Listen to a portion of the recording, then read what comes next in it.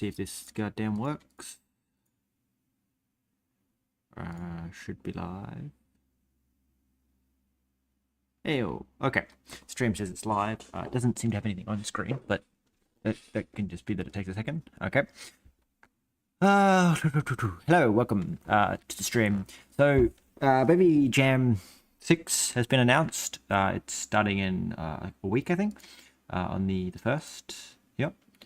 So, I've decided I'm going to learn me some shader stuff, because I don't know if I'll be making a voxel game, but if I do make a voxel game, it would be nice to be able to like already have like a shader set up that can like do really optimized shader codes, or like really optimized voxel codes. So I've seen a few videos that talk about like ways of compacting your data down really tight and then getting the shader to do all the work. So I was going to start with making like a basic world that generates a terrain based on the like noise map, and then from there does everything else. So I've just been setting up a basic camera while I waited for the stream to get to the point that starts, just so that I don't have to do that on stream. We need to spawn world is what we need left. Oop. So I don't know how well the stream's going to go, because I'm going to start off the basic stuff of just spawning in like a bunch of squares to have something to compare against. So we'll see. This is just the basic player controller code with some modifications from my most recent video, if anyone's actually interested in how it works. So I've changed it so the player actually has a speed that can be modified, and I've removed the zeroing of the Y just so that it's a fly camera instead, because I actually want to be able to fly around in the voxel world. I don't care about blocking it to a plane. So what else do we need to do? Here we need to change speed, which is going to take in a player. So I'm just adding the ability now to modify the player's default speed so that I can like increment and decrement speeds easily, which isn't going to be too complicated. It's just going to be, I need an input. I was trying to get this done before I started the stream, but obviously ran out of time. Should have given myself more than 10 minutes. And then we just say if inputs just pressed key code num add then speed player.speed plus equals, so say 10, and then if input dot just pressed key code numpad subtract, we want to say player speed minus equals 10, and then if input just press key code numpad multiply, we want to say player dot speed equals 50. So that's just a reset to default. And then you don't care about, but you want to say player dot speed equals player dot speed clamp between 10 and, I guess, maybe 100. Yeah, F32 infinity. No upper bound. Okay. We need to add change speed up here.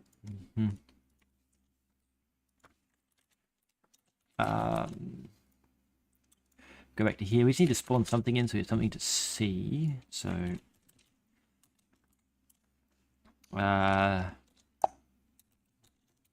mute meshes.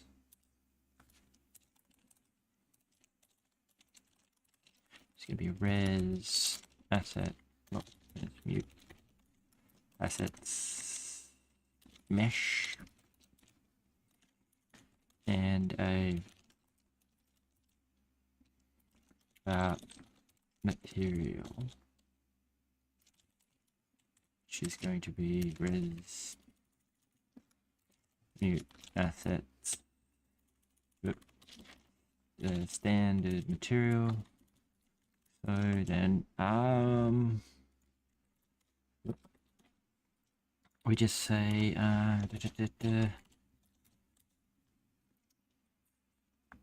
commands dot spawn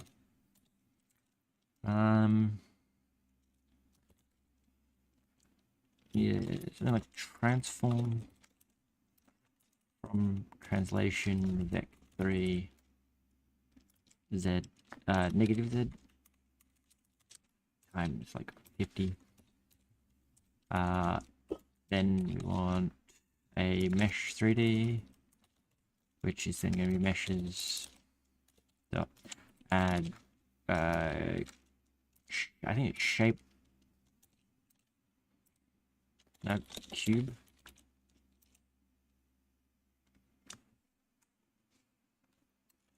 I don't remember how to make shapes. So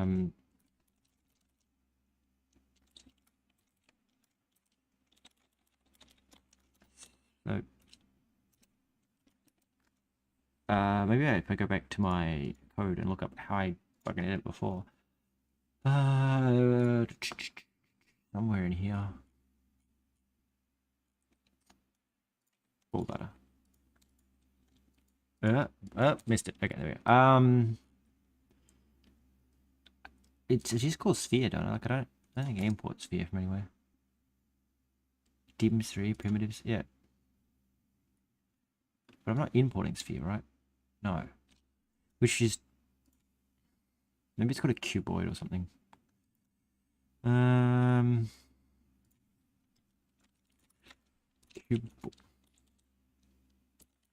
Yeah, cuboid.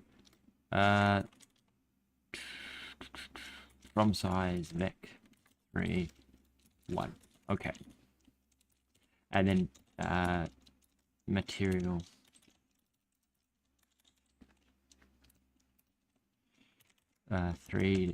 mesh material 3. There we go. Okay, and then that's mesh materials dot add your standard material default like so, and then we just go. That apparently doesn't work. But, okay, and probably have my chat open on the other screen so I can see if anyone types anything. Okay, so we're spawning our world in. We have our plugins. We can say add dot add. Oops. That says add app. Okay, app dot add system startup and spawn map. Okay, spawn world and run.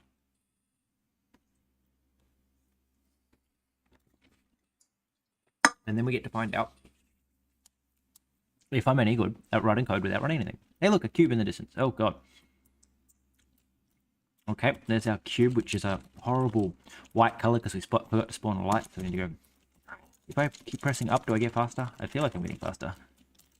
Then if I hit multiply, I go back to normal speed, and if I minus, I slow down. Okay, and then I've also got it that if I hold shift, I should move at double speed. To be honest, doesn't feel like that's actually working.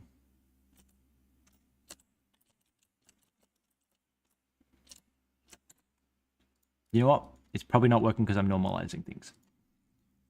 That would explain it. So we need to move. So we normalize it here after we add the two together. Okay. Then we want to go like to move is this plus this times dot normalize or 0, and then if this to hit this again, and then we just say to move. Okay, there you go. That should now make the shift key actually do an increased speed. Anyway, we also need to spawn our directional light in, which is commands dot spawn directional, like this, I guess, directional light. I want to say just default, and we also want to go transform from translation vec3. We can say vec1 times 100 dot looking at. One of these consumes this one. So looking at vec3 0, and then up is vec3y. That should spawn us a camera off in the distance to give us, I don't know if it's shadows, but it should give us some kind of like out of the box lighting, I guess. Come on, come on. Okay, the box is well lit now. Okay. Ooh. Okay. I think 50 is a little bit too fast. Why is this so much quicker than I've been? Okay. I need to be able to fly up and down, because that's pretty annoying.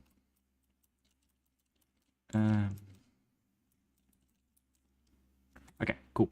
So I want to get the fly camera feeling right. I feel like I want to go back to zeroing the Y. So should probably do this. And then we're going to say something like if input dot just pressed key code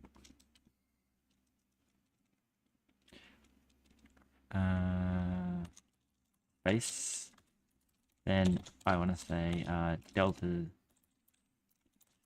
dot y plus equals 1, and then if input dot just pressed key code control left, then delta dot y minus equals 1, and then when we get to here we say to move dot y equals delta dot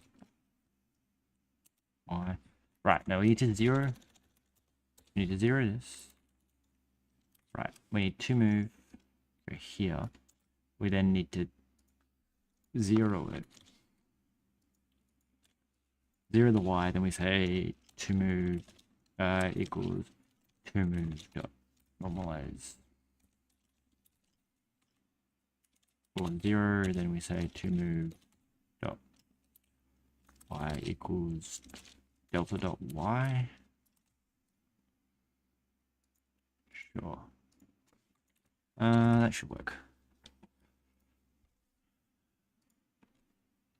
Now it's got like Minecraft style creative flight. I mean, I haven't been in Minecraft's creative flight for ages, but I'm pretty sure that works. That when you fly around, you'll fly on a singular plane, but if I press space, I go up. Okay, apparently not. Oh, okay. I've obviously said just pressed because it only works for one tick. Okay. Yeah, no, it's press. Anyway, I'm pretty confident that works. I don't need to retry that. Let's go back to generating our map. So we need to get to work on like generating like a large map that I guess we need something that's going to slow the game down enough that we can actually like go into our optimizations of actually making it better. So we're going to fn I don't need a struct, so we need to go like derive. Yeah, debug will do. And back and resource. And struct map des map descriptor. Okay, not static, struct map descriptor. Okay, this is going to need to have a noise, which is going to be a noise. What? It's something. So ABS. FPM. Can I go like this, do this, do this, and import it? Okay, and then this is going to be simplex. Nope. Noise. Yep, open simplex. I don't know which is better. Let's go super simplex because it sounds cooler. Okay. I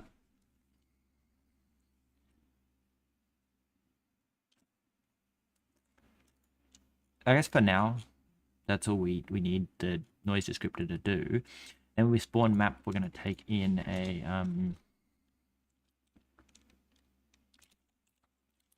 map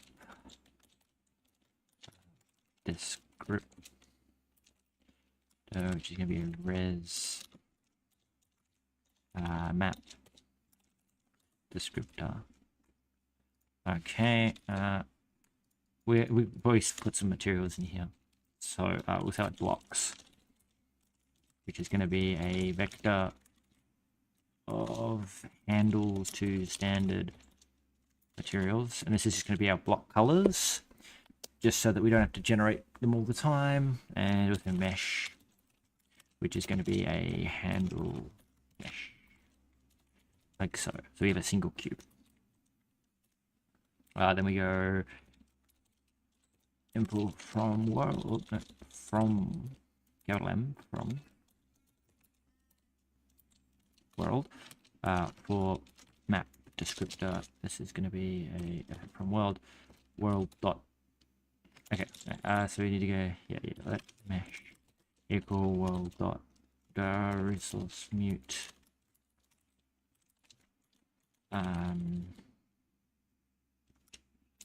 mesh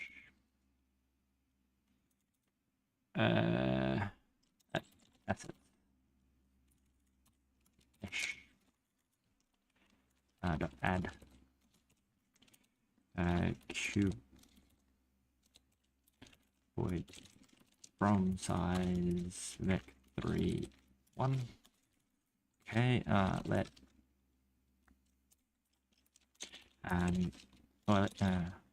yeah. Oh. Interesting. Why am I not? Apparently I'm dropping frames. Weird. Alright, anyway. So we need to say like let blocks equal vec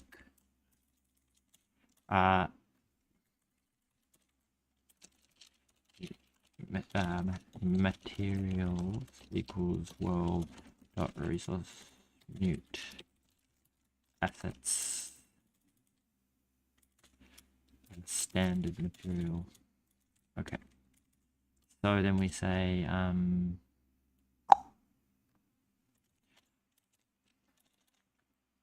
okay, something like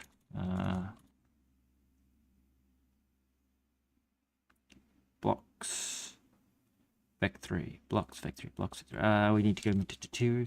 No, it needs to be materials dot add, and then it's just standard material base color. This one's going to be color linear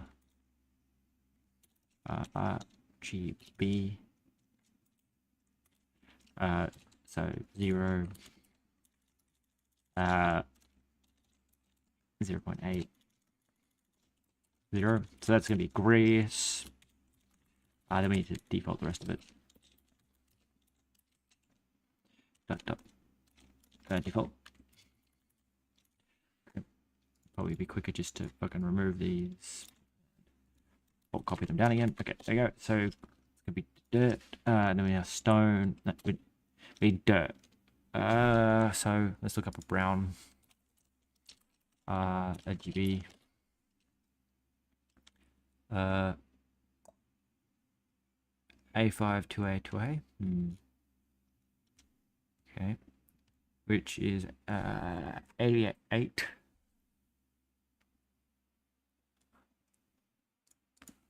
So 0.88 0.57 and 0.39 should give us a brown. And then grey can be like 0.3 4. Okay, good, nice grey. So there are materials, and then we need our RNG. So we're going to return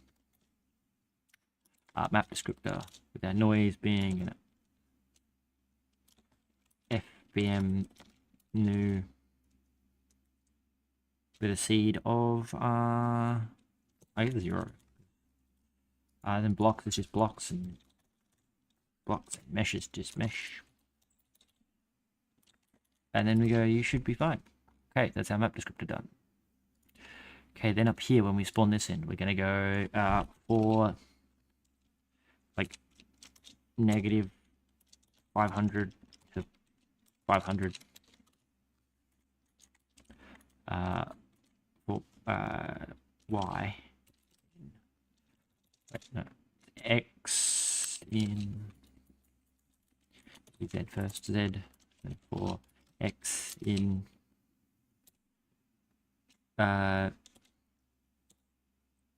negative 500 dot 500. Okay, then we're going to say, okay, let y equal map descriptor dot, we'll implement some functions now. Impl map descriptor, we go fn mesh, which just takes himself and returns a handle mesh, and that mesh is just going to be self.mesh.clone. Okay, then fn get y, and it's going to take himself and an x, which is a I32, and a z, which is also an I32, and we'll return a y. I guess an I32, that's our y back. And then we're going to say self dot noise dot get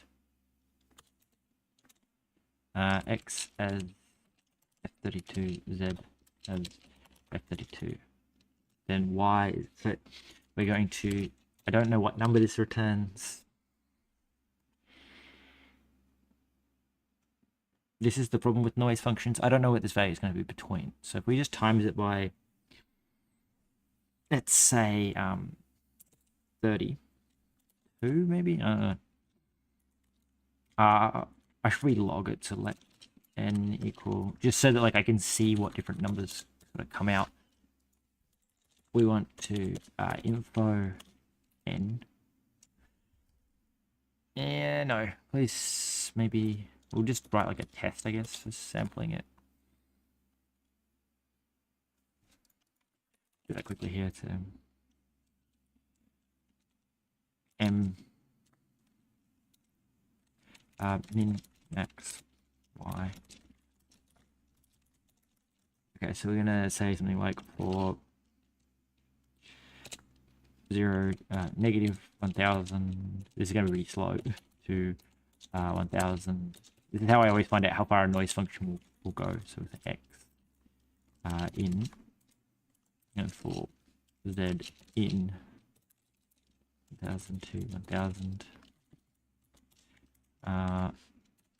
We say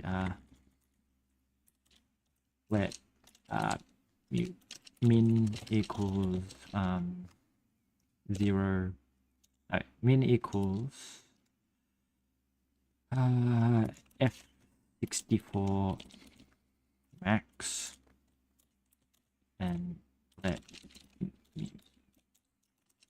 max equals f64 min. Then we come down here, we say let v let n equal read self here. Self. Okay. We say n equals self dot noise dot get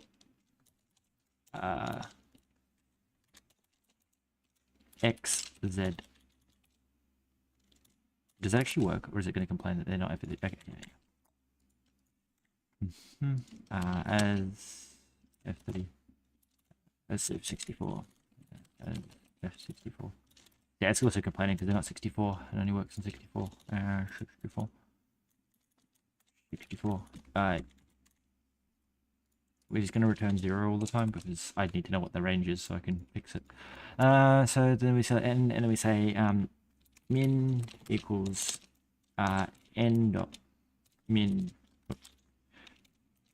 min. Very confusing text. And then max equals n dot max. Like so. Then and then when we get to the end here, we're going to print line min min max max and here and then you're going to just be commented out. Alright, and then that's pretty good apparently. Alright, so we need to go here. We need to go, hey, when you run this, can you just run can't run it there. Maybe when we get to here, we're going to say map descriptor dot min max y. I always run this because I'm lazy to try and make an actual test code. I could have just written an actual test that does this inside of a thing, but I'm just trying to work out what the minimum and maximum values that'll ever be able to roll with the RNG are, and then I can scale everything from there. Nope, it did not like that. We never initialize the resource. Here we go, app.init resource. Map descriptor. Like so, that should work now. And then we go run. And we'll find out what our minimum and maximum values are. Okay. So in the console, it should have printed out that our minimum was almost -1, our maximum was almost 1. Right. Now, the question would become, does it print that on all integer values? Because I know that, I think it was Unity's Perlin noise implementation had an issue where it's like if you always used an integer value, you always got the same numbers. So that could be what's happening here, but unlikely. What we might just do is run the whole thing again, but with like 0.5 offset plus 0.5 minus 0.5 and go, does the value wildly swing? Shouldn't, but we never know.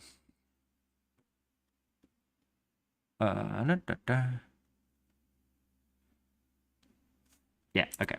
So it does appear to never reach 1, but that could just be that we never actually hit a value that is near 1. Okay, so anyway, that means that the value is between -0.5 and 0.5, which means we probably want to multiply by like maybe 16.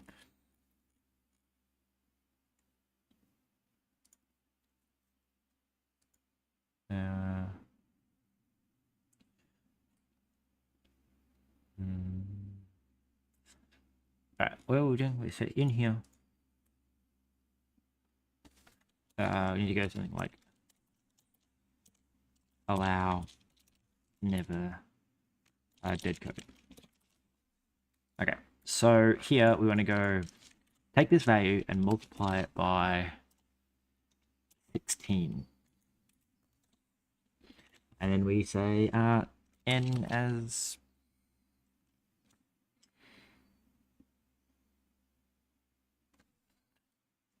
I guess we add 16 plus 16. And then we say n as f as I 32. Means it never gets below 16 should never get, you should never get a variable of 0. Then we go here, we say let y equal here, map descriptor dot get y for x and z. Then we go here and we say for y in 0 dot dot y,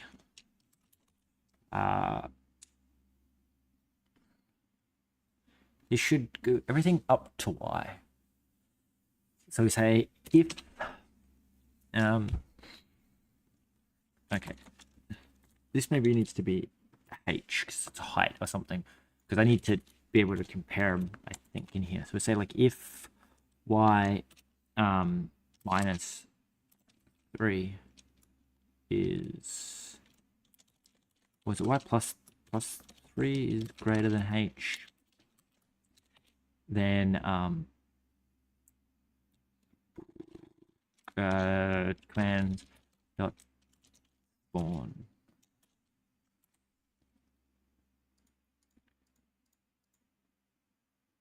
right. So I'm going to say something like let block equal if y equals h. Then we need to say map descriptor dot blocks 0 clone else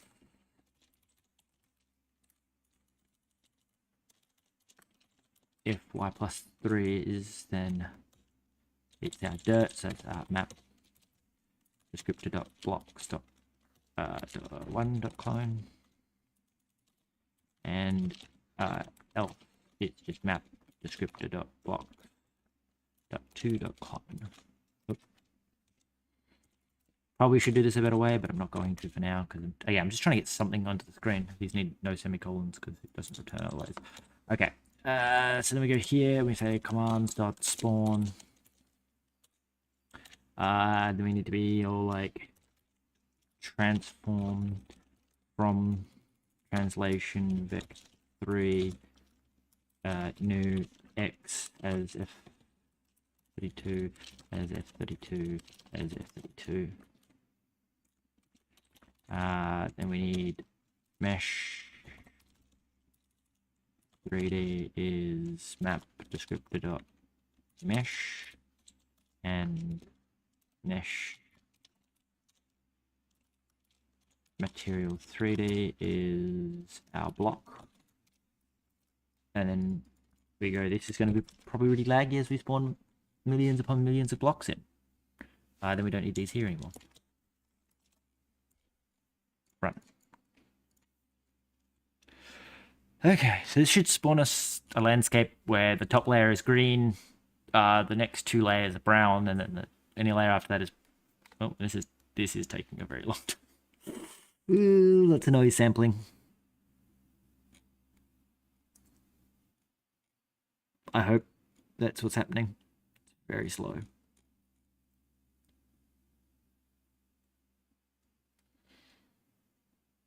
It is very, very slow. So what that's telling me is I really should not make the map so big. Okay. We might want to scrap that. This is why Minecraft doesn't do chunks of 1000 by 1000 by 32. That's very, very intense on the generation side of things. All right, that's gonna take way too long. So I'll tab out of that. Let's go. Maybe let's go. We'll drop down to 100 by 100. You know, orders of magnitude smaller. Like what's that? Like a 10,000 times smaller or something. Maybe only 1,000 times smaller. Oh wait, why would it? I think it's still not actually done anything. All right. If it has, we can't see it because it's very slow. Yep, there we go. Got it. So dropping that down to 50 by 50 by 50 by 50. Let's have a look what that is. So that's going from 100. It was 500,000 times 1,000. So we were trying to spawn up to 32 million blocks to down to 100 by 100 So yeah, really about 100 times smaller.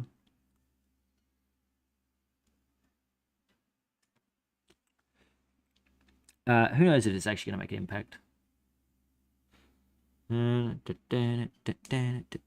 Why is it taking so long to compile this? Come on.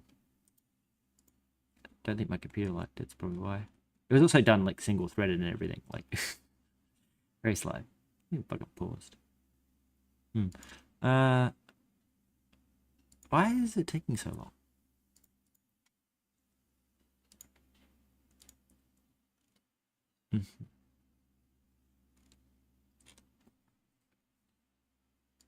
Okay, there we go. Now, how long is it going to take? Oh, not very long at all. Now, interestingly, the noise is apparently all over the fucking place. That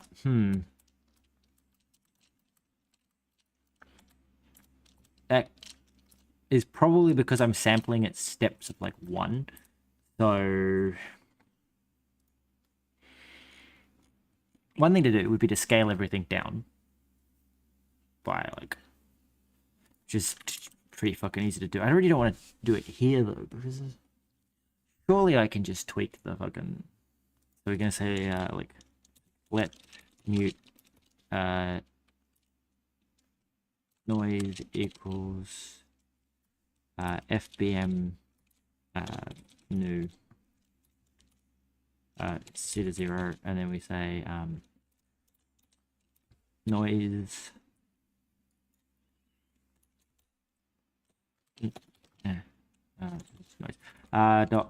dot frequency. Is there a frequency function, or do I just set the frequency? Frequency. Set frequency. If I go with a frequency of like 0.1, does that make everything smoother? Oh, you didn't like that for some reason. Wait. I think you reset, don't you? Yeah. Okay, so apparently you don't do it this way. You gotta be like, oh, you it's like you say noise equals noise set frequency. I don't like the noise crate setup like that. It's that it doesn't chain, it like consumes. I think it's because it needs to regenerate certain things sometimes, so it's just like set up in such a way that like you have to reassign it because it may actually change values. But anyway, now setting the frequency much higher. Okay, so now we've got much more smooth transitions. If we like double the frequency again, I don't remember how this works. If I consult my notes somewhere, that it tells me what like the frequency is like the large scale stuff, and then lacanacity is like the roughness or something. So if you have like and then amplitude. No. Okay, now we end up with a nice rolling hill. Interesting. So one thing is it's horrendously shaded. Okay, it looks nice from this angle, but it's horrible from this angle because it's lit so directly. We need to maybe not set our camera at an exact corner is probably what's happening there. So we probably want to say like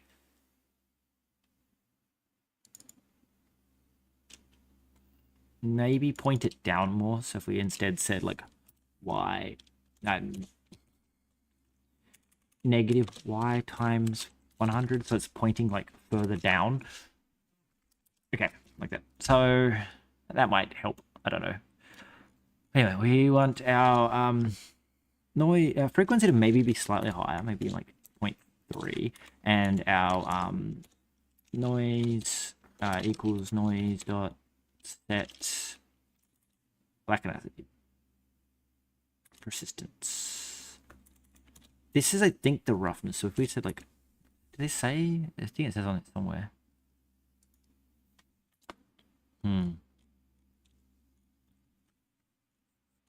Yeah.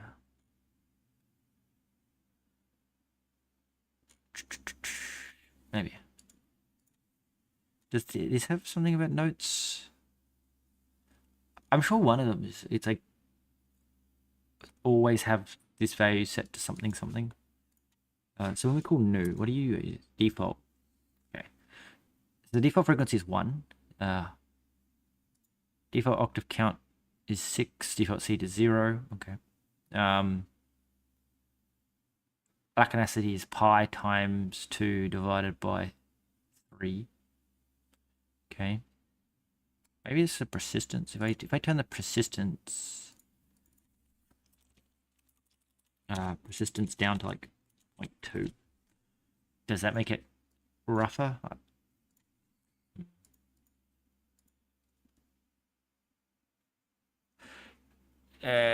Just give us, and we need to make the map like a lot bigger, obviously, because maybe we should add some debugging stuff.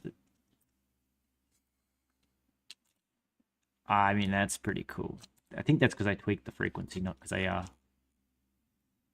if I turn the persistence down to 0.1, I'm assuming the persistence makes it rougher because it's less is persisting between each layer, like each octave. Persistence being like the rate at which the octaves are changing, but we'll find out. Is that rougher? I cannot tell. It definitely feels much wavier. Make it 10 times worse and see if it's really spiky now.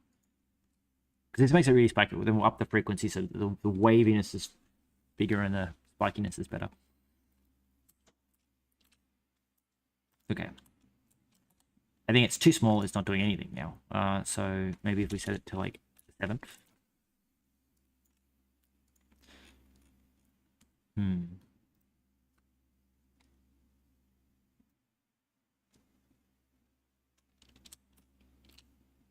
Okay, yeah, now we end up with quite choppy terrain. Like the roughness per neighboring block is more. Okay. And then we need to just increase our frequency, or decrease our frequency again, back down there, just so that we end up with nice sort of waves with a lot of little jitter between them.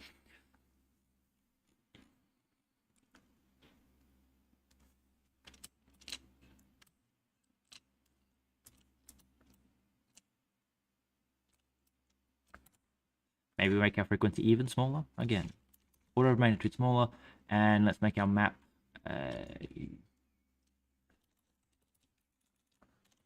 larger, but not stupidly large this time. So make it like 8 times bigger. Hopefully it won't, again, take forever to fucking generate, but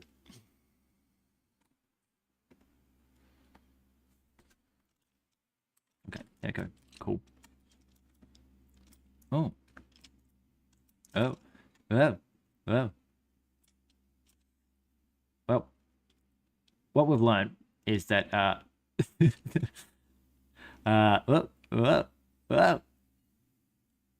okay, the frame rate is dropping so much when I look directly at it that I keep looking past it because it like the frame time gets so large that the delta turns me a huge amount. Interesting. So I dropped the frequency like a shitload, didn't I? That's what's happened there. Yeah, order of magnitude smaller. So let's maybe go back up like 5 times higher. Something tells me that if I run this, the frequency is what's making this really small. Like really high frequencies make this number. This will be a really small number now.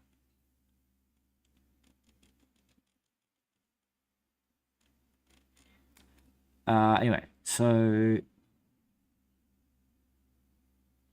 was it? Yeah, okay. I need some kind of debugging stuff. So we need to be all like, I think it's the. I want to say that the diagnostics are added by default. So we're gonna say like fn display FPS, and then that's just gonna. We need like a component. We need to also work out how we're going to remove the frame cap, because I kind of want to be like, if we're going to do a shader, we need to be able to see like true, like the actual uncapped frame rate. Otherwise, you don't really know if you're making a huge improvement. So we need to be like mod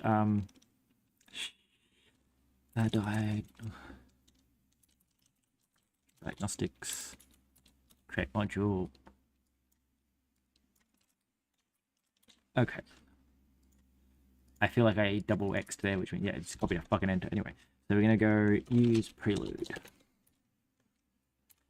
I don't like that snip always fucking sticks a second use on there, because it's always after I write use that it picks up on it. Anyway, we're going to be on like hub, earthn, plugin, app, mute, app. So it's going to do this. We're going to say F. We're going to go derive component struct fps underscore tx. Okay, like so. Then we say fm spawn fps. Then say mute commands. Then we're going to say commands.spawn. I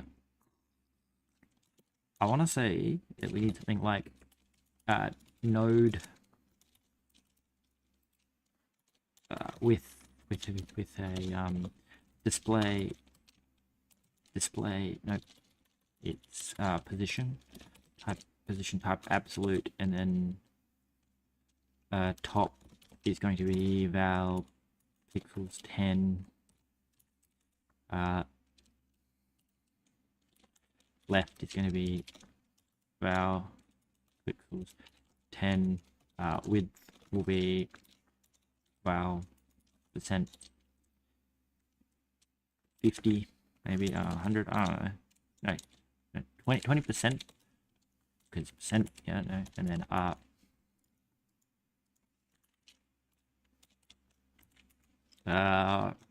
height is going to be val. Go back to this default weirdness of, let's say, Vmax 20, Vmax 5. Then we, I think, just default everything. The border radius. Wow. Where is all? Val Vmax 5. And background color is going to be color linear RGB 0.2. Actually, I think it's 0.6 or something. We want like a kind of a brighter background color. Then we're going to go add child. And that child is going to be a node. I guess it doesn't really need node. It can just be text. I think it's just text. Top layer UI text component. And then it's just going to say FPS.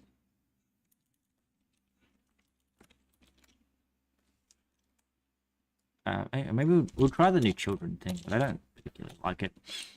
Whenever I've tried to use it, it's not worked how I wanted it. So children. It's like this, children.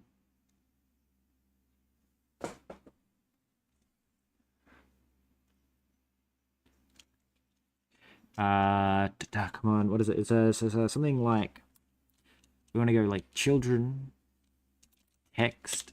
Does this need to be an array? I don't remember. Text. FPS. Dot toString. This, and then space, and then we go here, and we go something like this. Text. 0.0, comma, toString. Can I say new? Is this a thing that they've done? No, there we go. It's just so much nicer than calling toString. Just text new. Then we'll find out what this looks like. And then this is going to need a FPS text. Like so. It's going to make it say nan. Just like so. I'm not rendering it yet. Then we need to go to our plugin. We need to say app dot add systems to startup and go spawn FPS. Okay, like so, and then go to the page down here, and then update FPS. Mute query text, which is going to be a query for mute text with FPS text. It should be a single because we only have one single, saving me from having to do weird shit. Check. Okay, and then we say we also need diagnostics. Yes, which is a res diagnostics.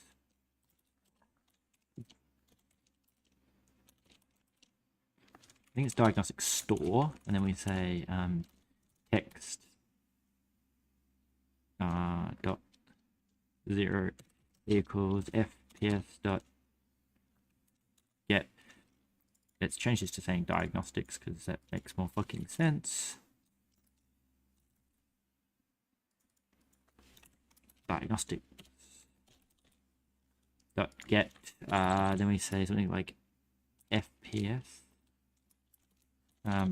No, it's like Bevy diagnostics FPS frame time diagnostics plugin. Frame count plugin. No. Diagnostics path. Oh, do they have constants? Somewhere they've got constants. I know it. I can feel it, but I don't know where. PS.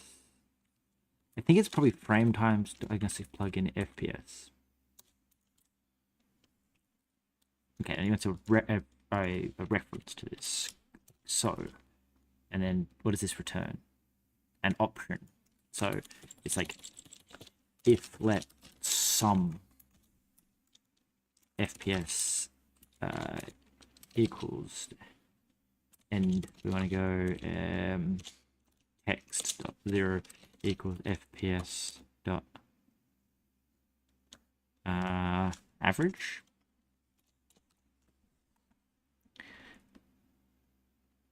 With suffix history, path smoothing, smoothed maybe.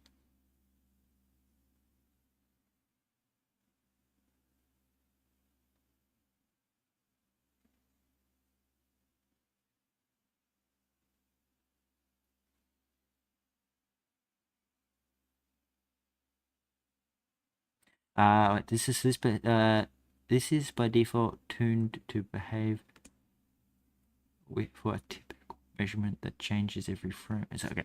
Anyway, let's call it smooth. Right. So we need to do that now. Updates dot add system. Update. Update FPS like so, and then we go back to main and we go add plugins here. And we say diagnostics plugin. Now I don't remember if Bevy by default adds the diagnostics plugin, and I need to also work out what plugin I need to modify to remove our frame cap of 60 FPS. But we'll see if this renders first. Diagnostics has a fucking problem apparently, which is that FPS. Right.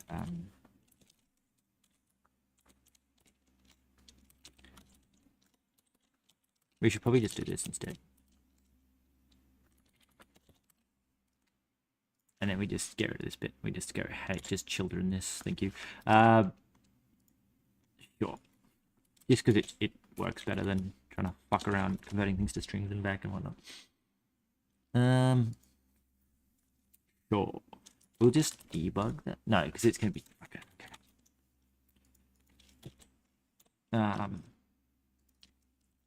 Can I just get average then? Nope, it's also just 32, so... Fine. Annoyingly, we need to be all like if let sum smooth again, which is annoying. If let sum smooth equals FPS smooth. Then do this. Smooth. Okay, cool. Now we run this and we find out what we get. Well, FPS is going to be atrocious, which is it's fine. So okay, apparently it's NAND. Yeah, which means we need to add the diagnostics plugin. So this is the default Bevy wants to put it here. It's going to be diagnostics. So it's Bevy diagnostics.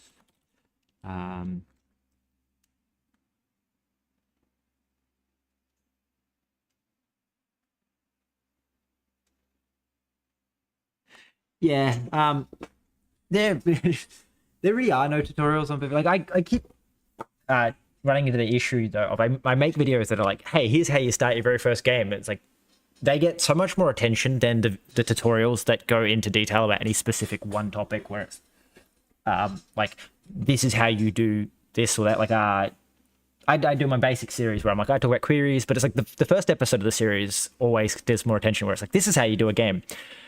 And I did a platformer series as well, where it was the same kind of thing of like the first episode where I'm like, this is how you do a basic platformer, and then did really well. And then like the subsequent episodes, like this is how you do this or this is how you do that, just don't do nearly as well. So it's like, I think a lot of the not having detailed tutorials is that outside of the very basic setup, the tutorials get no attention because they're too refined.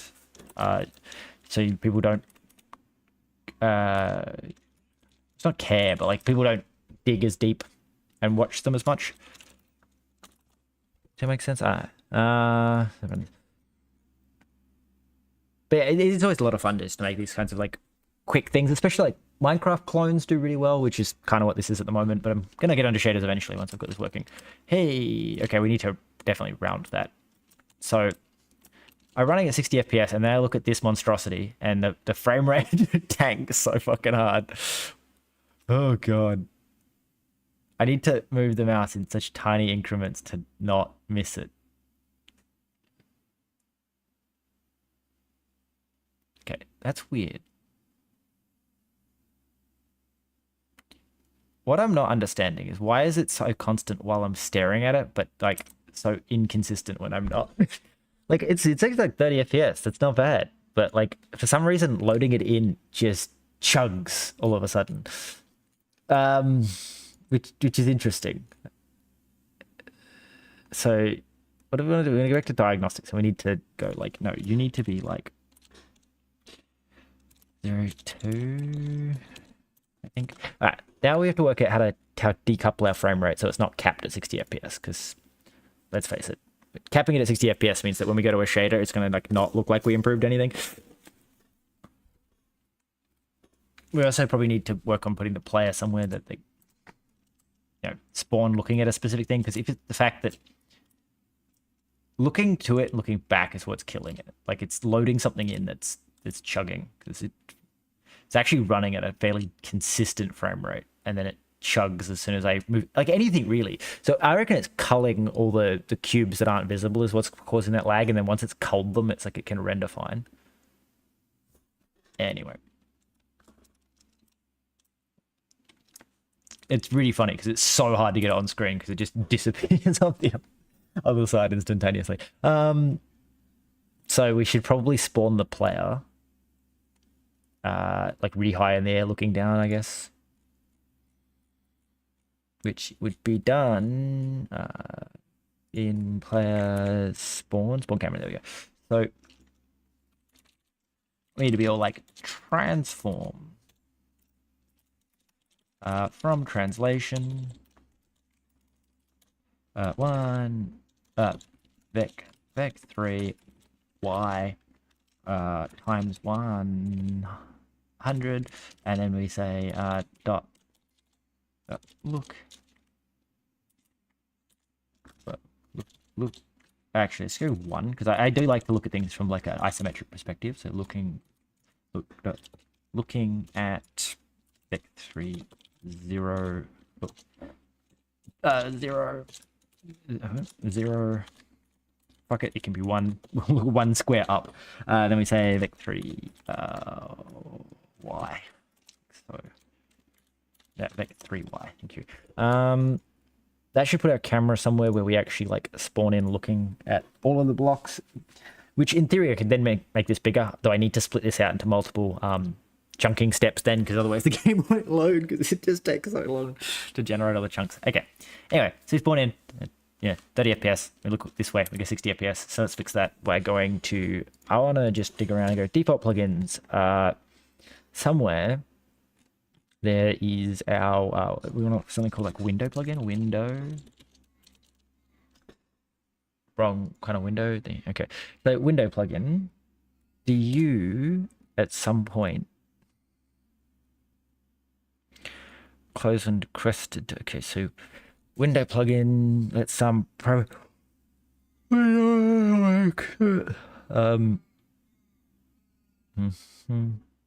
don't exit.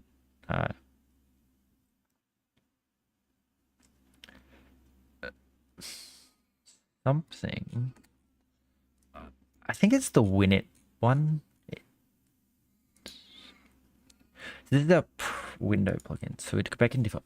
It's got to be Winit, like the Winit plugin. So Winit. I reckon it's this plugin that does the cheeky run on any thread. Okay. Okay.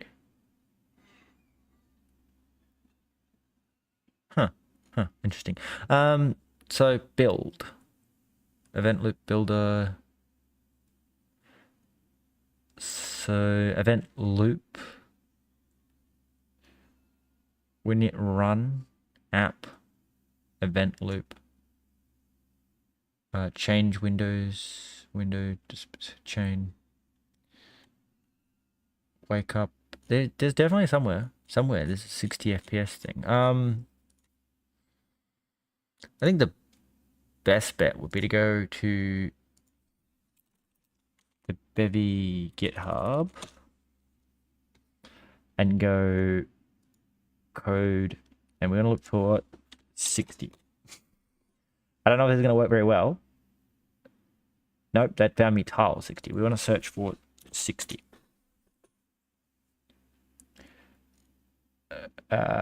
Schedule run loop. Okay, this app loops forever.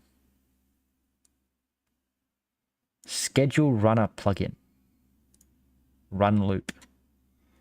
I think it's this. This is an app headless. UI anti-aliasing 0. Remove app desktop. Minimal plugin sets. So this is the schedule runner plugin, but is the schedule runner plugin done by the default plugins? I don't know. Well, I guess we'll find out. So go back here. We go default plugins. Do you have a schedule runner? Schedule runner plugin. Huh. Right. Run mode. Loop once. Okay. So I guess it's as simple as, wait, no, custom config not feature Bevy window, feature Bevy window, window plugin, accessibility. So if it's not Bevy window, and I'm pretty sure we've got the Bevy window running, which means that maybe not though. We'll have a look if we can overwrite this. Well, since it's a struct, I guess it will work. What is the default? It does nothing. It just uses whatever the default schedule runner plugin is.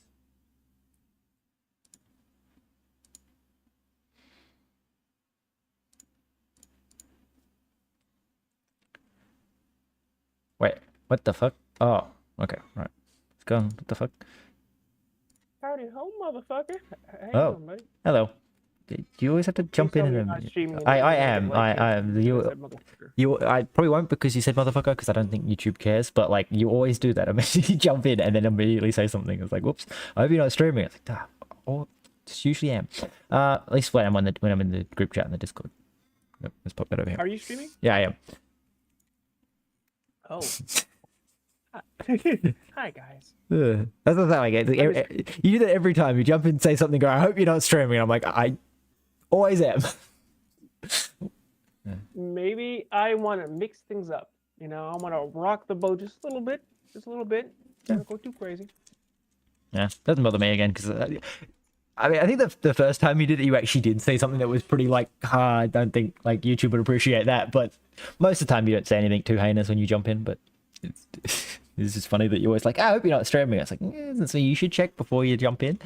Anyway, I'm working on shaders at the moment, or working on a voxel thing to then compare to shaders when I work out how they work, because Bevy shaders are terrifying me. But You see, what I love about Bevy shaders is that they still use the same language as like the base, the rest of the game. Isn't that true though? yeah, like, the Bevy shaders are very bare bones. The issue I have with them is that they've done this like, oh, we've helped you out, and if you don't know shaders, it really confuses you because they've made the shader code have like the ability to like import like how Rust you can like use this, and it means that like half the time I have no idea where something's coming from because Bevy's importing it from somewhere that then is importing it from somewhere else, and I don't know shaders enough to be able to track it down, and the IDE doesn't like it because it doesn't have compatibility for shader language like that. Yeah.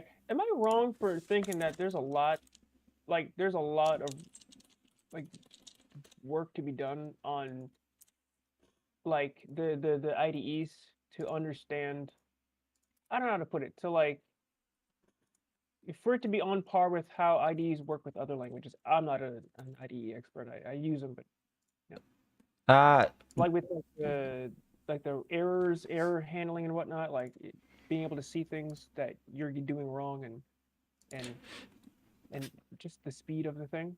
for shaders, I think so, but again, I don't use shaders enough. I think raw shaders are somewhat okay because again, you just build a language server. The issue is that Bevy's built like a preprocessor on top, which means that when it goes to compile your shader, it runs the preprocessor and modifies your like Bevy compatible version back into the actual WebGL, whatever fucking shader language it is, WSL or something. It compiles it back into a raw format of that, and the IDE cannot pass the Bevy like pre-processing stuff, so it can't actually work out what the base shader code should be. Oh, yeah, that seems problematic. Smarter than I know about, I'll tell you.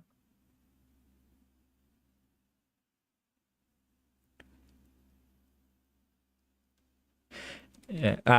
I don't know if it uses Darkon on the back end. I think it uses whatever's the best, most appropriate. Like, I think if I go to the some one of these is the right one. There. If we go to the Bevy engine and we go to the news, I think they talk about like they use like metal on Mac and stuff like that. Like it depends on what you're targeting, and they use web GPU. So like there's all this compatibility. So they obviously use a whole bunch of different backends depending on what you're actually needing it to do. So I don't know how you select which one it uses, but it does have like this Vulkan support, Metal on Mac, on iOS, Vulkan on Android, Web GPU, WebGL2. There are lots of different backends that it can use. But yeah, it can be very confusing because Bevy's done a lot of like, we're helping you out and then fucking you over because it means that if you didn't know shaders, you can't learn shaders from it because it's doing stuff to help you that you didn't know about.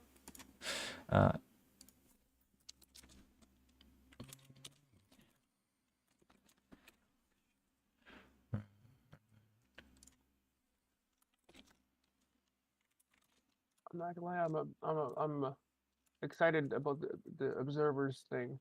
I'm excited about a couple of things that they added there.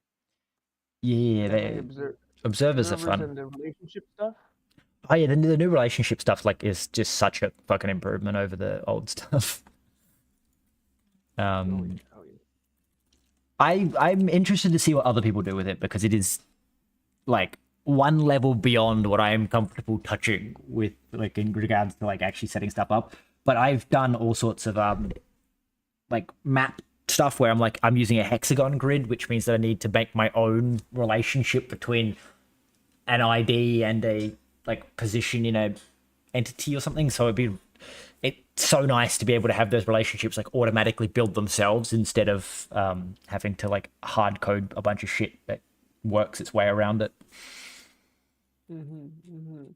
Have you noticed a frame rate improvement since the last update? I have not run any of my comparison code so far, but from what I understand, it should be significantly better if you're using lots and lots of static entities because they no longer calculate the transforms every frame if they haven't changed since the last time it calculated them. Ooh, So nice. their sample one, which is like the Black Ops map or something, Black Ops 2 map that I think it's open source or something, so it's a good example map with 100,000 entities or whatever. It goes from taking like 11 milliseconds, no, I think 1.1 milliseconds or something to calculate all the transforms to taking 0.1 milliseconds. Oh, that's huge. Yeah, so that's massive. 11 times faster. And they're saying it's not just that it's 11 times faster, it's that it used to take like 6% of the entire frame rendering time to taking like less than 0.5%. So yeah, that's why this is the kind of progress that ensures me that like this is going to be the engine of the future. I cannot wait to start using this in like properly. Yeah.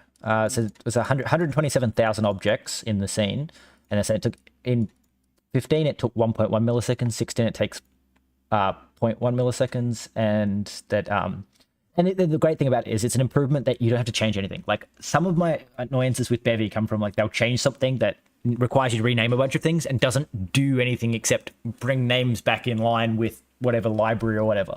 And it's like, that's so annoying because it's a whole lot of work for no improvement. But there's a whole bunch of things like they changed something else in their rendering pipeline. I don't remember what it was. It's called something fancy. It's at the top. I'm reading through the update thing. GPU driven rendering, that's what it's called. So they changed a bunch of shit that it's like, unless you're actively writing your own and hooking into your shaders, this will just be either an improvement or no impact at all, depending on how you use different shaders and whatnot. But it's like, you didn't have to change anything. There was no code to update unless you were actively hooking into shaders somewhere where they've touched it. And it's like just such an amazing improvement. The decals also look really cool. I really want to just fuck around with the decals because they look cool. Like I want to do like a CSGO style, like spray painting walls, that kind of thing, where you just apply a decal, because I think it'd be really cool and look great with like very little effort. Yeah, did you ever have like an idea of like a big game you wanted to make in here, or not a big game, just like a whole game that you wanted to make in here? Yeah, I did a series where I started on that, but I keep getting distracted by other shit. I'm really bad at working on projects long term. I want to do like a zoo tycoon style game where you have like a hexagon grid and it's going to do dinosaurs because everyone loves dinosaurs, but it was going to do like a behavior style thing of instead of just being like place this building and the people are happier, it's like it does actual like behavior mechanics of like the dinosaurs will walk to water, and so if you place the water near the fences, then the dinosaurs spend more time near the fences, and the guests won't just be like if there's a dinosaur within so close to them they're happy. It'll be like they'll constantly fire rays like in the direction that they're looking and be like, oh, it hit a dinosaur, so that the more time the dinosaur spends in a place where the guests can actually see it, the more the better the visibility that dinosaur is considered. And like if you put a bunch of trees right near a fence, it's like, well, then now they can't see it. So it's like so there was an idea of like you didn't have to worry about it, but you could in theory lay out your enclosures to force the dinosaurs to spend time where the guests will see them, sort of thing, if that makes sense. Yeah. So you said behavior. Did you mean like in a way that could be emergent, like Yeah, exactly. Like, so instead of it being just a flat water next to fences increases, visibility. It was like, no, if you place water near fences, then the dinosaurs, by game mechanic, will spend more time because they have to go drink, means that they will spend more time close to fences, and the closer they are to fences, the more likely the guests are to see them, so the better visibility you get. Like, it's not I hard coded it so that this is a benefit. It's if you think through the logic of it, placing food near viewing stands means more time the dinosaurs. It comes from I played a lot of Jurassic Park Evolution, and I thought it was kind of cool that, like, you could place food inside the viewing stands view area, and it meant that the dinosaurs, because they'd come there to eat, would spend more time visible to the viewing center. But it also meant that most of the time I just made my enclosures small enough that you could 100% get coverage no matter where the dinosaur was. So there was no real point in doing this trick to try and get, like, have the water and the food somewhere where it brought them into view. So it and it also meant that I was like, you could make a lot of traits that would be otherwise seen as negatives actually positives, depending on how you laid out your enclosure, of like high thirst. It's like, well, in Jurassic Park Evolution, it's just a negative trait. Like, there's no reason to have it. It just makes your dinosaurs thirstier faster. But in my view, I'm like, oh, well, then you could give them high thirst so that you could more like force them to spend even longer near water because they've got a higher thirst tolerance. Or pull off some kind of level of I want to say something like you could not put fences in, but instead just have the water really far apart and have so that the dinosaurs like will get too thirsty to be able to cross the gap from one watering hole to the next, so you don't actually need a fence to keep two dinosaurs apart. And another thing I didn't like about Jurassic World Evolution that it was like, this work in my plan is in that as soon as there's a hole in the fence, every guest starts panicking. Oh no, the dinosaurs are on the loose. And I'm like, but the fucking fence, the hole in the fence is nowhere near the dinosaurs. But yet the dinosaurs immediately go, hole in the fence, and beeline for the fence, because obviously game mechanics and it's more interesting to have the dinosaurs. But I'm like, it'd be so much better if a fence broke, it didn't just immediately tell you there was a broken fence. And the dinosaurs didn't immediately know it was there. There was a hole in the fence. But instead it was like you had to send like patrol routes to go check all your fences every now and then to find holes. And if you didn't, that hole might be there for ages before a dinosaur stumbles across it and then goes on a rampage because it found guests and therefore is like just attacking them because, it's a dinosaur and game mechanics. But I just never liked the idea of like, you could have almost a perfectly built zoo and then a storm happens, there's a hole in the fence, and by the time you can fix it, all the dinosaurs have just beelined out the fucking hole. And it's like, it was just not fun to me. So I was like, it'd be better if the dinosaurs had to stumble across it and then explore. And they fixed a lot of these issues with 2. Like, I wrote up my whole game design fucking document, did my first video, and then went and played 2 and went, fuck, they addressed like half the issues that I was like... Like, they added no hole in the market. Like, there's a hole in that fence, where you get an even more emergent behavior driven game like that. Maybe you can even have it with the goal oriented action planning or hierarchical I can never say it, hierarchical task networks, which is basically just fancier Go, but as I've heard, I don't know it very well. Where like there's even a Bevy, I think a Bevy library that's being made called a Dugulp. For goal-oriented action planning. I don't know if you know what Gulp is. No, not really. I somewhat know, like, it's like an AI technique where you like give them a sequence of like goals and they sort of work out algorithmically which goal is the one that they want to do. But goals and actions, and it's like, it's like a path. It's basically just like decision pathfinding. So instead of pathfinding through a world, like locationally, right, positionally, it's locating cognitively.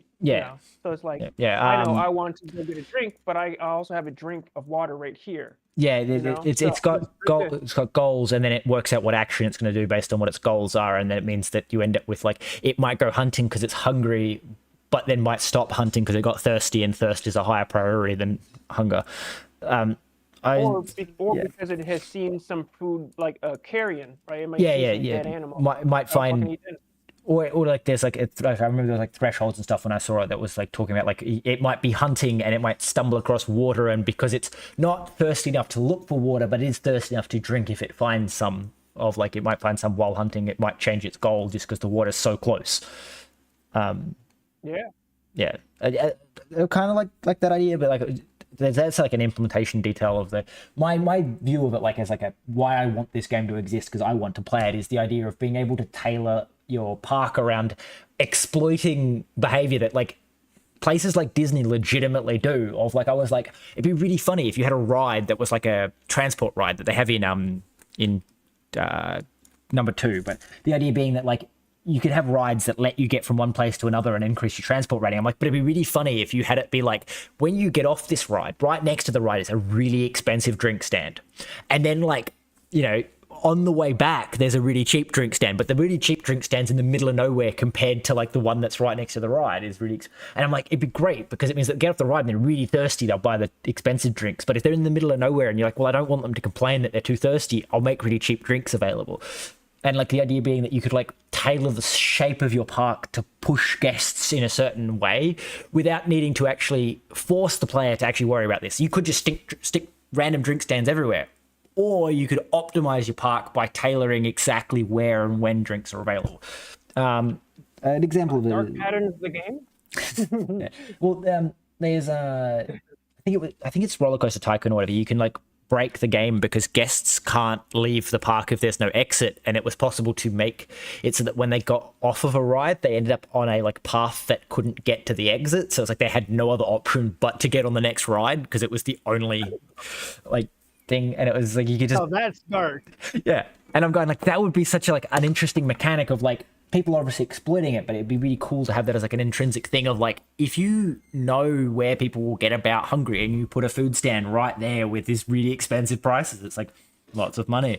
But then you want cheap ones scattered around so that people don't go, oh man, I can never find any food, or oh I can't afford food. It's like, well, if you want cheap food, walk into the middle of fucking nowhere, or see, like, put an ATM right next to the expensive food and miles away from the cheap food. So it's like if they want to buy the expensive food, there's money available. But like the cheap food, it's like, no, you got to walk back to the ATM. And then by the time you get there, you're really hungry. And the expensive food's right there. Like that kind of idea of like, you can engage with it to whatever level you feel comfortable min-maxing the game without necessarily forcing these to be applied to you. Like, another example of a game like this that I played a lot was City Skylines. And my issue with City Skylines was when you played the game from a fresh start with no idea how to play City Skylines, you built these really cool, interesting cities because as the city got bigger, you unlocked more tools to expand your city.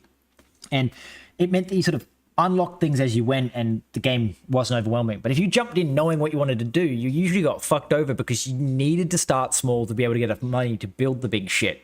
And it would just like overrun you very quickly because I was trying to build like optimal layouts with the best school placements, and it's like I'd go bankrupt long before anyone like moved in, sort of thing. And it was that I want that sort of middle ground balance of like if you don't engage with these systems, it doesn't matter, but if you do engage with these systems, you can min max it way further. What was the other one I thought of?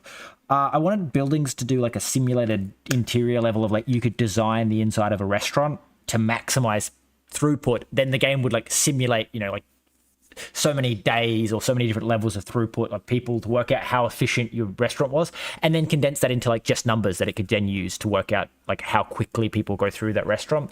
And so you could have a like a factory level style of like you can spend ages optimizing it, or you could just use the pre-built ones that just like this is your input output flow rate. But if you min-max it, you can tweak those numbers by like rearranging furniture inside, but you don't need to. The game will work perfectly fine without engaging on that level. It's, yeah, I don't know, fun. Yeah. I'm trying to work out how to remove Bevy's frame cap, but I don't remember how it works. I did that before. Well, I know you can just stick in the Isn't there like a resources thing or something like that, or something in the setup? What? Setup, obviously, but one of the plugins. Bevy stuff here. Bevy. Okay, wait, there it is. So typically the winit event loop extracts the schedule making unnecessary. Okay, so see winit. Okay, so there's something in the winit plugin. I don't know how I can control that though. Somewhere. Winit plugin. So, when we build it somehow with thread, so init resource winit window.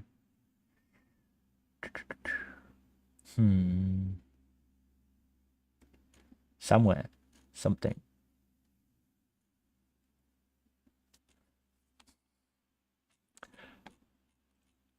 My thing is, I'm wondering if the 60 FPS is coming from somewhere else, but it can't really be. So what the fuck does the Winit plugin even do? Okay, so we call build and it adds a handful of plugins and initializes a handful of resources. So, okay, event loop builder.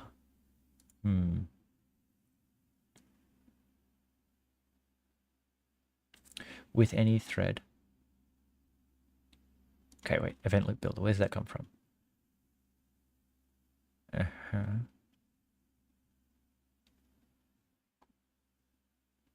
Oh, you need to remove VC. So in the add plugins, you want to say default plugins set. And in the window plugins, you want to say present mode, auto no vsync. Windows I can plugin. show my screen right now if you want to. Would you like to do that? Wait, so Windows set. There is no present mode. Choose the Windows plugin. You see it? Just give a sec. Open up and go to here and here. Oh, yeah. Find Discord so fucking hard to navigate sometimes. Why does it keep opening and shrinking again? There we go. Okay. I somewhat see it, but I can't get the screen big enough to actually fucking read. Okay. So in the window itself. Okay, so we gotta go. Primary window. Some Present mode. Window. Present mode. Present mode. What did you say? No vsync. Yep. Oh, is it auto no vsync? Oh, yeah, I think auto no vsync. Yeah. Yeah. Okay. I don't know if there's a no vsync by itself. Let me just see. No. Yeah, well, for me it was auto no vsync. I don't know if maybe there's no moded. Maybe it is. I don't know. Let's have a look. So there's auto vsync, auto no vsync, FIFO relaxed, immediate, something. Presentation frames. I remember this giving me the best option, the best performance or something like that, but I don't remember exactly why. Immediate seems like it would work too, but immediate seems like it would cause issues.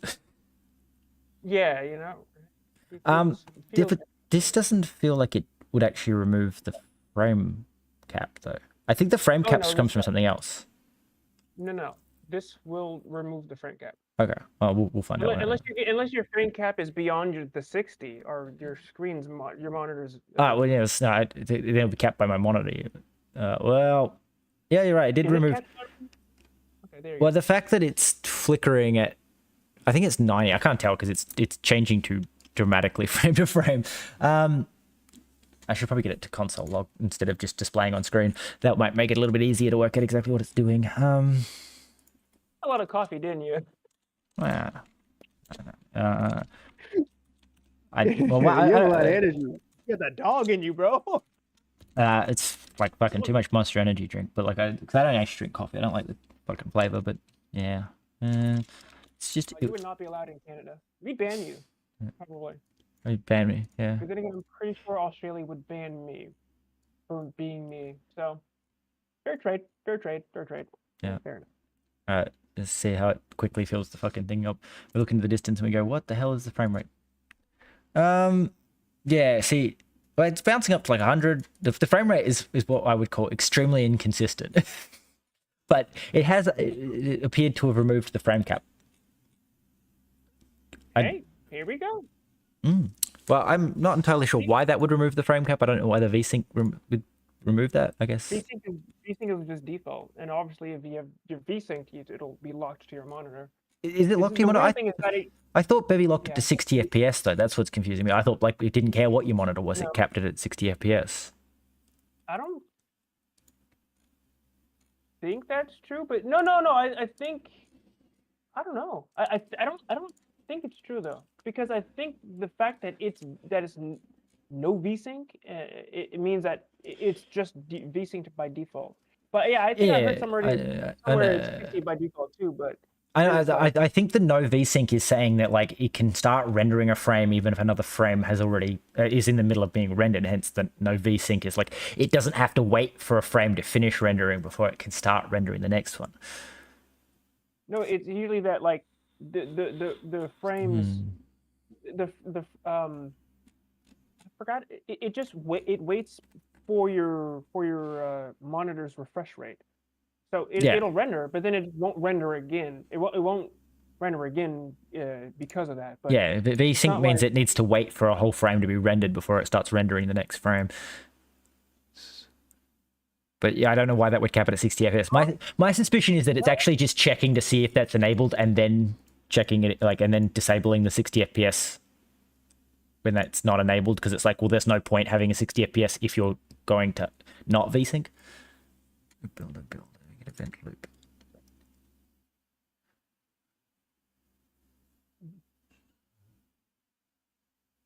There it goes. Okay, set runner. There it is, set runner. Winit runner. So we need to track down this Winit runner, wherever the fuck that is. It's the Winit runner, because you pass the event loop to the Winit runner. It takes your app and then it runs, and it sets the runner. And setting your runner is where you set what runs the every time the loop runs. Setting a runner just sounds like Australian slang. Yeah. I don't know what that would be for, but it sounds like Australian slang. It kind of does. Set the function which is called when the app is run. Oh, okay, that's it. So when you call .run on your app, it calls the runner. So when you set the runner, okay, this let's by app run if.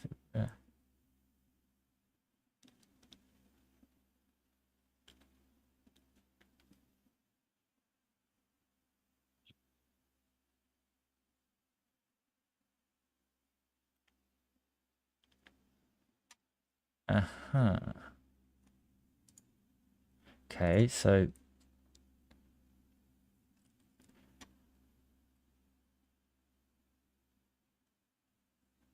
insert resource event loop proxy wrapper. Okay, runner status when runner. Okay.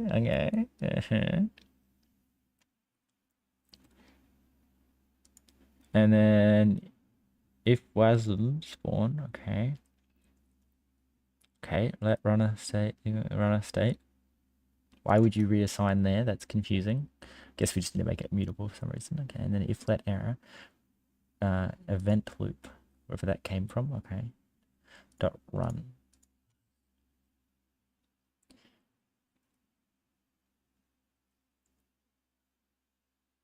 Runner state dot app exit unwrap. Okay, this is very confusing.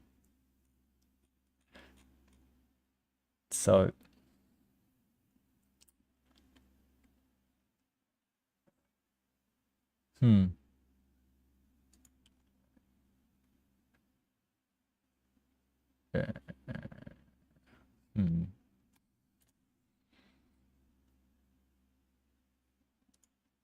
Well, I never would have tracked that down, so I appreciate your help. That probably so fucking ages. Yeah, you would have.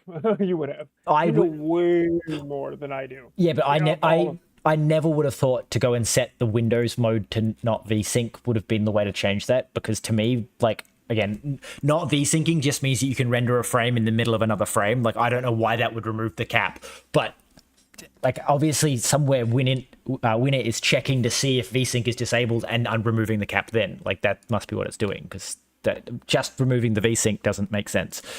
It would make sense to make less than 60 FPS faster, because it means that you may start rendering the next frame even though the previous one hasn't actually finished. So you could end up with screen tear, but render slightly faster. But yeah, it doesn't make sense to me to for it to actually increase the frame rate at all. So interesting. Anyway, my question is, if I remove all of the cubes that I was spawning, will the frame rate go significantly faster? Because at the moment, a cap peaking at 100 FPS seems like a really bad performance for Bevy, because I thought it should have been in the few hundreds. Oh yeah. Is this still only a couple hundred? Well, with nothing rendering, I'll find out, because I was rendering. Oh no, I'm in the thousands. I'm pretty sure.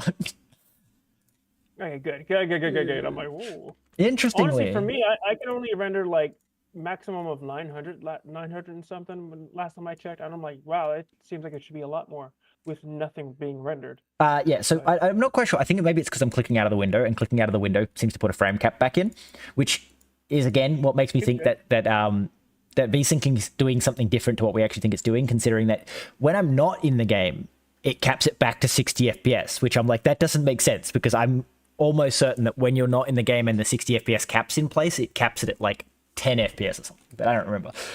Anyway, when I'm in the game and nothing's rendering, it's rendering at over 1,000 FPS. So, and technically it's not rendering nothing. All it's rendering is the FPS counter. yeah.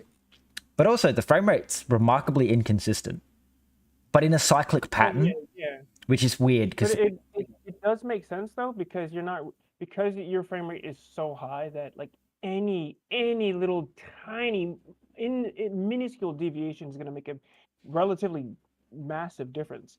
yeah, it's odd that it's cyclic like that. Like it'll jump down to 900 and then climb up to 1,000, then jump back down to 900. Like it. Possibly what's happening there is that it's rendering an extra digit, and it's when it's rendering that extra digit, it takes, like you're saying, the frame difference is so tiny that extra digit rendering is actually enough to shift it down, and so then it's not rendering them again. And because I'm using a smoothed average, it's probably jumping quite dramatically just on that digit. Not quite, perhaps, man. Perhaps. Anyway, okay, I'm glad that works, and it is a bit weird that I mean, I'm rendering like I think tens of thousands of cubes. So it's not surprising that Bevy's stuck at 30 FPS. But that's the idea of making a shader, is I want the shader to be able to render maybe not tens of thousands of cubes, but like, because even just condensing it into chunks and meshes will make this infinitely faster, which is going to be the first thing I'm going to do. Because I also love something Bevy's doing. I'm not sure what it is. It is causing it that as soon as it tries to render all the cubes, it just drops. Like, the frame rate tanks as soon as I try to render them, but as soon as I'm looking at them, like once they're all on screen, it goes back to 30 FPS. But to get them all on screen, it drops to like 10 FPS, and then I skip over them and they're all off the other side of the screen. So it's really hard to get them all on screen. So did you say when, because I lost track a little bit, did you say when you're spawning them, it drops? No. So if I look off into the distance, I get like 100 FPS. And then as I turn towards them, the FPS slows down. And as they come onto screen, like more and more come onto the screen, the game will drop as they, like the first frame that they're on screen, the frame rate will drop down to like single digits. And then once they're all on screen and I'm not moving the mouse anymore, or like as long as I move the mouse and they don't leave the screen, I get 30 FPS. So Bevy's doing something when they come into the view frustum that it then doesn't do again. So I'm assuming it's moving data to the GPU or something, and then it's all just staying on the GPU, which means that getting them on screen is really hard, because my mouse sensitivity goes from barely moving to jumping the entire width of the viewable screen in one frame to barely moving. So okay, that seems problematic. It's only problematic because it's such a dramatic frame drop. I thought I was correcting for frame rate, so I wouldn't have thought it would move that far, but maybe I'm just being an idiot with how I'm doing that calculation. How exactly do I make sure that my mouse movement is fluid? I just take the accumulated mouse motion and multiply it. Do I multiply by delta time at some point? Yep, multiply by delta time, so it shouldn't. Yeah, I don't understand why the sensitivity. Like the sensitivity should mean that like moving the mouse a certain amount across the fucking same amount across the fucking mouse pad should mean that it moves the same distance. So I don't know why it stutters like that.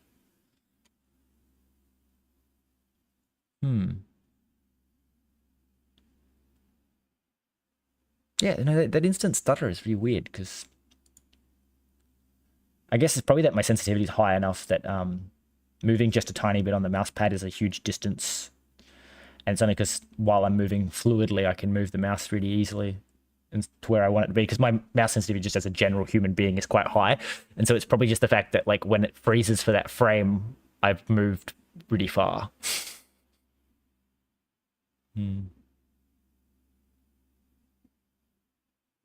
Interesting. Anyway, I think next is to move this into chunking code and then see how much faster I can get it to render. So Oh, that seems daunting. Is that No, it's difficult to it's do? fucking depends on how like level of chunking code. I'm gonna this is more of like a tutorial stream of me going through like memorize myself, because the Bevy Jam 3 6 is coming out in a week. It's starting, so I'm like, I need to learn this shit so that if I do a voxel game, I don't spend fucking the entire time writing voxel code. But the basic chunking is really easy, because if all I want to do is fucking throw voxels into a singular mesh so that it doesn't have to call millions of mesh draw calls, super easy to do. The next step after that is to do face culling, where you only render the front faces of blocks that don't have blocks in front of them. It's slightly more complicated because you then need to be able to work out exactly what blocks are going to be rendered and that kind of logic. And then the step I want to get to, which is where you go to actually doing it in the shader, is you then, instead of like going through every block and rendering it, you condense the data down into as smaller chunks as you can, and you then like render instanced meshes of the fucking spaces, and then you also don't need to pass in normals, because you can calculate what the normal will be based on where the block is, because you know every vertex should be aligned, so you can just go like, I know I'm this fraction of a length down the block because I know what the vertex is. Oh yeah, I definitely have to give that a go to look over. I want to like start. I can find a video. Seems like it would be really good. This video is amazing, of like a resource to look through and be like how, if you wanted to make a really optimized game engine, they show you how to go from like I think a game that renders at 60 FPS to a game that renders at over 12,000 FPS. Hence, I wanted to uncap the frame rate so I could actually see how well I go. But they do a whole bunch of optimizations. Like, they make a chunk 32 by 32 by 32 specifically because it means you can fit every single bit of data into like a single byte, into a single a U32. You can compress like an entire voxels data into a U32 if it's a 32 by 32 by 32 chunk, which then reduces the amount of mesh data. So instead of sending 12 F32, it's 3 F32s to specify its position, you can send like 12 bits that encode the integer representation of that position, because it can only be from 1 to 32. So you need like 4 bits per to work out its position. 4 bits per axis to work at its position, because you only need to specify 0 to 32. I've just got to find it because it's in my liked videos on my other account that I'm being careful not to accidentally show on stream somehow. But I will be going after that. Yeah, sure. Yeah, I enjoyed you coming in, having a chat. No problem, man. No problem. I enjoyed hearing about them dinosaurs. As you said, everybody likes dinies. Everybody likes dinies. Kind of wish YouTube didn't include fucking shorts in your liked videos section, because they're not really videos. I really wish they didn't just start the app. When you start the app, they didn't just shove a short in your fucking face, because that's always pleasant. Having a loud ass. They don't, unless you left a short open. If you just open the app, they don't. What I just like is if you open your fucking subscriber feed, the first thing it shows you is like, oh, here's a bunch of shorts from your subscribers. I'm like, I don't care. I didn't subscribe to them to watch their fucking shorts. I don't think I've subscribed to a single channel to watch its shorts, because YouTube's really good at showing me the shorts of the people I actually care about seeing shorts from, and nobody else do I give a fuck enough to actually subscribe.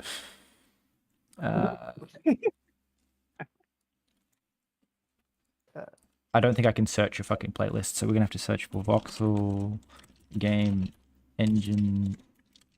This person's actually, like, this channel, I think, did a really fucking amazing video. They did raycast sound. Oh yeah, I've seen a couple of videos on something like that. Oh, it was fucking an incredible video.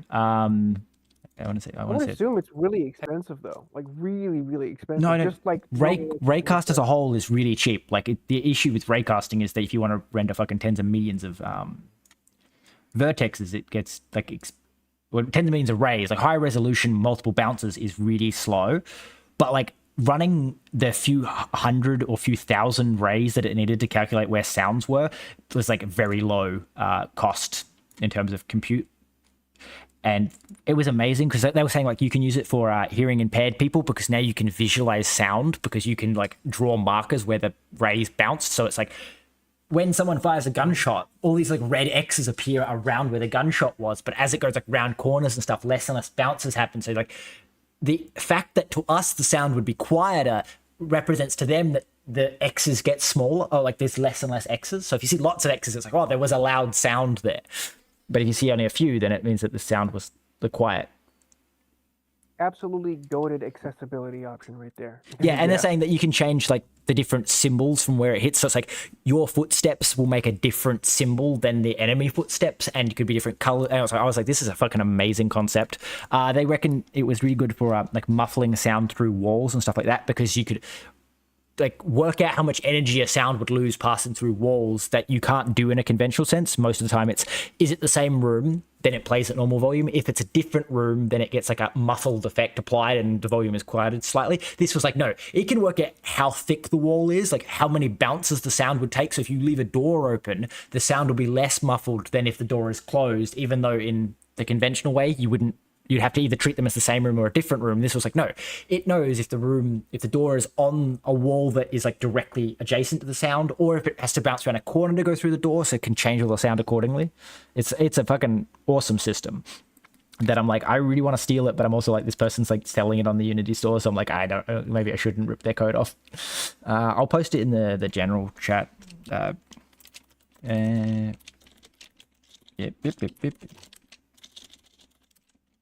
Beep, beep, beep, beep, beep. Uh, You know that scene in Bruce Almighty where he first sits down to start typing out, shit, Yeah. prayers or something. Yeah. I feel like that's you right now. mechanical keyboard, the clear clack. Nah, more like the speed of it. Like you're just Fuck, I'm a slow typer. You took a line, brother. You took a line of blow, and that slow typing went to the speed of like igniting your keyboard. Like the amount of friction Oh no, from how fast you're going. Yeah, it's my indecisive brain typing more characters than these two. Now, I'm a slow typer. I've never actually done a typing test to see how fast I could type, mostly because my spelling is horrendous and like I can't touch type, which translates to, if you did a typing test, it would just tell me that I'm not typing real words. So it can't give me a words per minute because there's so many fucking typos. But if you watch something like, I want to say Dave's Garage is the channel that I'm like, fuck me, I did not realize that was what was happening. Is I watched one of his videos where he was doing like a coding tutorial thing. And you watch him like, and he'll be like, oh, you do this, and the text appears on the screen, and you're like, oh, he's editing the video. And he goes, no, I'm not speeding up the video. Like, that's just my typing speed. It looks like he's fucking just editing it onto the screen. Like, he's so fucking fast that he types out this thing. It looks like the video's been sped up. It's fucking insane how quickly he types. And I'm assuming he doesn't have a mechanical keyboard because you can't hear him typing. But maybe it's that he's doing the voiceover and the video separately. He made a point of saying he is not actually speeding the video up. That is just his typing speed. And I was like, fuck, that is a hell of a typing speed. Yeah, that'll give you an inferiority complex real quick, wouldn't it? Yeah, like I'm thinking he's got to be in like the 200-300 words per minute typing speed. Like, it's insane. Good lord. Gotta go fast. What is the Sonic of typers? And the fact that like he's actually not making mistakes, he's not backspacing anything, like he's just typing fucking flawless code straight away. I mean, he must know exactly what he's going to type because he's obviously doing a video and he's made this same thing fucking half a dozen times because that's what you do in programming. But like, fuck me, is it just, watching someone who's actually really good at this shit do it, and I'm like, god damn it, this is why my channel's not the hundreds of thousands of subscribers like his is. Secretly, his mother was a stenographer or something like that.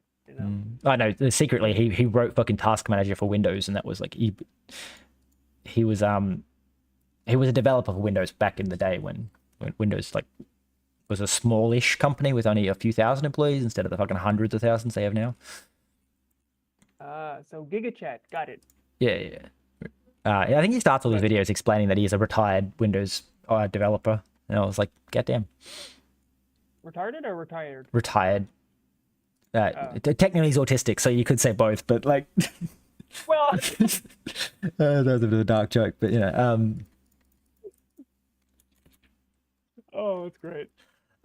Yeah, no, it's really talented. But yeah, I'll see you around. Enjoyed that video. Definitely watch the other guys, that guy's other stuff. I'm pretty sure it's him that did the fucking ray trace sound, and I'm like, that is such a fucking concept and a half. Yeah, it looks amazing. It looks so fucking good. Mm. Okay, see you, buddy. See ya.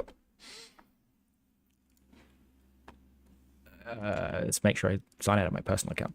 Back into my YouTube account. Okay, cool. Okay, so what were we doing? We were...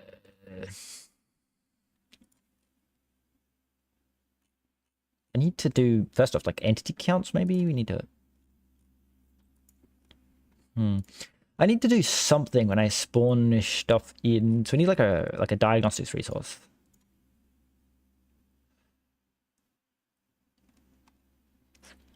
I want to do a diagnostics and like I want to keep track of the number of cubes and render the number of cubes. So we need to make our own like diagnostics for that. So when we spawn our map, we're gonna say we need to grab mute diagnostics. Res mute diagnostics. I have to do it here because in the future when I do chunking,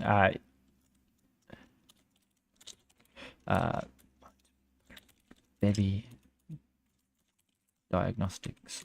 When I do chunking, I will no longer be able to like just count the number of entities to know how many cubes there are. So we're going to say diagnostics store, and we're just going to keep track of the cube count inside of our diagnostics. So here we're going to say const I think this is a voxel count, which is going to be a Bevy diagnostics path, and it's going to equal Bevy diagnostics path new voxel count. Yeah. So can't call non-const. Wait, what? Okay, so can't call new apparently. How do I const new? Okay, const new. Why are they not the same function? What is different between const new and new?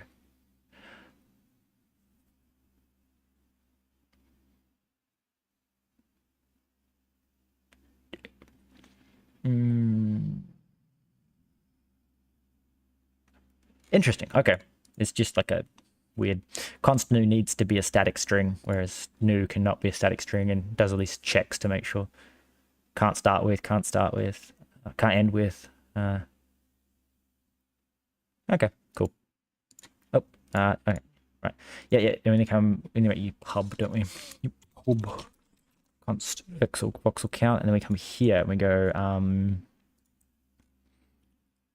We go diagnostics here. We say this is where we spawn. So this will trigger for every single block that we spawn. So we come here and we say diagnostics dot add diagnostic.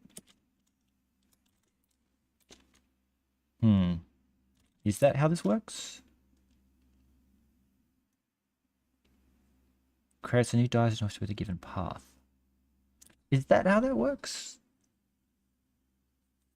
Path, suffix, history, sum, I don't know what EMA is. So I think it's here we need to like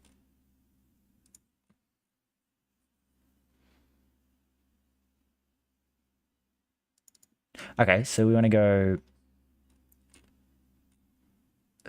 spawn FPS. I think we can go here and add the fucking diagnostic too. So we're gonna say res diagnostic store, res mute. Mute home mute diagnostic store. Okay, so now diagnostics. This is why I do these kinds of streams, because this is how I end up with ideas for Bevy Basics videos. Diagnostics is going on the Bevy Basics fucking list of like, I need to make a Bevy Basics video explaining how to do diagnostics more because I need to fucking do research on it. And that's how I fucking do that kind of stuff. So it said register. Wait, what? Why can't I? diagnostic. So it's diagnostics.add. Why do I not have, okay, the add. And it said something about prefer register, didn't it? Oh, app register diagnostic. Okay, app dot register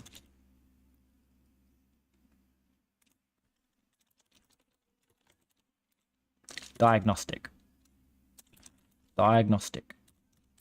new voxel count. Right, that's what it wanted me to do. I figured there would be something like that. Okay, so register diagnostic, register new diagnostic with app, will initialize the diagnostic store if it doesn't exist. Okay, then we go here and we go, okay, and this is just sub app in main. Okay, then you just, yeah, initialize resource. Okay, yep, this just adds diagnostic. Okay, so then here we say diagnostics. So it's like if let some count equals diagnostic dot get diagnostics voxel count. You need to get mute maybe, and then we say count dot add measurement. Okay, so apparently diagnostics don't work how I think they work, so I need to work this out. Diagnostics. So diagnostic. Okay, so we have a path. So okay, let's go with the count frame count maybe. If we go into Bevy frame count thing, so let's track down that particular diagnostic frame. Bevy diagnostics frame count. How the hell do you do? Okay, apparently that's not how you do you. Well, it is. Maintains a count of frame rendered since the start of the application. Frame count is included during last providing behavior. It will be 0 during the first update, 1 during the next, and so forth over flow. Okay. But my question is, do I just have to do that? I guess. Maybe entity count? Entity count diagnostic plugin registers. So this registers entity count. And this is a diagnostic system, and then it says add measurement entities.length. Right. So this just okay, right. So okay, so fucking piece of cheeky. Okay, so this means we need a we need a resource called voxel count derive resource struct voxel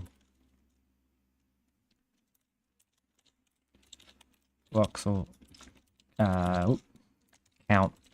It's gonna be U32, right? And then we need to also derive default. Okay, and then we need to say that init dot init resource vox count. Admittedly, diagnostics wise, I should probably just get rid of the whole diagnostic store thing and just use voxel count.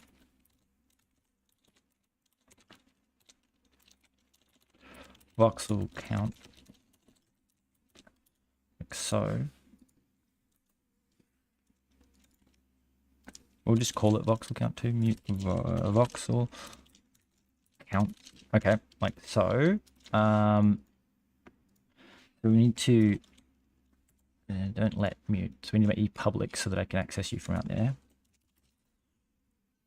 Then we say hub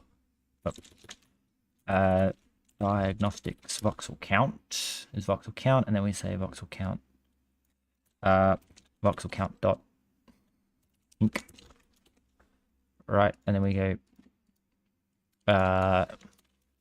impl voxel count. I'm going to say fn inc, which is going to take in itself. Main reason for doing this is to wrap away some of the implementation details for some future changes. I kind of have in mind for how I want to do this, but I haven't really decided what I'm going to end up doing in the long term. So we're just going to have an increment and decrement, which is going to say self dot 0 plus equals 1, and self dot 0 minus equals 1. And then in debug builds it crashed because you shouldn't be able to decrement below 0, and incrementing shouldn't matter. So we say expected value. Okay, inc is private. Okay, I'll have like a set maybe and a reset, or like I'm gonna work out like a way of doing a mesh and say like meshes can do like set a whole bunch at once without needing to specifically do it. Anyway, I kind of feel like I want to do something like make these behind a debug reference, so only when in debug builds. But again, this is like the entire point of this is to display this information, so it's not something. So we need to spawn not FPS but UI. All right, and then we need to go, hey, you have another child, and that's going to be struct. I'll just copy this one, and go paste. So you are voxel count text, like so, and then you would be just a copy of this.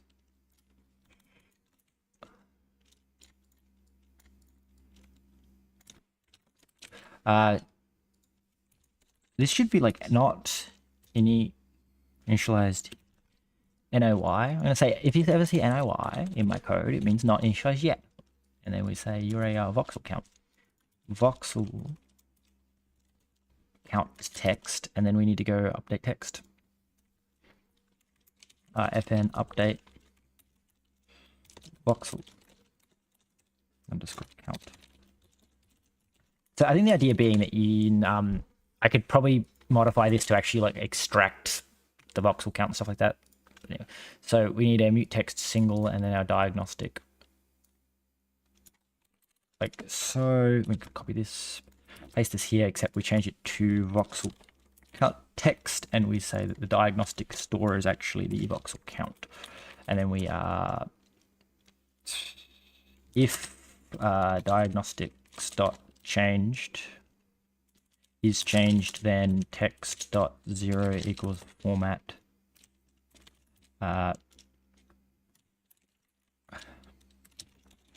voxels, and then we go text, no, not text, voxel count diagnostic dot 0. Can we just maybe deref like this, and then can we just do this? To be honest, I just want to be like, I'm just going to implement display for voxel count, and we just be like fn why is it not letting me implement display? Is display like something I have to qualify? I think so. I think by default display is not implemented, so it's like the std display, it's a std and format display, and then we say fn format, and then we f dot write stir f dot write format args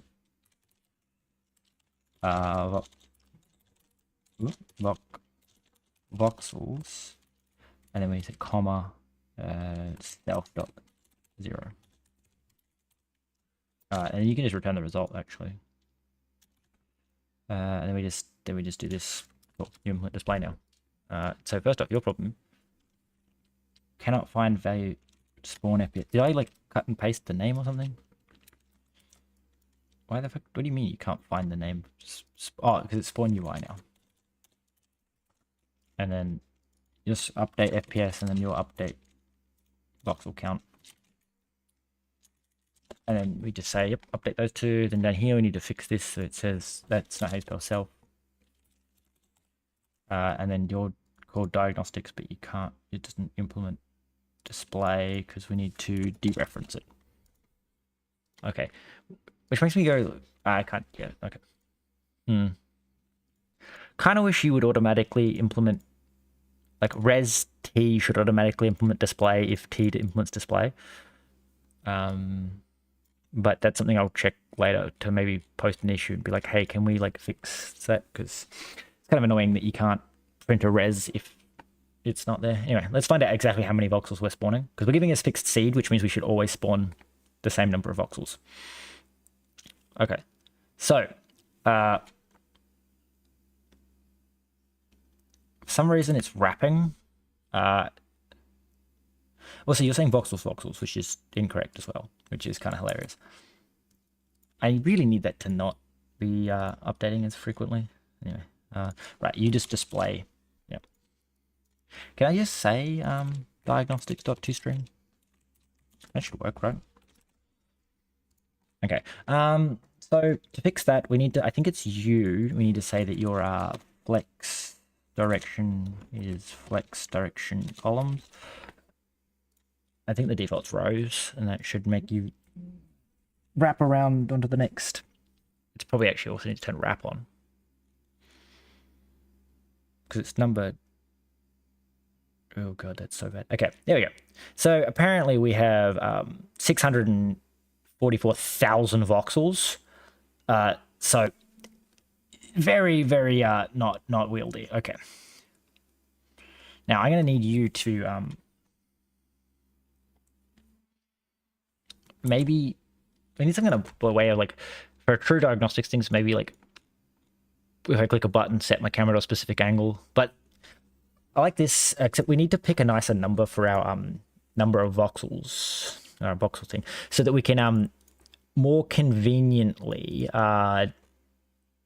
consistently spawn like a viewed map. Whereas at the moment, when I swap from chunks to from individual voxels to chunks of size, they may not divide into 200 equally, sort of thing, if that makes sense. So we kind of want to go like, well, I guess the first step is to just make a chunk code, and then instead of spawning the map like this, we can spawn the map as a sequence of chunks that then spawn themselves as individual voxels, and then from there we can work on a bit of code that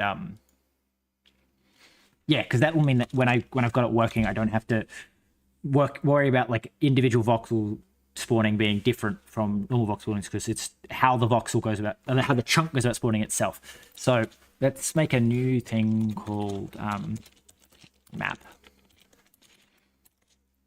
I call it map because Bevy is kind of reserved world. But anyway, so we're going to use Bevy preload. Okay, so first things first is fn. No, this is a derive component, and this is going to be a struct chunk. Okay, so at the moment chunk does nothing, and then we're going to we need like an fn plugin as well. Fn okay, pub fn plugin, which is going to take in a app mute app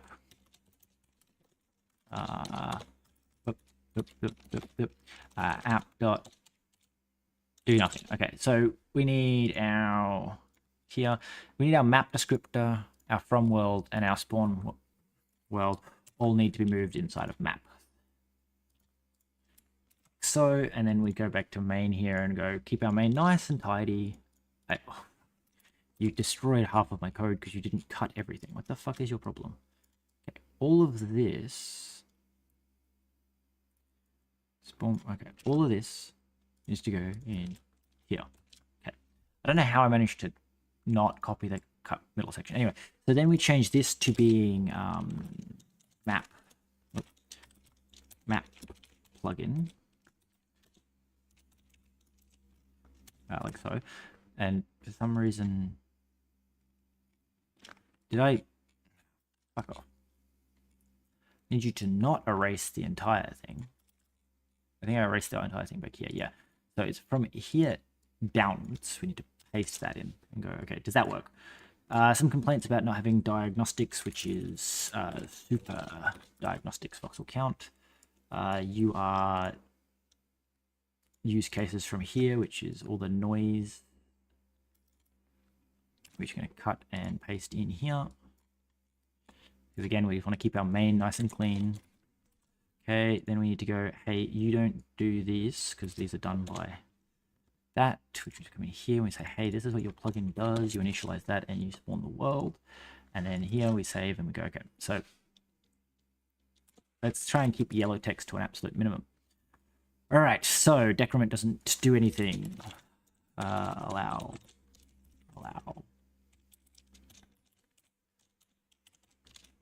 Dead code. Okay, thank you. To not have you yelling at me all the time that I'm currently not got any way of decrementing. So what do we want to do? We want to go chunk. We should almost certainly fucking commit this to Git so I don't break everything. Okay. Add an existing repository. Choose path. Projects. Voxel shader. Add repository. Okay, so we're gonna go yeah, no, this is okay. So this is going to commit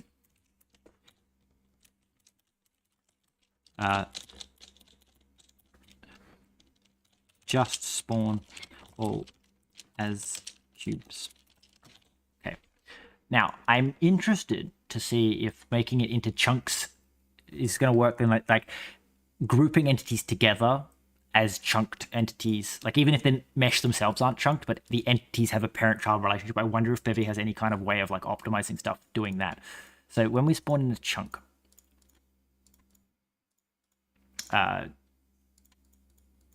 one thing to do, I guess, is to say, so I think what we want is more like we need like a chunk ID, I guess. Because this is, I want to go with a bigger map, because the fact that I'm only dropping down to 60 FPS implies that we need like a larger map to actually prevent like actually draw the game down to a point that it is working. So we need to go chunk ID, and the chunk ID is just going to be an IVEC3, I guess.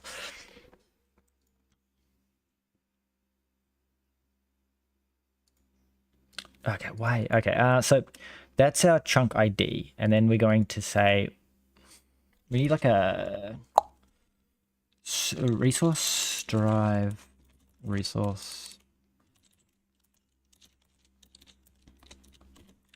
This is going to be our like struct chunk or map data, I guess, and this will have a something in it that holds all the chunk like data. So we need to drive a component, and this will be like, wait, no, chunk data goes inside, so we don't actually derive that. I was gonna make like we attach an ID and you attach a component, but so you need to be equal and par equal and hash and clone and copy, because I hate cloning and copy shit all over the place. Okay, then we need to go like struct chunk data. Not static, struct chunk data. Okay, and then we go end, then we go here, and we go, okay. So this is again going to do nothing. Nothing. Part of this is about allowing me to generate a significantly larger map without it being locked up the entire time. So a map data will have a chunks. Now chunks is going to have a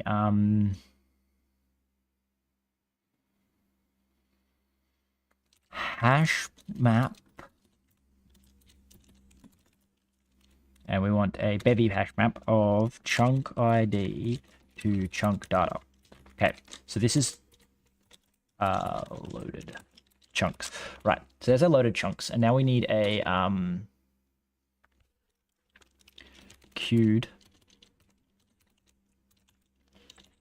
queued loading chunks Okay, hash chunk ID. Oh, this is a hash set, isn't it?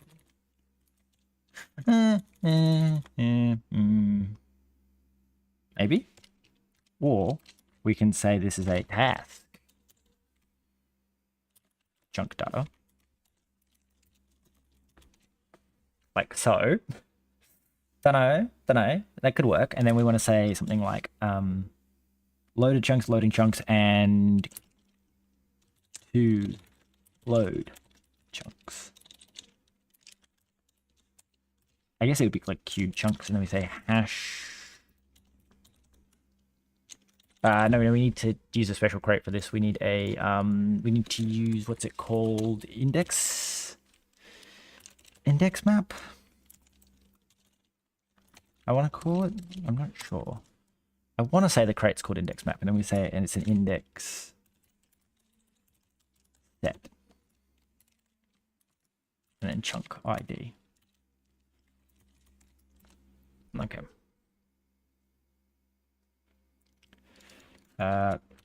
Index set. Okay, so we have a list of all the chunks I've loaded, a list of all the chunks that we are loading, and then a list of the chunks that we are queuing to load. Okay. Hilarious. So the fact that the chunks are basically going to be independent, but we also need them to be depressingly fuck. Okay, so we need to go like struct map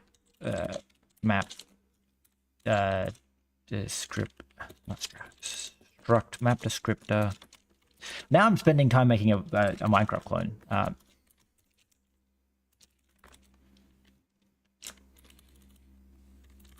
Internal, right, which is going to be a noise. Okay, actually, maybe.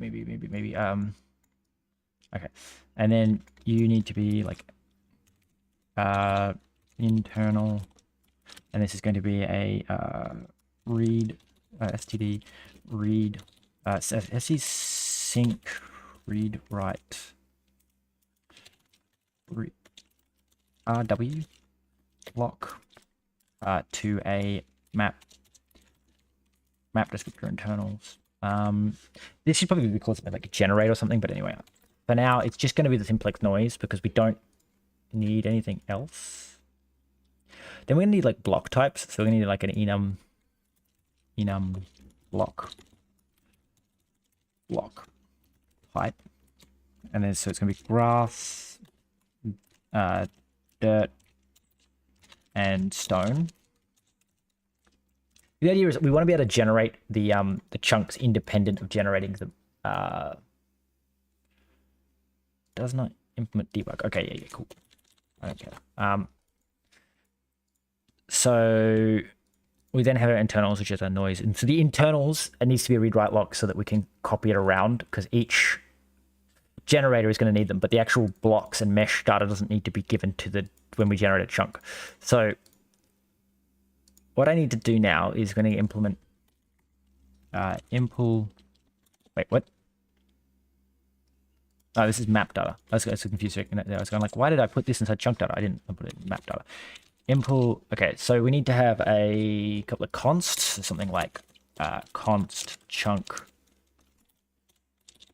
chunk size, which is going to equal an i32 equal to. I'm going to start with 16 because this seems like a good size, and then you are going to have blocks blocks blocks, which is a thing of block type, an array of block type that is equal to chunk size. Okay, so we're going to chunk size, and then we're going to say just because it's convenient for later, const chunk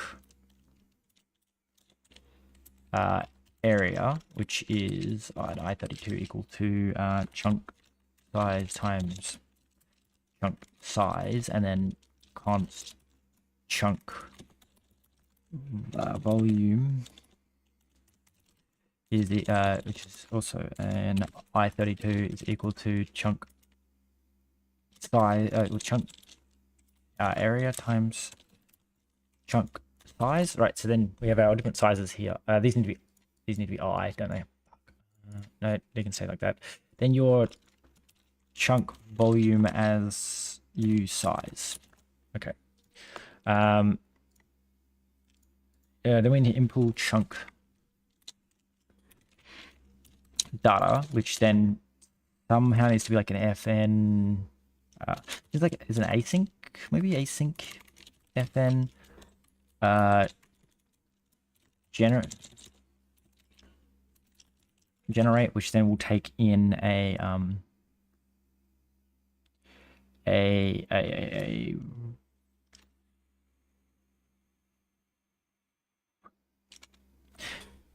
do I need to put you in an arc, don't I? Fuck you. Arc. std rc sync arc. That's gonna be a pain. Arc. Okay, then we say when we call generate, you want a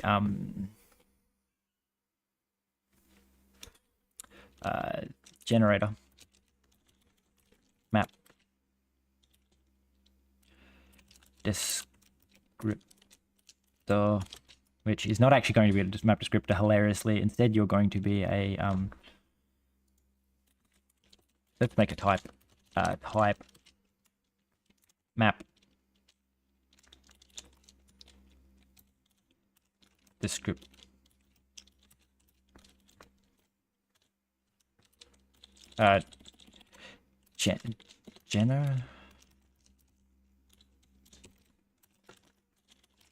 Data, I think, maybe, and then this is going to equal this fucking horrendous piece of shit.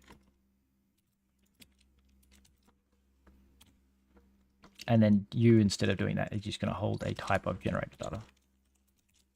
Thank you. If you didn't mind, and then you get access to a generated data. Like so, and then you return a chunk data. And then you just say to do. Right. So and then now I gotta remember what the fuck I was doing. So we need to go here and go, hey, what the fuck's your problem? Your problem is that you're now called internals, and you're going to be a I hate you so much.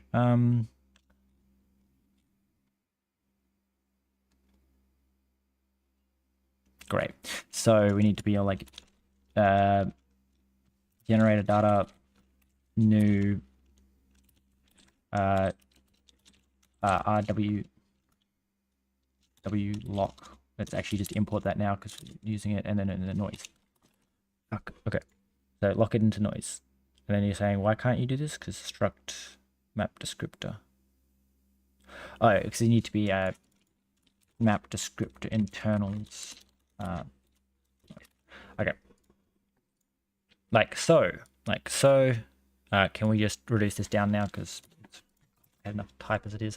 Then we need to work out what the fuck's going on here, which is this function can just go for now because I can't bother fixing it. Then generating y can go because we don't do that with the map descriptor anymore. So okay. Technically, things are getting splintered apart because I'm trying to do this quickly. Right, so something. So we have a map descriptor. So a map descriptor is more like, okay, no, the map descriptor needs to lose this. This is just out like this needs to be changed to this is a block descriptor because that's actually what you are. And then this map descriptor internals is now the map descriptor because it actually contains the actual map description. And then this is a map map descriptor. All right, so then up here we go, hey, in reality, you don't do any of this shit. You just say,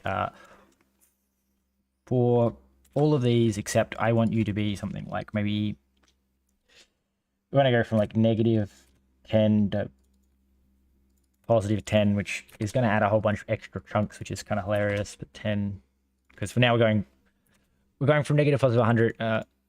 I think we want you to be equals as well, because so adding even more, because we're going from negative +100 to negative +10 chunks, which is then going to be bigger again. So we're going to say commands.spawn a I guess just a chunk ID of I vec3 of I guess new, and then it's just x0 y z, and that's our entire spawning thing, which means we don't actually need any of this anymore, right? Getting very complicated as I try to decipher shit as I go. So then our block descriptor just gets this, right? And then we need to go, hey, why have we got noise here? Why? Okay, so we need to somewhere I have a map descriptor. Yeah, okay. So first off, I think map descriptor needs to go down here so that we're keeping our map descriptor and our block descriptor separate. Like, there's no point putting the block descriptor in the middle of the map descriptor. Oh god, this is okay. That's what's confusing me there. For some reason, you fucked up all my formatting. Good job. Okay, then we import from world for map descriptor, and then we go fn from world, and we say not that. Okay, was it? We just let noise. Right. Technically, don't think you need this complicated of an implementation, but if in the future I change something, I've done it again. You fucked my formatting.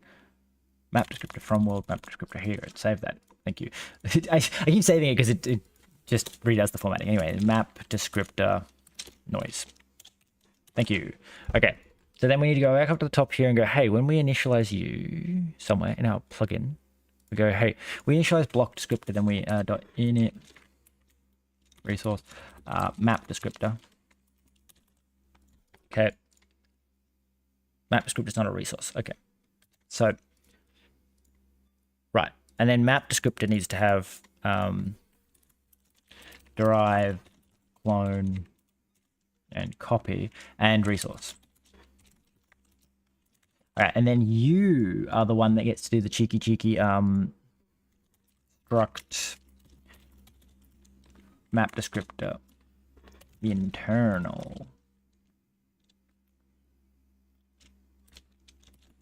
which is actually going to be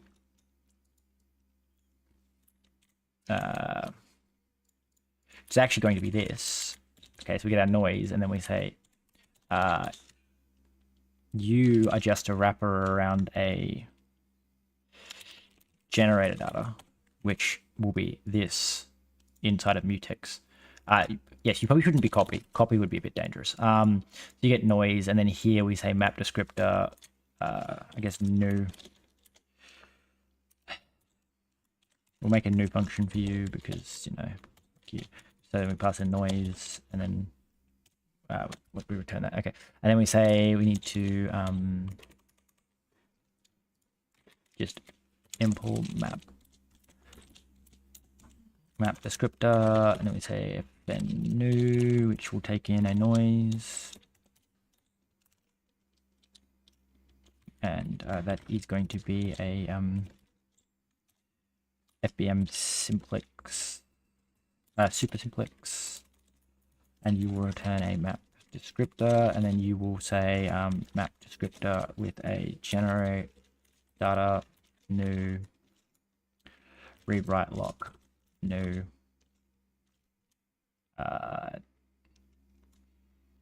map descriptor in internals noise. Something like that, and then we need to just go track down our generator data here and say actually you are map descriptor internal.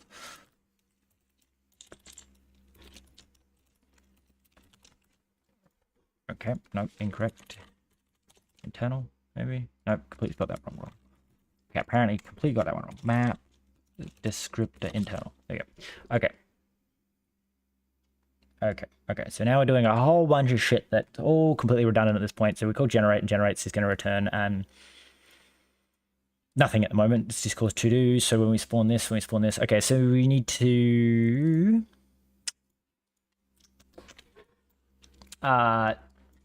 show off more Bevy features for people following along that actually want to learn Bevy stuff.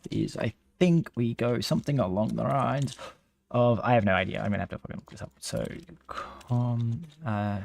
derive, no component, nope, hooks, component hook relationship, no, component immutable. Okay, well, let's whack that bad boy on create the right bit of code. You like so. And then we want to go somehow. I want to work out. Maybe I have to go back to the previous update, and we go hooks, and we go.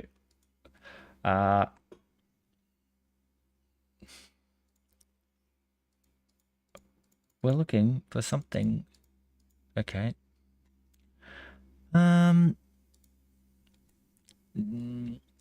sure they definitely changed it, and I just don't know what it's called.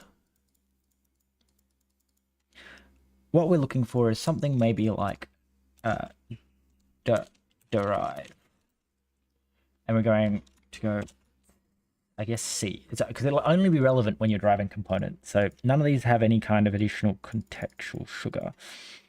Okay, so these just all derive component. Apparently we derive component a lot, and there's only 13 of them, so it's okay. So that didn't find shit. I know it's in here somewhere. I remember distinctly reading it that something happened. Okay, require? No, it's not require. Not require. No, right. Derive component. We should probably go back up because I didn't check the one there. Okay, so require and then team blue. Yes, okay. And then I don't care, and then you say require node. Okay, so drive component on add equals, okay, so something like that. Except I think they changed it in 0.16, so that's, but we are definitely tracking down slowly but surely more and more pieces of information. So it's going to be something like on add equals. And then we need an input. Okay, so I don't know, fn chunk ID on add.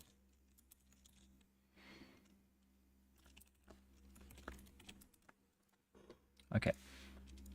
You expected a body? Yes. So it's still have to make fucking relevant Rust code even when it's just a prototype. Okay, chunk ID on add like that, I believe, and then you're going to say that you don't work because you want a deferred world, so you need to be like world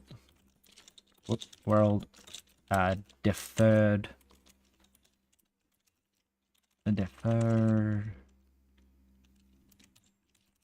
world. Okay, interesting. Can we do this as like a qualify? No. I like how I can do that, and now I can make it a qualify, and then CTX, which is going to be what are you bitching about it being? It needs to be a Bevy ECS components hooks. Okay, Bevy ECS what was it? Fucking missed that one. Bevy ECS components hooks, hook context. Okay, now you work as a hook context. Right, so that's your on add. I guess technically it's on insert. Because, yeah, because I don't want people to accidentally be able to override it. And people being me. Okay, so then we say world dot resource. We need to get the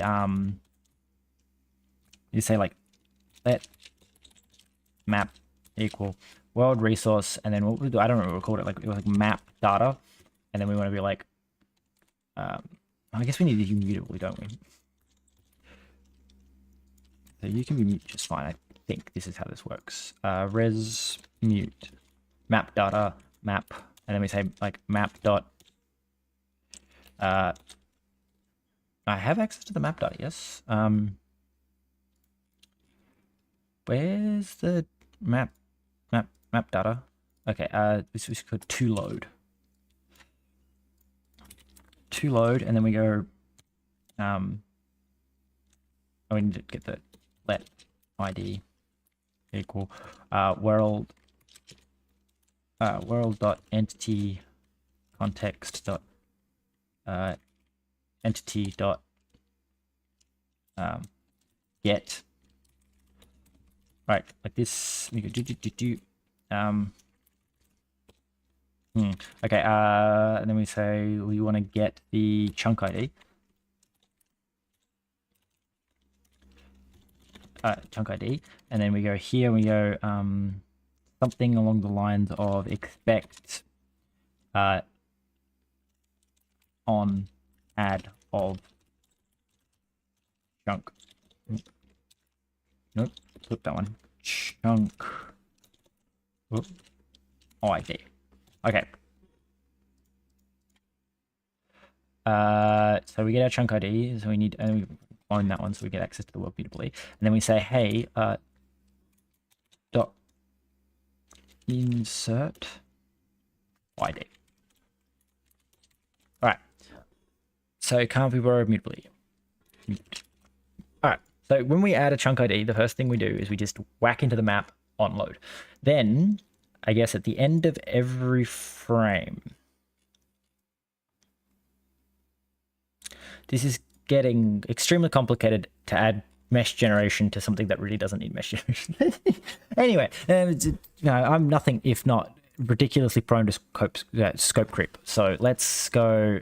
We need an fn start underscore generating underscore chunks. Right. So what this translates to is we need to say some kind of I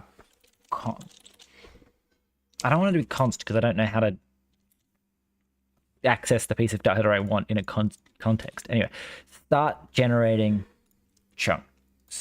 Okay, so start generating chunks, we call, we need access to the thread pool somehow, but I think we can get that without this. We need access to the map, which is going to be res mute map data. Okay, then we need access to something, but I'm not sure what. So we need to go let currently okay. Let's go loading. Sometimes I love how I do things just to get around my inability to spell. Loading number equals map dot loading chunks dot len. Oop. Okay, this is the number that we're loading. Then we're going to say let max loading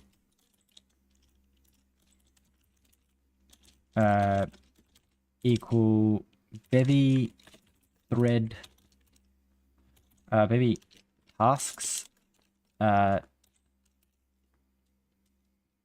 tick global task pool from main thread. Okay, no. Thread extract asynchronous compute task pool get dot. How do I know how many threads there are? Thread number returns the number of threads owned by this task pool. Okay. So let pool equal Bevy tasks async task pool dot get. I wonder if this will crash on web. Who knows? Does this exist on web? Let's go here and go, hey, Okay, apparently that doesn't work. I was gonna see if it has a web. I'm assuming that the async task pool will just dissolve into something on web so that it doesn't have this issue. Anyway, what we call get. What does get do? It's an implementation detail. God damn it. They made that complicated. It used to be really obvious what it did anyway. So we're gonna say like pool dot number thread num. Okay. So this tells me how many threads exist, and that's the maximum number. And then we're gonna say let to gen equals max dot okay, no, it's going to be something more like map dot toLoad dot len dot min of that and pool and loading. Okay, so then so the minimum of that and max loading minus. First we have to fix the fucking spelling. It says load in thing minus loading number. Okay, so choose the minimum between that and then if toGen equals 0 return. Right. So then in here we can iterate through a loop. So for I guess it's just nothing in 0 dot toGen, right? We then say something along the lines of, well, I guess when we get to here, we say we need the player position. So that's the other thing we need. Pos res no single transform with player. Okay, so we need to make sure that our player is actually public to other people to grab. Something like that. And then I'm assuming you can then get access to it. Import player. Okay, so then we get access to our pos, and then we say we need to make our map is mutable. So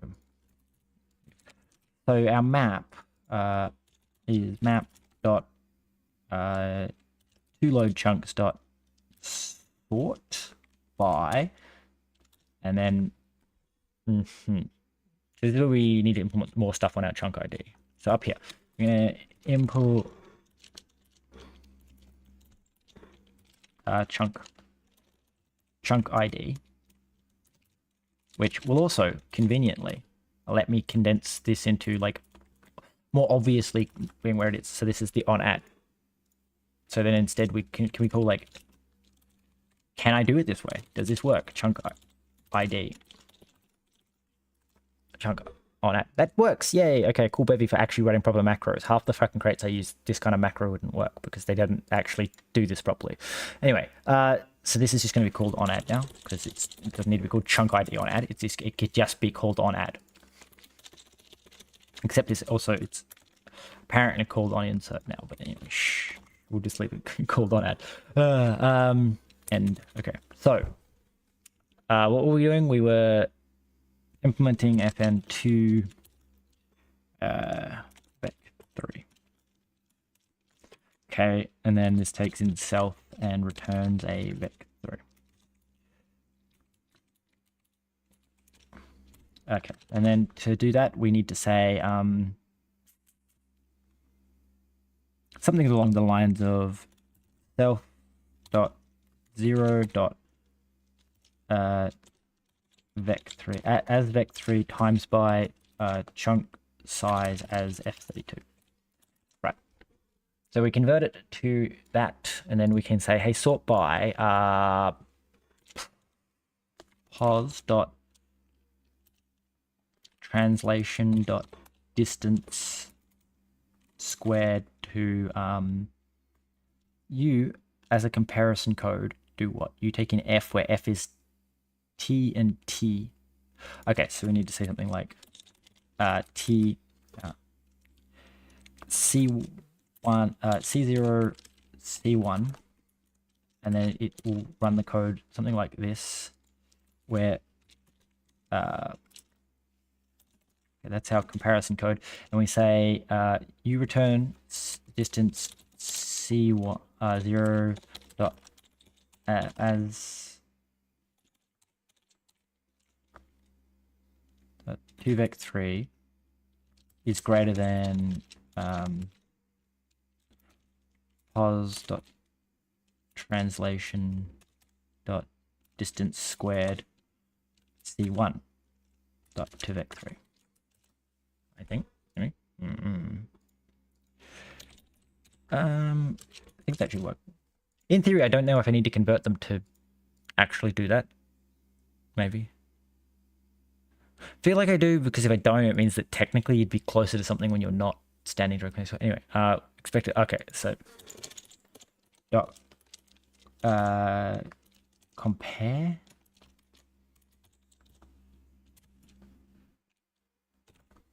Is that how that works? I think I need to import you. You need an ordering. I'm sure it's the fucking compare thing.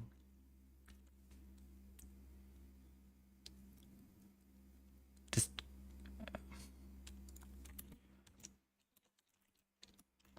partial compare. Dot unwrap or default. I don't know what the default is for compare. Okay, unwrap or God, this is getting confusing. What do you fucking want it to be? You need to return what? A ordering. std cmp ordering fucking equal. If you somehow don't get to compare two floats, then they're equal. Okay, and then you expected a reference. Okay.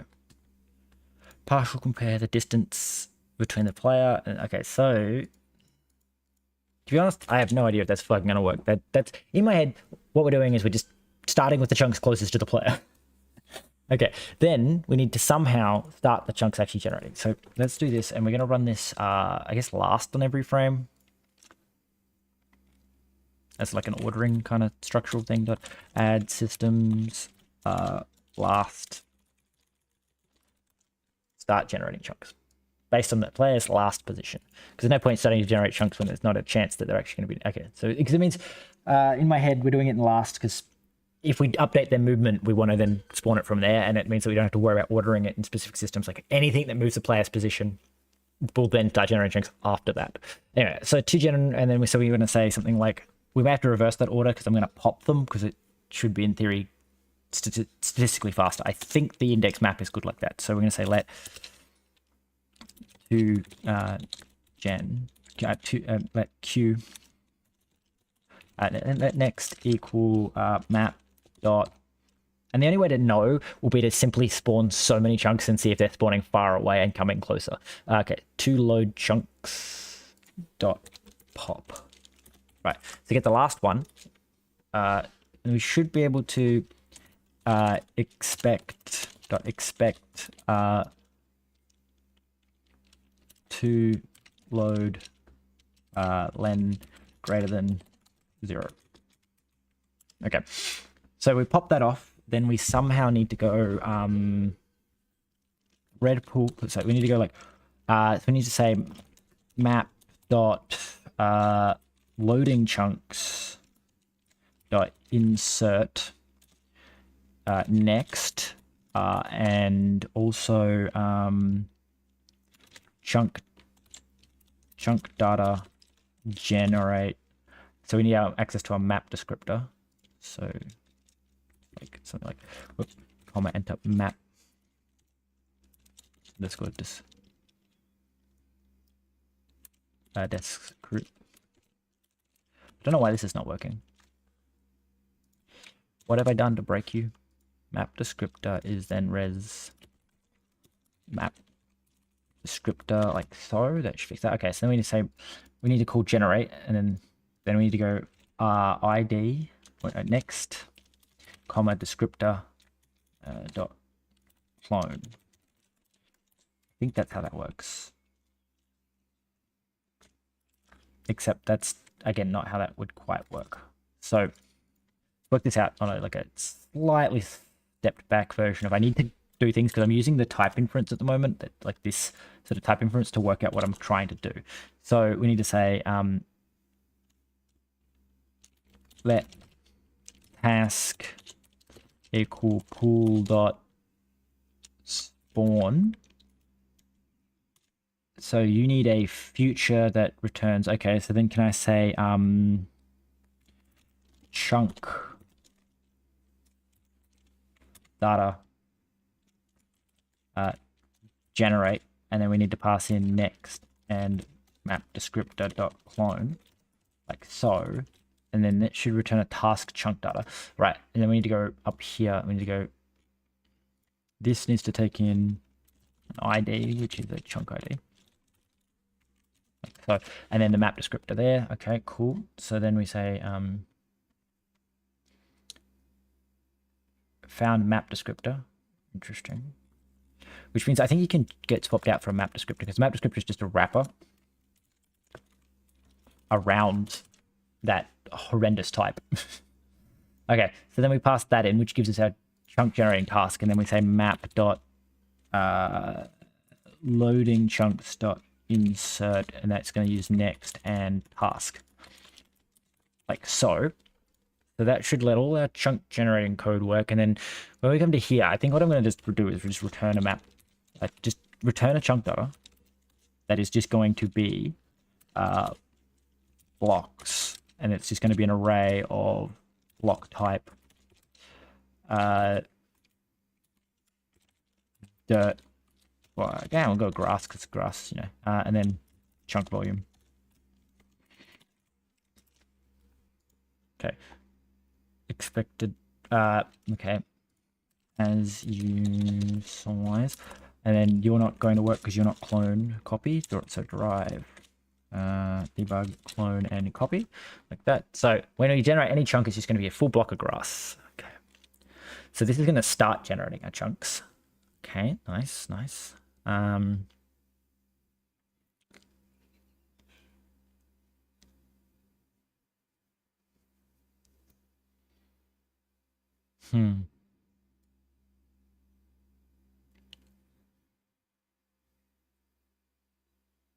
Usually takes self. Okay, yeah, fine. You can just take self then. It's an interesting critique, but okay, I'll let it slide. So that's going to start generating all our chunks, which at the moment will just instantly return because all the chunks are going to just return really simple data. So we're going to go fn. What do we do? So first we need to start generating them. Then after we start generating them, we need to stop generating. We need to spawn the chunks.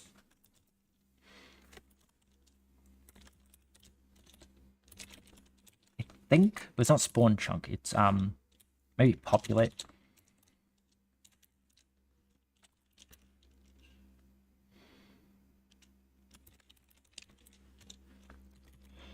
Populate chunk. So this is going to happen in first, which is going to be we're going to it's extract data. Extract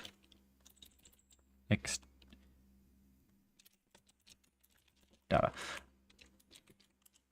Okay. So we extract the data. So this is going to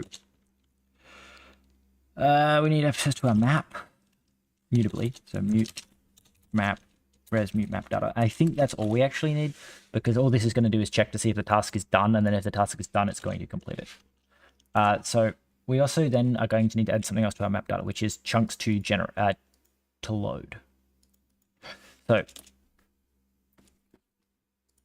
I guess technically you're not to load anymore. We're going to change you to gen. All right. So then to I guess we'll call it to init, to spawn, to populate. I'm trying to name things in a way that I'll know what they fucking do later when I come back to this code and I've completely forgotten everything. Index set, and then chunk ID. Interesting. So we need to at some point keep track of toGen loaded chunk, which is a chunk ID and chunk data. So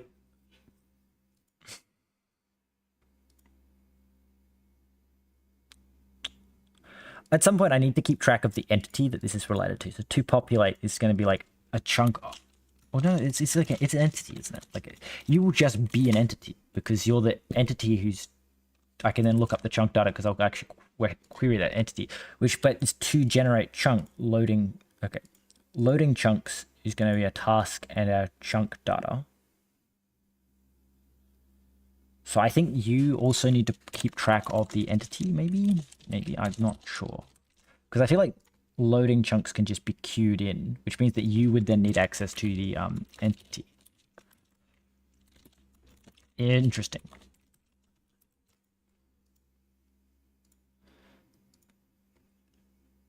That's concerning. So I need you to go back to being a hash map, because otherwise you need to go to being a hash map. Otherwise, loading the same ID multiple times will just overwrite the entity, which is right. You can have the same chunk loaded twice, but because it's on two different entities. So toGen will then sort by. This should work just fine. No, because I changed it to a hash map. No, it's an index map. Index map. Using an index map instead of a hash map, because then I can sort it. Okay. Takes 4 arguments. We don't give a shit about 2 of these. Wait, ready? You need access to the keys, don't you? Ew, that's such a terrible way of doing it. I don't give a shit what the entities are. Like so. So, start generating chunks. Map, loading, insert. Okay, so loading gets inserted, and then loading, when we insert loading, I forgot what type you are already. So you need to take in next and target, and then you take in next, and then the task gets passed in. The task is correct. It's I think you need to wrap the task like this, don't you? Task, and then it's a target. Okay, so extract data, and so what we need to do also is be all like am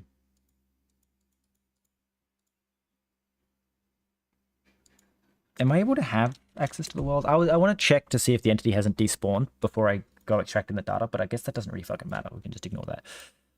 So toGen chunk. Okay, so on add. So we need to go, hey, when you add this, you need to also, which conveniently enough is right here now, we need to go, hey, ctx.entity, like that. See, we have access to it. We can just insert it. Oh, no, they need to be separated like that. We insert, and we say, hey, you this chunk ID and that entity. Okay, so we come down here and we say extract, and at the moment I think we just need the map. Right. So then what we do is we say we go like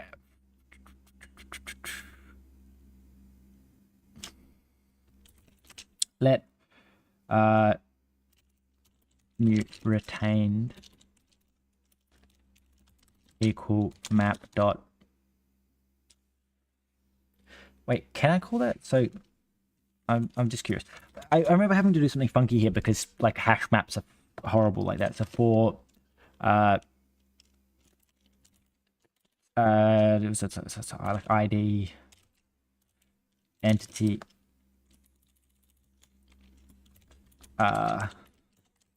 task, something like that, in map dot loading chunks. If I said dot retain, does retain give me the back? Retains only elements specified by the predicate, keeping the allocated memory for reuse, refer to retain. So no. Can I drain?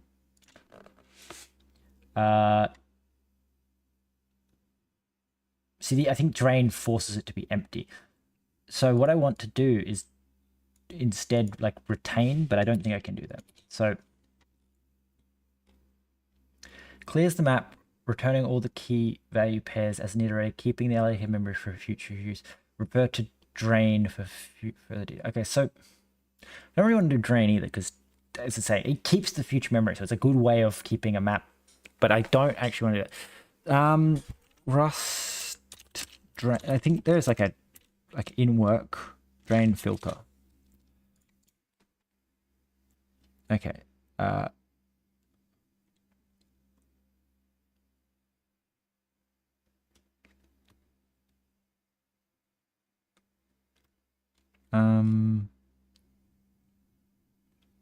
Is this Rust? I don't think this is Rust. I think this is just someone. Hash map drain filter. So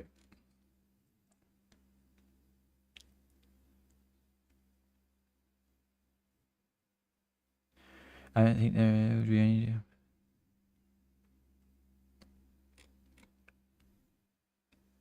So,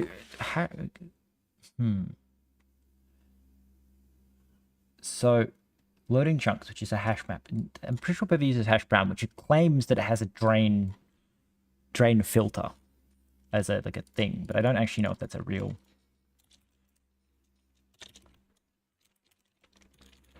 Okay, what the fuck? So raw allocate clear contains keys drain. So drain completely clears the map, removing returning all the keys. Entry, get key, get mute hasher, insert unique keys, len raw, remove, reserve. I think, yeah, it's capacity, retains only the elements specified by the predicate, allowing the command to be reused. Shrink to fit, shrink, try, insert values. Extend once, extend reserve. Did this ever get fucking added? Apparently not.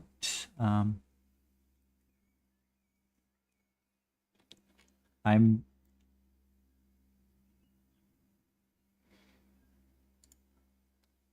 implement drain filter. How does this work? How do I actually use it though?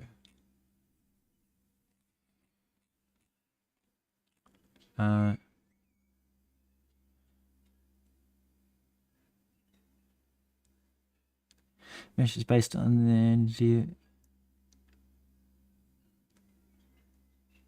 I miss let's have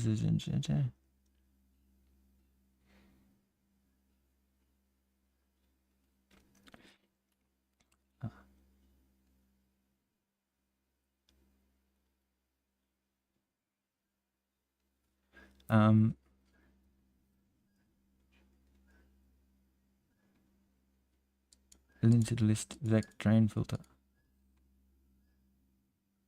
Is this something I need to like use something?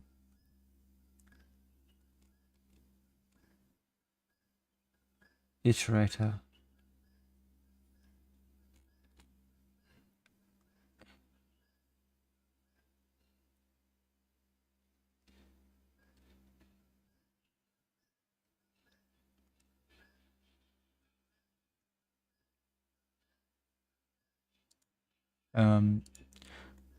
What the hell? So drain filter. I'm assuming this is something I need to implement from hash brown, but maybe not. So if we go to the Bevy one hash map here, this is just a hash brown, right? Just HB. Yep, hash brown as hash map indirect. Yep. So does that mean that do you have like a type that hash brown? Trait. Maybe if I go to hash brown's actual thing, hash brown. Rust. Okay. The Rust docs, and then we want to say, is there like a drain? There's a drain, par drain. Par drain? No.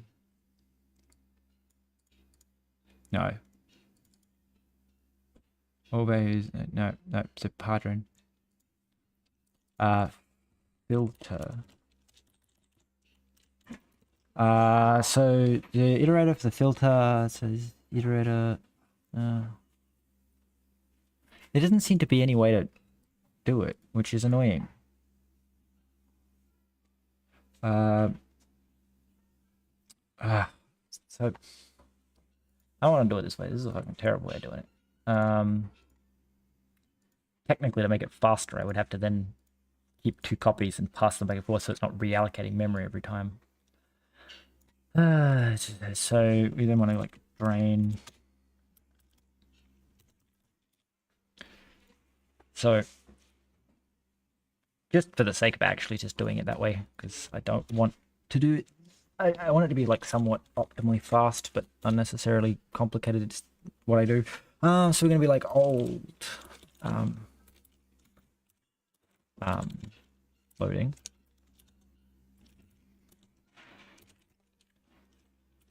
Right, it's down here, old loading, and this is just going to be exactly the same as this. So let's copy this down and go old loading. Right, and the old loading is going to be one of those. We're going to swap to old loading. So extract data. So what we're going to do is we're going to say let old. We're going to say stv mem. And then we're going to swap. So we swap TNT and we're going to say map map dot map dot we're going to swap loading chunks and map map dot old loading. So swap those two around, and then we want to drain old loading like so, and then we want to go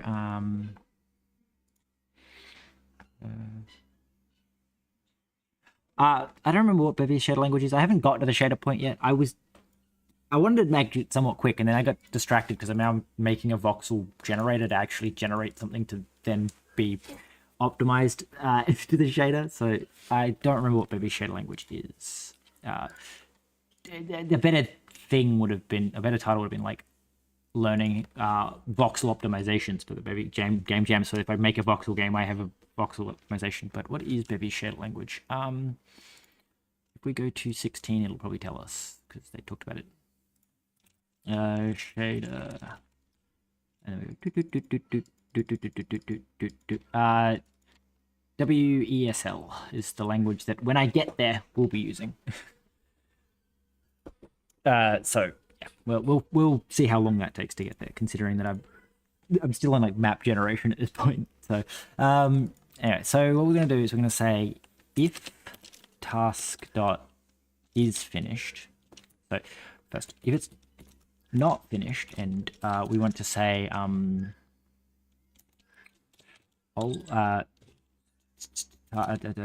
map dot loading chunk dot insert.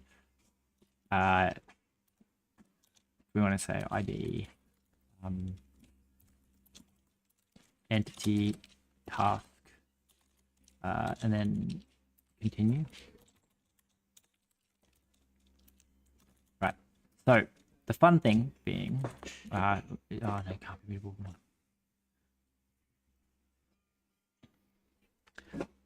Why can't it be borrowed immediately more than once?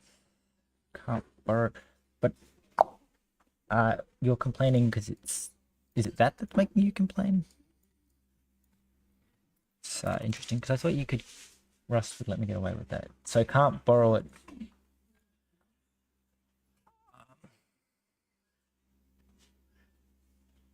Thought Rust let this be a thing. Do I have to let map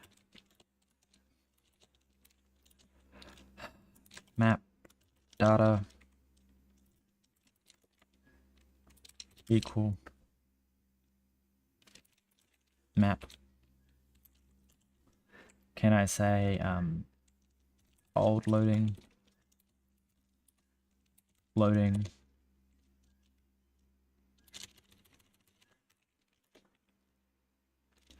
we also need loaded,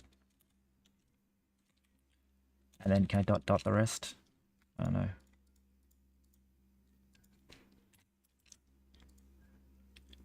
Cannot borrow map as mutable more than once. This for the second time. So first off, this is just complaining entirely now. I gotta work out how to do this. So what I'm gonna need to do is like deconstruct it somehow. Dot. Alright, can I be like ref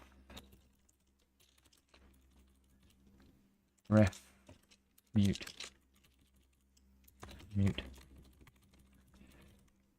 think this should work. In theory, Rust should let this happen, but I suspect this is it's underscore, isn't it? Okay, mismatch type expected. So let me dereference this. Okay.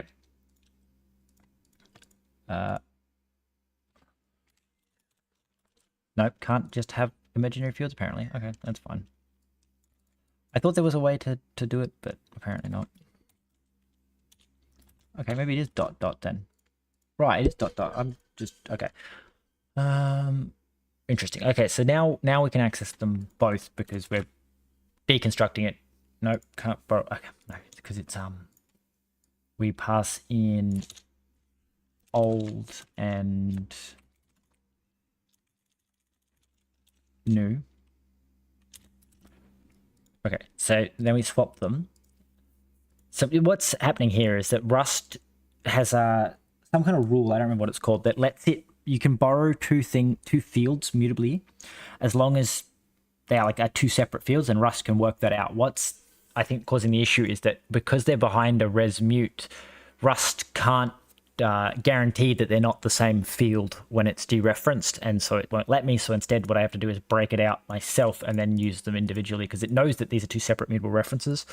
So it would let me use them if I had access to the struct directly, but I don't, so I have to like extract it out so that I can then access it directly. And then so we're going to drain old, and then every time the old is finished we insert it back into the original, except it's not that, it's this. And then the ref here is just, it gives me a ref of a mutable reference instead of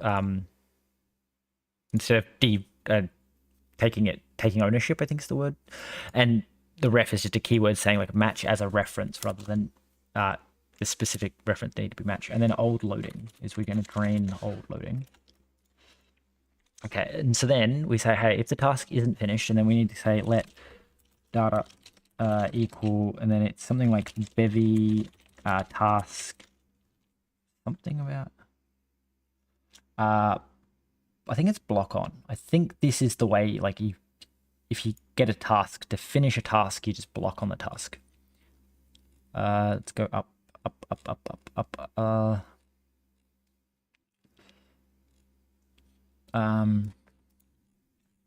want to find the piece of data that holds tasks. Wherever that is, task. I want to hover over and look at the task type just so I can read what it does. Okay. So what does this say? Task. When a task is dropped, it's cancelled and won't be polled again. To cancel a task a bit more gracefully and wait until it stops running, use the cancel. But if I await a task, do I get the task? Block on. And so you implement future. I'm assuming this will get me my chunk data. And because it's already finished, I can just, it should just instantly return. And then we can say loaded. So actually we need access to ref mute. Is it to populate or something? To populate. Okay. So we do this and then we say loaded chunks dot insert, and so we need to say that is ID and data, and then we need to go to populate dot insert and then just the entity. I think that should work, so that should extract any data that's done. I'm also going to go find the to populate thing and say that you actually just you're just a hash set, because to populate doesn't need the extra ability to sort it, whereas to generate needs to be able to be sorted. Interesting. So anyway, and then here, so this extract data, and this is going to happen first because we want to extract the data, and then we want to systems first. So we need to extract first before anything else, and then we extract our data. Then somewhere down here, we need to feel like fn populate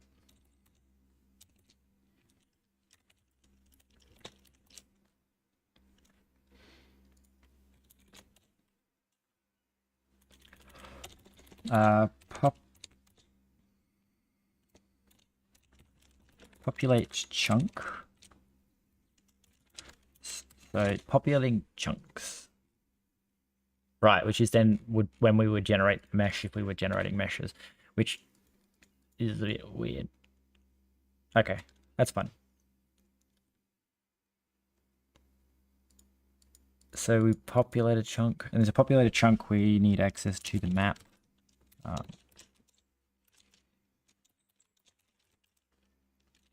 Map data.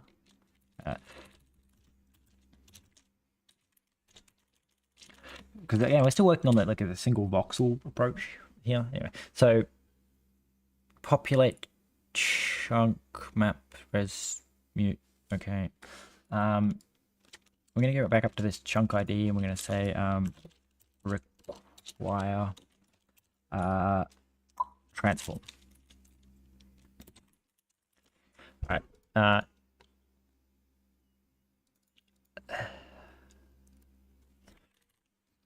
And then in here, when we do this, we're gonna say because we know that we have the transform, we're gonna say let mute trans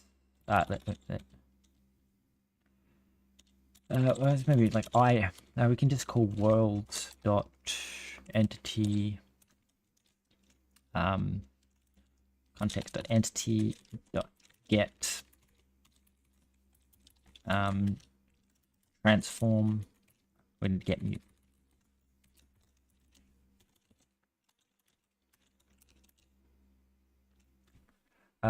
Wait, what?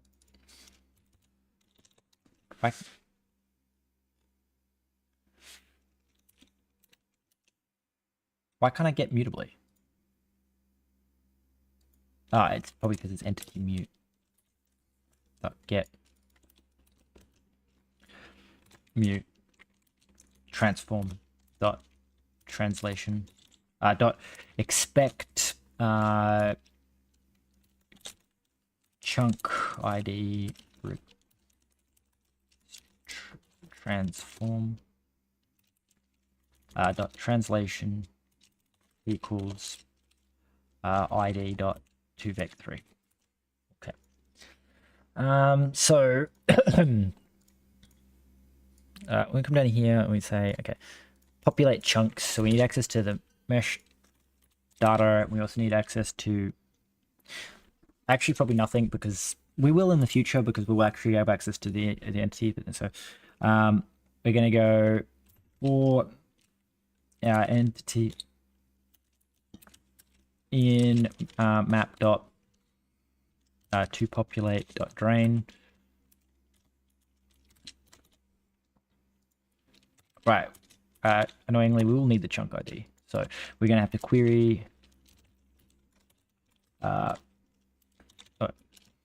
Okay, so we're going to say chunks. So we're going to say. Interesting. Oh, we have to access it mutably because we're populating. Okay, mute. That's fine. Res mute because we're draining the populated. The other option would be to not. We could take it immutably and then just have a system that runs directly after this that clears it. So like the assumption is if you do it, it always clears it. Query for something, anything with a chunk ID. So we're just going to query to get all our chunk IDs. Then we're going to go, while we're in here, we're going to say, we need our commands because we need commands to spawn stuff. Okay. Then we're going to go, we need to say let ID, let OK ID equal entity chunks dot get entity else error entity does not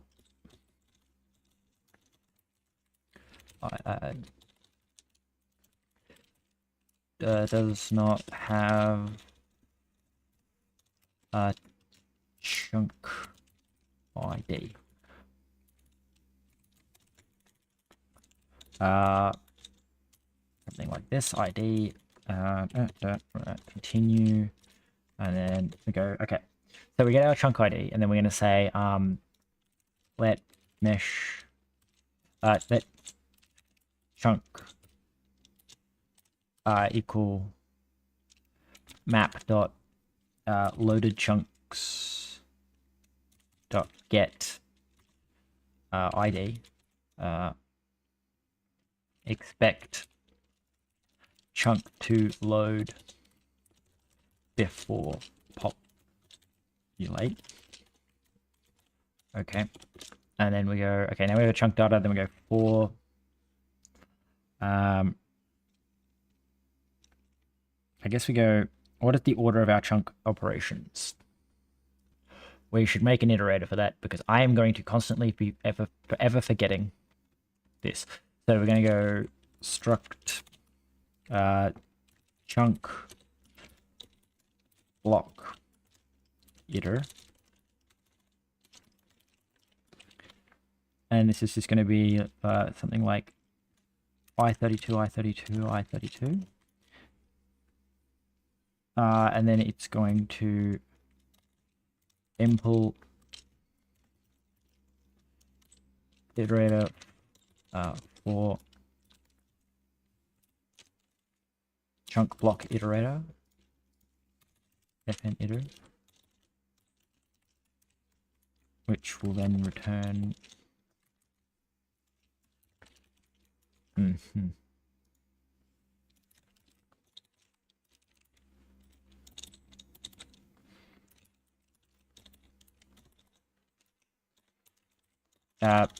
no, just do that, and then we're just going to say when I call iter on you, I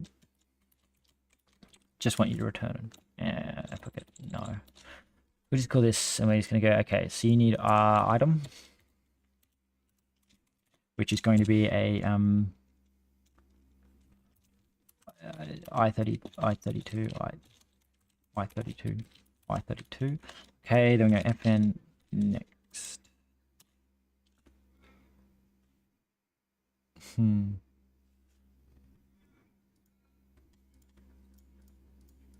So I guess what we want to do is iterate through y's, then x's, and z's. So first thing you're going to do is say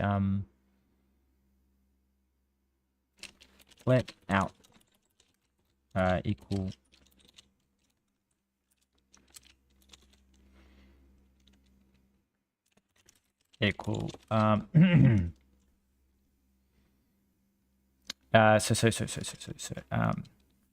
if fuck it, make it easy for me to read it, x I32, y I32, z I32. So if x is greater than or equal to chunk size,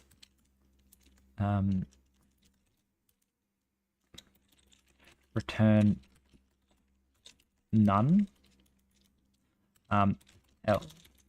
else you return self dot x self dot y self dot z. Right, maybe just make an IVEC.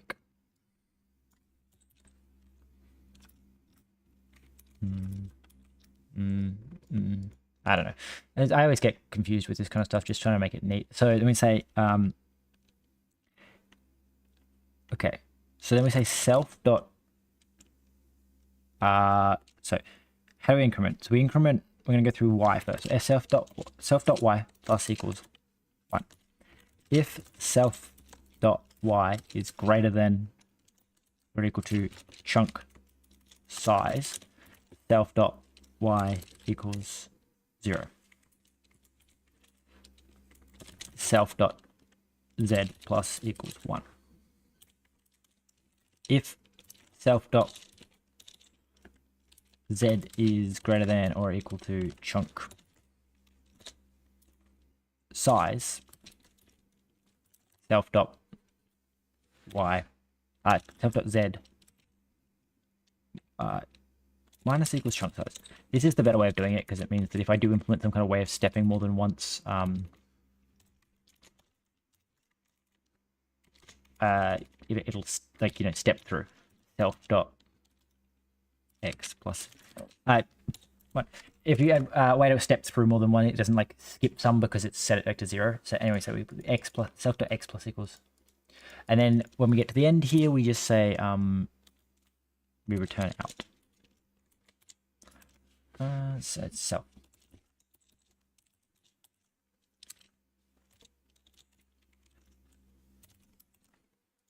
Let me say sum out.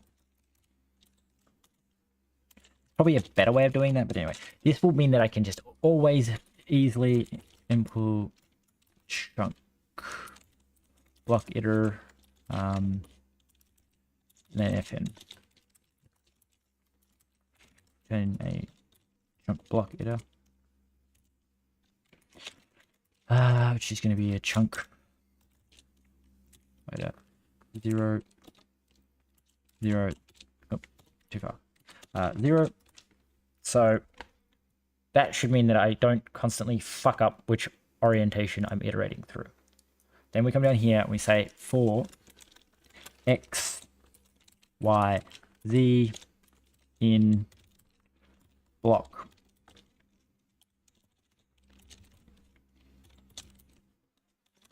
Block iter, chunk block iter, no. Okay, now we'll always iterate through x, y, z in the same orientation as long as we always use this iterator. Why am I count?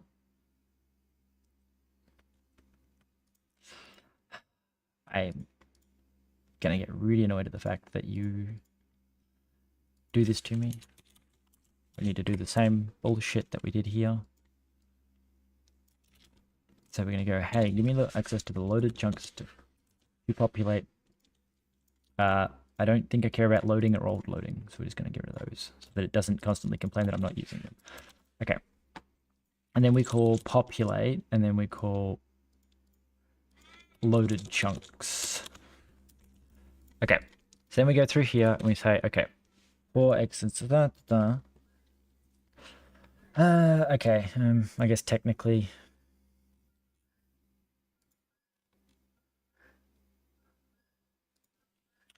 This should just be called a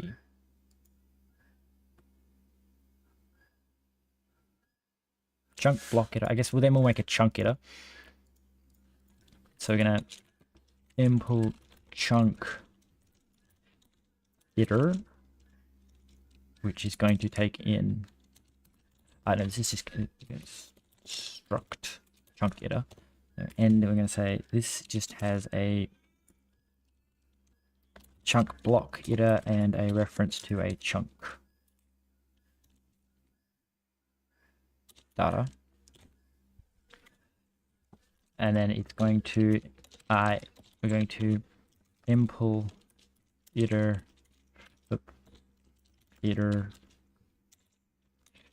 for chunk iter.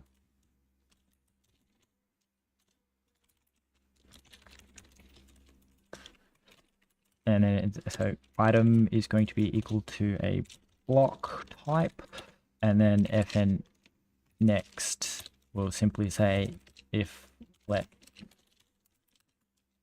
sum x, y, z. It's not even, it's just x, y, z. Let x, y, z equals self dot 0 dot next question mark operator. Then we say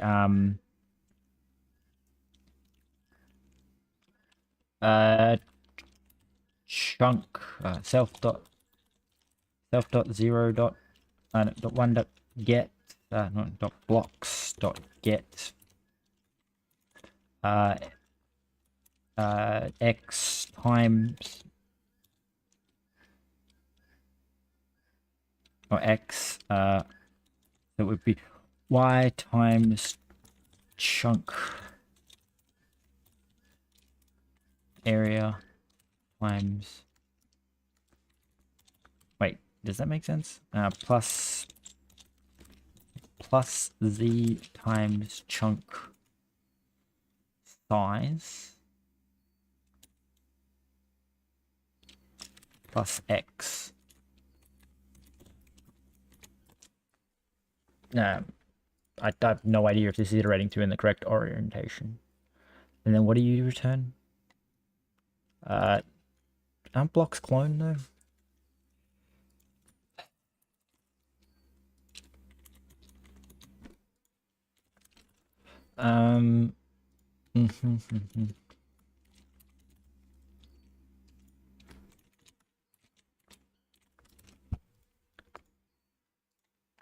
So type cannot be okay. So then as u size.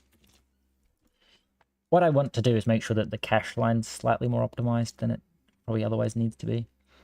So you need to be like dot cloned or dot copied.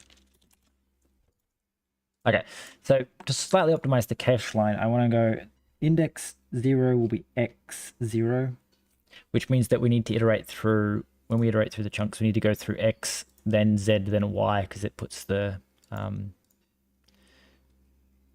so we just need to swap u basically for being y. If z is greater than, you increment y. Then we say if x is greater, then we increment z. And then we say that you are z. That x. So we increment through x, then through z, then through y. Just make sure this is actually correct. So x, increment x. If x is greater than the chunk size, decrement x and increment z. And then if z is greater than chunk size, decrement z, increment y. Okay. And the idea being that the way we've got it laid out in memory is that all the x's are together, then all the x's in a row are closer together than the z's, which means that it should pull in memory more efficiently. It's fucking not going to matter for what we're doing, but I just like optimizing shit for no reason. So then we want to say, go up to this chunk and go, hey, chunk, can we implement... So it couldn't go inside of chunk. It would need to go inside of chunk data, wherever that happens to be. Somewhere down here, chunk data. So we're going to import chunk data and we're going to fm iter. We'll call it iter blocks. And this will take in self and will return a chunk iter that has a lifetime of if I don't do that, does it give it a lifetime of self? I don't know. One would have think so. No, so it needs to be like a something like that. That should work. I don't know. Then we're going to go chunk iter, and then we go block chunk block iter new, and then we just self. Or doesn't even self. Okay. Use of undeclared lifetime. So if I go back to this, yeah, implicitly works out what the lifetime should be. Okay, so we're going to say populate, and then we're going to say, so then we just call chunk dot. Oh, no, that's why we need the, okay. We need this because that was a lot of work, but what will effectively only work in the, I don't know, actually. Because we still need the XYZ to actually spawn them in the correct place. So we need to go let block equal. That's what we should have done. That's what we should have done. Instead of an iterator doing the iterator stuff, or the iterator can still stay. It's this. We need to change this to being, you need to have a function called like one.get underscore block. Like so, and then we say x, y, z. And then you should then have to be wrapped in sum because. Okay, so it's actually the get block function that we need to implement. So we need to go up to our mesh data, wherever that is. That's map data. Chunk data. Then we're going to say implement get block and then this is going to return. Okay, so X, I32, Y, which is I32, and Z, which is I32, which should then return a block data, a block type. So first off, we're going to say assert. No, just assert X is greater than 0. Greater than or equal to. It's X and then Y and then Z, and then we need to assert that X is less than its chunk size. Same thing, Y and Z. Slow things down unnecessarily, but you know. Okay, and then it's just self. Oops, and then you need a reference to self as well. Self, like so. Yeah. Okay. And then you return a block type, which means you need to be copied unwrap or block type air. There we go. Boop, boop, ba-ding. That's something I didn't consider. We do need an air type. Okay.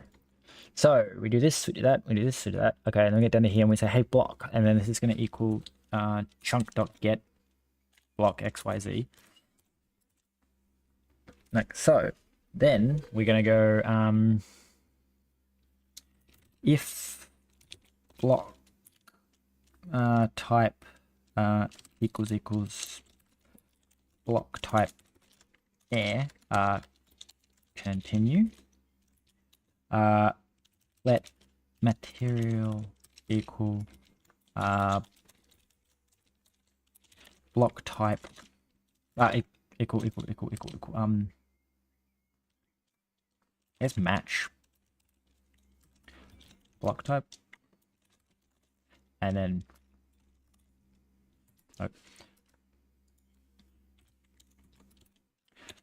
some reason no, that's why, it's because I'm matching block type. Match block, and then we can fill the missing arms. So air is unreachable. I guess technically we could just continue here then, right? Because there's no point checking and then branching later. So we can continue, and then in here we want to say we have access to our, we need our block descriptor, which is going to be res block descriptor. Okay.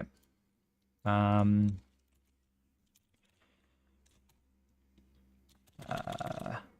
then we need to say block data dot materials. Oh, do we not have access to the internals anymore? Oh, blocks. So blocks. I guess you were 0, and then your block data dot blocks 1, and then your block data dot blocks 2. All right, so there's our block data all being extracted.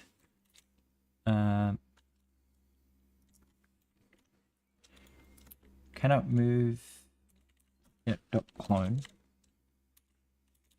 like so. Okay, so then we need to block clone chunk data. Okay, so then we need to commands dot spawn a so it needs to be a transform. It's entity. No, it's commands dot entity entity dot dot with children. And this is a FN once relation. Okay, I think this is what we want. So we're gonna think there's something like with children p, and then we go like p dot spawn, and then we say transform from translation vec3 new. I'm lazy. 5vec. Dot 2vec.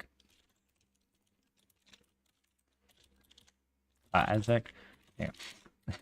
Yeah. Rather than calling as on all of them, I can just do that. Then we can say that the mesh 3D is going to be a block data.mesh. No, function mesh, and then our mesh material 3D will be our material. And then we find out if this was at all worth it. The answer is almost certainly not, but okay, so map main run.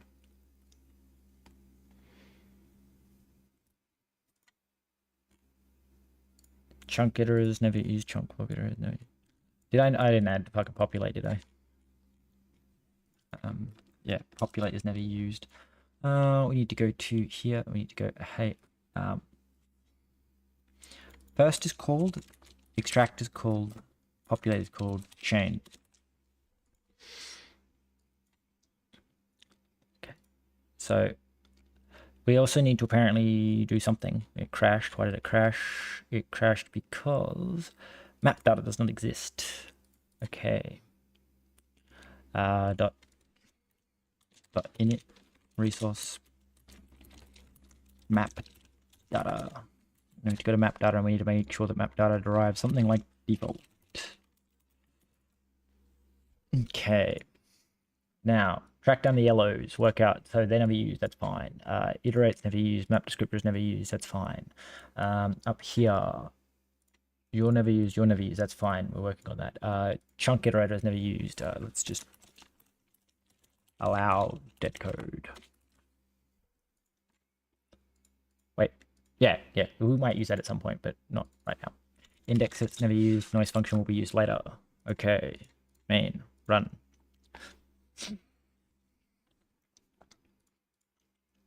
It should just fill it with well, something. Apparently 0 voxels have been spawned, which is fine, I guess. So why did we not work? Are we just never getting here? Am I filling it with air? Who filled with air? Unwrappable default's air. So it never got crashed there at least.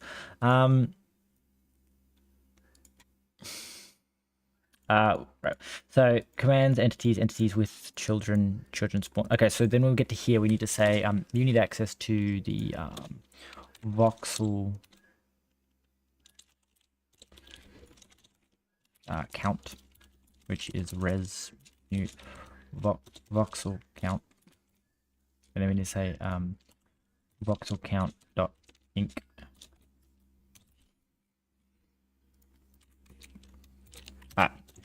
First step, work out what the fuck went wrong.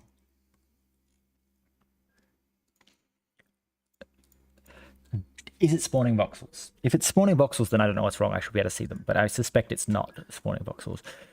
So we spawn map. Yeah, so voxel count's still 0. So we should maybe keep track of chunk count as well, but yeah, can't be bothered. So this is being called and we're spawning in a whole bunch of chunks. The question is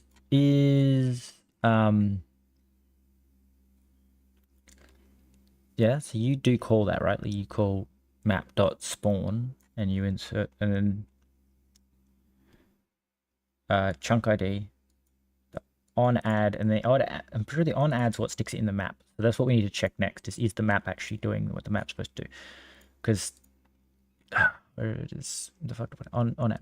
So the on add extracts the transform. Okay, extracts the map data and sticks in 2 generate chunks and inserts that. So let's come down here and go, hey, is start generating chunks working?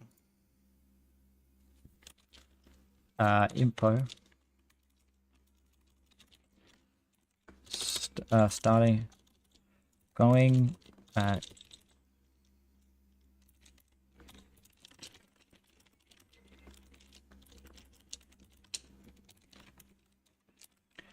to gen. Okay. Then we need to go track down our diagnostics code and stop it from fucking spamming the chat with the fucking frame rate, because we can see that on screen. I was only doing that so that I could like know an actual stable number instead of just the flickering number. So what we can conclude from this is that nan is what happened, and then something panicked. Expected. Oh. Well, that's interesting. So first off, you need inherited visibility apparently. So we need to go back to our chunk thing, chunk, and say, hey, you need visibility.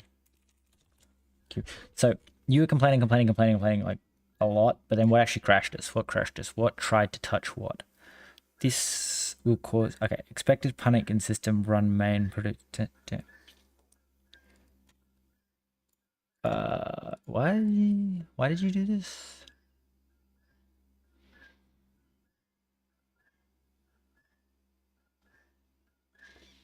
So what exactly is crashing it though? Okay, failed assertion failed. Y is less than chunk size.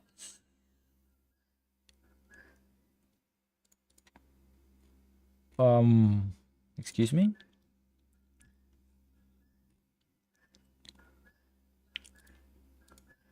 So that's obviously in our block iterator. We can set Y. So you call block iterator. So when we, where's our chunk block iterator?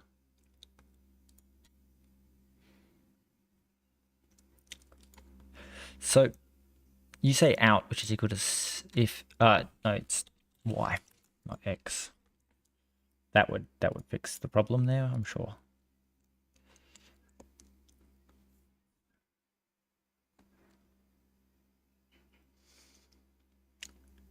Hey, except as I said, they're rendering kind of they rendered furthest from the player closest.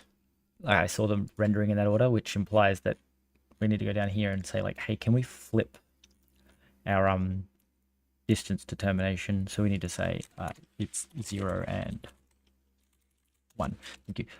Because that'll get it to go in the right order. Now, why did it stop? My assumption is because we just ended up with a bunch of chunks stuck, but I don't actually know.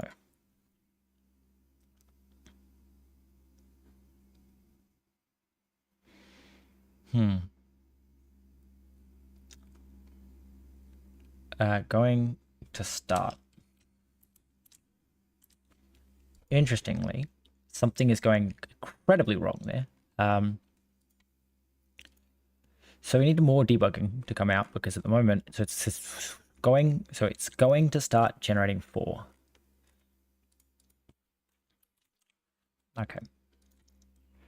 So then we're going to say something along the lines of we need to pop you. So that means we need to go, hey, info starting chunk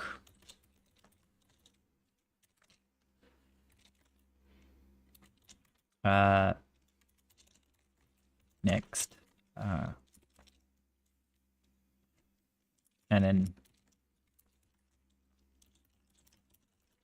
target, something like that. And then I don't think any of this can go wrong. Apparently you don't implement display, which is fine.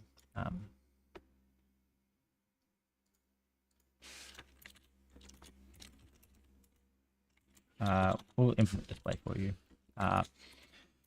Sample std format display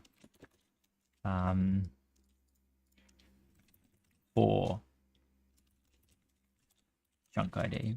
And we're just going to say when we call display fn, you're just going to f dot write format format args,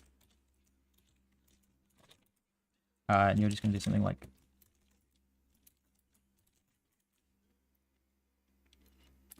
self dot.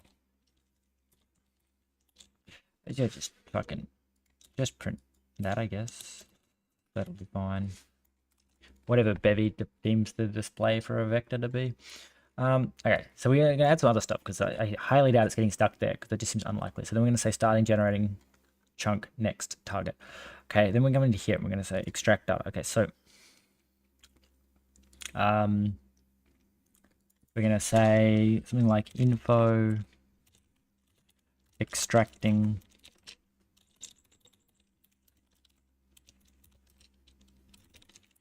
chunk data, right?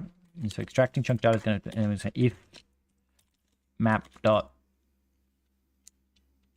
old loading dot len is empty. Right. Okay, so we're going to say info chunk ID is finished.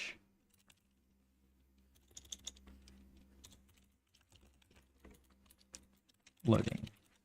Okay. Then we just say like block on. Okay. Now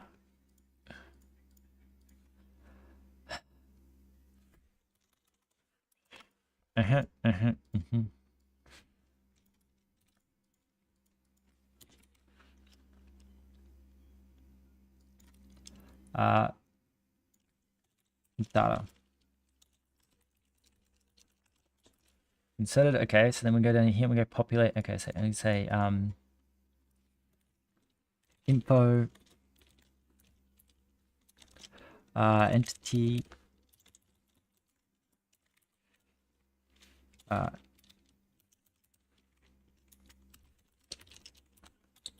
is being pop. Well, in theory, I should be able to see it before then. So we're going to say chunk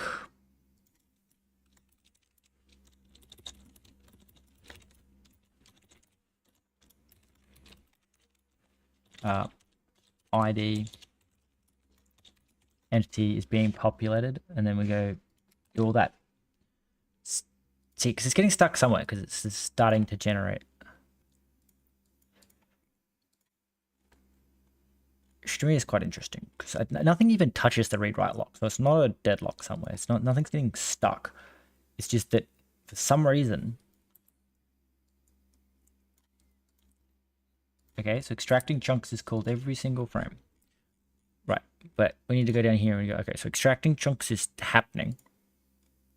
So I can get rid of this bit and go like, hey, you can stop doing that. But what is happening? Like, why is our generate happening?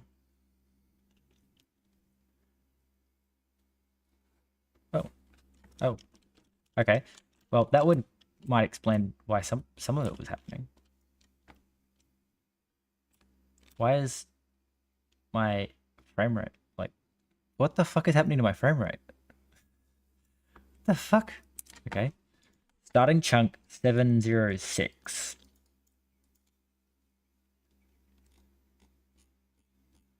Why have you got stuck though?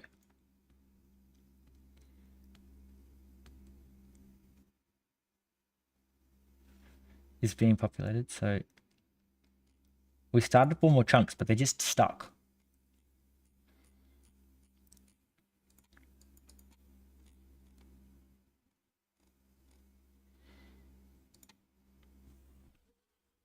I also, again, have no idea why the game just smashes to a stop. Why are you? So they started to generate. So somewhere between starting and stopping.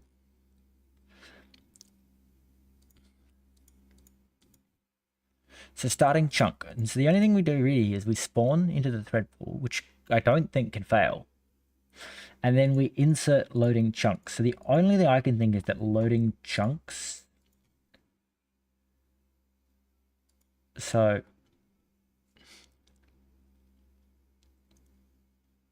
first off, can we say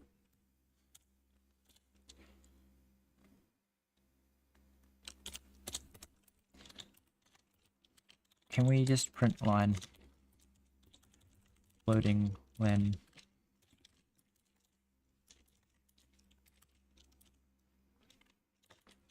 chunks before their memory gets swapped? Dot len.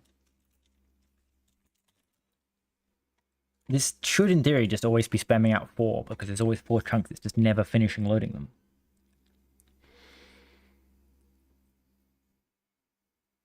Oh, loading len is 16 apparently. Wait, am I just never taking them out? I think that might be what's happening. So, why is it 16? So we drain.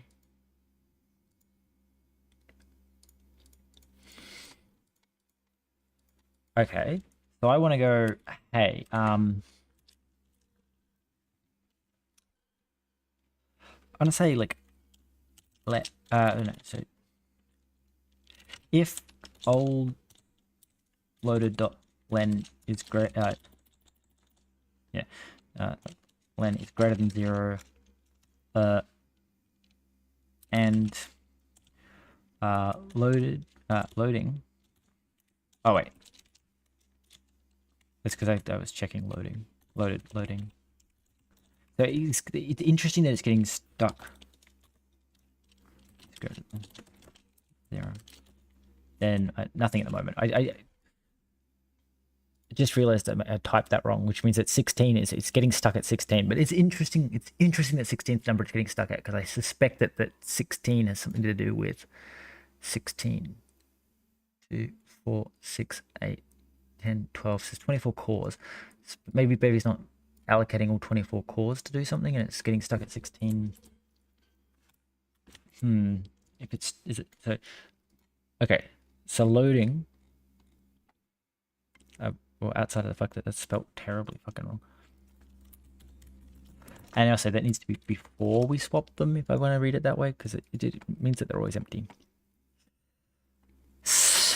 My suspicion is that somehow I'm ending up... No, it's still loading 4.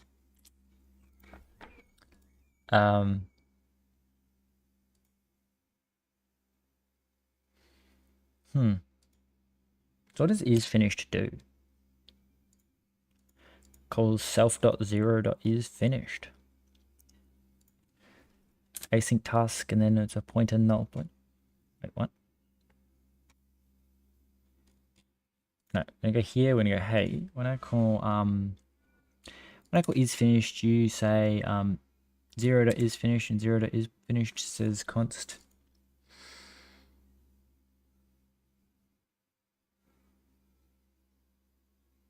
Weird.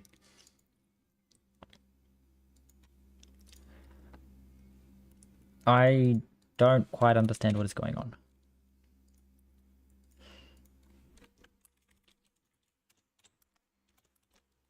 Loading.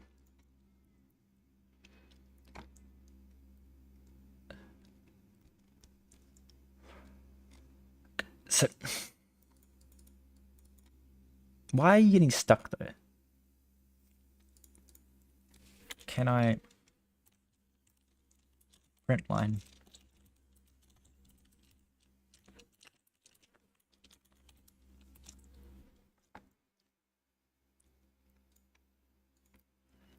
Like, how are you getting stuck? Like, they don't do anything. Generate just returns. So it's actually not, it's not like it's not running them, because it's checking to see if they're done.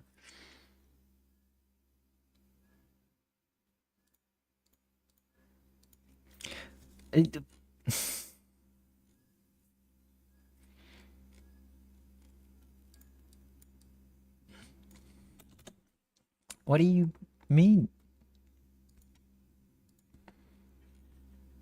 I don't get it. This is doing my head in, because it's like, it is in fact checking like correctly. Oh, maybe not correctly, but it's like, can I get you to like you and be like print line Jennings chunk. The only thing I can think that could possibly maybe be happening is that somehow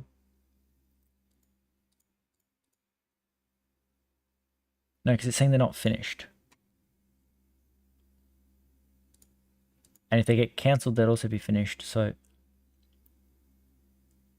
maybe I can't do this weird swappy thing because it does some weird pointer manipulation bullshit to get its tasks done. To return the tasks, as we saw with the is finished, like it's doing some kind of pointer manipulation.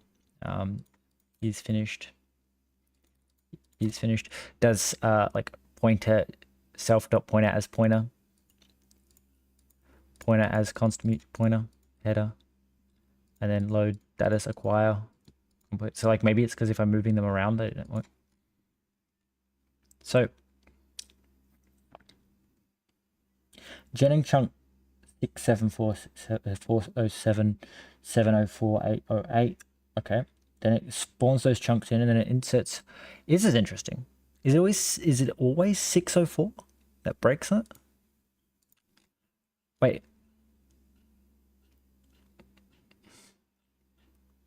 That's interesting because there's 604. So it says starting chunk 604. And then it says generating chunk 604. And then it says chunk 604 is finished loading. And then it says chunk 604 is being populated. And then it says starting chunk. Nope, it's not 604. Wait, what? It's being populated. So starting chunk 604 is generating 604. 604 is completed. Okay. Is it always getting stuck on 604? I feel like it's always getting stuck exactly 16 chunks in, is my guess.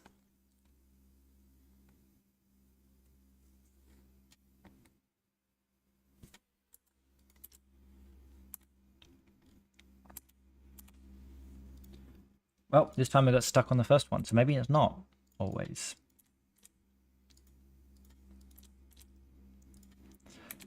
Okay, so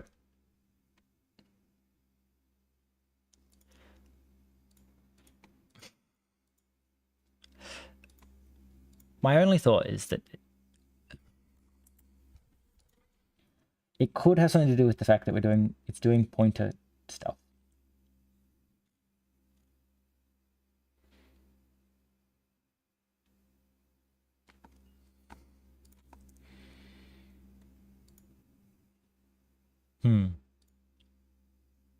All right, so I'm going to try maybe removing this whole swap thing, and instead we're just going to swap. So we're going to always go through drain, loading,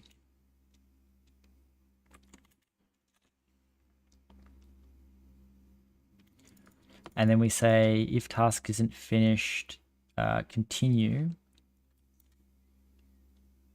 Oh, actually, let's leave this. Let's commit a git.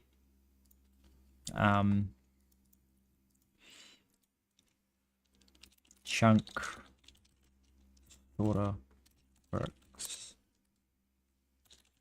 All right, so my suspicion is that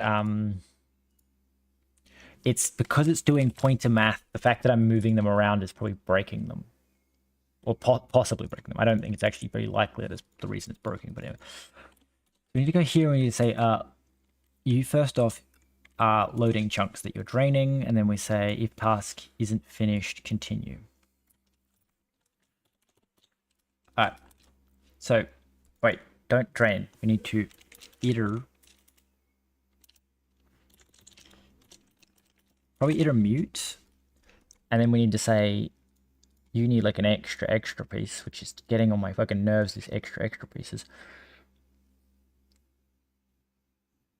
Okay, so then we can say like let mute done is a vec no. Right, and then we come down here and we say, hey, if task isn't finished, continue. Otherwise, done dot push id. Like so. Clone copy that here. Okay, and then when we get to here, each of these needs to fucking dereference. Okay, so you don't have to be mute. We'll just do that. Right, then Okay, no, you do need to be. Wait, okay, take the task. Block on. So you need to consume the task.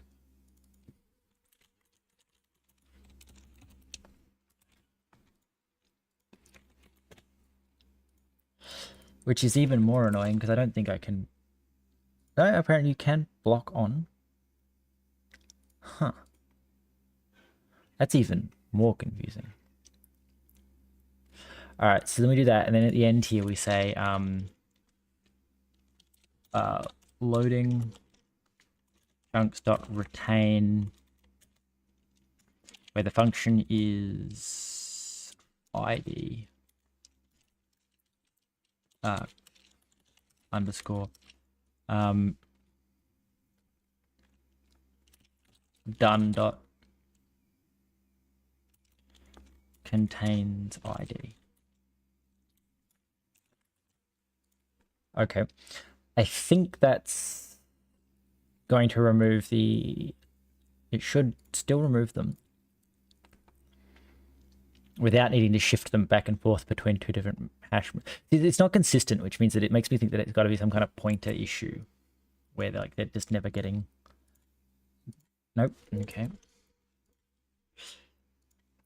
Unless it's always 606, like it could always be that it's one of these that's always doing it. So let's just copy these, and paste them here for the sake of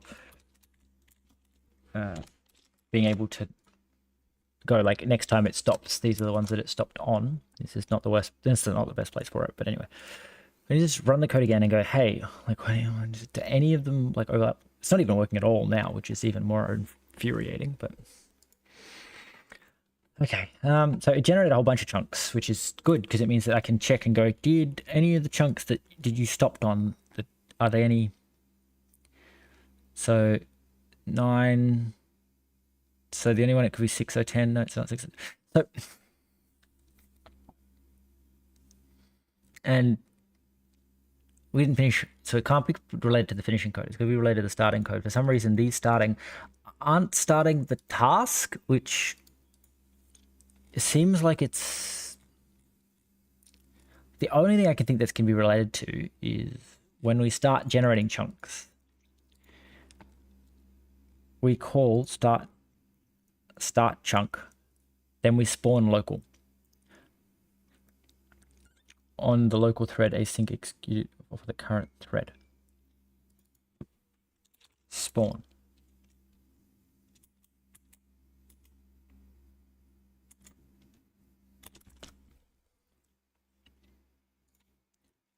I feel like it's getting locked up there, like a race condition's happening or something, and it's just getting stuck. Well, apparently so. All right, so one thing that fucking definitely need to stop is the sheer amount of debug spawn spam that I have coming up. All right, I want to say hello, please revert me back to this change.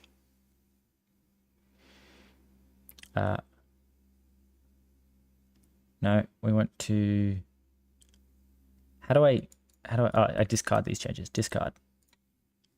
Okay, so we then reopen map so that this fucks off. Don't save. Okay, now we go up here and we say, I don't know why it's complaining about old loading not working. We save this, we go, hey, when you spawn, you're actually supposed to be just a spawn. Not a spawn local, just a spawn. Okay. And so some kind of race condition is happening and locking up the thread executor so none of the parallel threads are executing. Right, correct? Is that what's happening? Apparently so. So currently we're spawning 1.8 million cubes and we're also just in a terrible spot to be looking at them. So hilariously, they should spawn from closest to furthest to player. We need to make the player first off spawn up like, let's go like 500. I want all the blocks to be on the screen is the key point for where the player needs to be. Okay. When the player needs to be, all blocks need to be on the screen and visible, and I should probably remove my ability to, okay. And we go, what kind of FPS are we gonna get? Okay, get about 10 FPS with 1.8 million. 1.8 million cubes. So we should probably write that down somewhere. 10 FPS, 1.8 million cubes. Let's go new file, results. 10 FPS, 1.8 million voxels. This is just sort of a general baseline. Million cube voxels. Okay, so we're then going to just quickly go back to our let's just go. We got to indicate what this is. Raw. Okay, so let's go back to actually using map generation, which is gonna then like mean that we're not gonna spawn. What do you mean? How is this a Rust file now? What do you mean? Just make it. Do I have to make you like a .txt? What the fuck did I do? What the fuck? I don't know why it suddenly decided that was a Rust file. Anyway, we're gonna go up here. We're gonna see when we generate a chunk. Here we go. So we need to say let off offset equal ID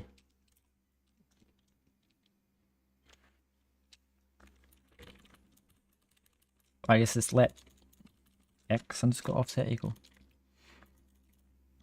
ID dot. Fuck it.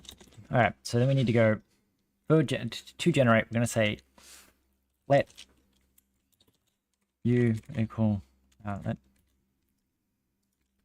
new chunk equal. Then we say chunk dot. And then we're gonna say for x y z in chunk dot no, in block chunk block getter new, right? And then we're gonna say chunk data needs to have a set function, which is gonna work very similar to its get function, or that's what we are. Okay. Fn set underscore block. So, and then just pick this set, and then it's going to be mute self xyz, and then block, which is going to be a block type. So, and you don't return anything, and then do all the bounds checks. And then you are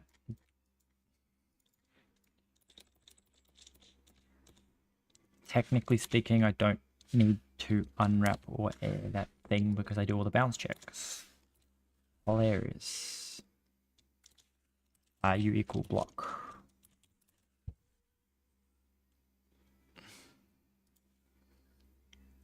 So I don't think I need to call get on this, which means I don't need to call copy or unwrapped or air. So we can just return this monstrosity like that. Because I do all the bounds checking there. I need to wrap you and say as you size. Okay. So we have that. We have this. We're going to iterate through this. We're going to go, okay, and then you need to return chunk. Like so. Then we need to say that y. Actually, where was our map code? I think I just outright deleted it, so that's useful.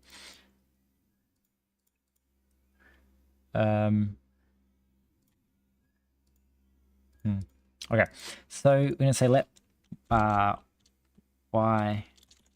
h equals and then this is going to be map descriptor dot read. I need you to be deref, please. Deref and probably deref mute, but I don't actually know 100% at this point. So we need to be like map descriptor dot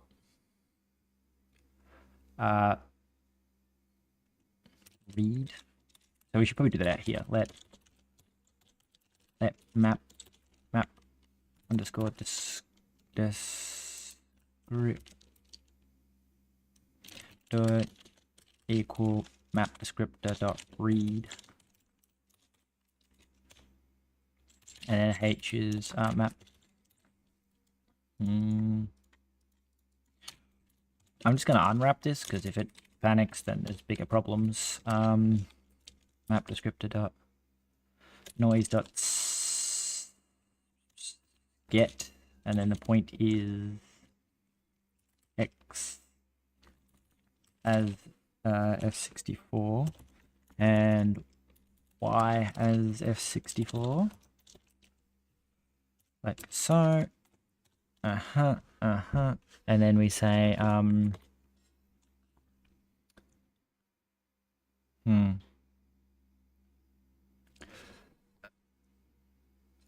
did I calculate that height before?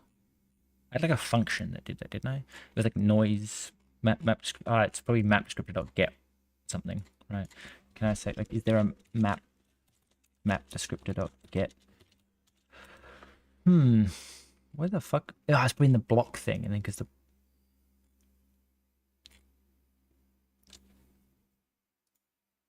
open.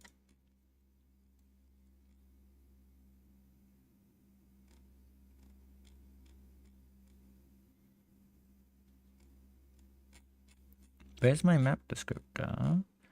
And why does it have a not got populate chunks, extract chunks, get block, set block, map descriptor?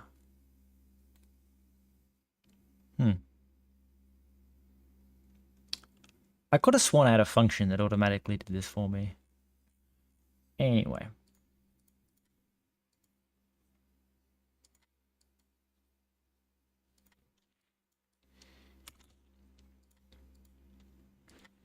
Where is our map descriptor?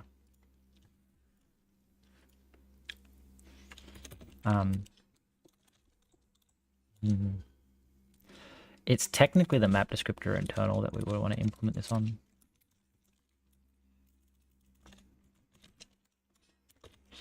Fn get height, and s will take in an x, which is an i32, and a y, which is and a z, and this is an i32, and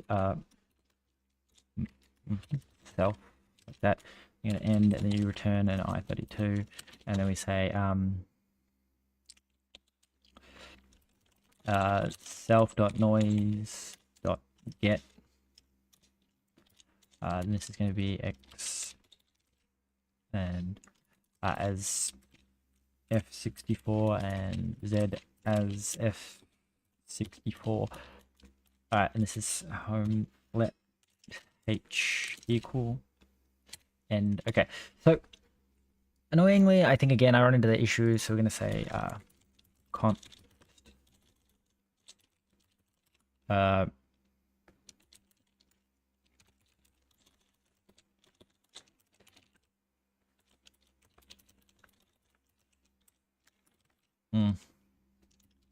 that doesn't seem right.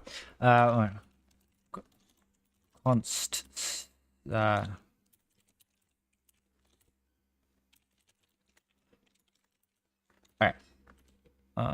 i32, and this is going to equal, I think it was 16. So you would need to be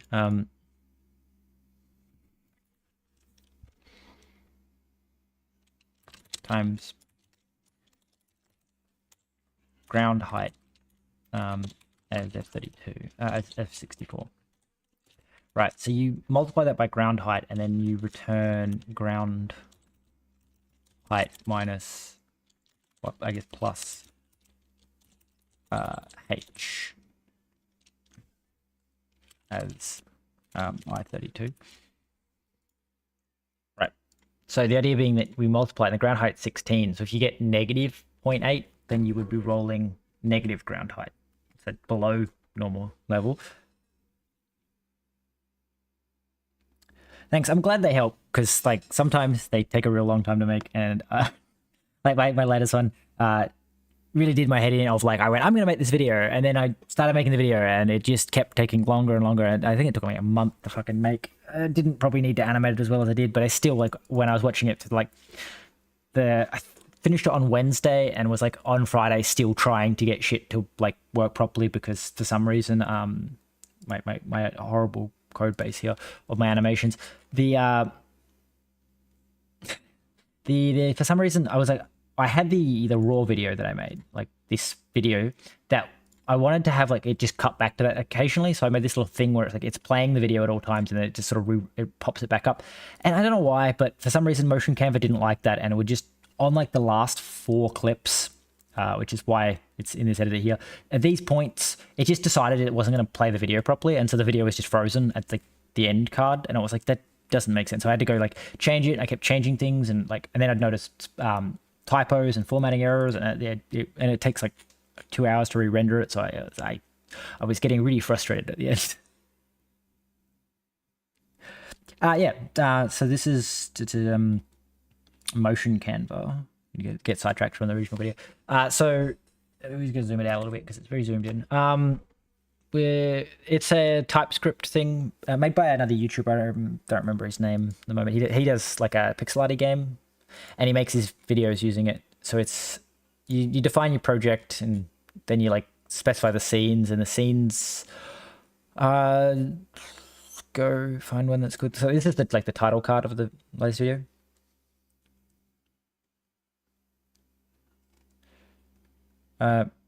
So the idea is that you like specify up the top. So in this 2D scenes, these are all the references to things that I can change later, and then I spawn into the view the Bevy thing, and then like all the text spawns in, and then it does like a so this is it generating the intro text, and then you can set these sliders. So these let me if I go to here, I can like modify these sliders, which is getting pretty long, but like the idea is that like when it plays the title card here. Welcome to Bevy Basics Remastered. So I have this slide here which indicates to. I should not have touched. Oh, God. I hate that it doesn't have a Control Z for that. And that's going to break this entire video forever now. The slide is the remastered coming in. So if I move the slide by holding Shift, so it doesn't move everything else, that it makes the remastered come in slower. Like the position of the slide is actually. There are things that this could use to improve. Like I keep accidentally moving the offset of the text, and then it's impossible to get back. Anyway, the point is like I can, and this is the bounce. So this is what's me going like I want the bounce to happen at this specific point. So it's like I actually tell it this is where the bounce is, and it changes a whole bunch of things related to that. But it mathematically works out where all the rotations are supposed to be for the text. That how the text does the texty thing. Go back. Yeah. So like how the text all comes out like that and then bounces. And the rotation of the text is all determined in code here. And then this is why I like it so much, because I think it's worth the time investment to get set up. Is up here I import all of the thumbnails in this folder, like the assets thumbnails folder, and then down here I programmatically. So I build the window. This is generating that the window that bounces this window here. So then I do all the programming, like filling this in, and then it gets to here, and then it actually loads in the text, like say that like 2 images load. That's because there are specifically 2 pictures in this folder. Go to assets, thumbs. So there's 2 pictures here. So it actually finds both those pictures and loads them. So if I add more and more pictures, it'll dynamically change the animation somewhere here. So there's a for loop somewhere. It's all horribly put together. It's console line, for line, console line. Here. So we work out the length and we go, okay, so this is the target video, which is -1, which means we haven't actually found our target yet. Then we work out how many videos are in this list. we extract the topic that the video is about. We then take the time per video is equal to 3, which is, so it takes 3 seconds to do the entire section of animation.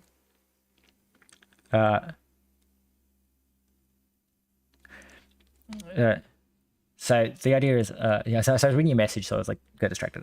The idea is the time per video is, it'll take 3 seconds for this segment, because otherwise it will wreck the timing of other shit in the video if I added more thumbnails. So the idea is we take that, we divide that by the number of videos. That's how long we can spend on each video. And then we have a loading end, which I guess is, I don't know why I've got a loading end. I wait until loading end. So I guess that must be like me speaking or something. I'm specifically going like, wait until here. And then we loop through, and then we do it in like, I think it's, yeah, so yi is less than the video length. We iterate through and we load the minimum of 12 videos or the length of the video. So if there's less than 12, it'll only load 1 page of videos. But if there's more than 12, it'll load 1 page and then load the next page. And while it's iterating through, rotation, weird, push loading rotation 0. Oh, that's the little Bevy logo here. The little Bevy logo, when it starts in, spins. So it spins, and because it immediately finds the answer, it doesn't keep spinning.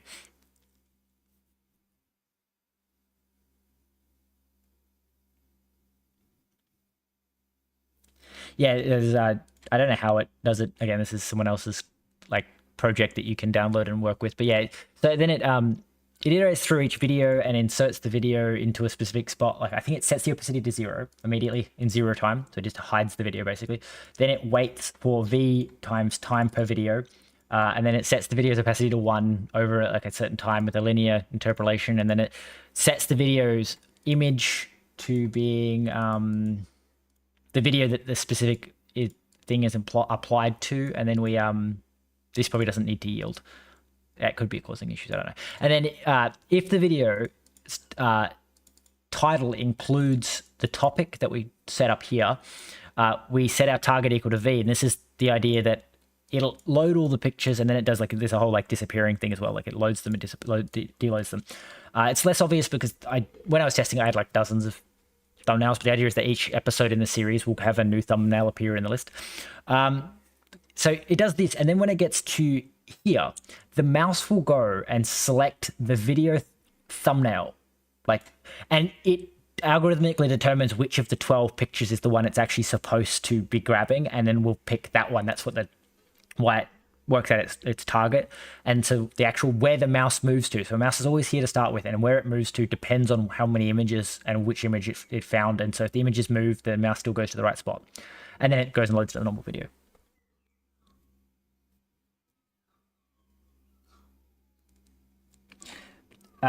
Yeah, I don't know, because the way that the animations work is if you do something like I want to like run a rotation over 1 second, I yield rotation for 1 second, and my suspicion is that yielding all of these times is going to be a frame. I suspect every yield is a frame, so that's why I'm going like the yield might cause an issue in that there may be a 1 frame lag, as in like if there's a million videos, it'll take a million frames because there's a 1 frame lag where it loads and then doesn't actually continue doing it.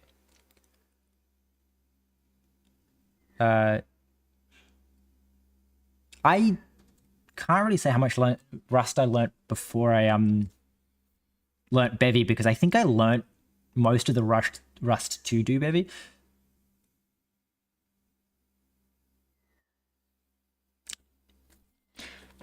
So you don't need a lot of Rust to start with Bevy, but you need a reasonable amount to get prolific with Bevy. The biggest thing with, I think, Rust and Bevy is if you're already familiar with something like C++ and something like that, you're going to need to know more Rust to start with Bevy than if you're not actually familiar with anything at all, because 90% of the people's complaints I've seen with Rust are that it's similar enough to C++ that you end up trying to do things that you would do in C++, that then Rust just says, no, you can't do that and won't compile, whereas C++ doesn't care if you do what would be considered dangerous code.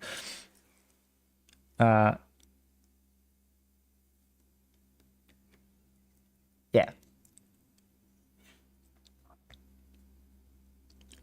Yeah, like that's my view of it as well. It's definitely, it's nicer to learn the two together because Bevy gives you a reason to learn a lot of Rust concepts, but also abstracts away a lot of the more painful points of Rust. Like people complain about lifetimes and stuff with Rust all the time, but I've never really had issues with lifetimes, and it's because I don't need to go to where lifetimes get difficult. And yeah, results and options is definitely nice as well. But yeah, so like with lifetimes, if you don't use like the certain types of code, then lifetimes are never a problem. Whereas in Bevy, like almost all of the lifetime related shit is gone. Like out of this whole thing to like generate all these voxels and everything, the only part where I'm using a lifetime, I don't even technically need it because it's not actually relevant to what I'm doing. But up here I have the chunk iterator has a lifetime to access chunk, and it's just because like that's how lifetimes are sometimes. But very rarely in Bevy do you have to touch lifetimes. So almost all of the complaints with Rust are being like, oh, lifetime, the borrow checker, it's like none of that applies because you very rarely need access to it, and almost always can just underline it's called like the generic one where it's you do like a lifetime like that. A lifetime like this is just saying like let the compiler work it out. You're like, I know there's a lifetime here, but it doesn't matter. And then like 90% of the time that's what you'll be doing.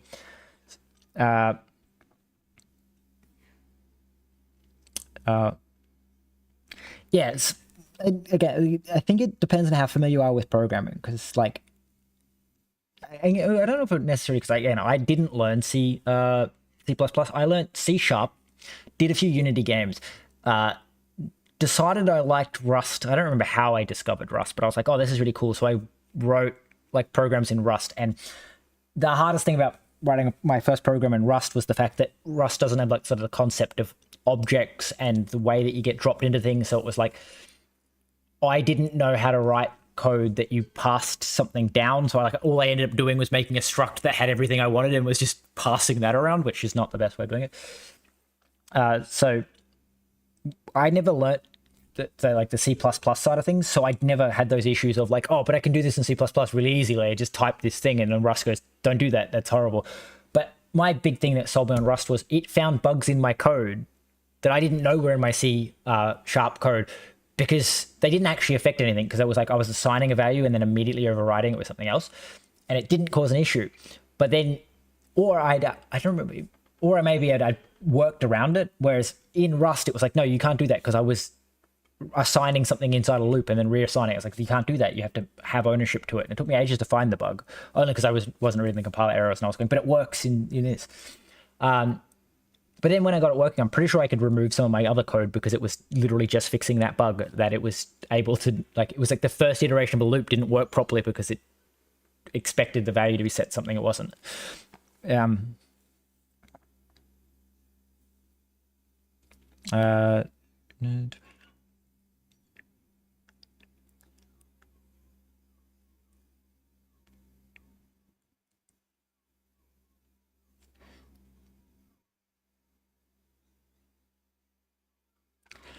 Yeah, as a total beginner, I think you're probably better off learning them both at the same time, for no real reason other than I don't know at what point you would consider yourself competent. Whereas if you start by learning Bevy and learn the Rust that you need as you go, you'll like learn the things you need to learn. Whereas if you go, oh, I want to be ready, you could spend ages learning something and then find out that it's never really relevant for Bevy, or you could spend ages going like, oh, I'm ready to learn it, and jump across and immediately find out they have concepts that you would never touch.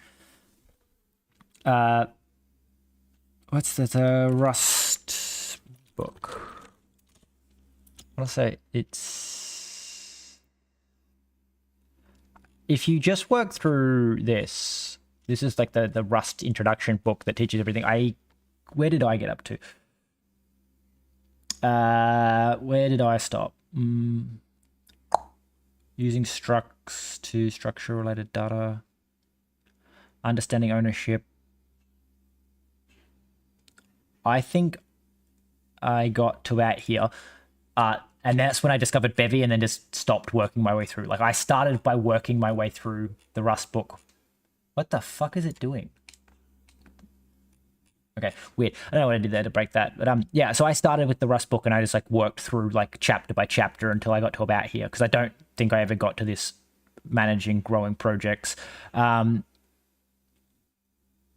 Common controls. I really should have finished this book. Yeah, like, this is a lot of stuff. Like, but if you just like work through this until you feel comfortable, or just try and make something in Bevy, and you know, reference back to something like this when you get stuck. Like, that would be my personal opinion, is just start writing a game, and when you get stuck, refer back to that.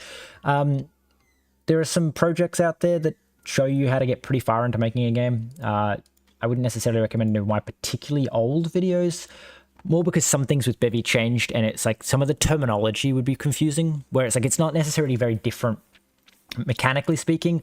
The fact that like you stopped needing to call dot system, like you used to have to call dot. I think you probably still do it. Maybe not system. Yeah, you just have to do that on everything. Like every time you pass the function, you have to call dot system, which apparently it's going to complain. Yeah, it is complaining. Okay, cool. You used to have to do that all the time, so it's like one of those, you wouldn't really notice it, except if you were copying like word for word, it would cause issues. What was I doing?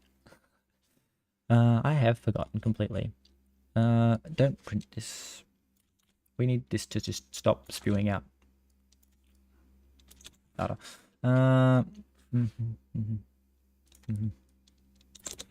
So what was I doing? I was in the generate function, wasn't I? I was generating code. Yeah, so we have our height, which is how we get.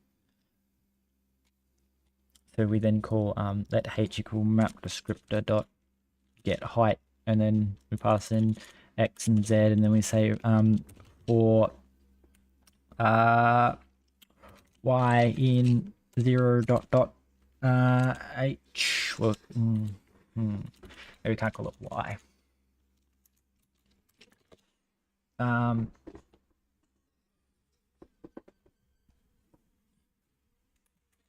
Okay. Interesting. So we need a, wait.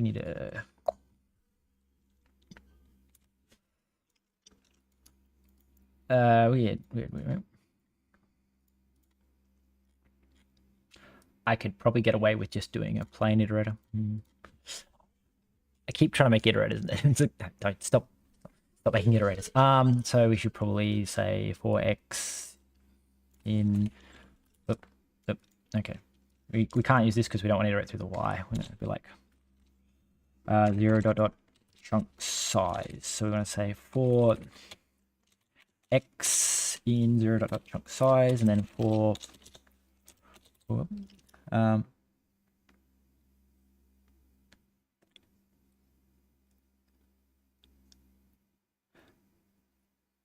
rustings. Okay, I've never heard of rustings. I don't know what that is. I kind of want to Google it, but I also feel like I got to stay on topic, or this fucking thing will never get done. Chunk size, and then we go and then we go get our height, and then for y in 0 to height. Why is this not working? Because I put 3 dots, because I'm an idiot. Okay.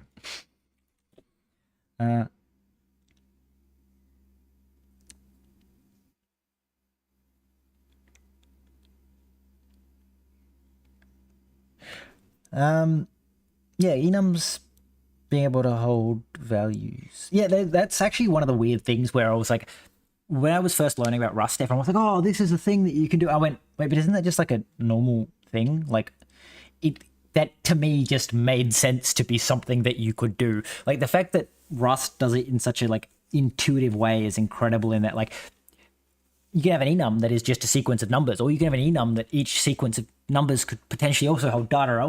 And then like, because it's not just that, you can do like the grass, and then I could say like a grass, and then be like F32, which represents like how grown the grass is, but it's only available when I'm grass.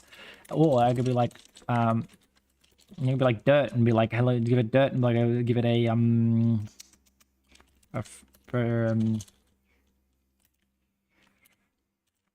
fertility, maybe, I don't know, F32, like, and then now I can access that by going to, like, the fact that like all of the stuff that you can do on a structure, you can do on an enum on an individual level. Is like, enums are just a great way to not have to name a bunch of structs.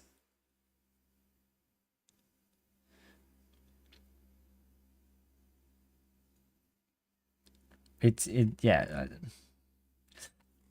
I thought it was interesting. You say like Rust's unique. Like, I know it's unique in that out of all the languages that we use, it's the only one that does it now. Like, as I've become more familiar with the concept, but again, when I was learning it, I was like, that just seems like a normal thing. But apparently, Rust takes it from a different language. I don't remember, like the one that's like a lambda symbol, like a. Let's say something like that. No, lean the other way. That way. That way. The logo looks like that. I don't remember what it's called though. Programming language icons. Maybe Haskell sounds right.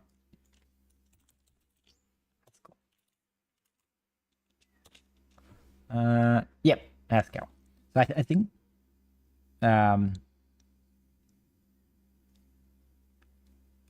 yeah, Haskell. I think it's Haskell. Like, I want to say that Haskell is like Rust. It's a functional programming language, which means that the way that Rust does enums supposedly comes from the fact that Rust is a functional language first and foremost, and they rely on the functional math side of things. And it's something like in computer science, like the actual technical level, not the where we write programs, we do computer science, but like the actual, like if you were doing research, it's like you end up with a tuple is this, like, and there's like, data 1 and then and data B. Yeah. And then it's like, but then you can represent that as you can also go like, well, now you have another tuple that's it's DB, and then actually technically I think it would be like you would go DB and then it's equivalent, and then you say DB equals this, and then you go like DB DC DE, and then you say like it's more like it's something like this. I don't remember. There's a way like you answer it is like what's something like that. Do that, and then this is equal to DA comma DCDE. It's something like, because you can construct tuples like this, is like it results in this weird like data structure concept that results in enums working the way that enums work. Is that like all the data is a unit of a unit of a unit, resulting in enums acting as enums. Or maybe that's just tuples acting as tuples, but because technically all that enum is a named tuple, and so it becomes that weird structural thing of the way they implemented it meant that they got that behavior, and it's really cool. And it is getting like beyond my ability to remember half these things, because it's fancy computer sciencey stuff where I watch lots of YouTube videos on it and I like understand the concepts on a vague level, but I cannot never re-explain them because I don't remember the terminology and the application. But anyway, so we've got to remember how this works. So if y equals h, then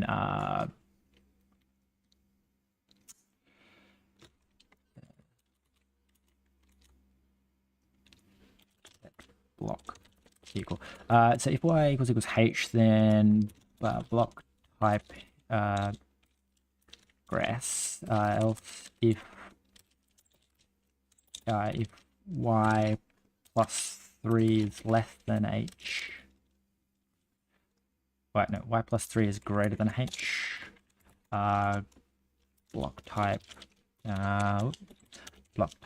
is dirt. Else block type is stone. And then we go how now, and then we say something along the lines of chunk dot set block xyz to block. That should work. And then right, we need the ID because we need to offset this, which is that we need to say that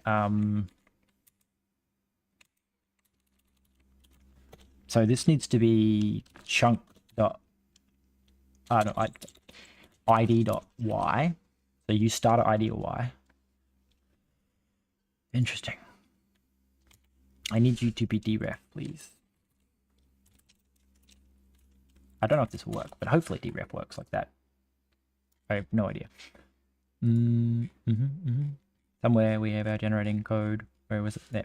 So we say id.y, and then we need to say that z is this and this and this, and then we need to say you get the height, but you're plus id.x and plus id.z.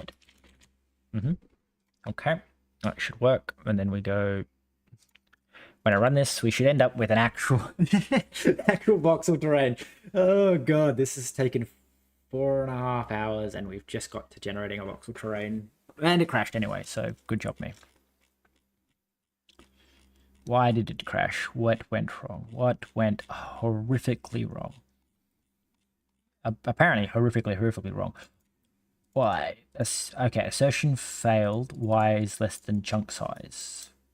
Who the fuck called set block with a y greater than chunk size? We say y. Oh. Yeah. Why? Right. So you start from for y in id dot. Okay. So I guess you're 0 dot. No, you need to start from id.y. And you need to go up to h. And then we need to say,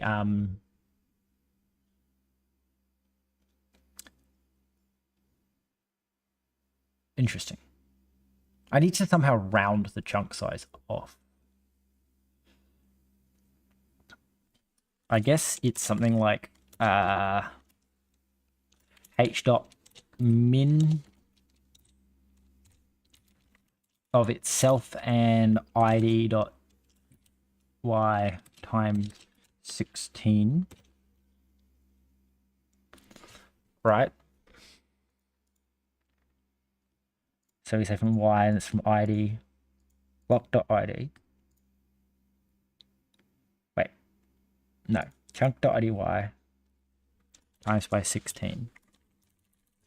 So 16 and then h.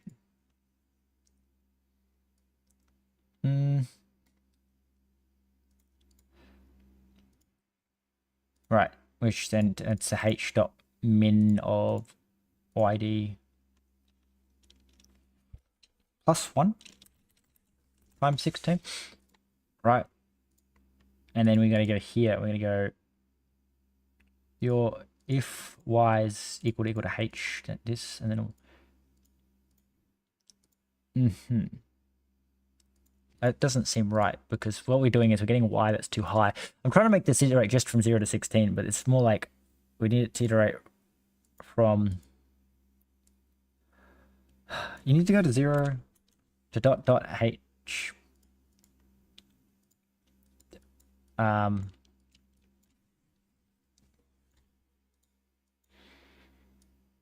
No, it definitely needs to do this. It just needs to be iterated with this range. I just need to set the y that we actually set the block to correctly, which I guess is we need to say that's equal to y minus id dot y times 16. And then for some reason we apparently need to add them together and then multiply by 16.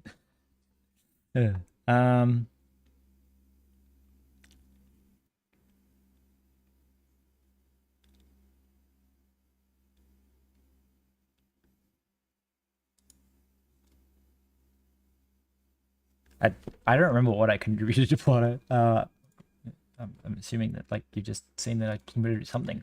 What the hell did I contribute though? I'm assuming I just fixed something. I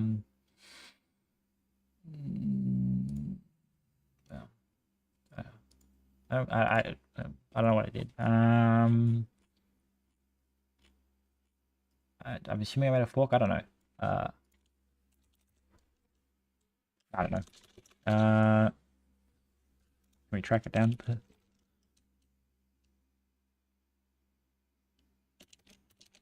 No, let's spell it right. P-O-L-O-T-O.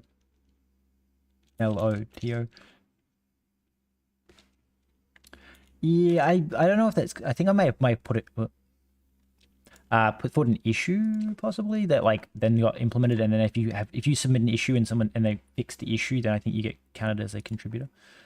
So I'm trying to track down that. Is it this one? Nope. We'll come from the outside. P-O-L-O-T-O. There we go. Rust.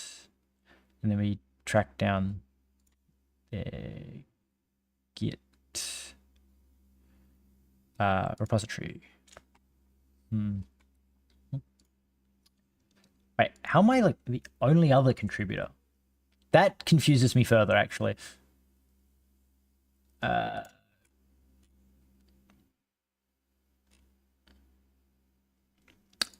know what? I legitimately have no idea what I did. I think I fixed something.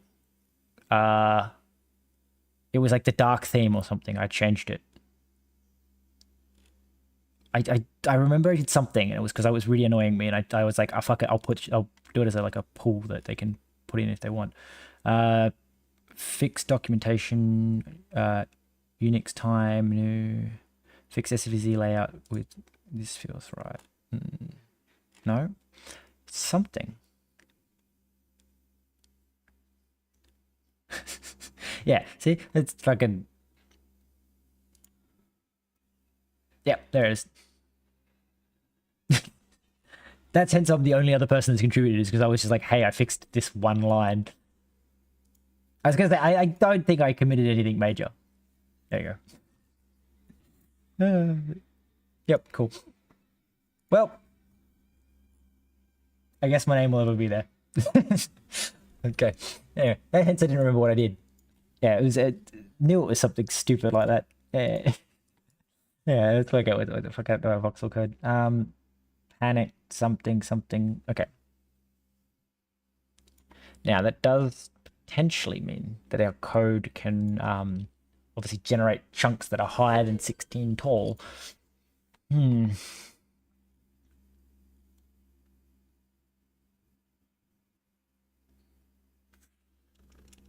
Oh god, it's too many voxels. It's too. Okay, question is, why did it still generate 1.8 million voxels? I bet you because it's still generating them even if they're air. They'll just be white because it didn't. Let's work on the populate. If it's air, fucking continue.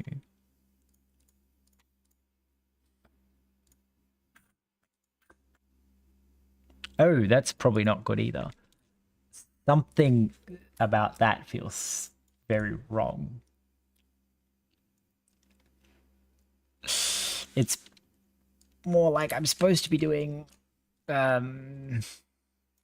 with children. No, that spawns just a singular child. Okay. This, I guess technically, this should be in here.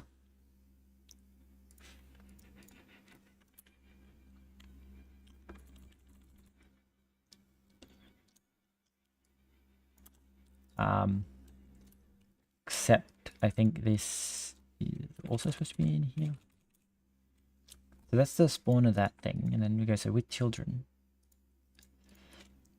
So you open that, which means you close that function.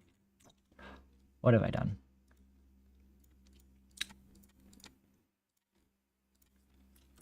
Okay, let's not fuck with this. It's okay. So for loop blue. Okay. So what we really need to do is say you need to encompass this, and you need to encompass this, and then we go, okay, so we get access to children, and then we iterate through the for loop and get the block and match the block. Now, what I'm not 100% sure on is why is it continuing?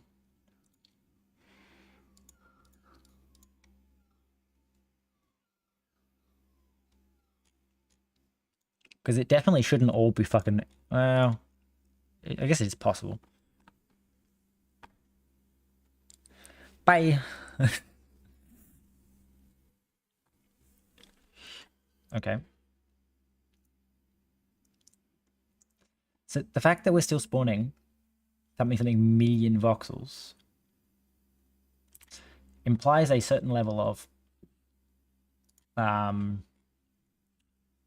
well, first off, somehow you're still... Did I not save this? Because you're still spitting out fucking debugging code. I'm 90% sure I removed that. Okay, no, I didn't. I'm really bad at removing debugging code, apparently. Okay. So, what the hell? So, first off, block type. Oh, okay. Air. Okay, that would explain it. First off, if it starts filled with air, it would help, wouldn't it? We should probably actually modify that and say fn new, which is going to just return a chunk data. Like so, just a chunk data. Okay, then we do this. We go. That's what a new chunk should look like, and then we say chunk data new, like that. Okay, and now we go back to here and we go, okay, well, apparently we removed very minimal number of, incredibly small number of voxels actually got removed, which tells me that I'm probably doing my my height code wrong, because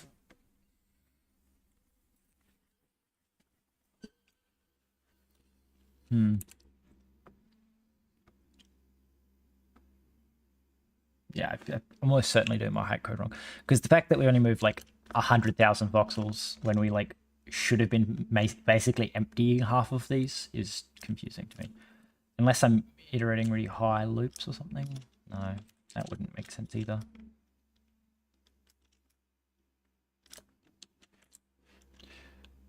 Okay, so they're almost all fucking solid, which is hilarious.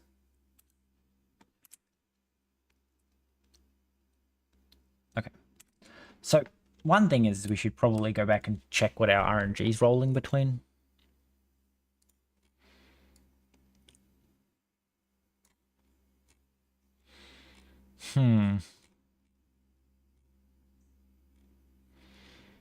Where did I hide that piece of code that I commented out that is also now no longer in the right location? You, allow dead code here, need to come back to, I think it's you.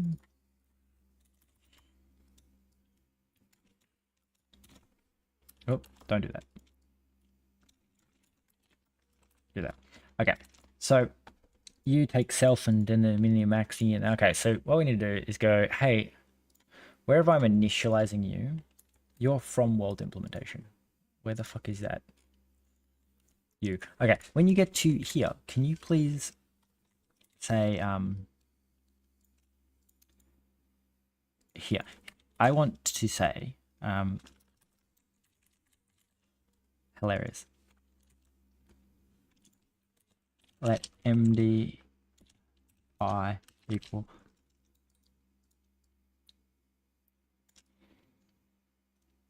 this, and then we need to remove the right number of those, and then we do this, and we go here, and we go and we go mdi, and then I just want to go, hey, can I info well, actually, I guess we just call mdi dot minmax y, and then we go, if I run this, like, I'm assuming I'm just rolling values that are like really close to 0 because my f is so low. Oh wait, yeah, my frequency is so low. No, it's rolling between -7 and 7. 0.7. So I'm doing something wrong.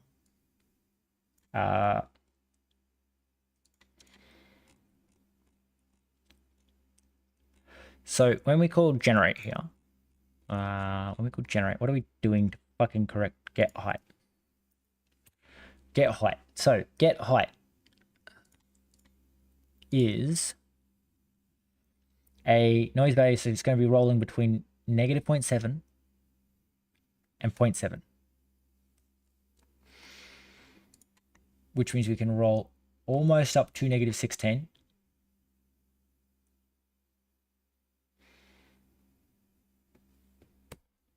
Maybe we should just change ground height to 8.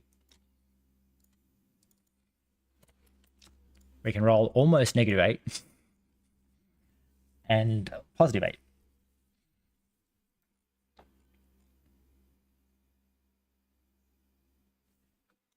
I don't know. Did that work? We have lots of...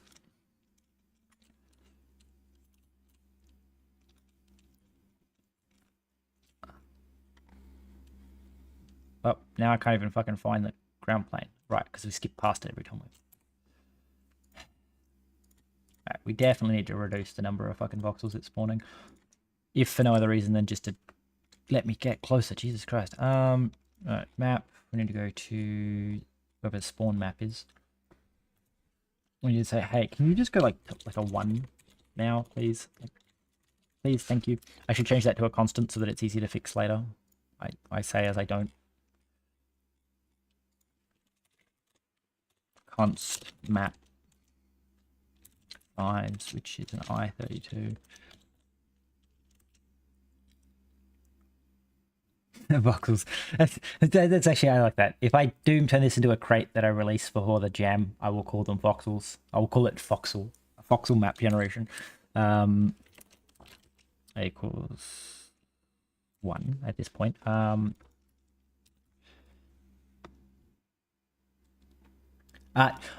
don't know what a sparse octavox tree, sparse voxel octree is. I was going to be doing shaders as this is how I'm going to optimize this and do like face culling and mesh optimization and stuff like that. But I've got super sidetracked making a map. So yeah, master of comedy. I know, like that's my favorite type of comedy too. Like I spent ages coming up with Bevy basics because I was like, oh yeah, alliteration, love that. And like just about everything you see me do will have some form of like, if 2 words sound similar, I use 2 words that sound similar. Like my brain loves those kinds of dumb, silly jokes. Interestingly, I am noticing a very, very reoccurring pattern here.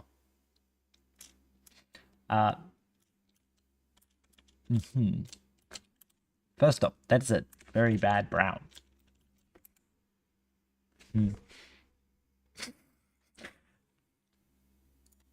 What? So first off, why is it getting a recurring pattern? Each chunk is getting exactly the same piece of information. So when we generate our chunk, what the fuck are we doing wrong? Map descriptor dot get height from x id z plus z id z.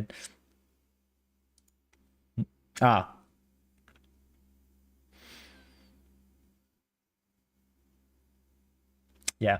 I've worked out what's wrong here. We need to say, well, it's times chunk size. We're just like adding 1, which means that because the chunks are all adjacent, it's like they're all identical chunks except they're 1 block different in whatever axes that the chunk moved in, which would explain immensely. Also, this shouldn't be 16, this is chunk size. I need to remember to keep using chunk size because if I don't use chunk size, then it'll be wrong.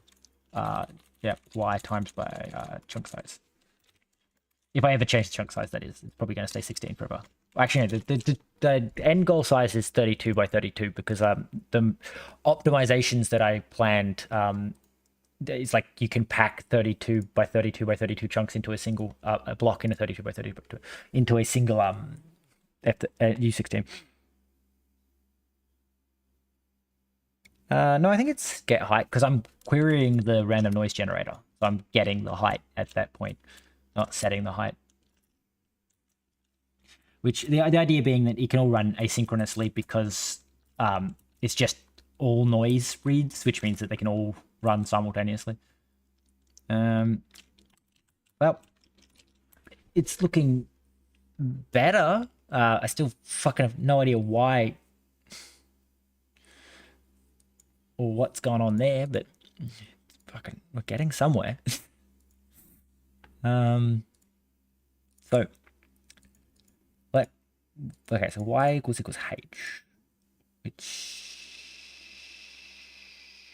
maybe.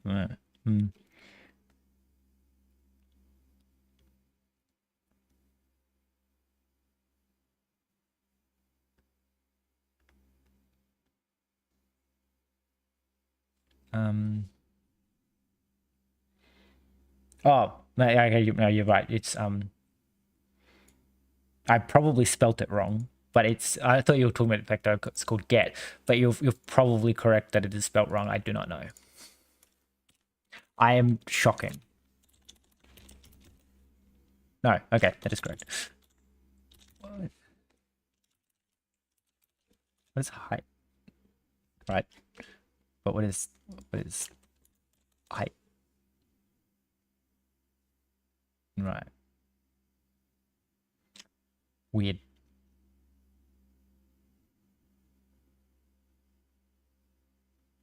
The fuck kind of word is this?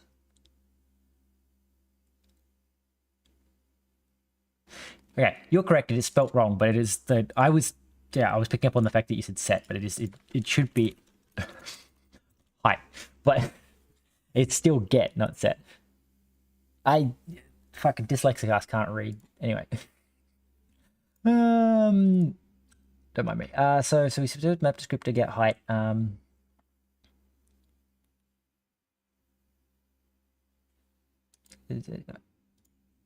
Is it I'm assuming change. Is it change all occurrences? Change. Is this say well you can right click them, change symbol. Rename symbol? Yeah. I see. I figured I know what you're talking about. If you hit F2, it also does it. Like I never knew that's what it was called because I never right click rename symbol. I just F2 and then it does the same thing. Just brings it up. What's the AI going to suggest? Calculate ground height. Okay, cool. Okay. So if y plus 3 is greater than h, then you are done. Okay. If y equals h.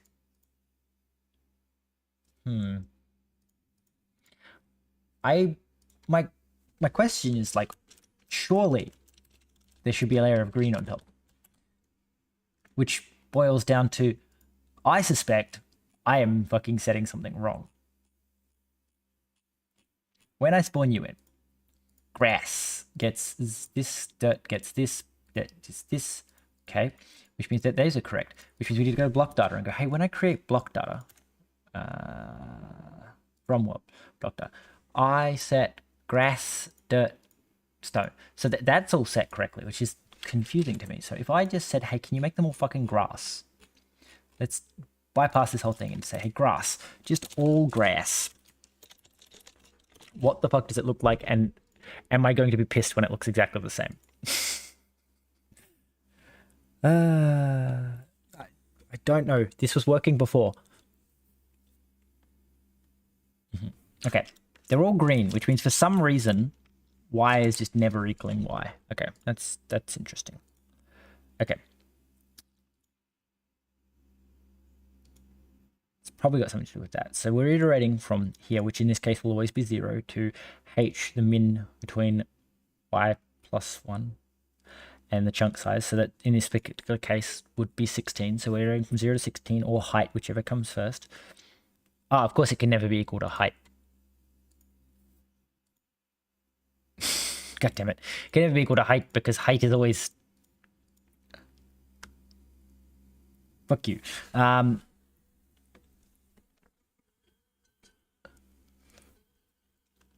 Fine.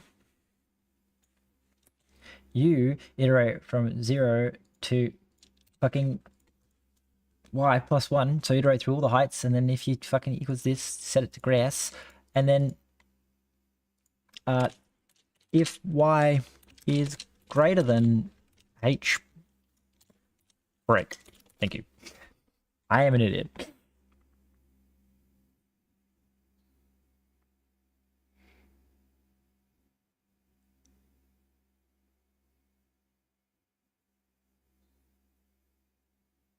But it's confusing in that the plan is to do meshing and that I got really sidetracked making a generator at the moment. I'm terrible at actually sticking to what I'm supposed to be doing.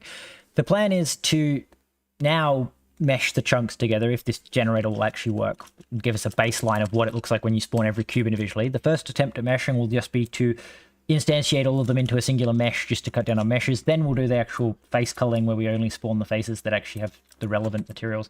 Also, I probably should have set these materials back to correctly being dirt and stone so they can actually see the lines. And then once that's done, then I'm going to try and make a shader specific thing where I'm going to have to pack the data in a particular way that then the shader will work, which is going to happen in another stream because I do not understand shaders enough to do that quickly, and it's going to take a very, very long time.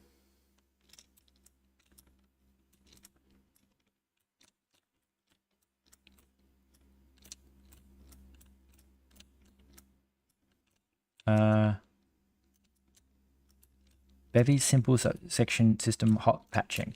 I looked at that when I saw it in the post for the Bevy jam, and I went, "That's a fucking amazing system. I want it." I didn't realize it doesn't work on Windows, but looks fucking awesome. Yeah, I have a vague idea of what the octrees are, from what I understand of them. I don't think they'll work on the type of voxels that I want to do, in the sense that, like, it's overly complicated for large voxels. They work for when you're trying to do voxels, as voxels are the individual things. There's no work on Windows. That is depressing as all shit. How do I Bevy jam? What was this? It's this one. Hot rate resistors.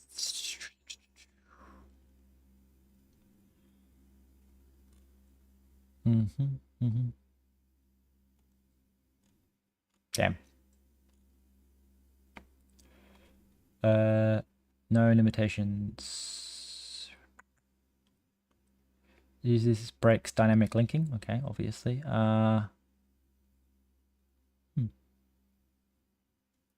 kind of cool though.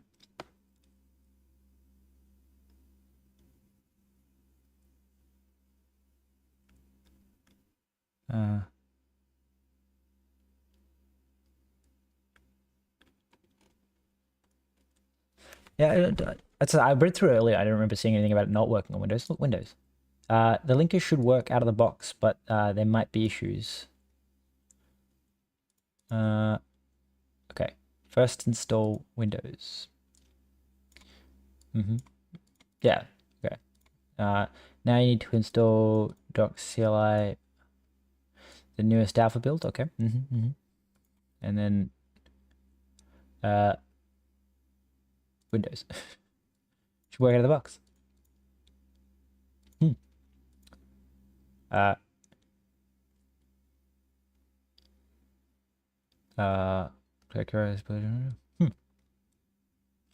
mean, I want to check it out because it actually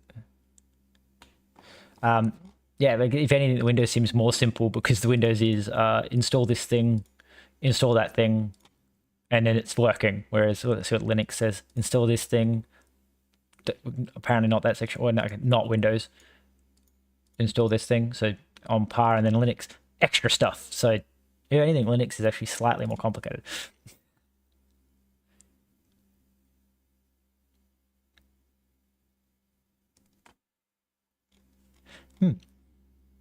I know, I definitely want to check it out because that seems like something that would help me immensely, because I'm very bad at being like, I just need to move this thing over in my piece of code that spawns it, and then like having to recompile everything because like my player is now spawning like 2 blocks to the left.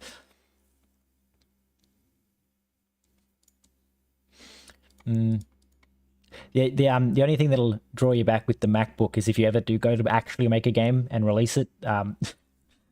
Windows is no, not Windows. Apple is not very nice to the developers trying to make a Mac game. Apparently GitHub's really helped with that because you don't actually have to have a Mac now to actually release something for Mac. Whereas for a very long time, it was like, if you wanted to build for Apple, you had to build on a Mac and it wouldn't work otherwise.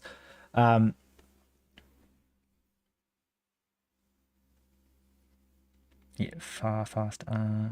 Okay, yeah. I guess with Linux, everything's about making it go faster because Linux is awesome like that. I really wish I'd managed to go over to Linux when I tried, but when I tried to go to Linux, it was not very nice. Yeah, I was trying to boot it from a thumb drive, which is probably not the smartest idea, but it just had a tendency to crash all the time, and it just wouldn't tell me why, and I had no idea. And it was like I hadn't done anything. I'd just loaded it in and gone to a desktop, and just in the time it took me to try and install any apps, it would crash and die, and I was like, I give up. But I would have loved to have learned Linux.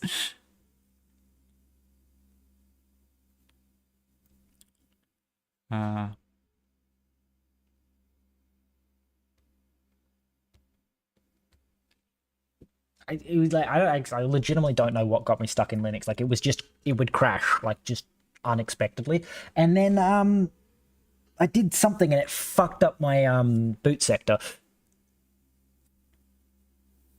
So my entire boot sector was kind of fucked, and for a while I had to launch Windows using the I don't know if it's the Linux command line thing for your BIOS, where it's like it was booting me up into something that was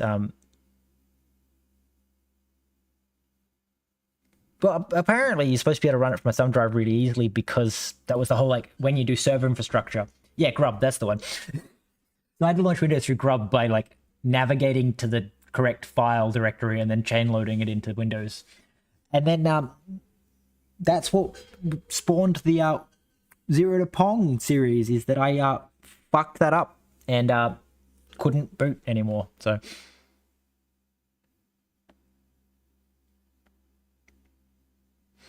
yeah, so that meant I had to rebuild my entire computer from nothing, and then I think I overwrote a hard drive when I was doing that. It was not a pleasant experience, but yeah. I'm not clever sometimes. That's for sure. That dirt is not very brown, is what I'm realizing. Anyway, we got our grass spawning. We got our train. Okay, so let's go back. Let's go back to our map thing and set our map size back up to 10. So, and then we should be able to run this and.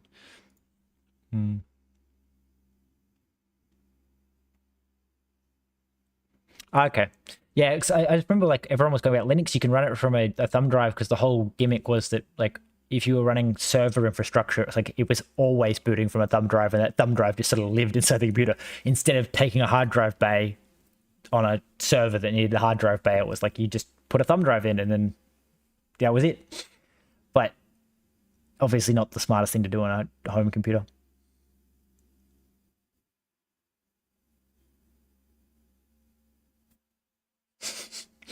Anyway, so apparently halving the number of things gives us twice the frame rate. So I mean, that's a good result. Thanks, Windows. But I guess this baby is not raw.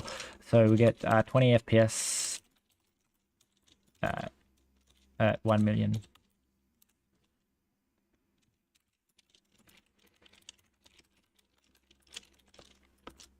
Okay. Now, let's actually do some meshing code.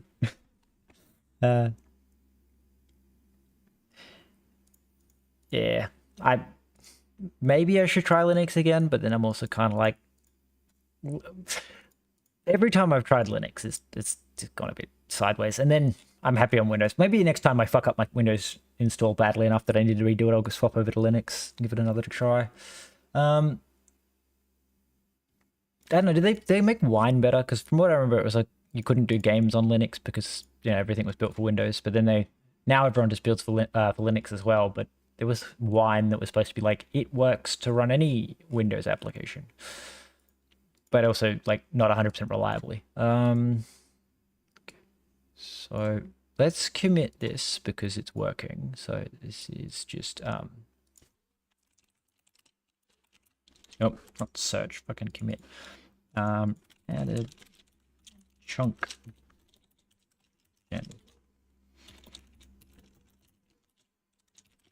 generation commit to master. Okay.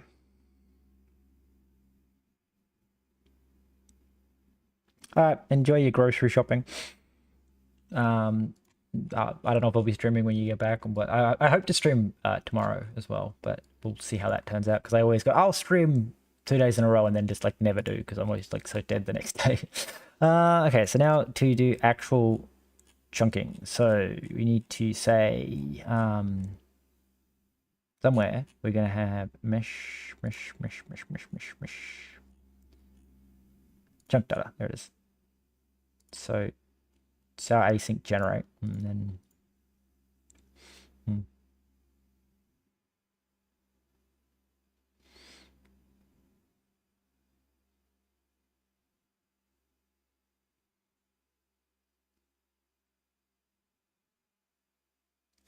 yeah, actually, good point. Because I haven't looked at it since the Steam Deck came out, and everyone's been going like the Steam Deck took it leaps and bounds forward. Not just because the Steam Deck actually made any major differences, more just it gave people an incentive to compile games for Linux.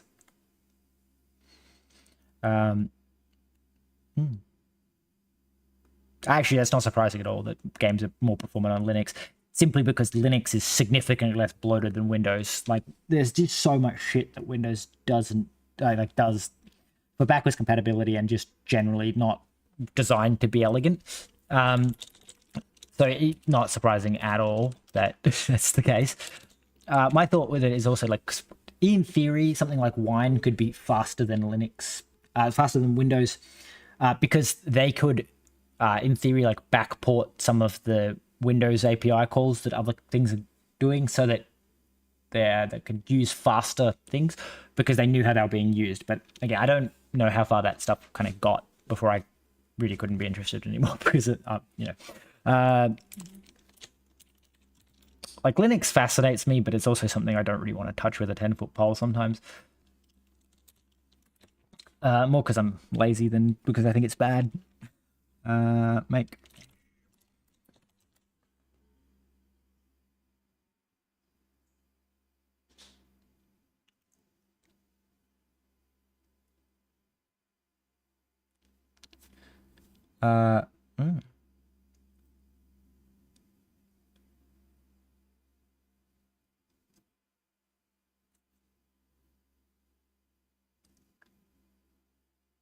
All right, so they actually did do a lot of it because, from my understanding, like a lot of the issues with the Linux stuff was purely just developers didn't compile it for Linux, because a lot of like anything we made with Unity, anything made with Bevy, anything made with Unreal can just be compiled for Linux. So it was like a lot of games weren't on Linux, not because they couldn't be on Linux, but because they just didn't compile for Linux. Mish.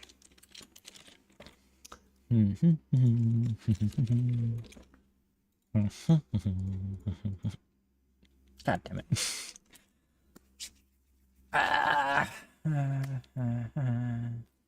We're gonna have to fucking come up with dumb movies now. Okay, so we've got to over GIMP, and then we're gonna go no, and we want to be like, I don't know, like 6, about 32. 32. And then just zoom in. Let me just go. I'm gonna do like a green. I'm gonna go here. I'm gonna go. Can I make this green?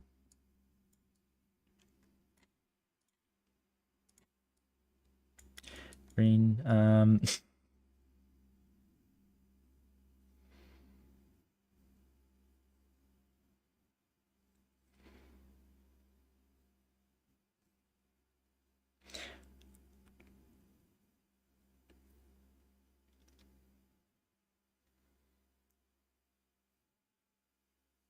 Wow. Okay, that's cool. Like, technology has come a long way. I don't know. Maybe I'll check it out. Maybe at some point I'll buy myself a Steam Deck. Unlikely, but possible. I can each be like brown.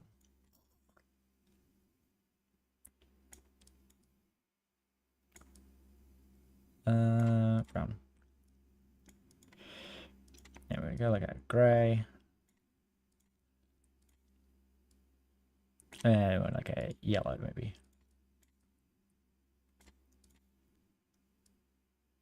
Okay, then we're gonna file export as YouTube project voxel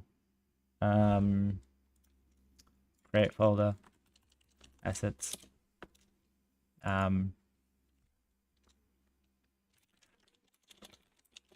colors PNG. Okay. If runs analytics with people sharing stats to fix. Okay. Yeah. I'll check that out later in my own time. I don't need to look on more stuff on the stream. I get distracted enough as it is. Oh, terrible. Okay. So we committed that, yes. Okay, so the only changes is that we added the texture. Okay, so making mesh will do thing. To do make mesh. Then when we spawn in this, instead of doing this, it's instead we're going to be like entity dot insert. So this is the populate chunk, which is then instead of doing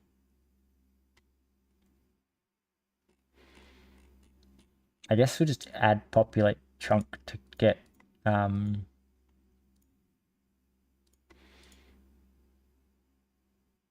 okay, we'll populate and we're going to call that mesh. And then we're just going to go we're going to want block data as well. Oh, we got the block descriptor. There you go. Here we're going to say block descriptor dot insert mesh 3D mesh and mesh materials 3D and that would be like block descriptor dot material,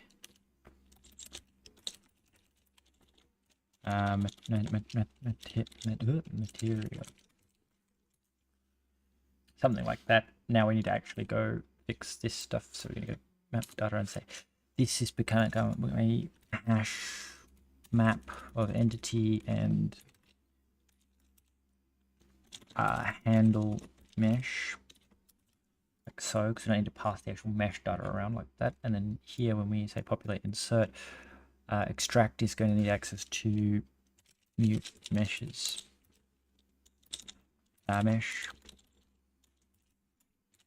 assets.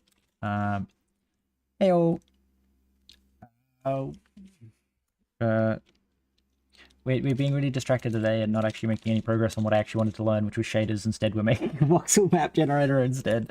I kind of had this idea in my head of being like, oh, I'll do assets. I'll do the shaders to make voxels render fast. And then I went, oh, but what I should do is like go through the steps of making voxels faster. One, partly educational. Two, like it's about learning how to do voxel stuff so that when I do the jam, I have like a reference piece of material to be like, this is how I do voxels. So we need to go. And it's got a bit sideways because I've ended up making a map generator, like a voxel map thing with chunking as the thing, because instead of actually like the shader stuff that I wanted to do. Hopefully it'll all work out in that I'll get to the shaders eventually, but maybe not today is what's annoying me. So we're gonna loaded chunk gives us the right. Okay, so extract mesh chunk data. Yeah, the sidetrack is extremely strong. I've got so incredibly sidetracked. Okay. Interesting. So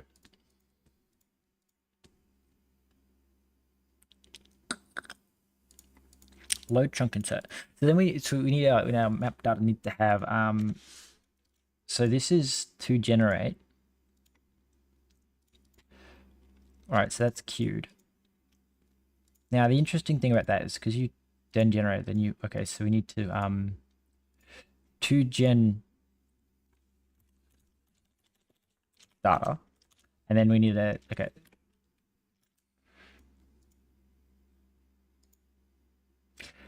Yeah, I think because we're probably going to this.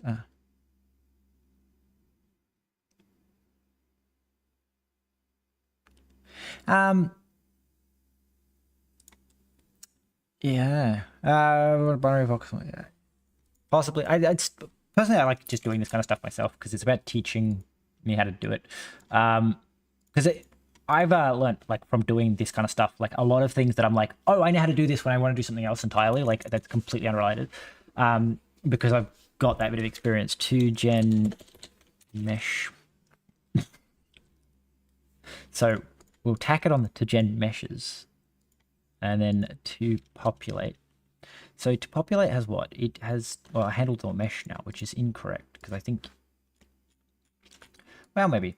I think to populate is actually adding it to the world, which means that we can get away with going, when I start generating chunk, I guess loading number is this, okay. So we need a, I'm gonna track that fucker down. F2. Okay, so this is not loading, it's generating.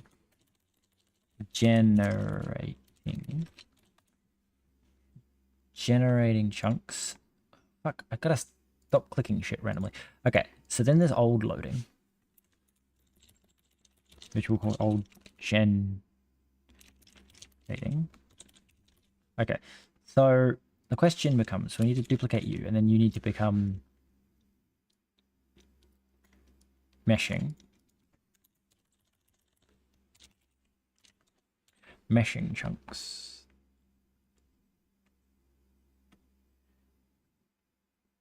Not something you come up with.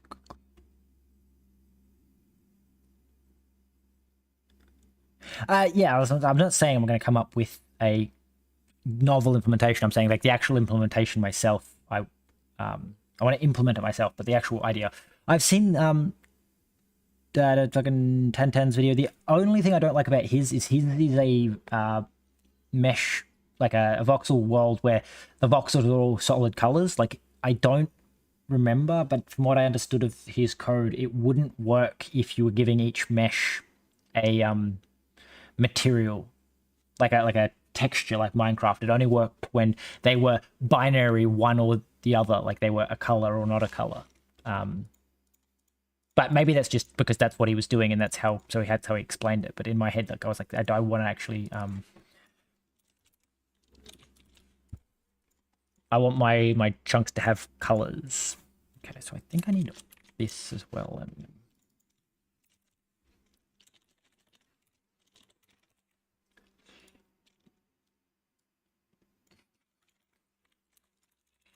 Meshing. Okay. So then to populate again becomes that thing. So we need to track it down. So we're going to start generating chunks. So we're going to say this. So we don't want to necessarily return. So it's like we're going to say if to generate does not equal 0. Okay.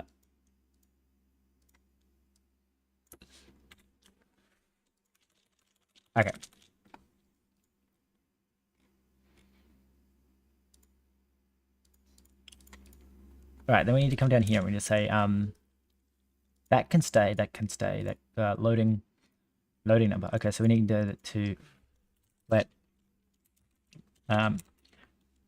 meshing num equals map meshing chunks dot len.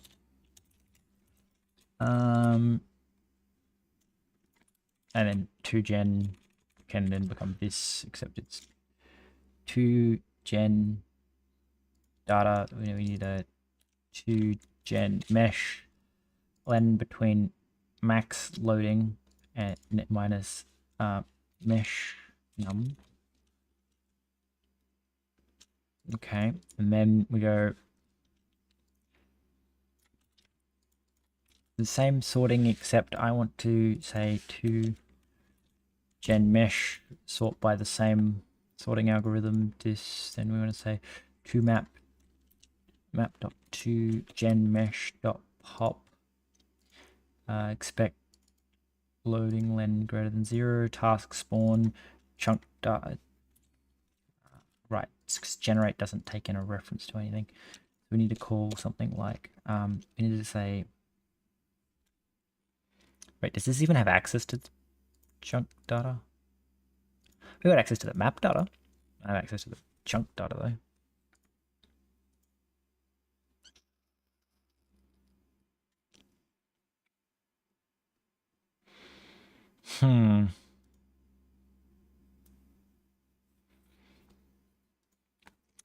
Okay. Annoyingly, I think I need to make you an arc. Like the map, not the map data, the chunk.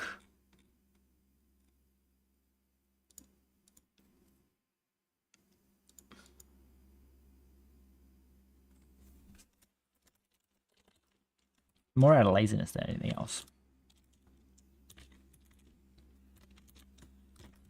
Because that can make you... Wait, that's not how you do that. That's how you do that. And then we just say arc, new, like that. And I don't think anything else changes because arc will just let me access it. Maybe not. Wait, can you not access? Oh, arcs can't be accessed immutably. God damn it. And it can't be a read-write log. Still going to become very difficult all of a sudden. I need you to maintain access to your data while I call generate on you.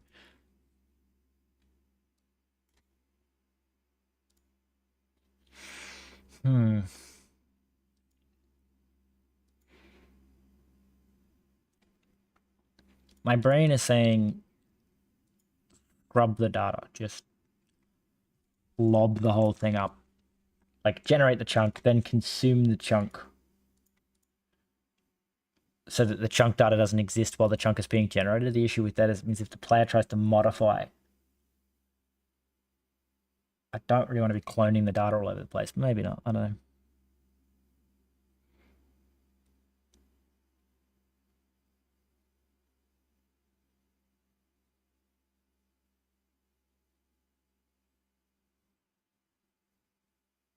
Okay, yeah, good point.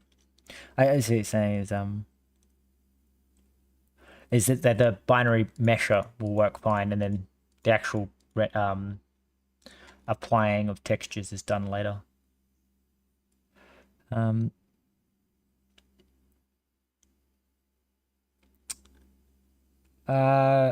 theory, like it still does need to know what block it is, because if it's going to apply a UV, it still needs to know what UVs to map. I just trying to work this out. So how do I get you to be able to generate without so I could just consume all of the chunks data. I think the easiest way is just going to be to take ownership of the chunks data, because I don't think there's a way. So we just need to say like chunk. Well, so is it just well, you don't have access to the map data anyway, so we said like, okay, so we need to go, hey, pop this off. Then we need to say like let some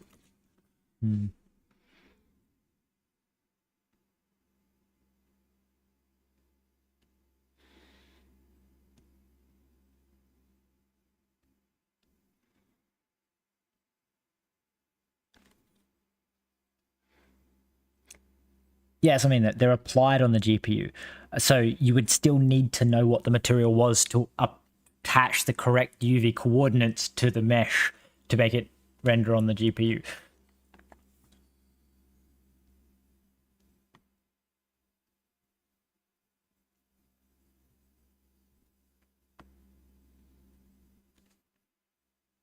Yeah, it's because I've done this stuff before. Like it's like if you're doing a single color, it's really easy. But as soon as you want to do textures, you need to UV map everything, and it becomes difficult again. Because you need to know what the block was to UV map it properly. but there's definitely ways around it. We'll get there eventually. My thought is just going to be I sent a video, and if you go onto the Discord, I linked a video, this video here. This person did like an optimization that made the game like a voxel game run really, really fast, and it's those optimizations are the ones I want to implement, where it's not necessarily about the meshing itself, it's about rendering at an optimized level. And then from there you can work out other stuff. I'm just my brain's going to sleep as I try to work out what I'm going to do.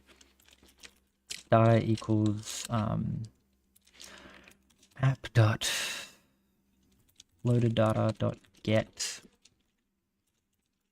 next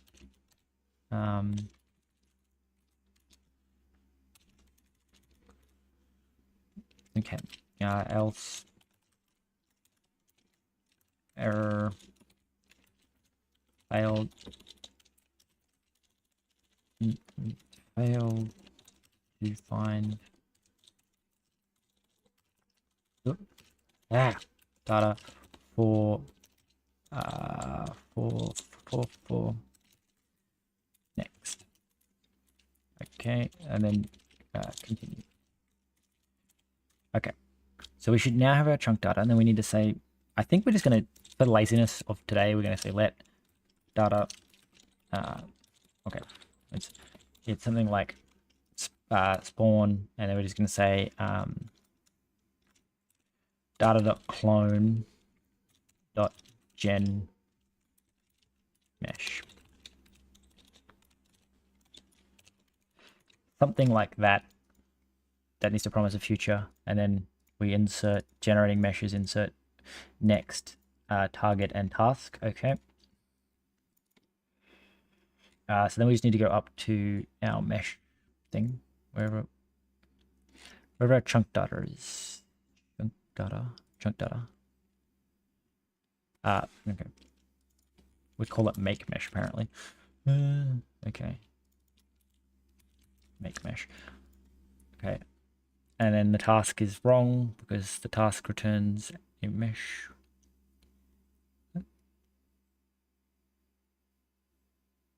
Chunk data. Okay.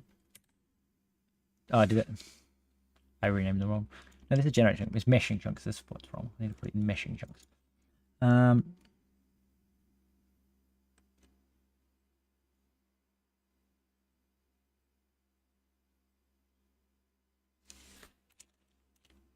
Meshing chunks. I can have a look. I don't know what's there that you want me to look at.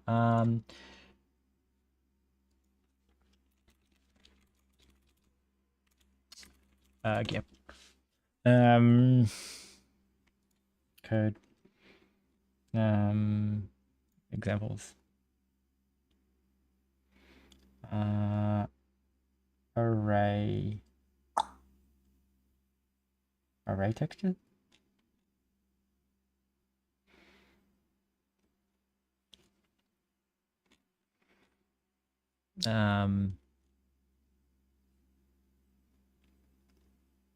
Is it 2D? I'm going to 3D. I don't know what an array texture is.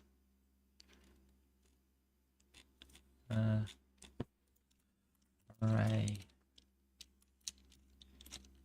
texture.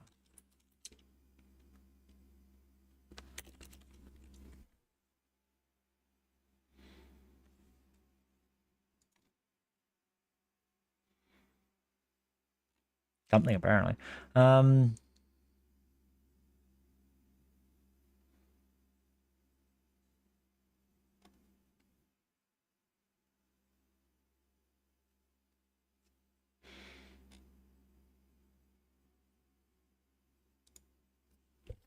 I can't find the example. Yeah, I gotta keep working on this, otherwise I'm gonna get so distracted. My brain has already decided it's had enough. Port noticed traits, it's mesh. Okay, so what are you having? Borrowed, escaped.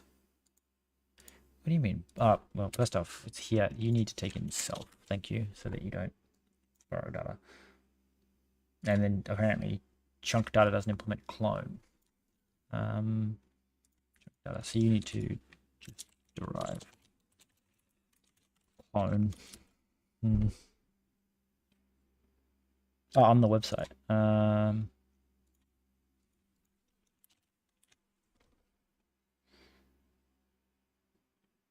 Examples. What do you want? Array texture.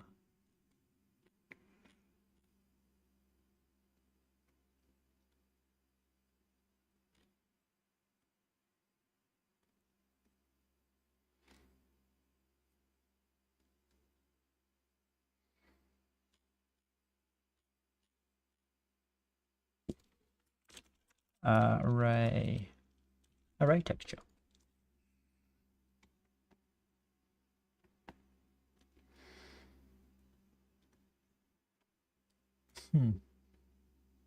Okay.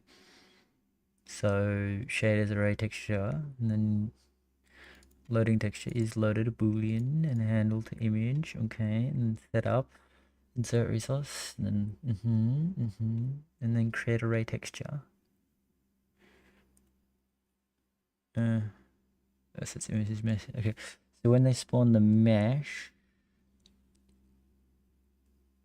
where's that mesh handle? Where's that coming from? Mesh handle. Okay, spawn some cubes using an array texture.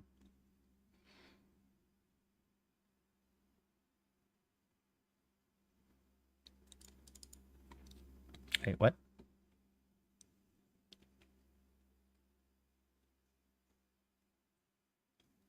Creates a new array texture set with the loaded texture.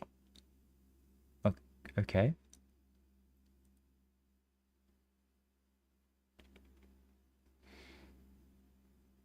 Interesting.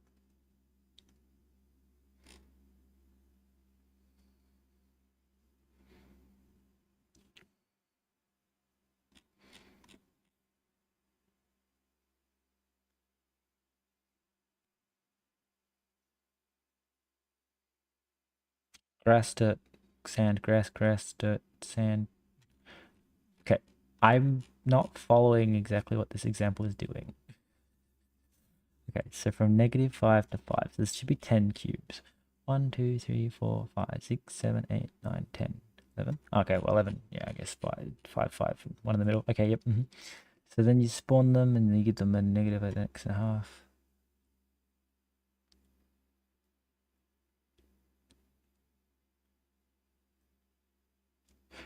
It seems useful. I'm just not entirely sure how they're assigning what color a cube is, because when they do it, they just like set a cube.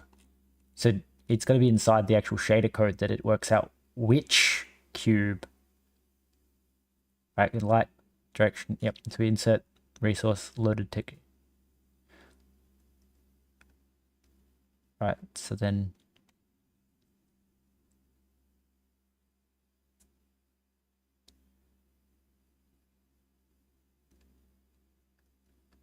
That's what's throwing me, is the fact that, like,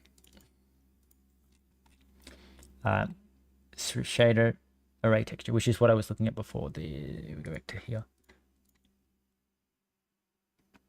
Yeah, array texture. Yeah. So somewhere in here, it's somehow working out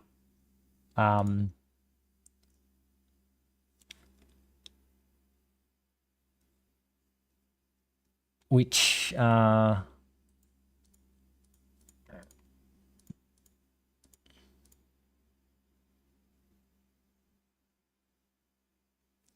if define vertex color, double-sided fragment. Well,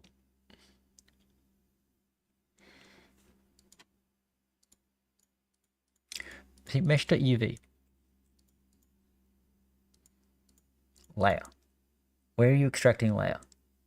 Mesh position .x modulate 3.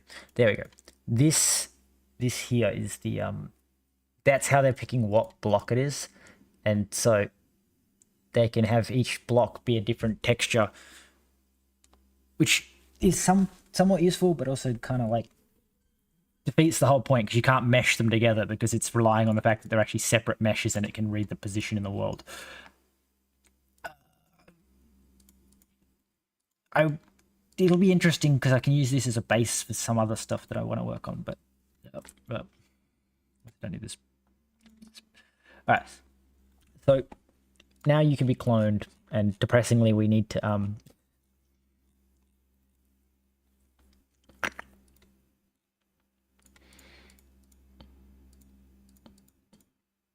okay, so insert this. Since we just clone it, it should be fine.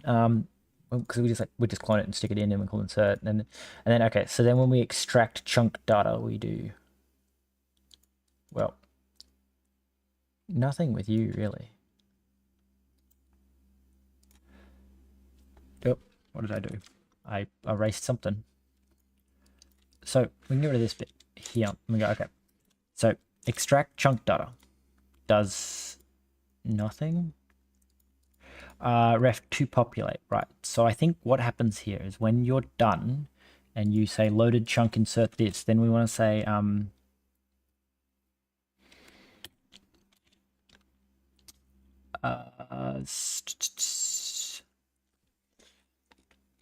we want to go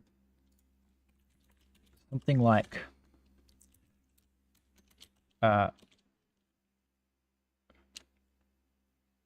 that's pretty weird that it's done that. Ref mute to gen mesh, and I think we then go to gen mesh dot insert ID, and then somewhere we've got this entity here, value like that. In theory, I think I could actually do the whole extract. I could extract and start the next step in one go, but if I extract chunk data to gen insert entity, right? So then we want to go, when we say populate chunk, that'll do its own thing. So we need to extract chunk data.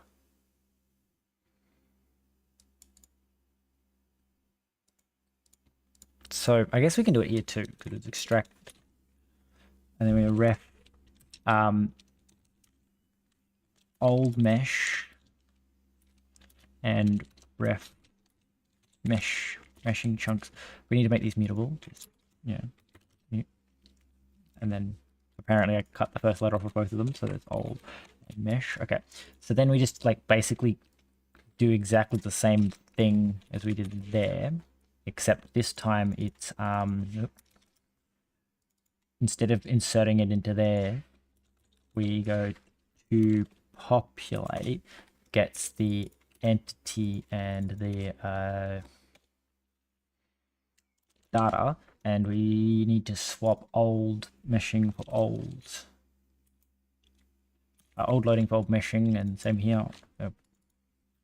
Old loading and old meshing. Oh, no, old. Old meshing and meshing. Chunks, and then old. No, meshing chunks insert. Okay, so then that should do that, and then this becomes a mesh. Right, and you need to be a handle, which we go mute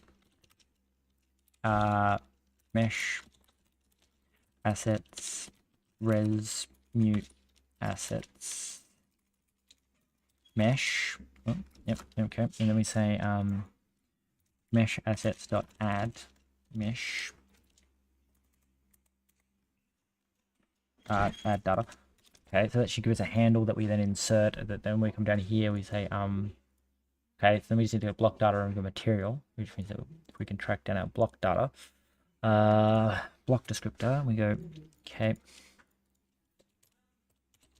insert mat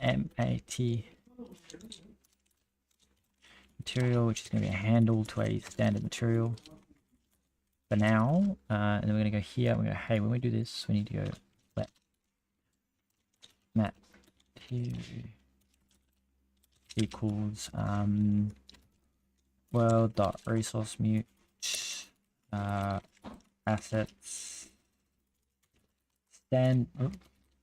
then do material dot add standard material base color. Wait, what? No. What? Let's set server equal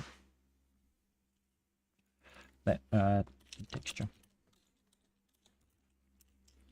equal and is world dot resource asset server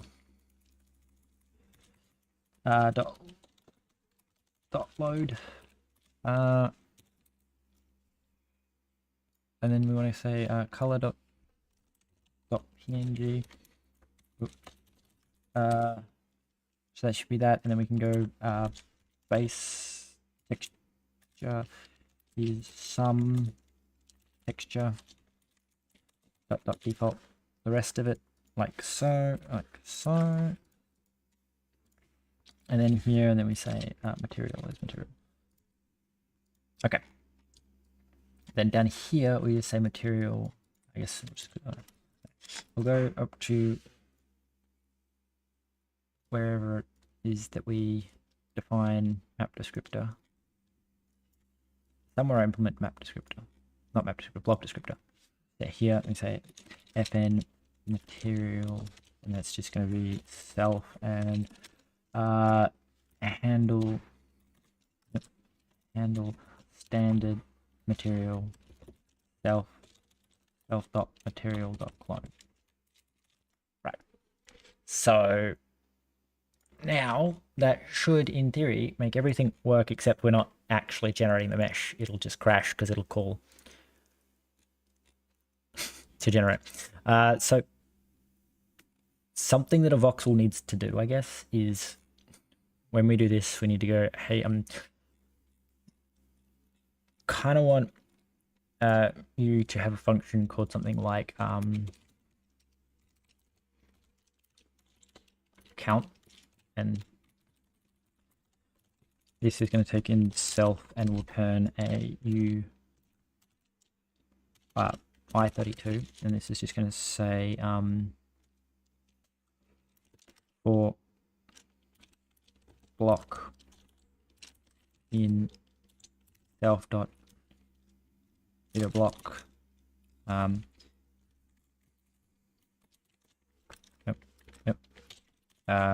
let mute r equals 0 if block does not equal block type a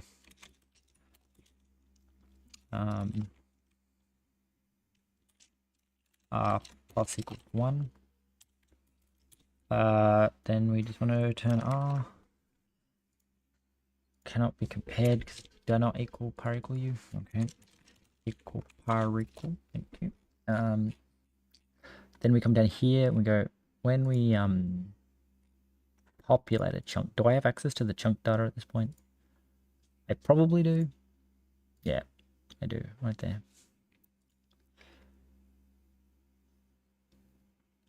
I grabbed the chunk data. Okay, so I'm going to say voxel count dot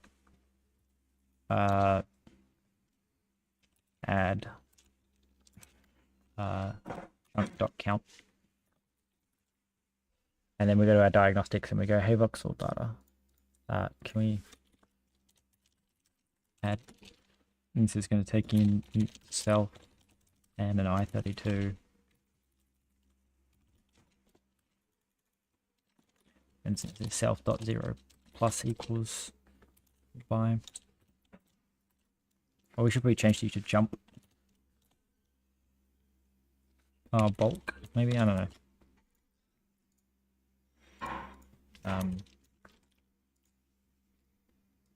Okay, U32 then? No, now we call it add because it's a solid. And then it means we need to change count to return a U32.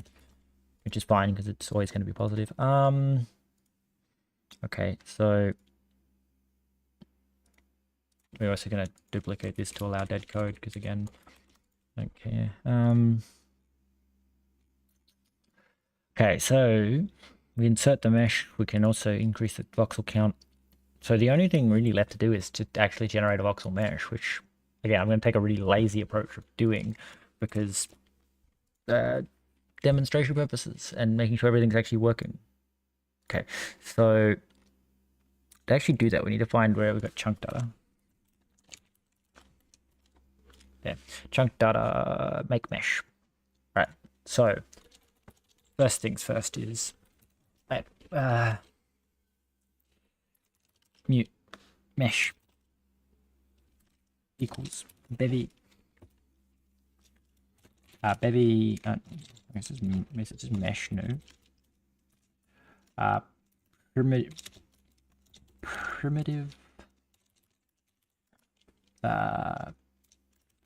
topology, it's going to be a triangle list, and render asset usage is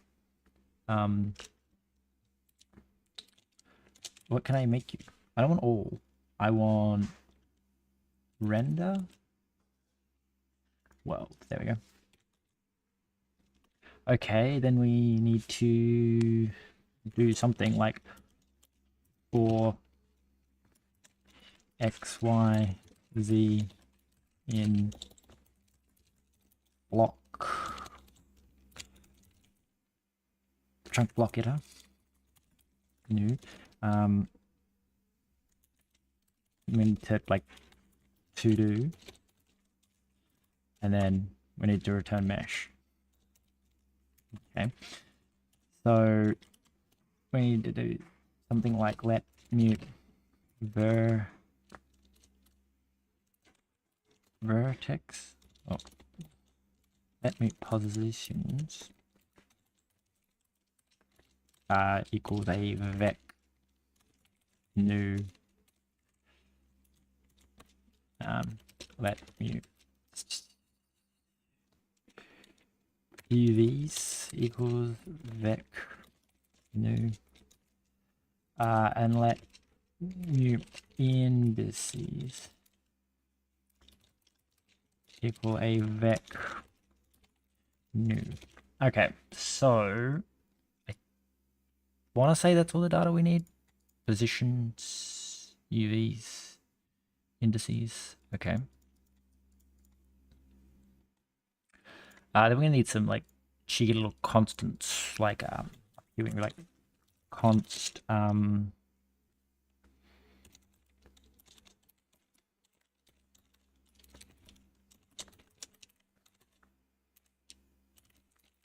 positions, and it's gonna be like an array of length 8 of f32 by 3 by 8, and then we're going to say we need to equal a specific value to do for now. Then we need UVs. Actually, UVs I'll probably calculate because they're going to be much easier to calculate on their own. Maybe. I don't know. UVs and then indices, which is then going to be an array of U32s that is going to be, to draw all the way 1 to 3, 6, 6 per face, 6 times 8. 6 times 8 is 48. 48. Okay. And then, so what we need to do is go something along the lines of 0, 0, 0. We need 8 of these. So that's 6, 7, 8. Right. So this is bottom left X, Y, Z. So it would be left, bottom, front, back.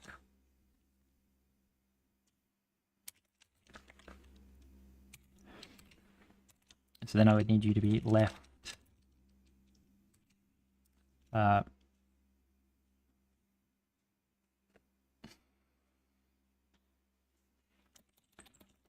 guess right,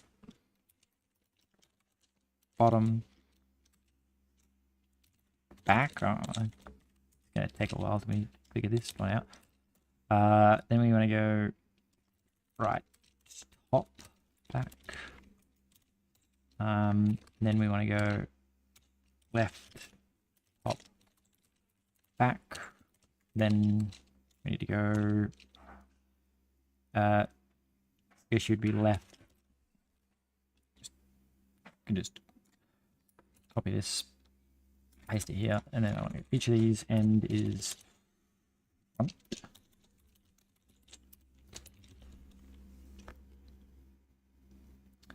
Okay, then we're going to go here. We know each of these is a 1 now.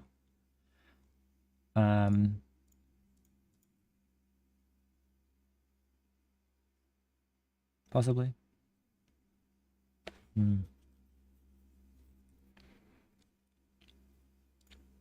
Interesting. Okay, then so left means right.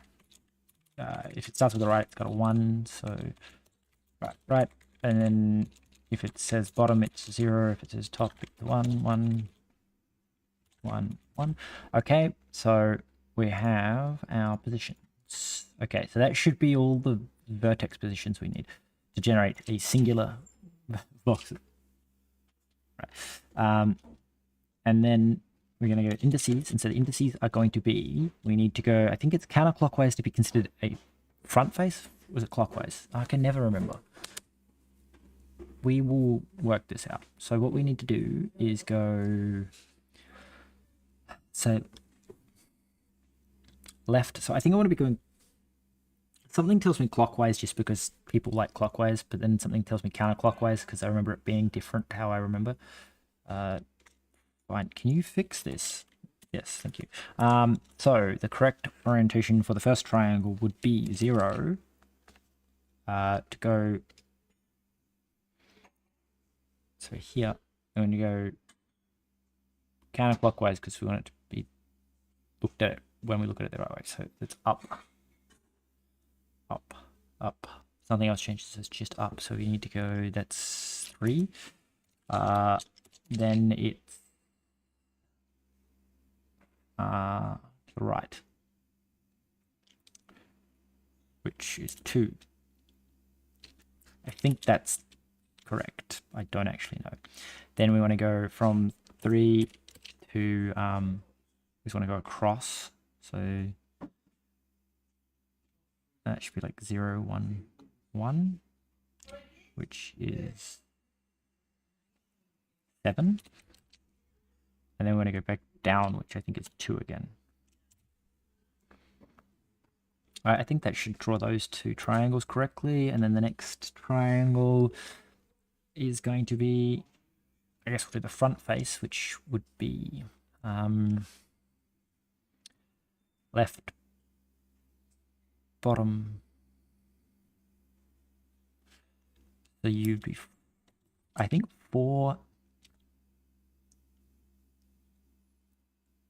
Okay, no, you definitely shouldn't be 7. 7 is too high of a number for you. 7, what is 7? 7 is, so you should be 0, 0, 1 maybe? So that would make you 5. No, there's no 1. Definitely no 1. Changing.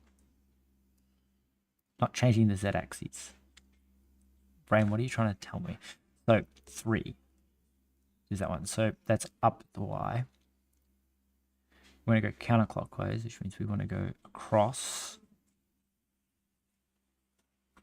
So it's 1, 1. Okay, so that would be 2. 3. No, 2. And then down, which would be 0, 0, 1, 0, 0. Okay, I think that's correct. Which means that then if it's 4, then it would probably be 7, 6. I'm just guessing off memory here. And then it would be 7.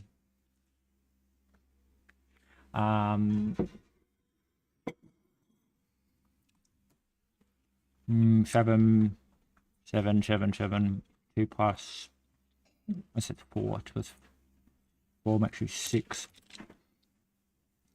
And then that would make you 5. Now we'll double check that. So 4 is this one. So it's left, bottom, front. Which means I think they actually need to invert the direction because we want it to be the other side. So left, bottom, front.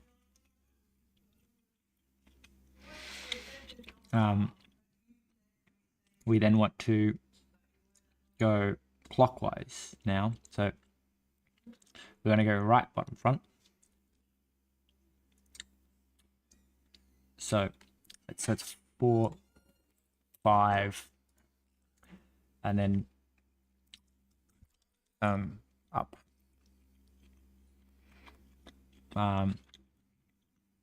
So we want right, top, front, which is 6. Yep, and we're going to go. So 6. Clockwise of 6 would be left, top, front, left, top, front. So 6. It should be like 6, 7, which would probably mean that you are 5. But we go from that one. We want to go down then, which would be downward subtract. So it's 0, 0, 1, which is in fact it's 4. Okay, so it's 4, 4, 6, 7. Those two are in order but reversed. This one is, yep, okay, skipped one. I think that's correct then.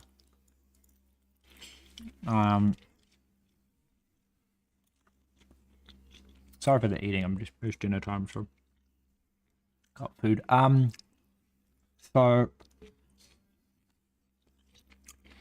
now look from the top. So we want to start at the back top left, which is 3.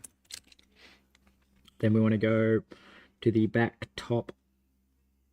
How am I going clockwise? Looking now, going clockwise. Yep. So I want to go to back top right. Top right, top back, right, top back is 2. And then we want to go to left, left top front, left top front, which is 7. Should put the numbers next to them. 0, 1, 2, 3, 4, 5, 6, and 7. Okay, I think that's correct. And then the next triangle on that one would be going from, let's just go with 7. Start the set spot 7, and then we want to go to that one, which is the second one of the other one, which is 2. They should all have that pattern. So 3, 2, 7, 7, 2,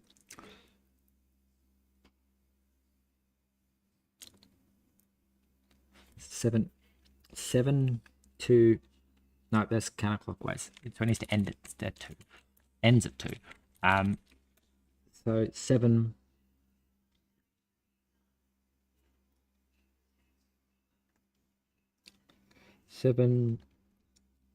Okay, so we need top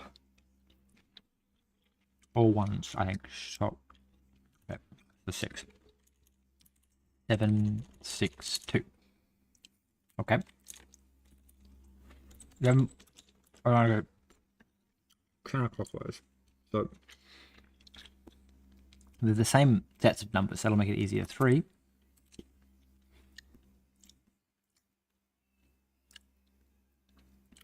So it'll be 3, 7.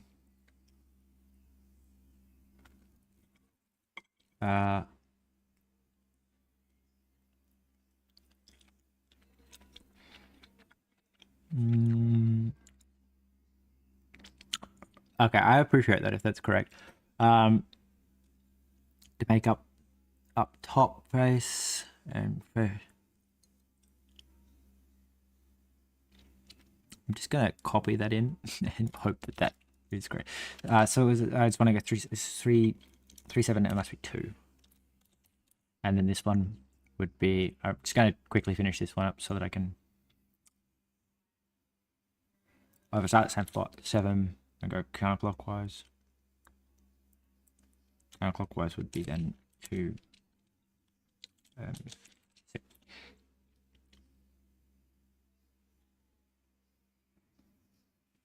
Macro quad yet? No. Okay, let's just paste this in and go tweak the formatting so that it's correct and go.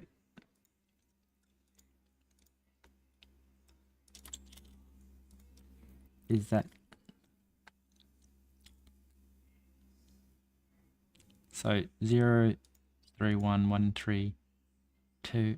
Okay, so apparently I got something wrong then. I'm gonna trust your numbers because I feel like you copied them from somewhere and I'm trying to math mine out, doing my head in. Apparently I didn't copy all the numbers. I am just terrible at selecting things apparently. Copy. Dip. And dip.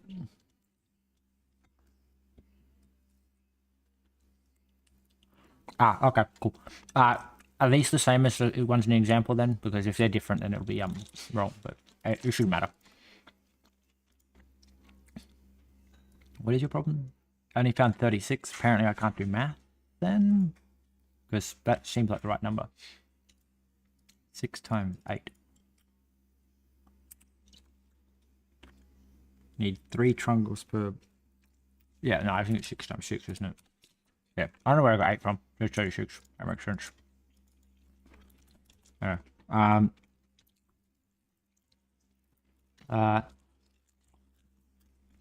We'll see if it works. I trust you. We'll just randomly generate. So we'll comment this out and we'll just generate the position correctly. So I'm just going to say positions equals dot extend from slice. Well, it's from position. Mesh. No, chunk data. Chunk data. Position. And then we need to go indices dot extend with indices like so, and then UVs dot extend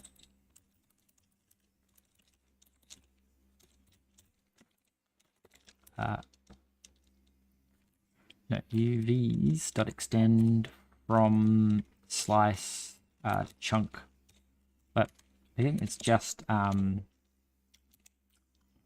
want to say like, what did I make 16 calculator? Do we want to go something like 1 divided by 16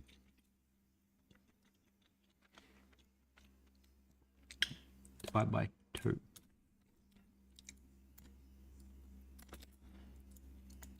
You are going to be something like that, comma that, comma, what do we want? 36 of them. Wait, no, there's only 8 of them. At least 6 vertices, 8 vertices, okay. And then we say something along the lines of mesh dot insert attribute mesh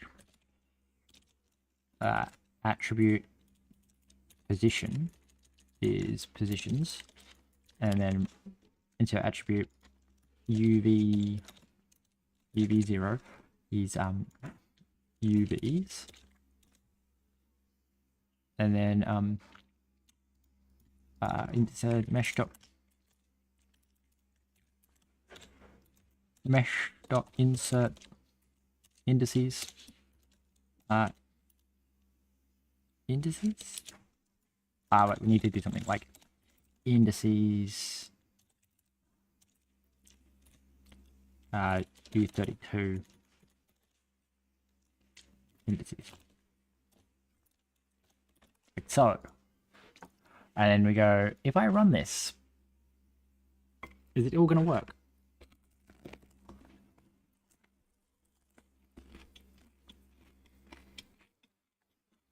No, path not found.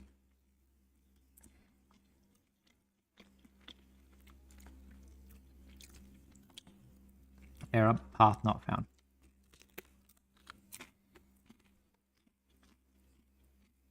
Oh, it's because colors.png.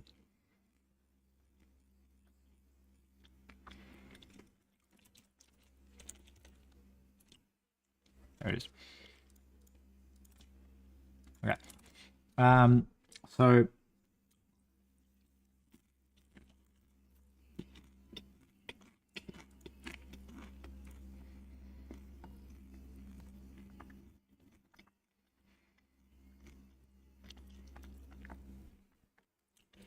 okay.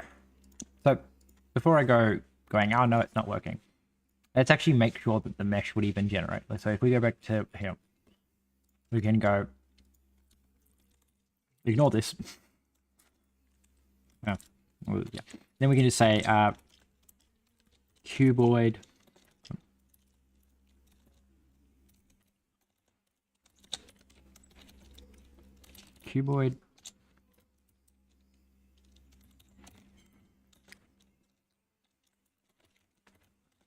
we'll just go with sphere because I can spell that slightly easier.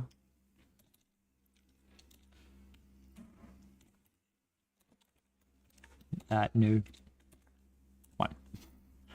Okay. Dot into. Thank you. Alright. So now when I run this, it should just spawn spheres instead of trying to render my mesh.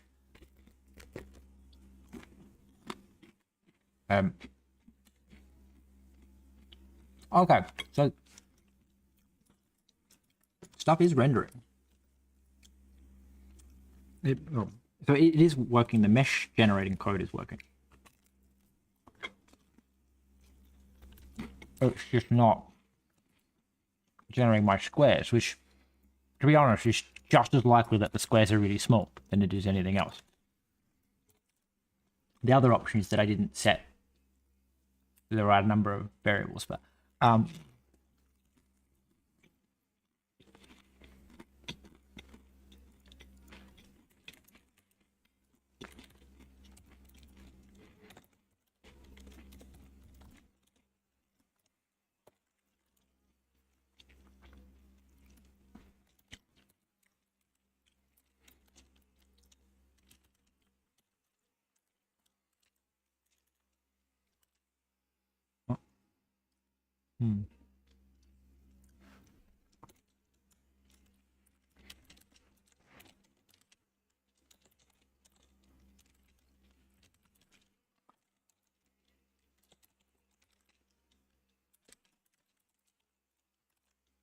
okay.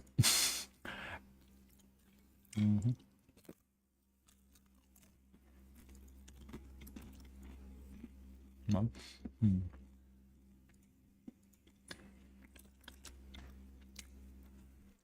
Okay, what is your problem?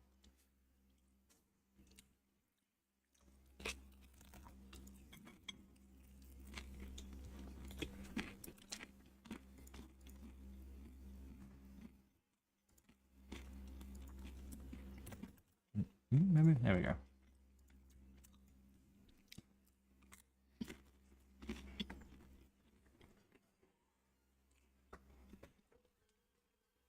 Okay. Oh look, I made them bigger. Now, there's something definitely wrong with them because they only are rendering one side, which means that I've probably got my orientation of my cubes the wrong way.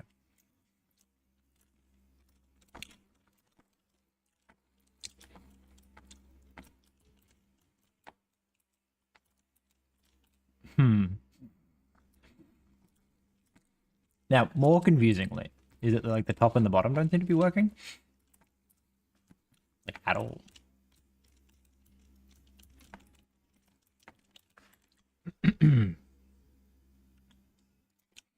Okay. So, if I just said, let's flip the top and the bottom around. So we're going to go wherever the hell we were. Somewhere. We have a list of positions. There we go. So, what I've learnt is that our front and back are the wrong way around. So these are 0, these are 1. Okay.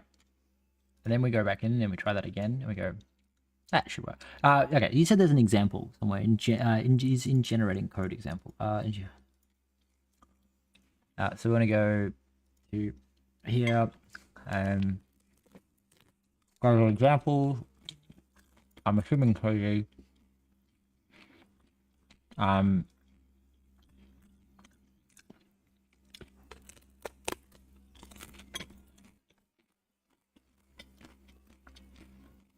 Yeah, in custom mesh. Okay.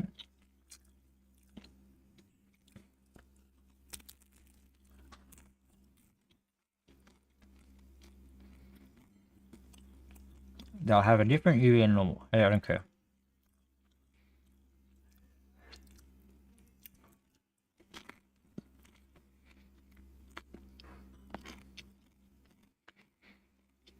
So, top face. Which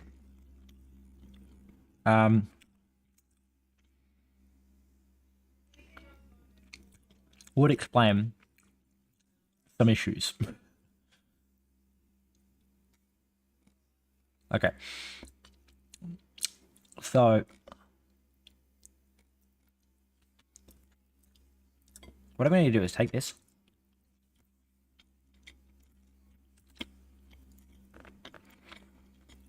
Wrong code. Yep.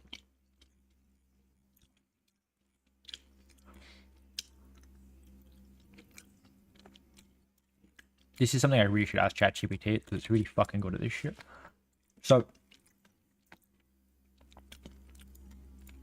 the top face.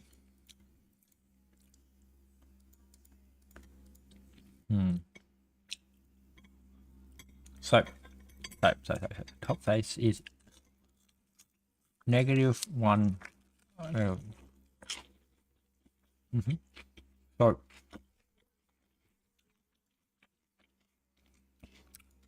that's that one. You know what? Fuck it. Let's ask ChatGPT. Let's do this off here because okay, cool. Can you generate me a list of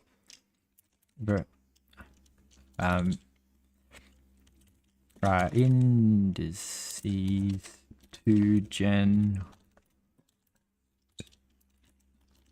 a cube using the vertex positions.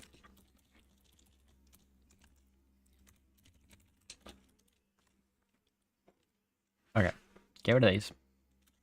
They're not that helpful.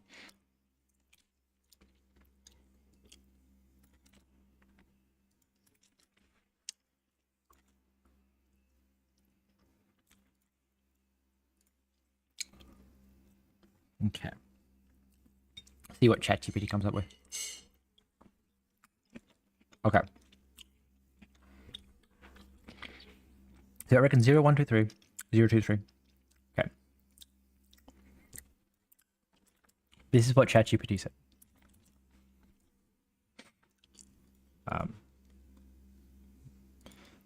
It's somehow ended up a line out of fucking sync, but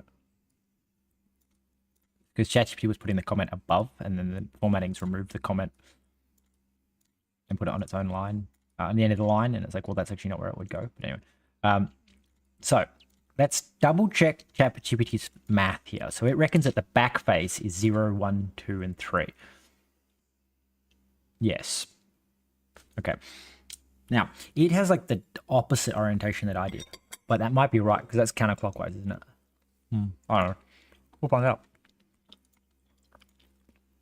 Advantage is they're almost certainly either going to be 180 degrees out, or they're either going to be the wrong face or they're going to be right. Yeah, that's what it said.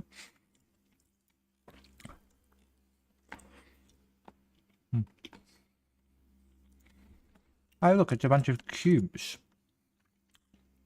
Are they rendered correctly? We'll never know.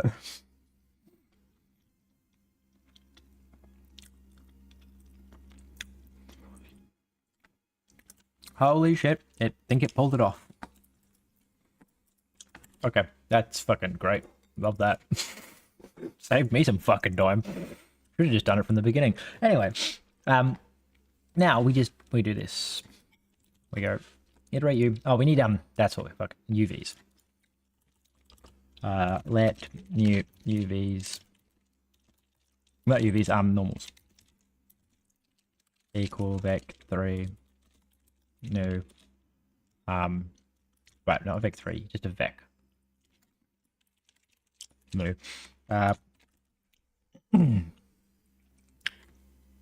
We'll ask ChatGPT again because I think it would look at this and go, can you make a list of normals? So each normal points away from the center.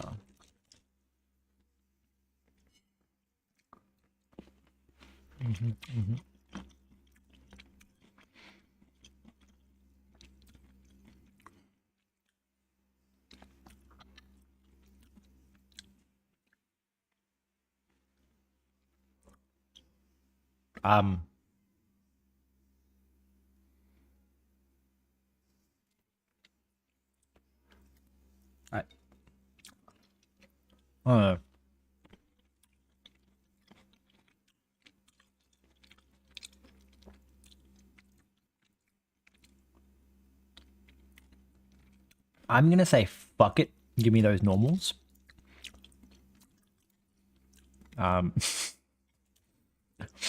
But I don't actually know if that's correct because like again, it's like, oh, run the normalizing code to normalize them, and then it's like it didn't. But I don't actually know if normals need to be within the range. Like I don't know if they need to actually be a normalized vector. Anyway, the way that this works is we go here, then we go like this, and then we go like this.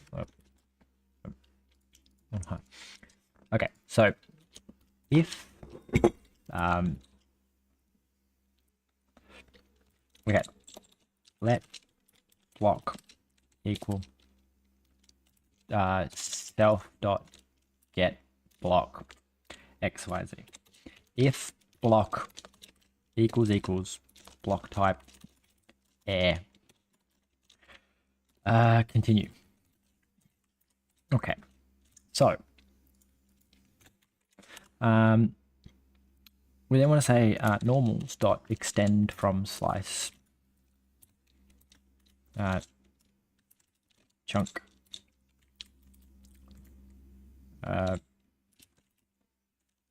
chunk data normals. Okay, so I think the normals and that got here, and then we need to go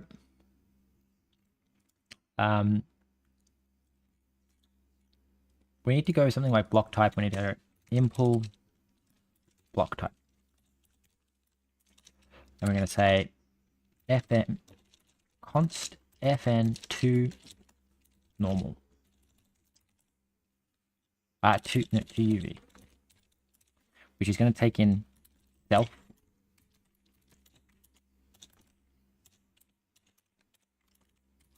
and we'll return a singular F32 by 2. Right, and then we're just going to match self. Okay, air is unreachable. I guess air just returns 0, 0. Okay, then we're just going to need some const up here, so we're going to take const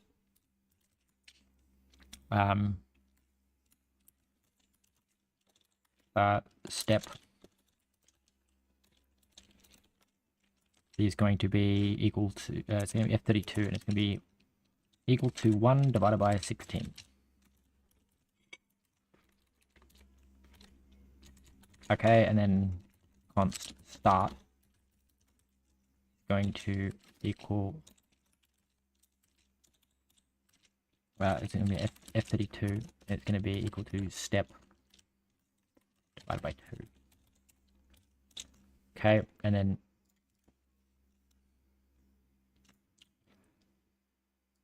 I think each of you needs to translate into a tuple. So instead you is going to return. You just return that. But and you are going to translate into 0, 0. And then you are going to return 0, 1, 0. And then you are going to return 2, 0.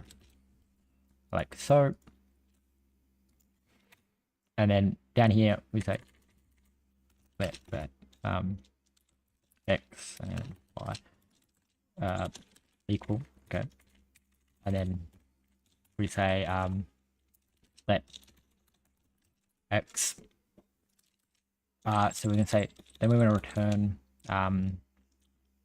x as a 32 times step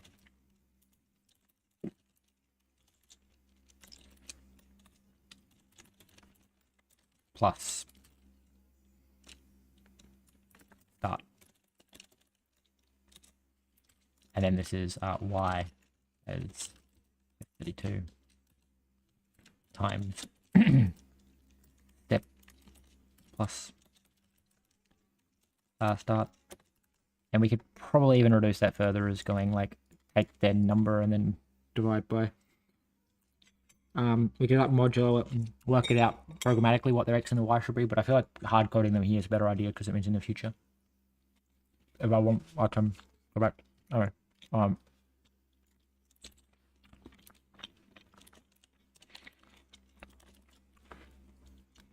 Okay. So extract the 8. We have the 8 normals. The indices. Okay. So to map the position, we just say it's x plus x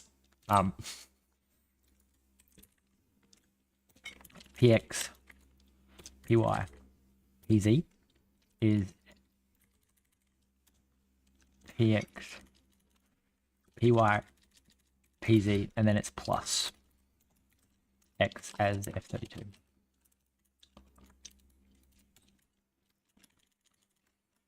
Y as f32 and pz plus z as f32, right? So that should work fine because it means block 0, 0, 0 is just the same as a normal block, and then block 1, 1, 1 is up 1 in every direction. And we got indices, and then we're going to say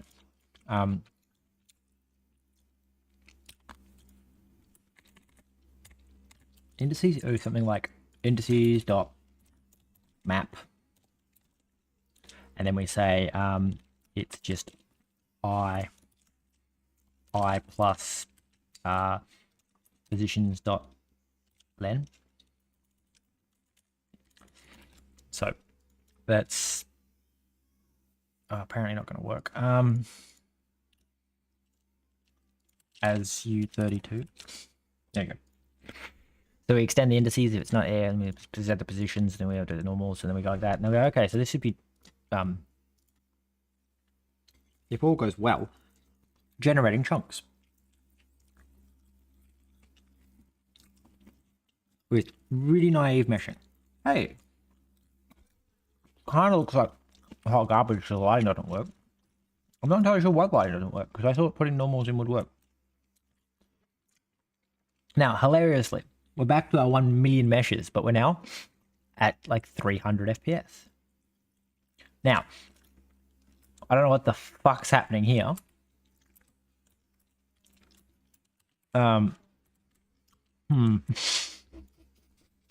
Excuse me?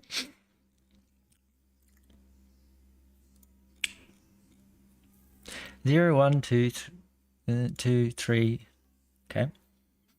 What the fuck happened there? What have I not incremented properly? What? Where? I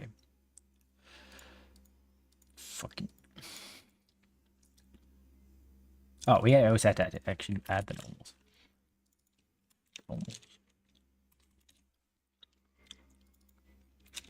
That would probably help with the lighting a little bit. Now, what did I fuck up? Interesting.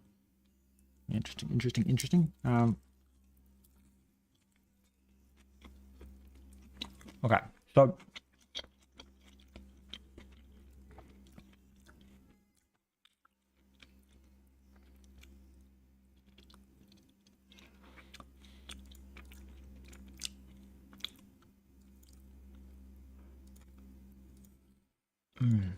I don't know what I've done.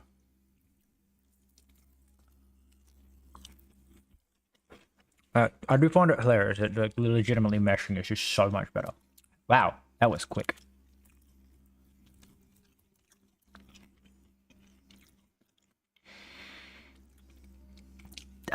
The lighting. It's so dodgy. Okay, so something touching something that's not supposed to be touching, my friend.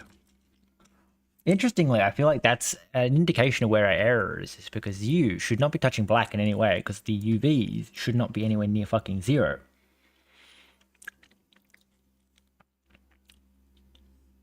Like, it should not be possible.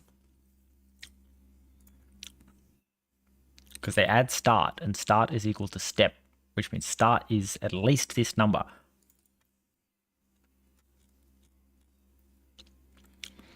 Which indicates somehow I'm ending up with erroneous indices that are pointing to something here that should not be lit. I do love that they're just so shiny. Now, where are you all like linking to? You're all like going back to somewhere. So what we'll do is we'll just say like, so I think if I remember correctly, it iterates through, is it Y then? So if Z is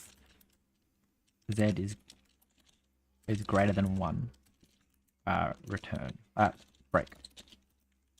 Thank you. All right. Then we say run. All right. So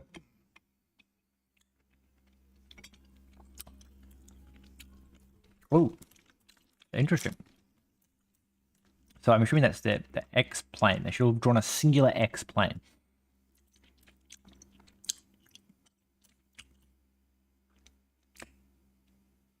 Interestingly, that looks like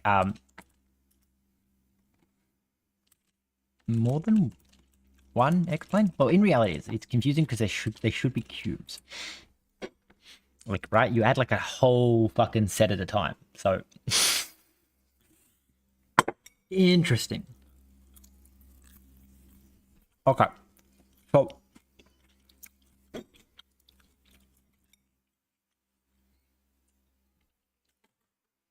because we don't change positions.len until after. So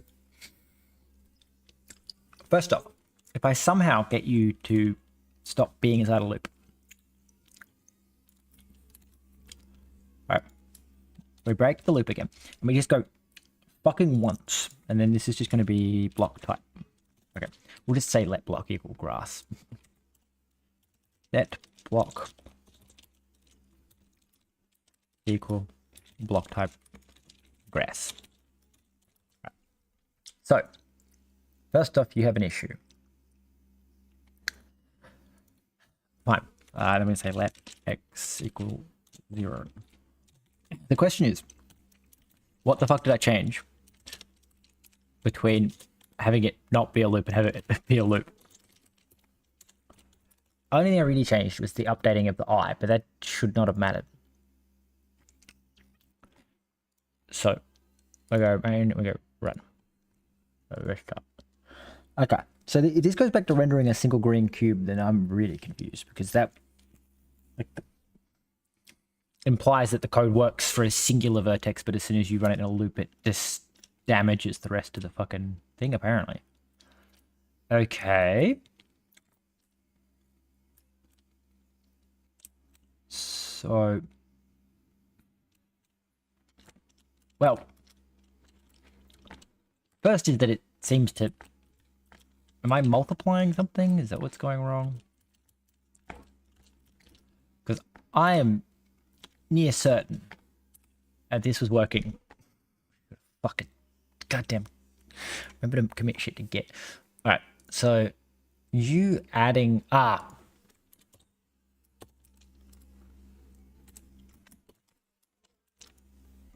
That would explain that one, at least. And I think that actually fixes everything, because I think that was probably all the tearing, was that anything with a certain Y level was just multiplying out into nothingness, and then... Okay. Okay. Now, the question is, do you go back to being a green cube? I keep forgetting I made it so I could increase my fucking movement speed. Okay. Well, I've made my movement speed too high. I have a reset button. Why?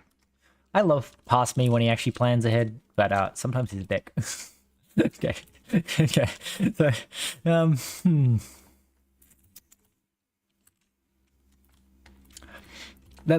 the lighting do be a bit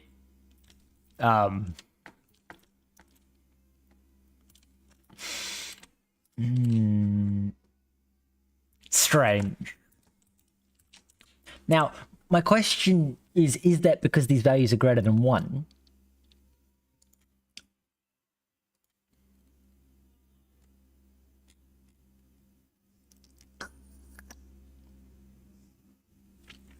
Because ChatGPT said something about like needing to fucking normalize them, which annoys me to no end, because it's like, hey, normalize these vectors. To have unit length normalized recommended for shaders, normalize them. Why couldn't you have done that? Because here's the thing, you spat out the same fucking numbers again.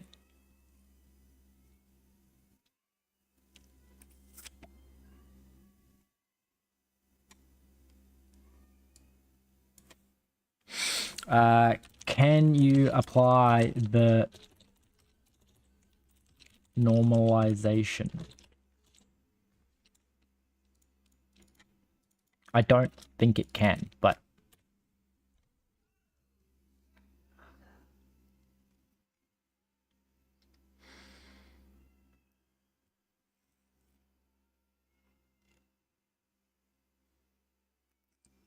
is that actually correct? So,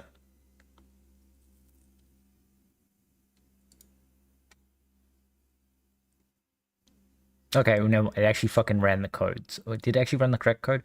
Array, and then we say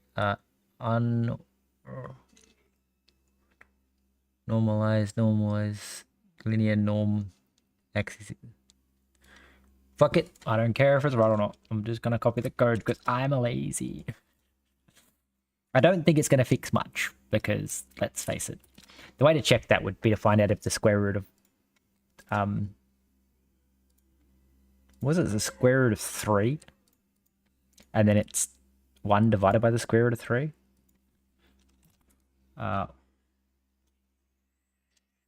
Square root 3, and then 1 divided by the square root of 3.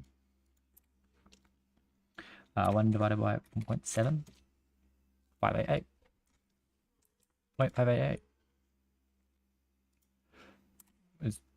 That's the number, yeah, 57588. And then they've got something else, but that's because they actually did the math, whereas I just typed in 0.7. Okay, cool. I don't think this is going to fix my lighting very much. It might have. It might make them less shiny, because I feel like the fact that the normal vector is greater than 1 means that they get like a extreme shininess to them because they're like reflecting more light than they actually absorb. Anyway. Yeah. So they're no longer extremely shiny, but they still have the issue of like when you're looking directly at them, they don't have a corner. I know how to fix this. This is something I have to do in shaders because I don't want to specify a normal for everything. But I can fix this in a shader really, really easily by just simply specifying that the normal is equal to the tangent, which translates to something along the lines of these can be fucked off. But we'll do that. We'll do that later. That can be the first piece of actual shader code we touch, to be honest. So what we'll do is don't comment that out. I want to comment that back in. So doing that now, not zeroing the y every time there's a y equals 0, and then we can just get rid of these, and we can go, hey, this should now. Well, you know, get rid of the z. You know, we can just run that, and then we should be able to see our nice, beautiful, fucking rendered goddamn map, and get our baseline for. Hey, look at that. I can't read what the fuck that says. But the answer is somewhere in the order of 400. So we'll just go back to the diagnostics for a second, and we'll like get it to print it out again, which hilariously enough, we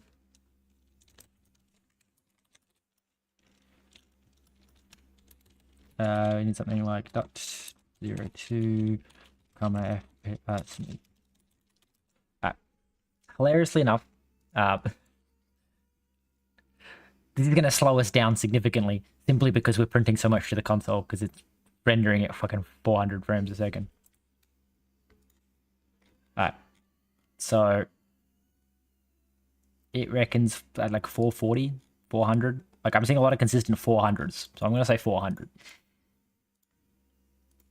Which kind of implies we need a larger map for this to be useful because raw. No, this is basic chunking.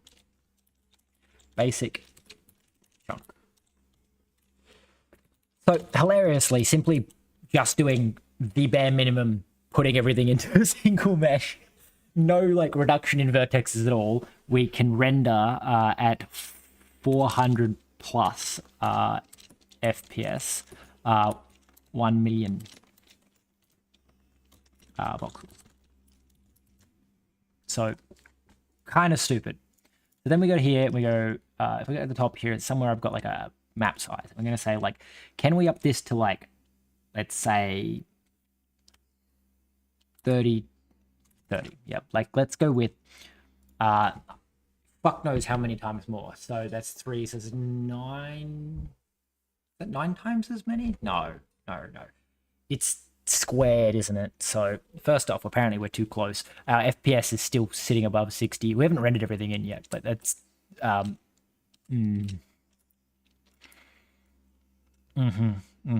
Okay, so we are currently sitting at 55 at, it was 9. 8.5 million, okay. So that's about 50. Okay, so go to here, we go, so 55.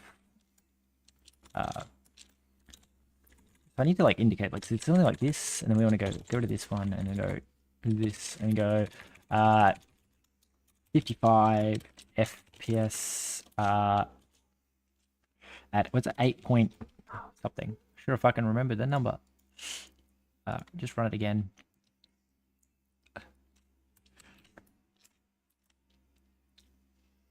I don't know. The fact that my graphics card, like my fan hasn't even turned on. Like this is not bottlenecked by anything really. I don't know what's causing this to not run any faster. We're at 8.5. But like my computer is not exactly straining at all to do this. Admittedly, we're not really doing anything that would strain the computer. Like we're rendering millions of triangles, but like not in a like any kind of limit of the fucking thing, like GPU. Then we're gonna just go back a little bit. Like the fact that the fan's not coming on tells me that it's something else is bottlenecking it, probably like data throughput or something, that Bevy's sending too much stuff back and forth. So, oh, okay. So it is actually like, yeah, it is just, it can't compute it fast enough. But what have I got? Apparently a GeForce, it's pretty old now. 4060.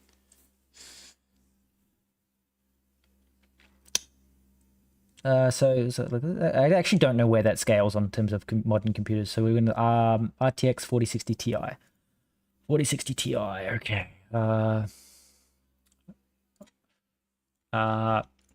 RTX 4060 Ti. Okay. Benchmark.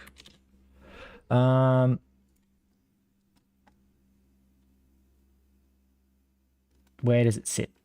Is that good? Average to... I don't know. Overall ranking of 50.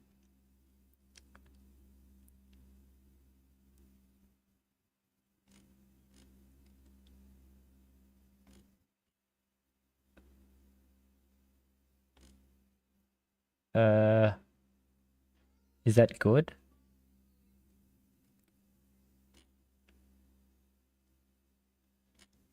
These benchmarks mean nothing to me.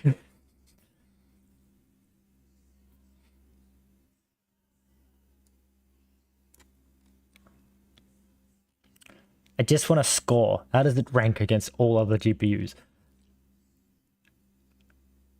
I think overall rank 50. Is that saying it's like the 50th in the world? But my point, like, it's not getting a hot. It apparently can't compute any faster, but like my fans haven't kicked on or anything. Like it's not strenuous on it.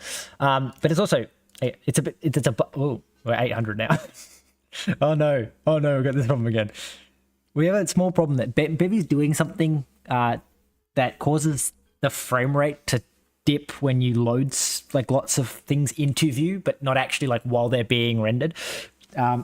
Which means that it's really hard to look at the thing because the frame rate drops into the mouse sensitivity dips off and it flies off the other side. Anyway, but I'm still rendering at 60 FPS or like 55 or whatever. So the answer to that one is we still need to go higher. We need to find out when we drop below like 10 maybe. So if we just bump it up to maybe 50. So 50. 50 is going to be a lot of triangles. What is 50? So 25 times more. So it's going to be 25 million triangles, somewhere in that ballpark.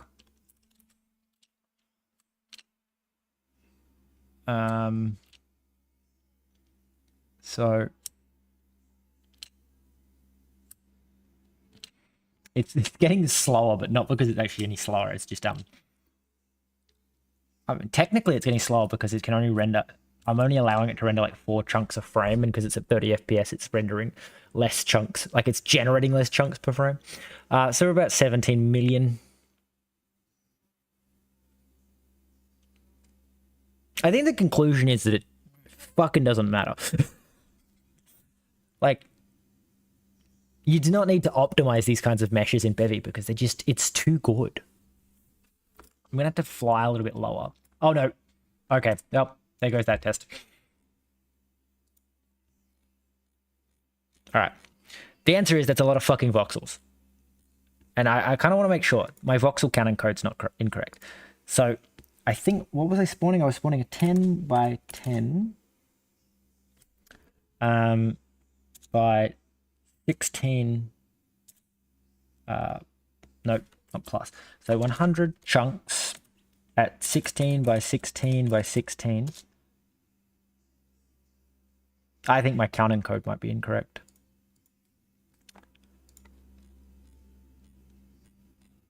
Wait.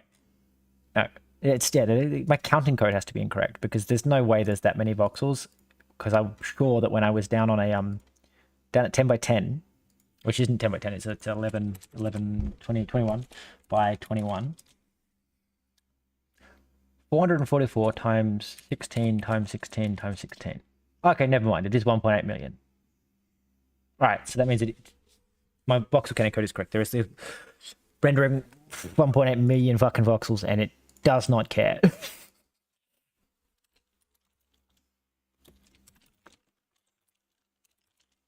Now, annoyingly, what I'm going to need to do is, I mean, I could add like an extra layer to the map.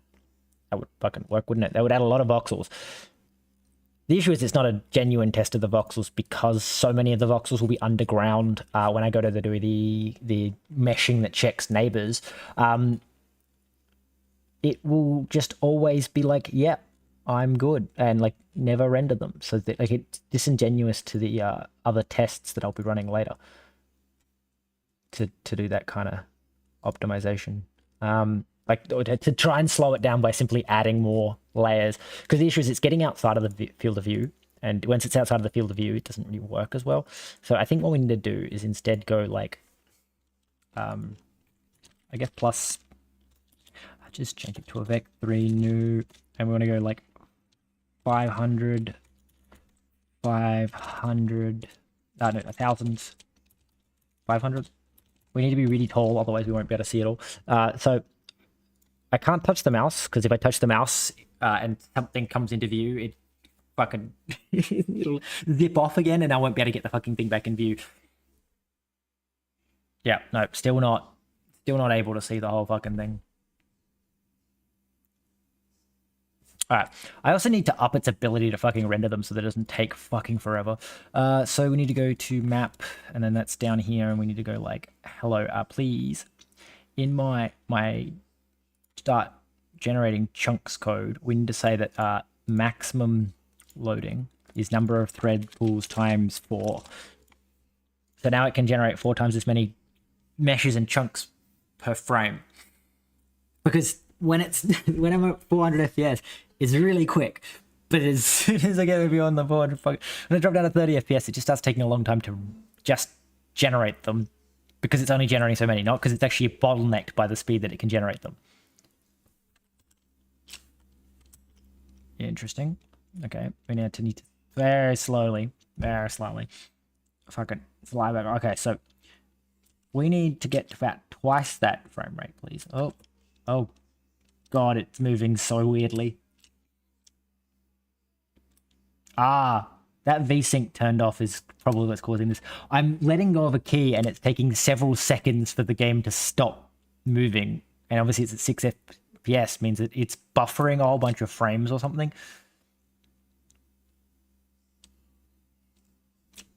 Okay, so we're about 6 FPS with everything on screen. So, and there's 23 million. 23.4 million, we'll call that. So 6 FPS at 23.4 million voxels. Okay, I kind of want to find about the 10 FPS mark, but that might be difficult. We need to, again, set our player position to even higher. And probably, actually, it's probably best to leave the X is at 0. Maybe put us at 1,500 and set you maybe to 1,000 and go, hey, is there any chance that this is all going to be on screen? It's kind of dumb.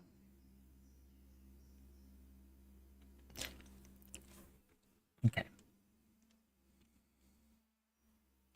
If anything, I actually need to be lower, because as long as it doesn't go off the top of the screen, so I should be lower down.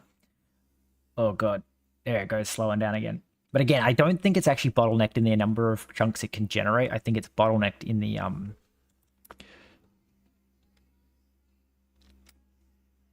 there. So we want to be about there. So I reckon if we go a bit lower, that'll be good. So I reckon player. We just need to like be at 1,000, 1,000. there's probably some math that we could work out to work out exactly what distance we need to be at to be out beyond it and be able to see across it.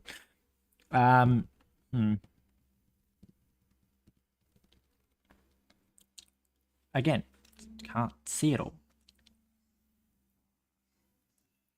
Okay, right. No, we need a larger z-axis because we don't want to go too high, because the higher we go, the more we look down. We only want to look across it, and so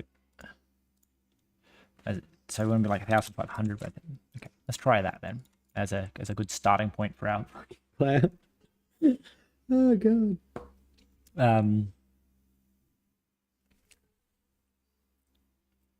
Okay, yeah, that's looking good. That's looking good.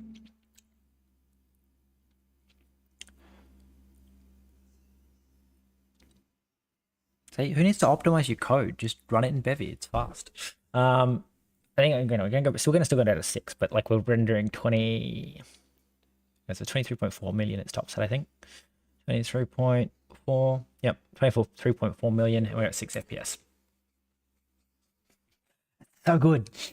And I don't think it can be culling anything because, again, they're one big mesh, which means that if a single block is on the top, then it can't be culled. Hence, I'm saying like adding a layer below would add a whole lot of Vertex, a whole lot of voxels without actually adding anything to it. It's trying to compute because it'll probably Vertex cull them. It probably, occlusion cull them. Anyway, we want to find out what 10 FPS is. So we need to go to like map. We need to go up to top. I think map size. We need to say like maybe 45. It's going to dramatically reduce the number. So we were at 25 times, and then I don't know what 4.5 times 4.5 is. 5 times 4.5. This is going to be about 20 million, I think.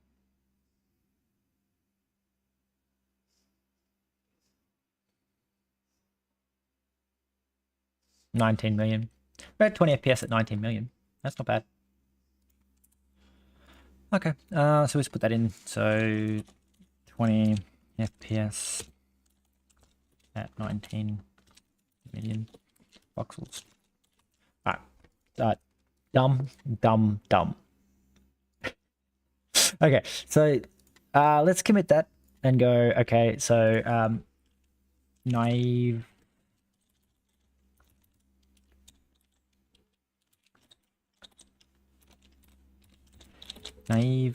chunk meshing.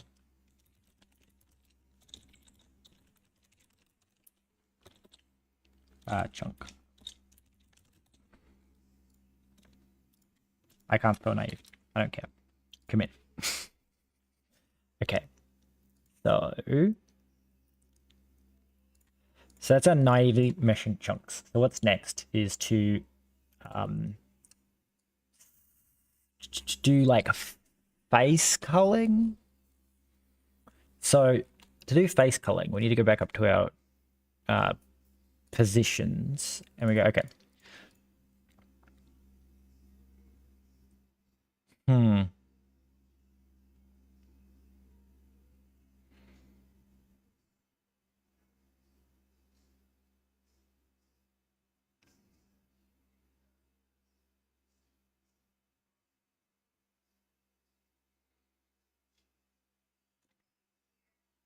I'm trying to think of a way to do this like smartly, because I'm going, what you need to do is pick exactly what set of vertexes you need to add, because you won't necessarily need to add all 8. And then you need to pick exactly which set of indices you need to add, because the indice set will be different depending on which set of positions you add. And I think the way to do it is to go with how Bevy had it, of like top face, left face, right face. So you'd be like const face top, face top, right? And then we go you are a f32 by 3 by 4, and then we go, and you equal what did you say the top face was? Top is 3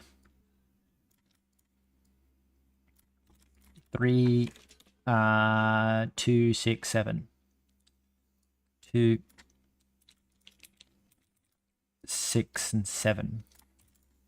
Oh, don't paste them. Cut. Right. So it's going to be something like that. Again, I'm going to ask ChatGPT to do this because it seems like a lot of busy work that it should actually be really good at doing. So we go here and we go, can you split the positions into 6 consts, 1 for each face. Okay. Probably, but I have a subscription to ChatGPT or OpenAI, whatever it's fucking called, and so I'm not gonna like dig around going through the others. I just know how to use this one. I am considering getting the T3 chat because like that actually looks kind of cool in that it gives you access to like a whole bunch of them without needing to pay for it. But to whether I would use enough, I mean, it's cheaper than the OpenAI one, so maybe I should just swap even if I don't use it. I'm worried about its data limit being like I might want to use a whole bunch and then hit the limit, but maybe I not. I don't know. Each face is represented in its own 4 vertices. Faces are ordered consistently, so indexes are for rendering triangles is straightforward. You can directly reference each separately for cleaner optimization, especially when applying textures. Okay, so I'm going to just trust the AI here. We're just going to copy this over to here. We're just going to go and paste. Now, I've made a git commit, which means even if it doesn't fucking work, we can just always revert back because, that's the wrong key. Control Z. Tab, please. Okay, so now we have our face like this, right? And then we're going to go... Can you make the indices set? Question mark.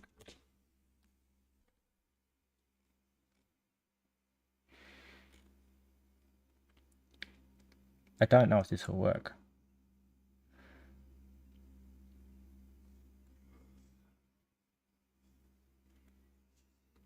So each one should, yeah. So each one is actually, it's 0, 1, 2, 3.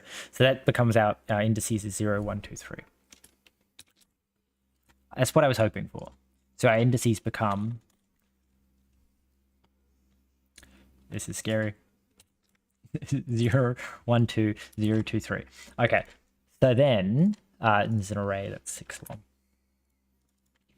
So each face needs to be exactly 6 indices. The question becomes, we need to like construct something.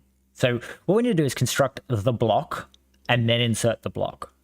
So the way it's going to work is we're going to say that the block is equal to this. We're going to say if the block is air, continue.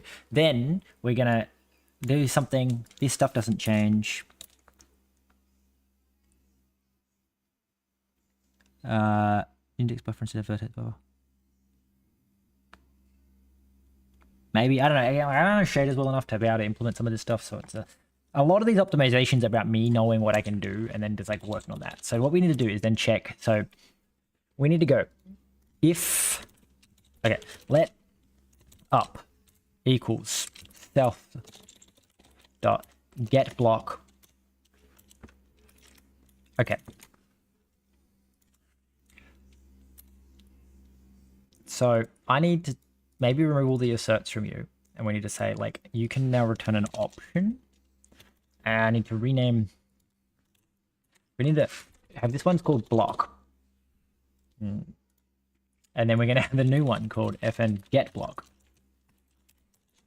And get block will not have the bounds checks self, and we'll return an option x. Just copy the fucking signature.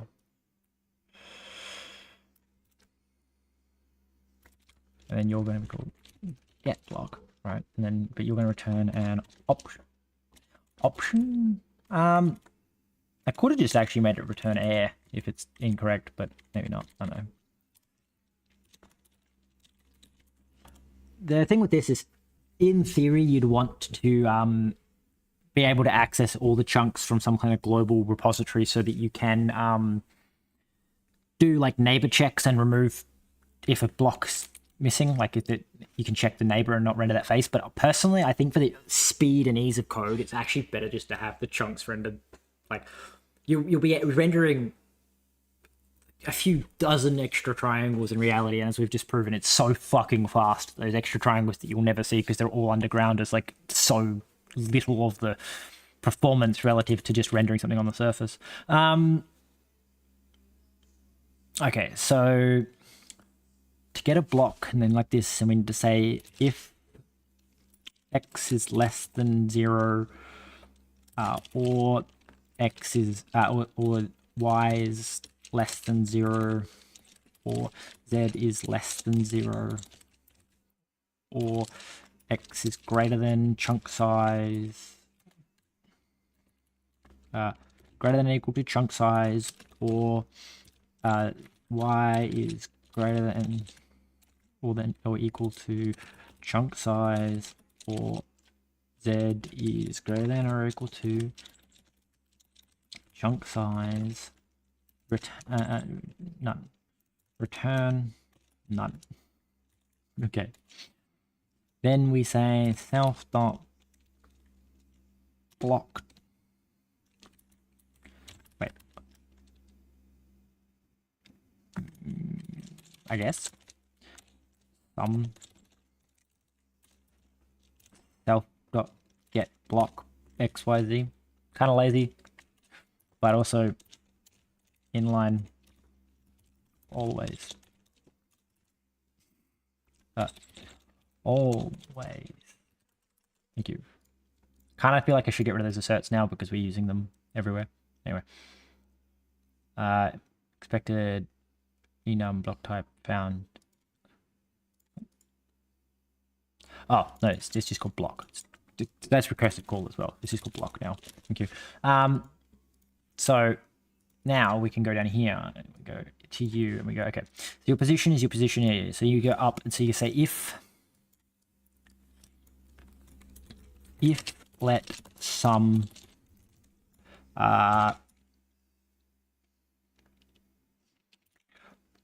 block type air equals chunk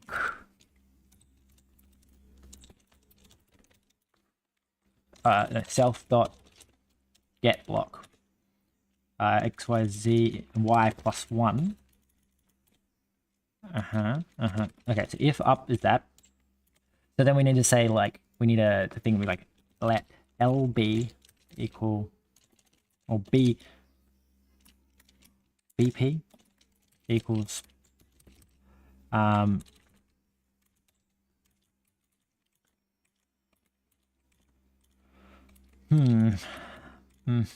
bp equals this. So then we say let bp equal this. So you need to be like a vector.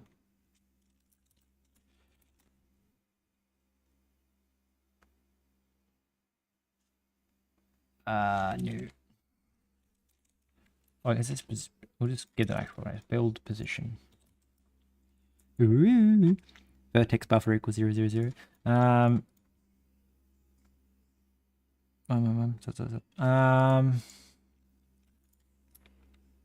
Indices let indices equal. Right, gotcha. I don't know.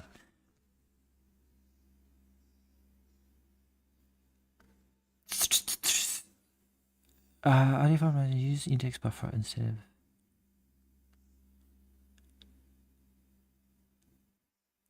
Right, I'm sure it is, but like I don't know how to do it. I don't know how to do anything. Again, I was supposed to be learning shaders, but instead I'm doing horrible like chunk generation code.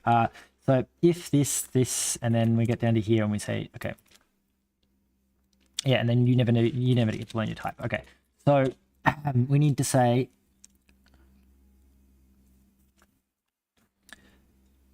somehow I need to indicate whether the particular vertex has been inserted. Interestingly.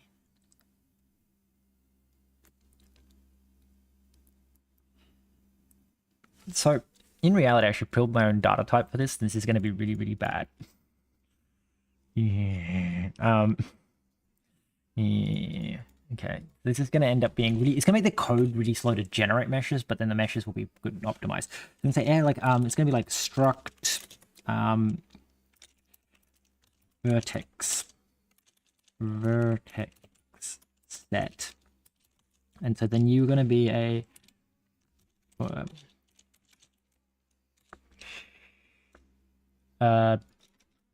B positions, and then this is going to be like,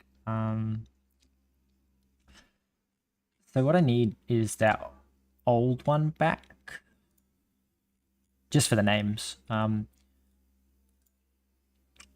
I need like you, copy and paste you back in and be like that, and then this, and then I'm going to comment you out because you're not actually going to do anything. Like that. So you are, they've all got the name left back. I love how it named them properly as well. That's lovely. I want to find and replace all of this instances with this, with this 0.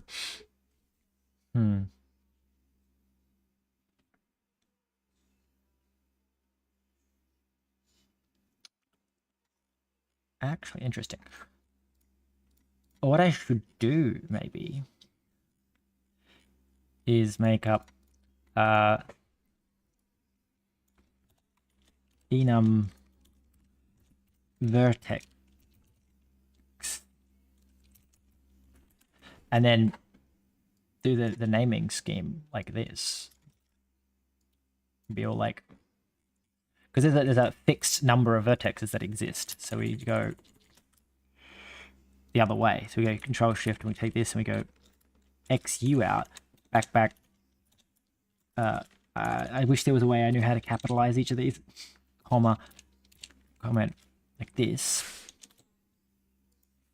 Why is that not turn those into, oh, because they got spaces. So when I go something like this and home, control, one, back, control, back. Okay.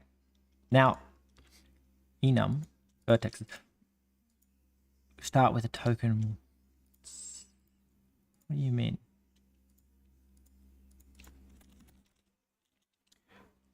Are they, they're the wrong fucking slash, that's why I went the wrong way. Okay, so we're gonna go home, control, back, slash. Okay, cool. So then you're gonna complain that they're all the wrong name, but can I fix that? Oh my god, it did it.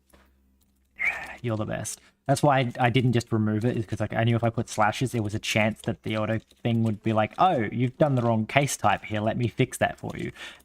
And done. Yeah. Okay, so we have left, bottom, back, which is 0, 0, 1. Right.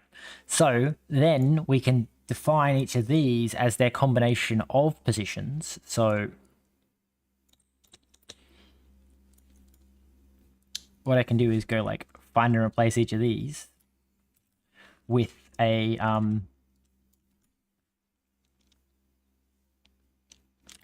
vertex left, bottom, back, like that, right? And then I should be able to take this one here. It needs to be a comma. Okay, and then we go replace those, and then we go find you and go F and replace with right, bottom, back, and then you would be replace that, and just comma with right top back, and then we need to find and replace view. Where's the comma again? Comma with left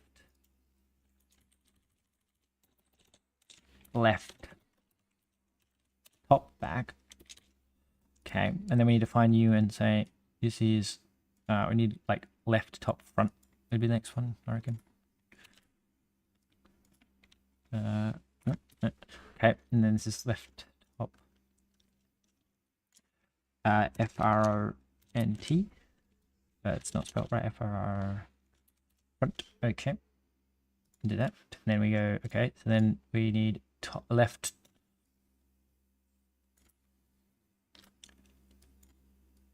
Okay, control, and then so this would be left bottom.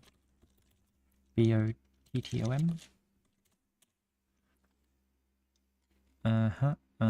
Apparently this is spelled wrong.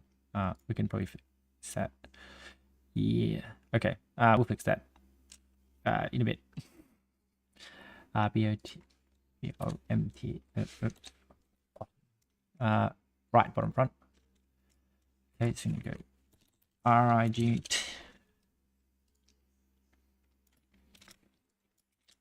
Slash right bottom front.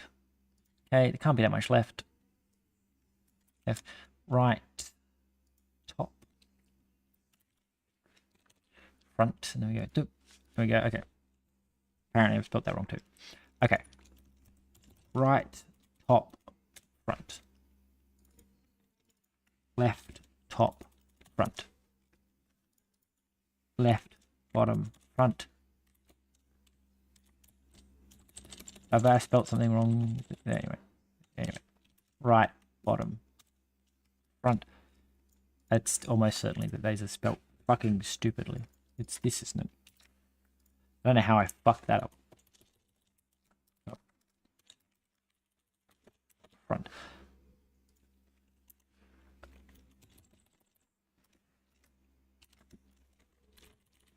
Anyway.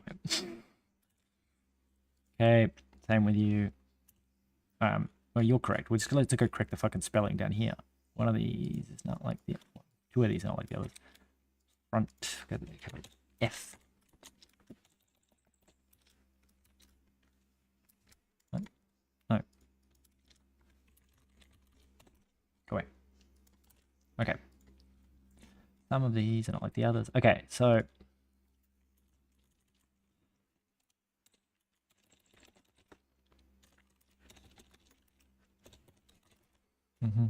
okay, left, bottom, back. Okay, so now they're complaining. Oh, you're missing an O now, and you're missing an O.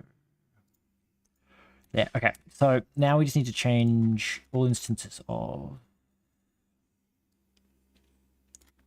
this with an instance of exactly the same thing. But instead it's going to say this is a vertex. Go. Okay. The idea being that we have 4 vertexes that we specify, and then we go down here and we say impl vertex, like so, and we say fn2 pos, and this will just take in self and return a f3 by 3, f32 by 3, which is then just going to be match self, and then cheeky copy this. Oop, don't paste that, copy this. Match self, do this, go control.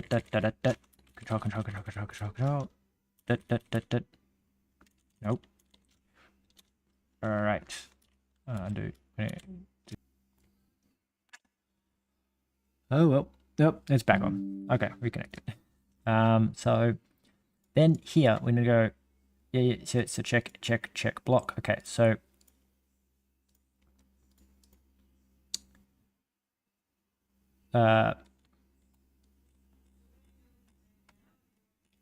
we know that these are the indices.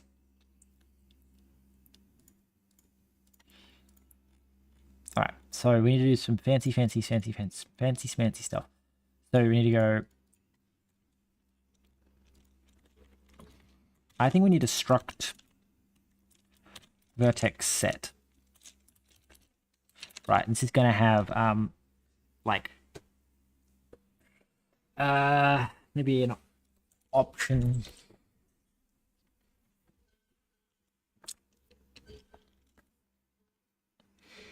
Well, technically it would need each of these.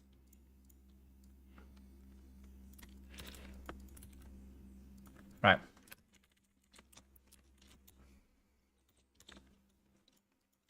Okay, then we go end, and then we go, I don't know how to make it fucking, okay. Home, control, one more, back. Then we go, and then these are gonna all be option, U32s, I don't know. Something like that. And then obviously each of these is gonna be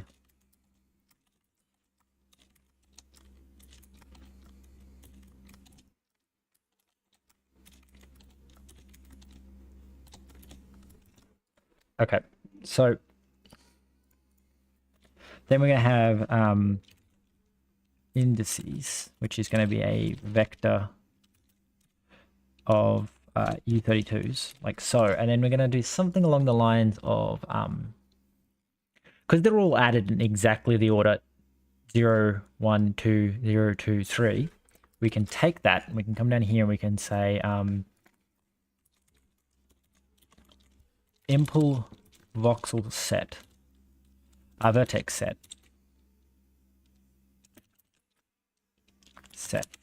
right? And then we go fn add face. And this is going to take immutable self and the face, which is going to be an array of voxel of vertexes of 4. There's 4 vertexes in a fucking list. Okay, and then you will just go something like this. So we're going to say for I in. Can I do that? Does that work? Oh my god, that works. I love it. Okay, so we then say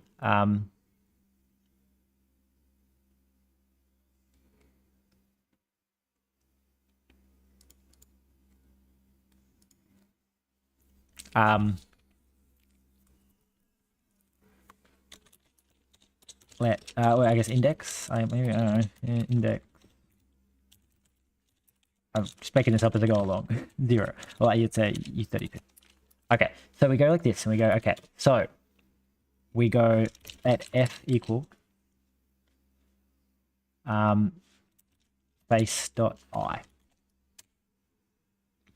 Right, so we get a vertex, and then we need to add a fn get index. So this takes in a self and a vertex.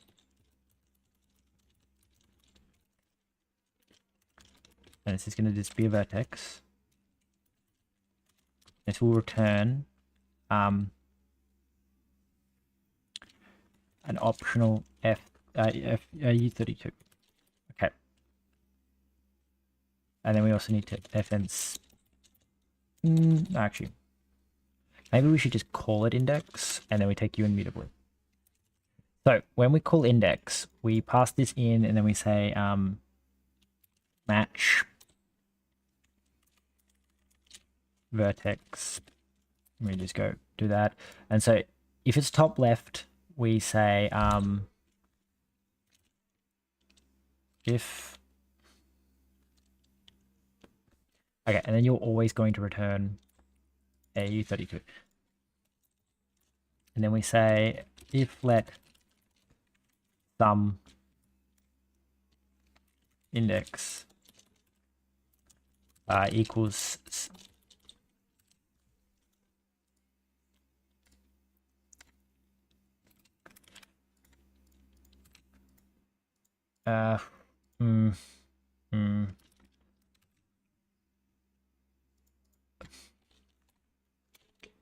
It's better be where it's self. So it's like self. We want to go like self dot left. Why can't I?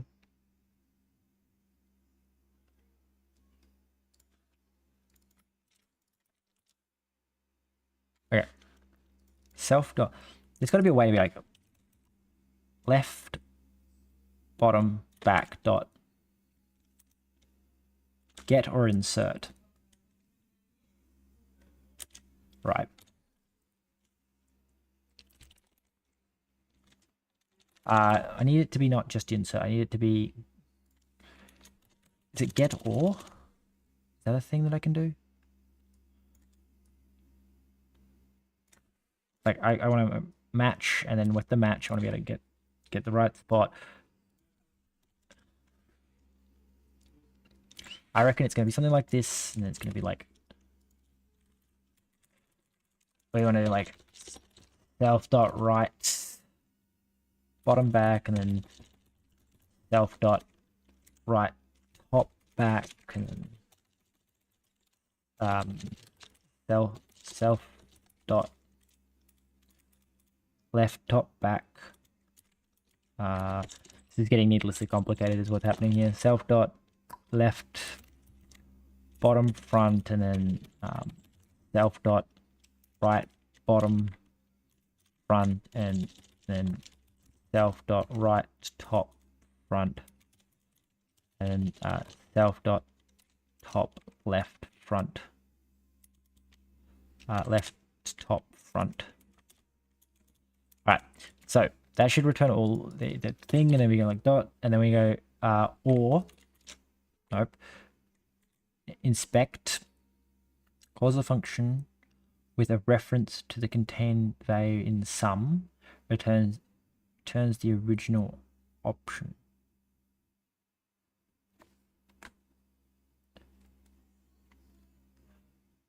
You take in self, take, nope.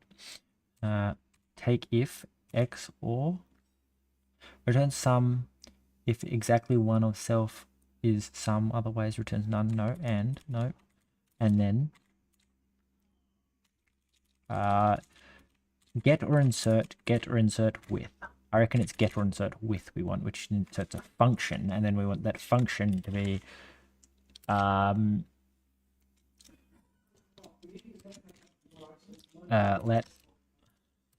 I equal self dot index, and then self dot index plus equals 1, and then return I. Does that work? Maybe. And then we dereference that. Needlessly complicated, but anyway. We say add face, and then we say the face is equal to face.I, a non-copy array. You need to be derive, clone, and copy.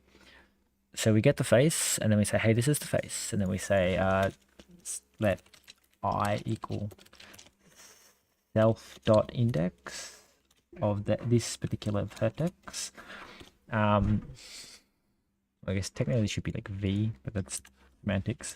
V. Okay, so that I equal get the index of v, and then self.indices.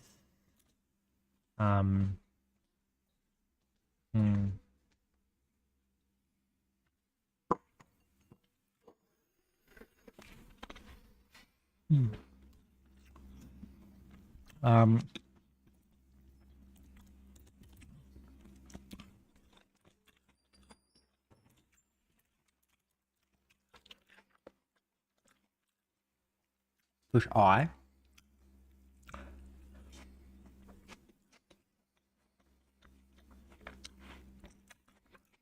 Right.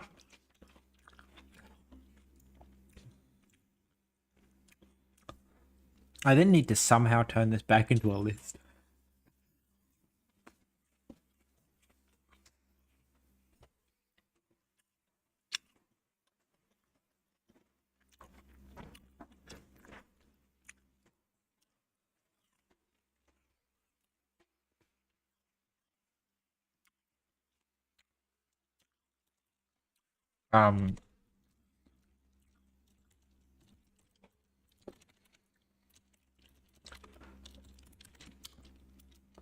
Ooh, we can get rid of indices entirely.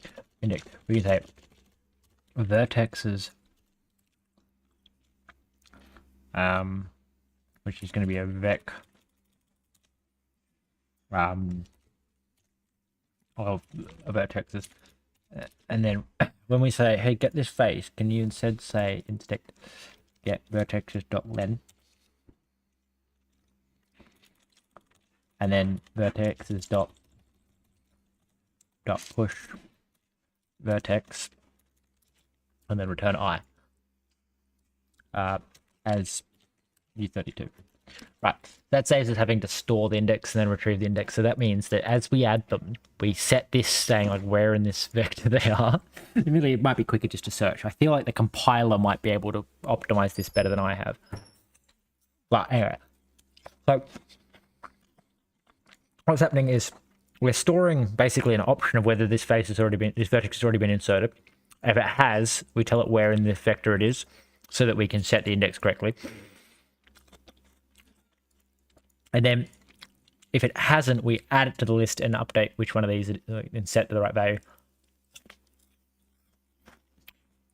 And then we come here, we say, if let sum block above is air, we say let mute m block equals vertex set new. We need a new function. Default, because all of those things should implement default, which means I don't need to go fucking make everything new. Okay, then we need to be like derive default, not default, default. Okay, so we derive default, and we go hello, and we go okay. So we now have you. We go hey m block, and then we say hey if air m block dot add face, and the face is chunk data top face. Maybe what we should do instead is, before we go checking to do all the fucking collisions and stuff, is this gonna work? So we need to add all the faces. We need to say top, and we need to say like left, right, bottom, front, and back.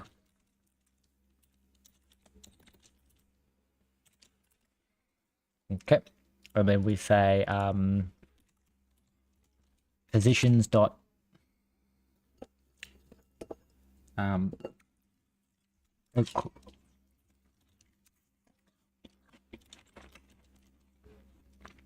extend from slice mb dot vertexes dot item map vertex okay, wait, no, v with p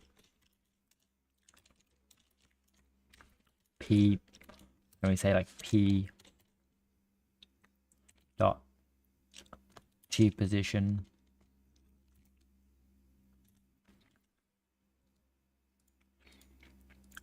I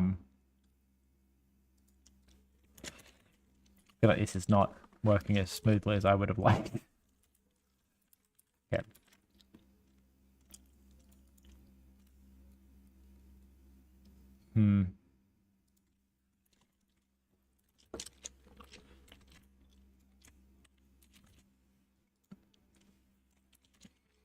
Then we need to return like p dot x plus p0 plus x as f32, and then p1 1 plus y as f32, and then p2 plus z as f32. Then I curly brace u and I go, okay, so that extends that, which extends that, which extends positions and mismatch type, because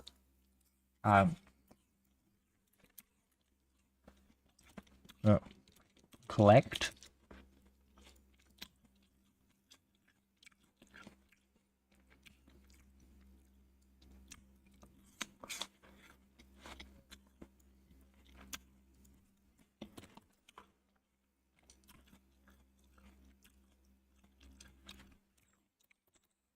I don't know how to, or is it maybe extend instead of extend from slice, just extend.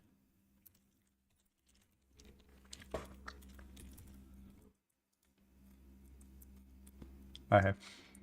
And then you don't need a reference, I think. Maybe. Yeah, there we go. Okay. And then if memory serves, we actually want to do indices.extend. Then we want to go mblock.indices.map itamap I positions.len plus I.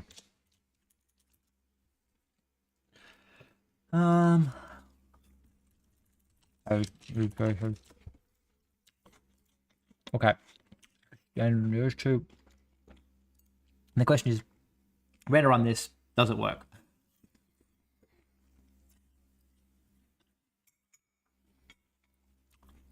I hope it'll just work.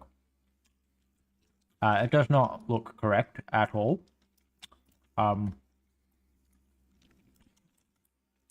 It looks funky as all shit, but I should probably also, maybe not make it make nearly so many meshes. Let's drop this back down to like 10, since we'll still be sitting at about 400 FPS at that point. So I can just and zip around.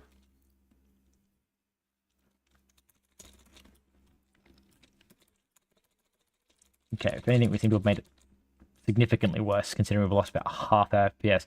What the hell have you done?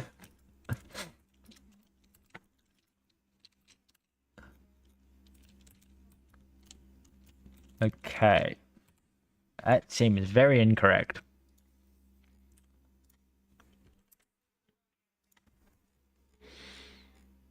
Now, the question is that something to do with how I'm doing something?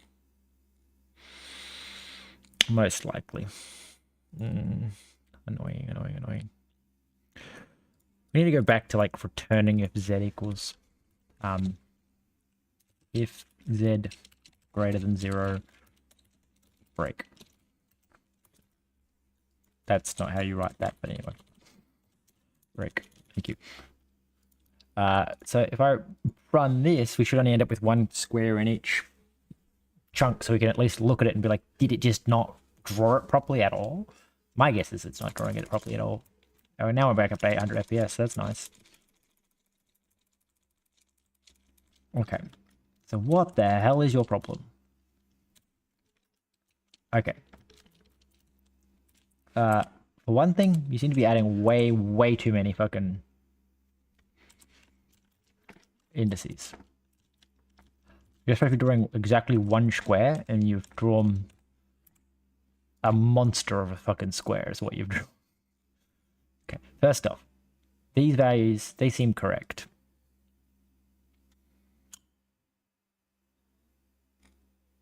So why are you... When I get to here, can I please... Okay, first of all, I need to go to my diagnostics thing and say, please stop debugging to the fucking console the number of FPS that I'm getting, so that I can do things like this and say, print line... Can you... What? Maybe by camera closer to the screen. Closer to the scene. I could, but like I was... good point. We'll just... It's not like it's hard. Just like 100. I was trying to make sure I could see everything on the screen, so I was giving it a fair test when I was trying to stress test it. But yeah, it's a good point just to make it closer for now. I don't. It's not like it's like 2 lines of fucking code. We're gonna see like m block dot vertices dot len. I need to check, and I expect this to print out a shitload of 8s, because if I've done it correctly, it should never be able to get more than 8.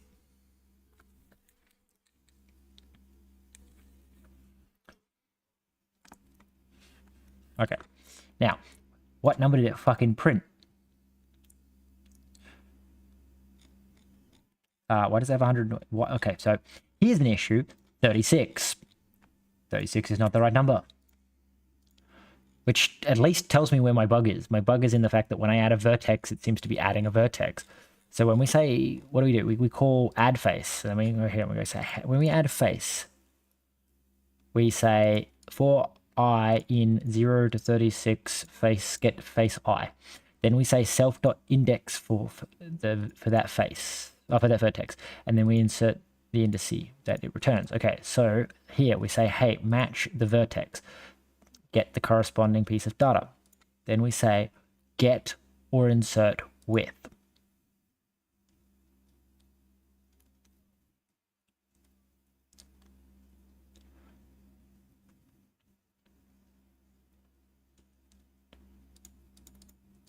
Now, here's where my concern comes in. It seems that we're adding a top face. I need to maybe add debug. Can I just add debug? Is it going to work? Maybe. Maybe. It's looking promising. It's looking promising. Because if I just can debug it, can I not just like debug it immediately after I add one face and say like m block dot, no, don't we want to say print line m block, right? So if we just like print m block out, this should tell us if it's actually setting the options. So that's what it's not doing in my view of it, is it's not updating the option, and therefore it's always finding a new face, always finding a new vertex. Okay, that's too much.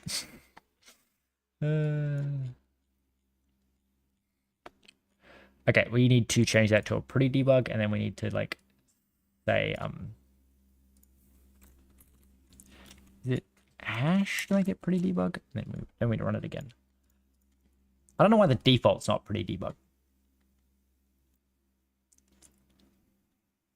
Anyway, we need to just immediately close that and go, okay.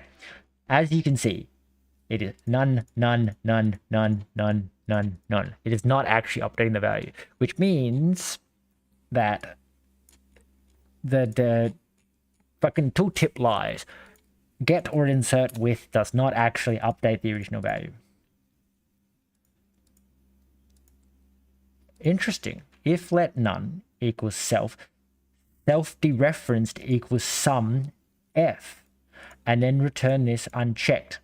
A none variant of self would have been replaced with some variant. So it actually, functionally, like the function it's actually calling, does do what it says it does.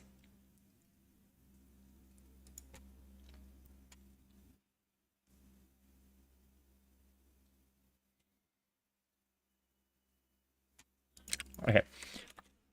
I want to get here and I want to go print line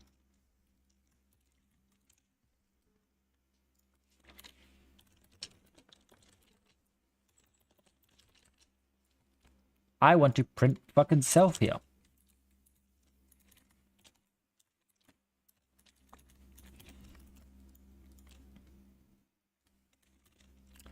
Then we need to return C. Okay, then we go back up here and we go, okay, so up here we don't need to call it again. Why? I'm not resetting M block every time, I don't think.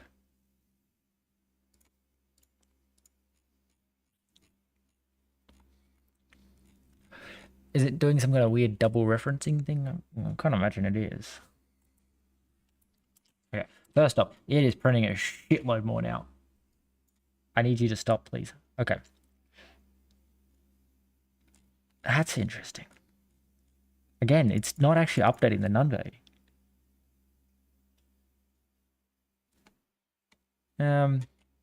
I guess.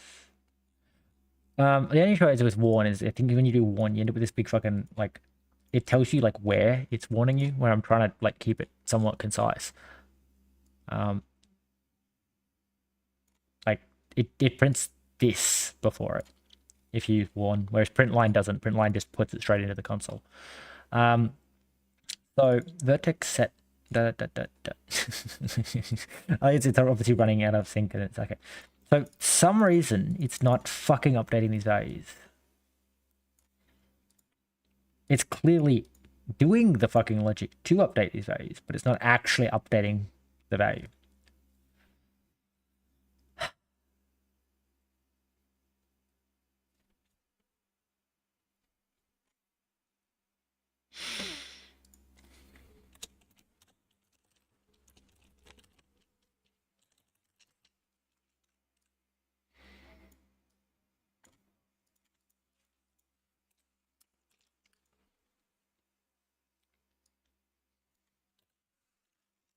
Now I need to do some fucking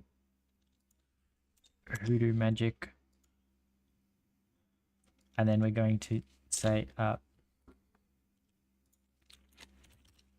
okay, I need to go something like, it's like if let v equals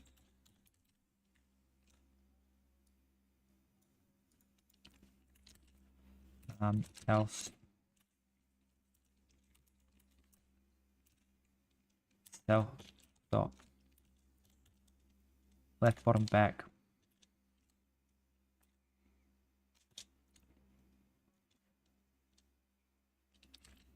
equals sum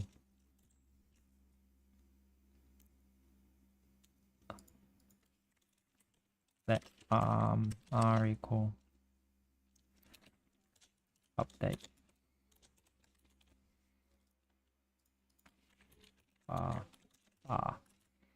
otherwise can we just say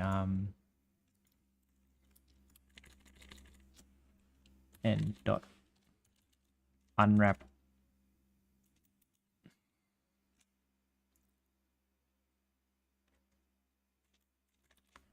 let's just say unwrap was 0. That should be right. And then we say if let yep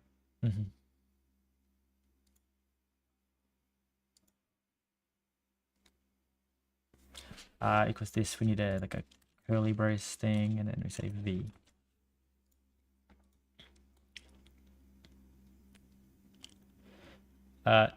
You return like that. Thank you. And then you call update. You'd be mute apparently.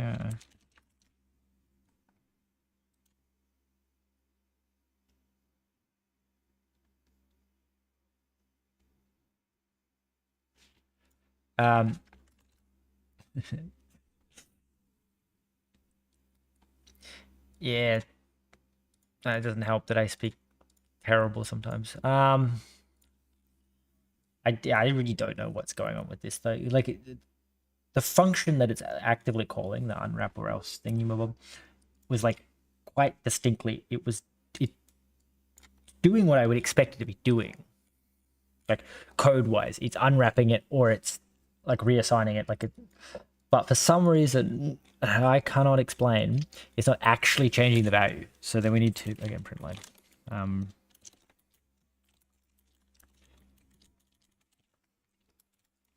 Anyway, for what you're saying about like using warn is if I use warn, it'll put this big bunch of syntax before it. It'll put the date and then warn and then Bevy like and the file that triggered the warn.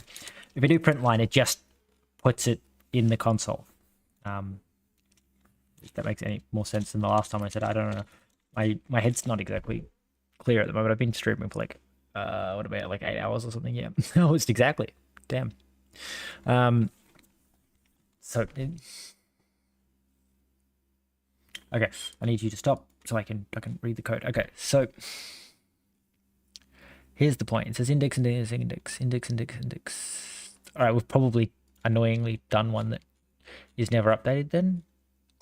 So if I said it says left, bottom, back, top needs one of the top ones, obviously. So we'll just copy you and say we need one that has top, right, top, back, and say right, top, back, right, top, back.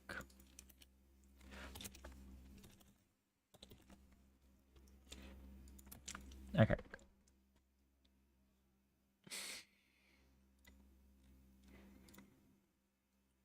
I'm so tempted just to swap it out for a fucking hash map, but I'm like, that defeats the whole point of trying to make it fast if I'm just going to use a hash map. It's slow. Okay. It fucking works. So why does dot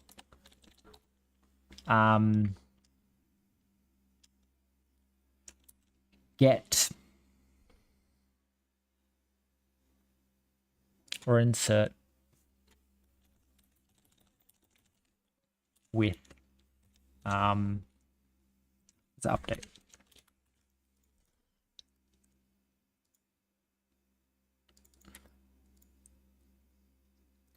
Dereference. Yeah. Okay. Except we need to maybe do it with one that's actually going to get used, which is u top. Dot get or insert with update.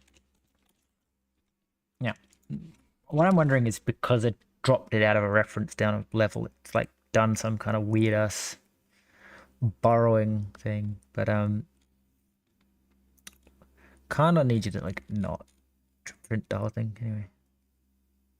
That should work.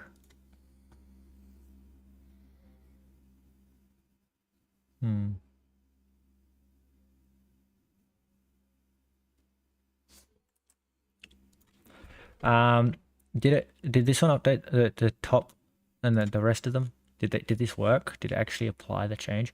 We need to find the one that says right top, left top,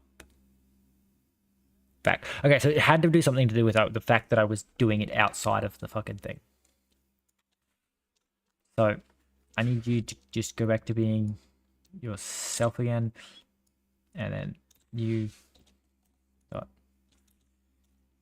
Alright, you can go back to doing this. You can go back to doing this, and then we want this piece of code, and we're going to go you remove all of these. Remove just remove all the code. We're just going to fix it. We're just going to go self dot. What are you? Left, bottom, back, comma. Okay. Now, I think all of these are correct. Top, we'll find out when we go end, and then we go here, we paste this in, and we go, okay. I don't know if it needs to be split out like that. I don't know what the fuck made the change. And then each of these returns a mutable reference, and we can dereference the mutable reference, and then half of these break.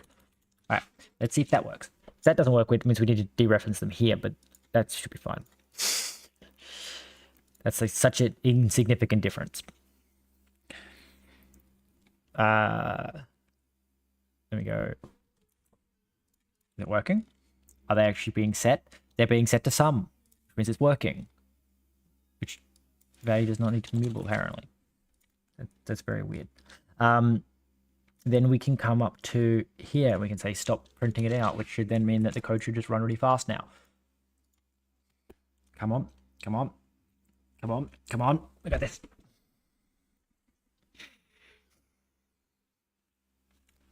Come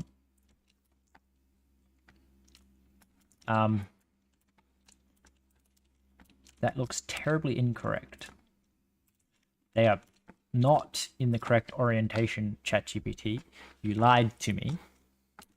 Now I just need to fucking work this out and go.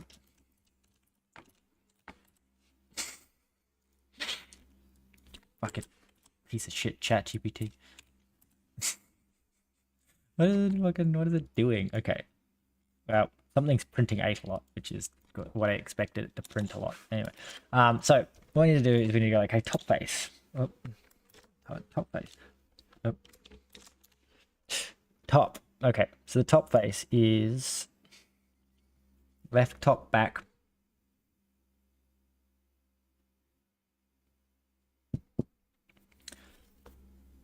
Okay, left top back.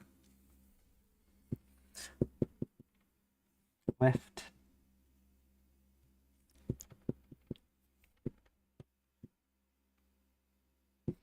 They should all have top in them. Yeah, okay, then back.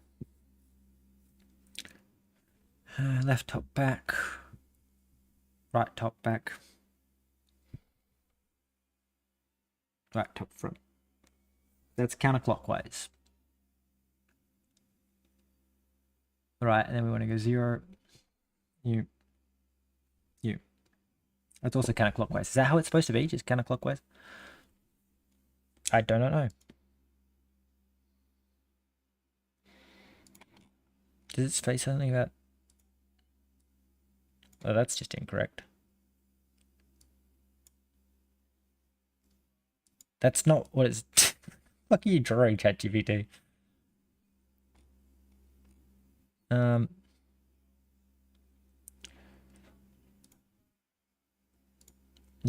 Zero, 2, 3. Okay, so top seems correct. So I'm just curious if I like comment out or what the top one will this render just like top faces.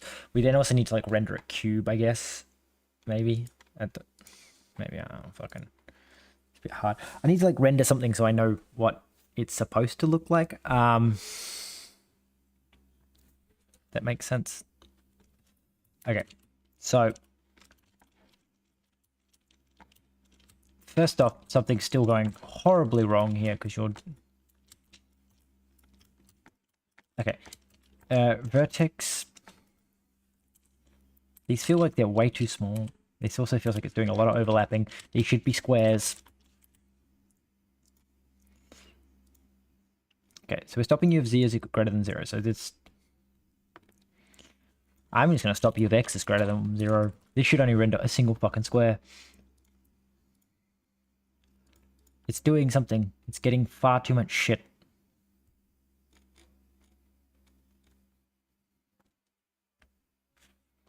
Okay. Well, interestingly, that did actually render just like a single square. And interestingly, outside of its color being very wrong, which vertex normal has a different vertex count 8 than the other attribute 4 in this mesh, all attributes will be truncated to match the smallest.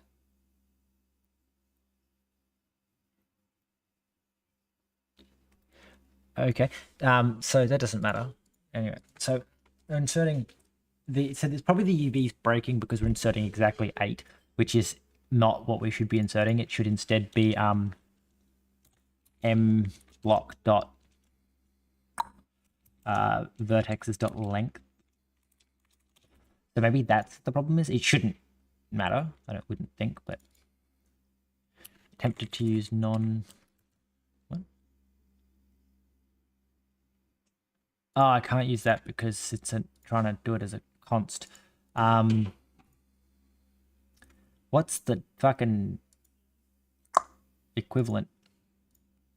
Can I say vec?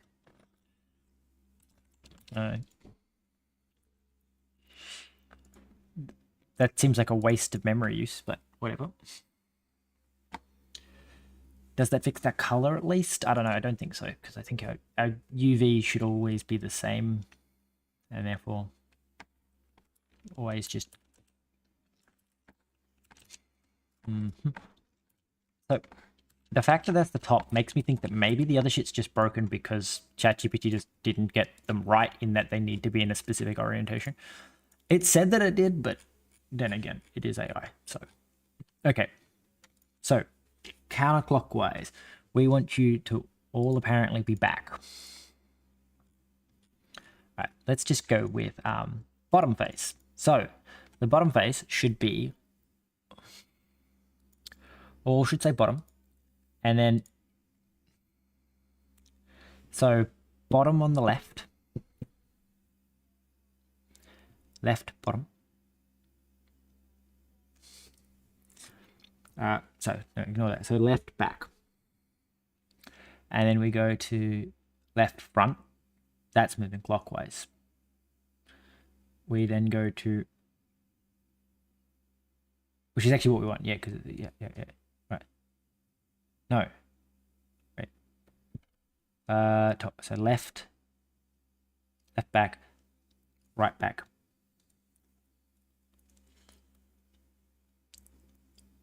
Right front. Clockwise. Yeah. Okay, so then left back, left front, right front. That's counterclockwise. And then what's our thing? The 0 counterclockwise. I think that's correct. So bottom should be correct.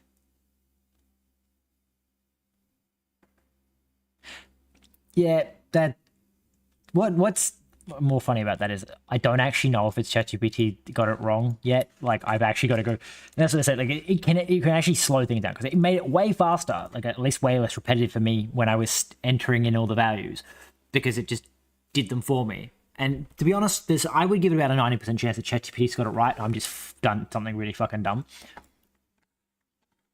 Okay, that's interesting.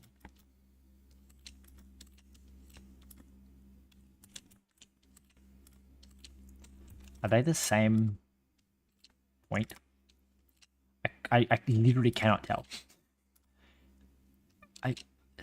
Something about this makes me feel like they're actually the same. I can't tell if they're on a different y-axis.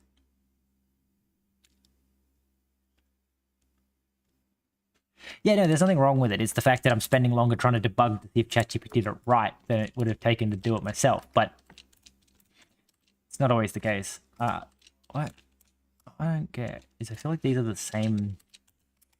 Like they're probably not, but I feel like they're on the same Y level. Like they're not actually separate like they're supposed to be. But that would only work if bottom face. Bottom. And then we come over here, and we go over here, and we go, hey, you, wait. What do you mean variance left, back, left, bottom? Okay. Bottom, bottom, bottom, and bottom are never constructed. Is this just an I didn't save it thing? Okay, it's just I didn't save it thing. So, left, bottom, back. Okay, right, bottom, back. Okay, right, top, back. Okay, left, top, back. Yep, these should all be right because I... Okay, so the bottom face is correct. So I guess if we just chuck a left face on, we should maybe check the left face is correct, but you know, that would require doing proper work. Like, I should check the left face, but I'm going to just stick it in and be like, if it's on the left and it's in the right spot, like it's the right face. Now, this will also help indicate, because at some point, there. I don't know if this is the left side, but there's definitely a left face. Well, like, a left face. What the hell is wrong with its shading, though?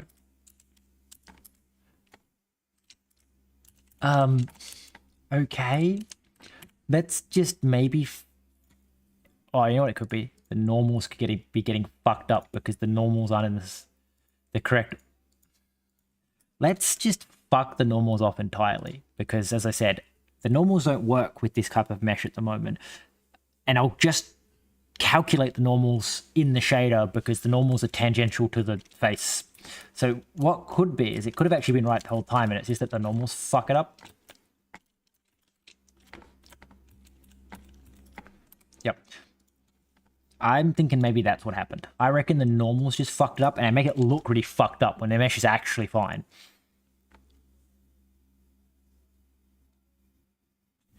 The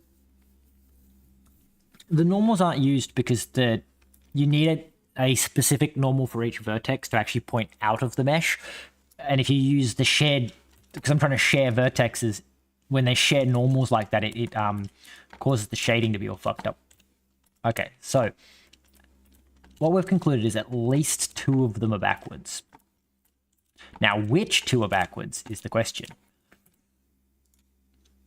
All I can tell is it's one of these. It's 2 of these 3 are the wrong way around. So we'll find out if it's the right face. I don't think it has to be. I think it has to be the right and either the back or the front. I don't know which one, but it has to be one of those because the left, like the top, bottom, and left were working, which means that it has to be one of the other faces that's wrong. So we can't see that one. Ooh, okay, interesting. Okay, ironically, that just means that it's those 2 are the wrong way around, which...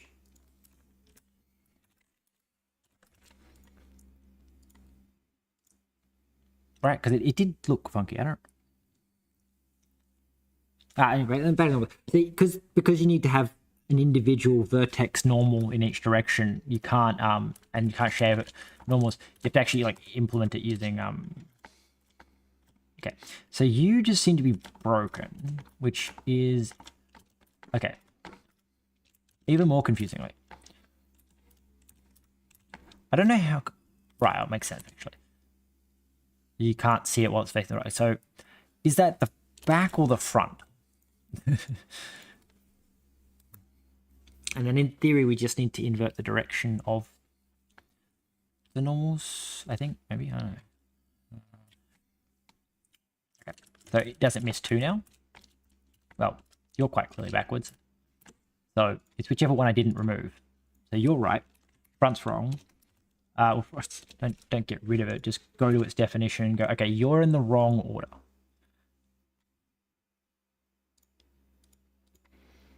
Now, you say left, bottom, front, right, bottom, front, right, top, front, left, top, front.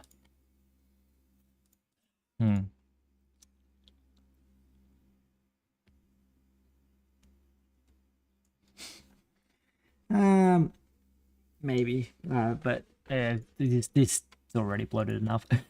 Of like I'm supposed to have been doing shaders and I've not touched shaders yet. So left, bottom, front. Left. This is the front face. Left. Left, bottom, front.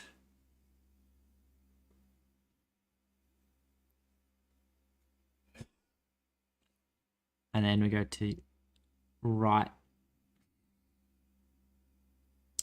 bottom, front.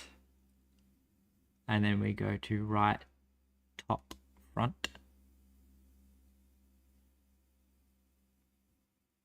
Okay, so that is counterclockwise, which means we want to go the other way. We want to go from you, so from you to you to you.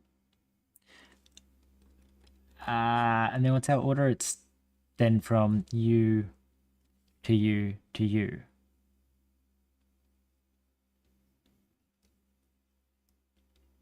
Is that also counterclockwise? That's also counterclockwise.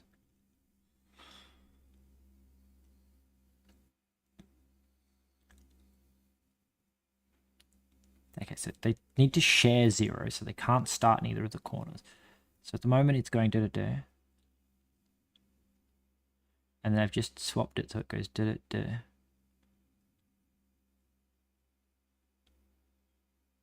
But where it ends needs to be the 2 shared corners. So the 2 shared corners, because they both use 0 and 3. So it's more like it needs to be front face. It's more like you and you need to be swapped maybe? I don't know. Okay, so left, bottom, front.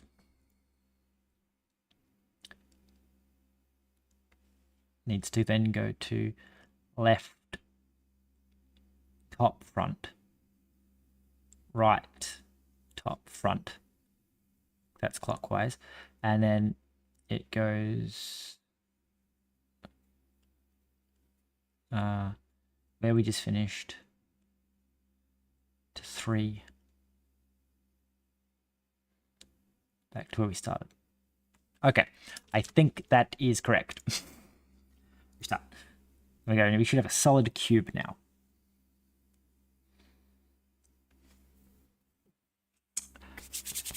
Sometimes it's just smarter to like do things properly from the beginning. But anyway.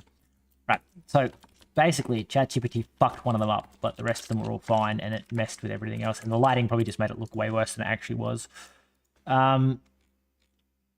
I wonder if now that I'm adding all of them again, can I don't know. I can't add the normals. I was thinking I can add the normals back, but because extend slice normals. Oh yeah, it's when I had normals here. This would fix this particular, like this one, but if I as soon as I add anything that doesn't have all the faces, it wouldn't work. So what we need to do is check if up air, and then add top, and then we check. Nope, that's Shift Alt 4, 5, 6, and then we go get rid of these and go bottom, left, right, front, and back. Now the hard thing about this is going okay. So top, that says back. We want bottom. Bottom means subtract 1, and then left means your left face. Good vision cube. You don't draw the left face if the negative x isn't air, and you don't draw the right face if the positive x isn't air, and then you don't draw the front face. I think this is where it gets difficult. I think it's positive Z isn't air, and then you don't draw the back face if negative Z isn't air. This one's a difficult one because I don't actually know what's considered front. So when we say back, the back is in the positive direction. But that means that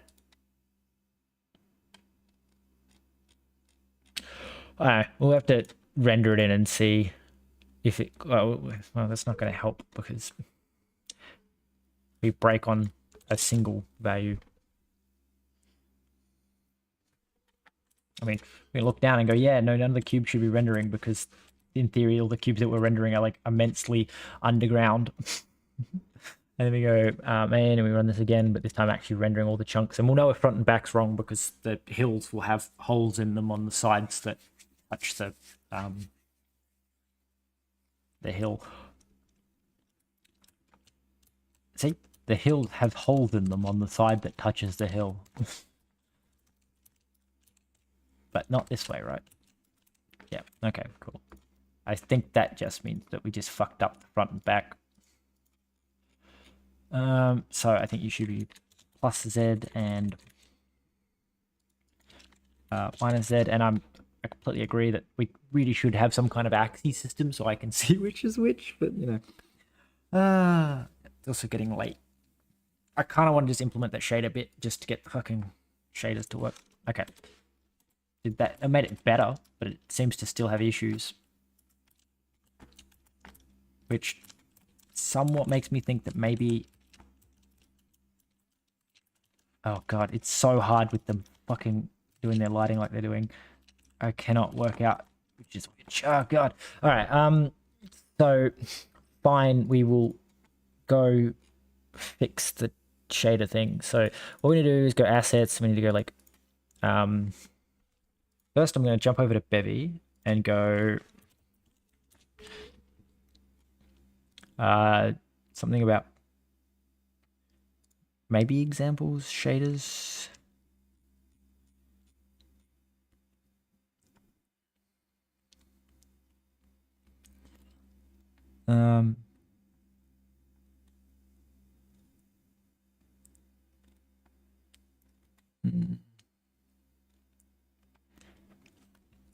Vertex colors, no.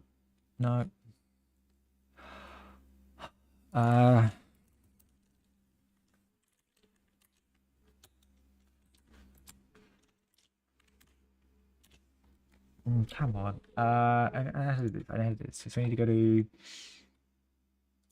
assets, shaders, maybe. I don't know. PBR. No, that's SSR. PBR.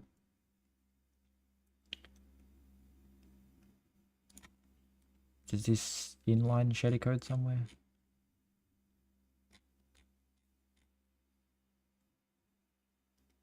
How do I, okay. I need to work out where the actual shader code is. PBR.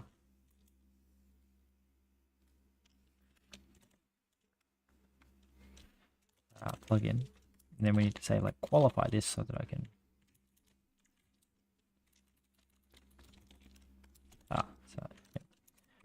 So yeah. Up. Okay.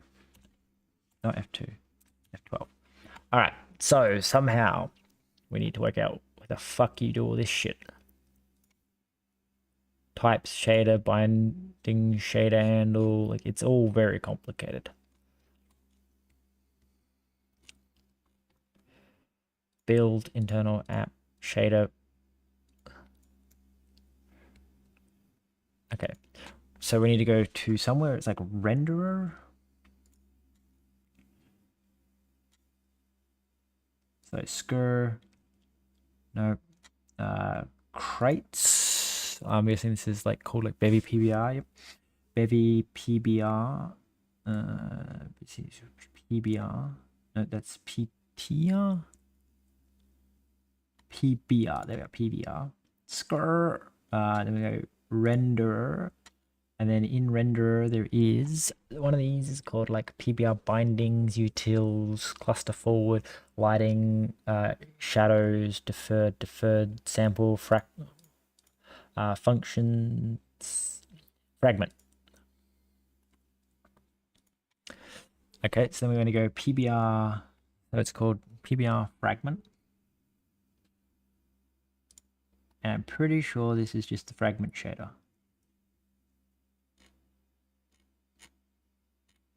Which is extremely complicated. So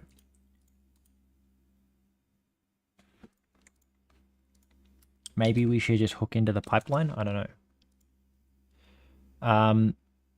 See, I don't understand Bevy enough to fucking be able to do that download. Right.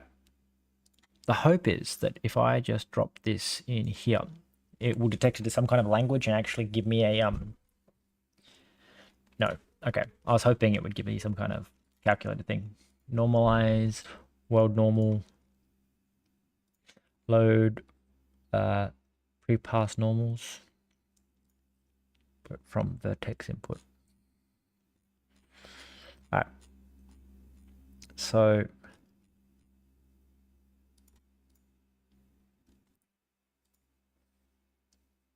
somewhere in here, there's like a input from Vertex output.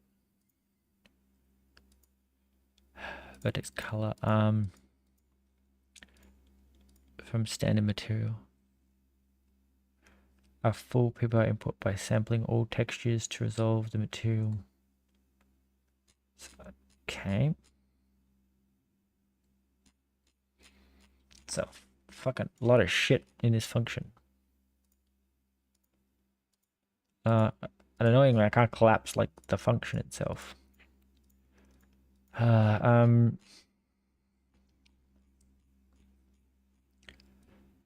It's all very complicated. PBR input.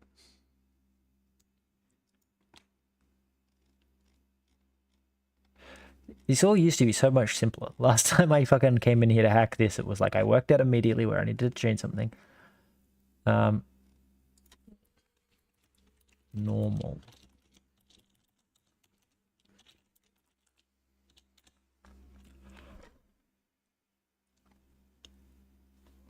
Okay.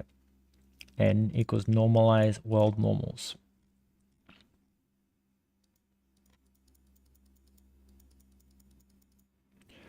Okay, So go in and go, okay. So this is the input from Vertex.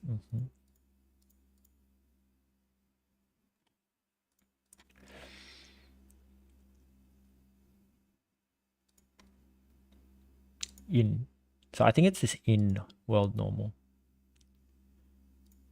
Vertex output.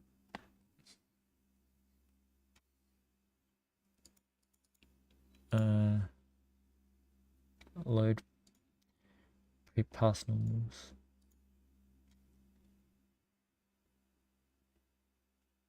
Position.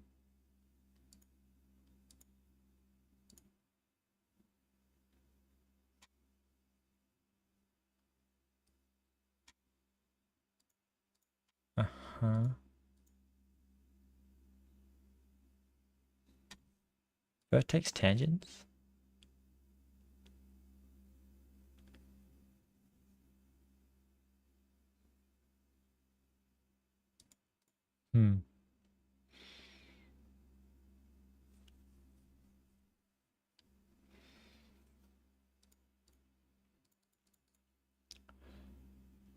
Oh god.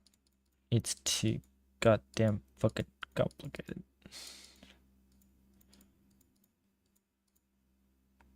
Okay.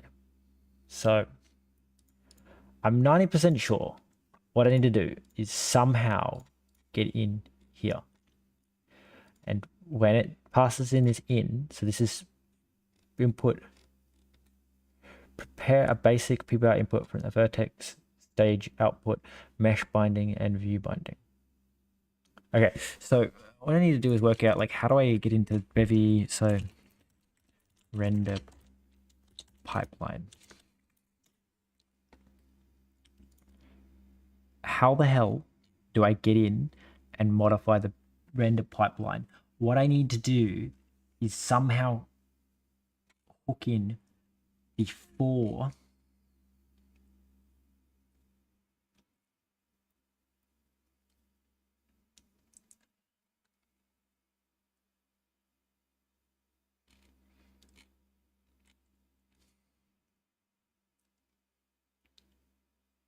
graph.add system.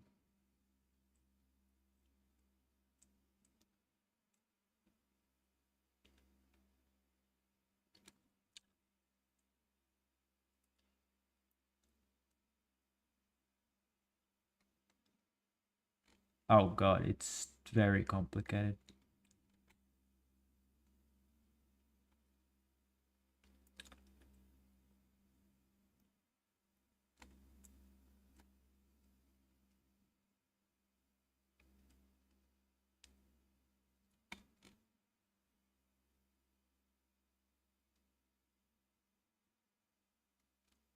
Oh god. I think this tutorial is also extremely out of date.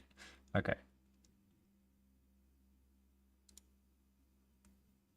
Yep, no, everything's really out of date.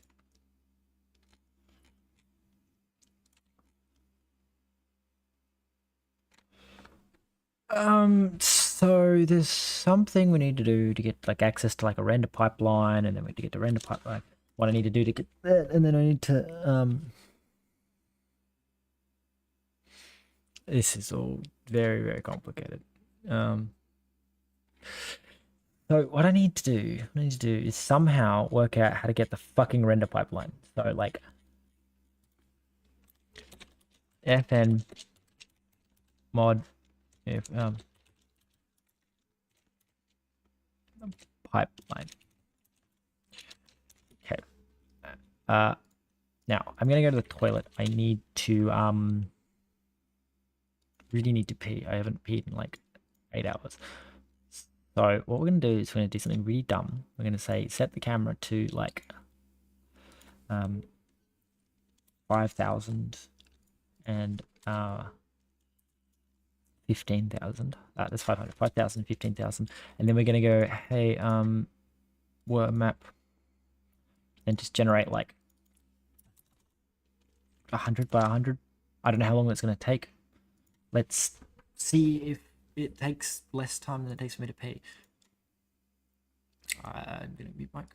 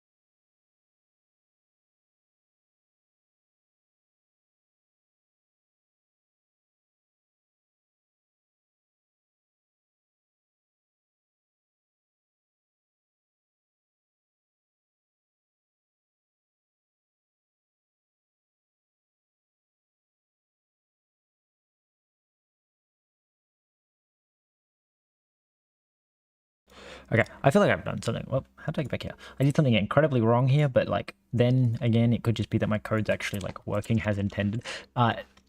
93 million voxels. Alright, that's 93 million voxels, and we're still running it over 100 FPS. I'm going like that can't be right.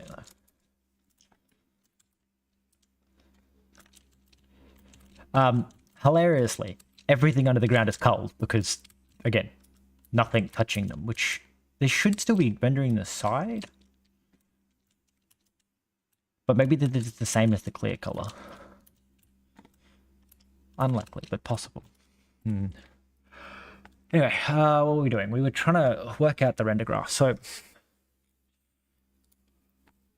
I remember back when I actually did this thing once before and had it working, there's like a way you can get into the render, like you can actually get it to render the render graph. So I'm going to try and do is just see, like, can I see the render graph?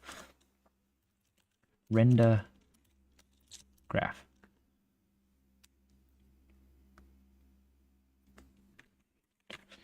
Okay, configure the render graph name assigned to run for a given camera entity. Okay. How do I...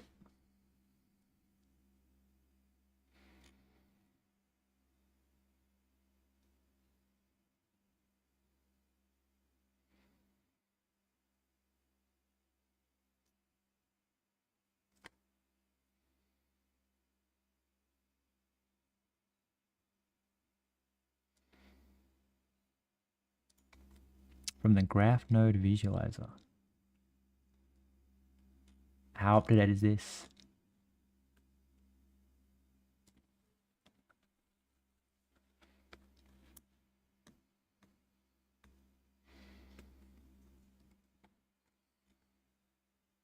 Please tell me you're up to date to 16. Yes. Okay.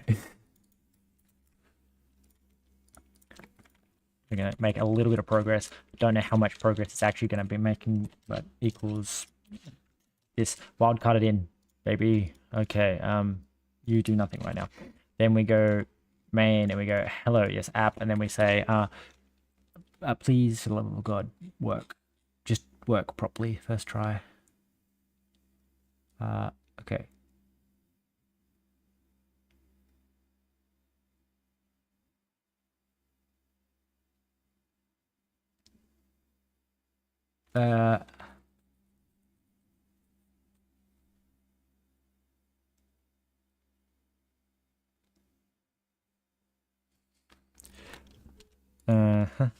App dot add plugins, Bevy, underscore, what's it called? Mod, debug dump. Right, that's what we just added. Yeah, I did save it here. Okay, debug dump, and then what's it? It's a command line args. Okay, doing this. All right, so then we need to go, when we say run, we need to dash dash.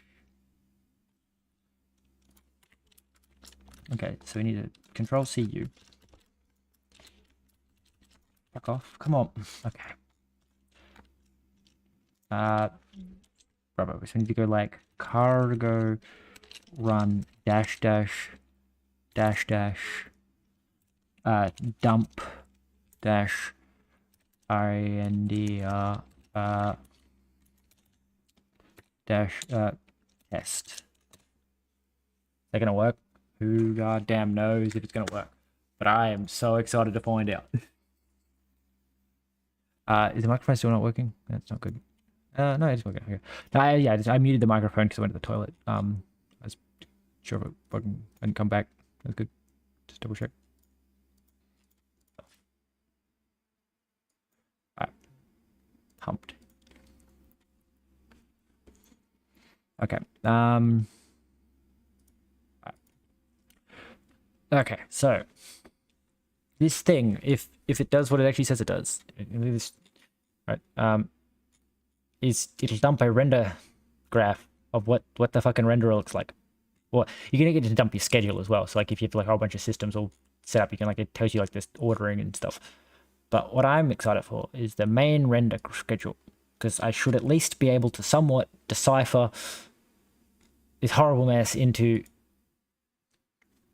oh god, into something that will let me know, like whether there is something as obvious like as PBR. Like I think what I need to do is like go into the render graph, and I just need to tie into the render graph somewhere between the fragment, vertex, like the vertex output, and the PBI, like the fragment input, and I need to change the world normals, because here you use the in.world normals is you can calculate how to calculate tangent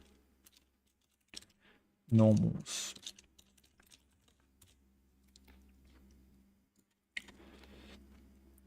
There is a way how to calculate normal tangent to face.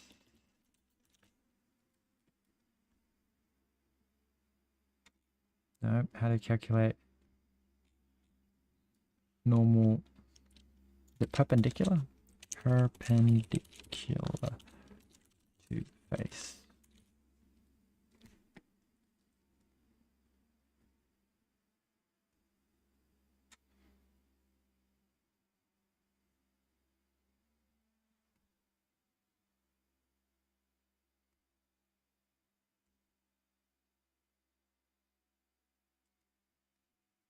No.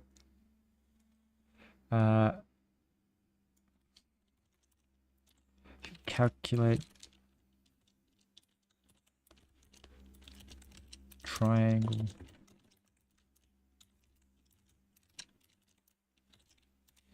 normal so it points out of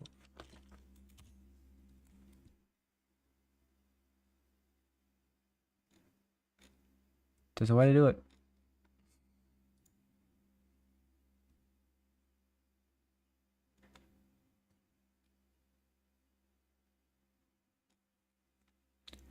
A triangle normal that points out of the face, you'll need to use a cross product of the two edges of the triangle to specify. You can define two vectors along the edge of the triangle and then compare the cross product of the... Okay, so invalid option. Okay. Dash dash help. Help. Is it going to actually fucking say anything? It is. It's going to say dump renderer. Oh. Okay, wait, help. So am I just supposed to not put the double dash then? Do I just go dump renderer? Is that how I'm supposed to do it? Right, and then I feel like I need to specify a file. Test.file. Is that gonna work? Nope. Unexpected argument, so I need to go back to help, please. You keep dumping something, but you're not doing it right.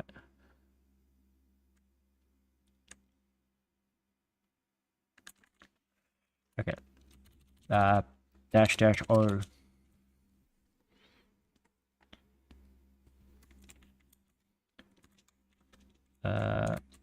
Excuse me. What do you mean? That dash dash O is a fucking thing I can do. Oh, dash O. Oh god. I'm not used to this syntax, you know. Dash O. Okay, so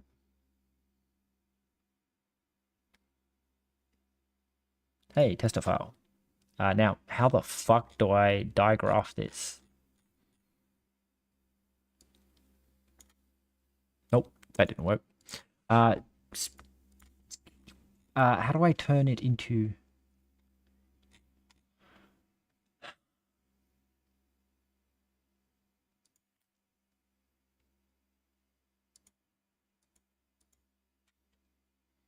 Maybe I'll just use your render graph then.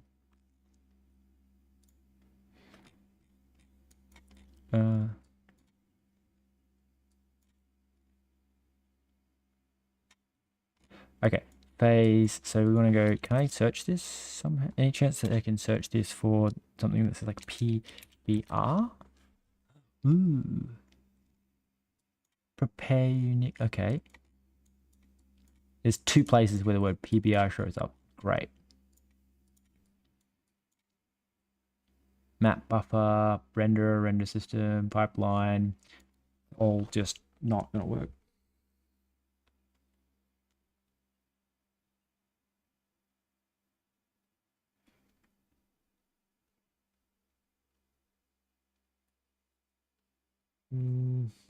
It's all very confusing.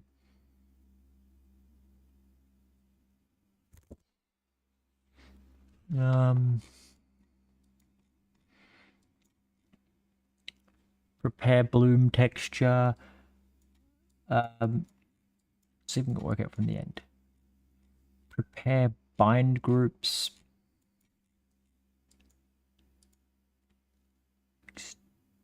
Drag schedule. Okay, so renderer. So where is the actual camera then? Maybe I should move this on the main monitor so you guys can see what I'm looking at. Prepare shadow, prepare UI, prepare sprite bind groups. But I don't actually see where the camera is. Anonymous set, prepare downsample depth view, prepare decals, clear. So apply defer, apply extract commands, prepare assets, check prepare view serialization, prepare assets render mesh, set mesh motion, prepare mesh, Q swap, Q meshes.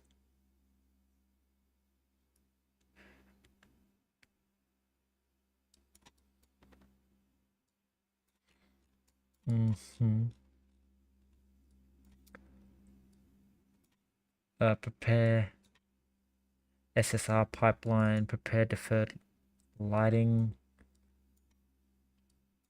prepare cluster cleanup. So something here has to like point back at some point, doesn't it? Like renderer, post cleanup, render. Like nothing points. Oh, fucking camera. There's one reference to the word camera, and I don't know fucking where it is because I can't seem to go to it. It exists apparently.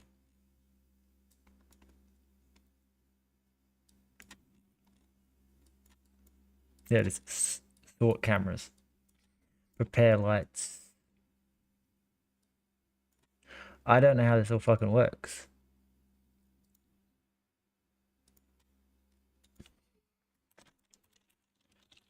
Camera. There's at least 3 instances of the word camera in this one. PBR. It's just one fucking define opaque fast PBR lighting. I don't know.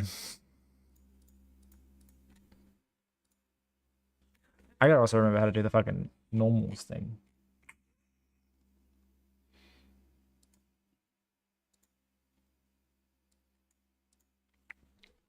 How to get flat lit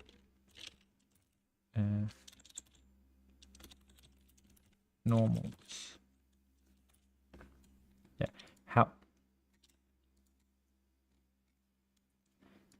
normalize cross B minus A, C minus A.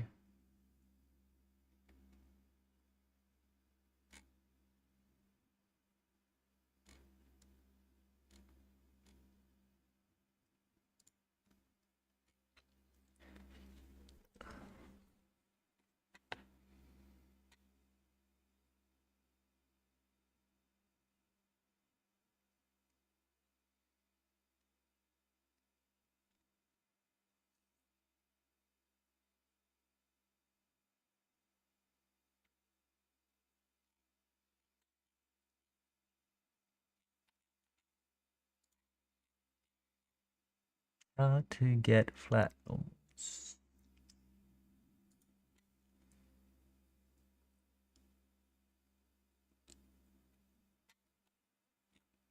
I fucking does my head in.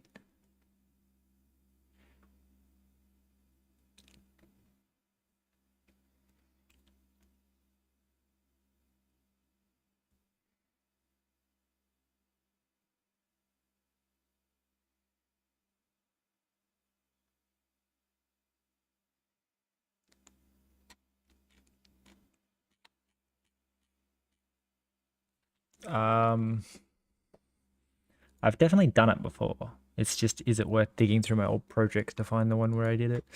Um, hmm.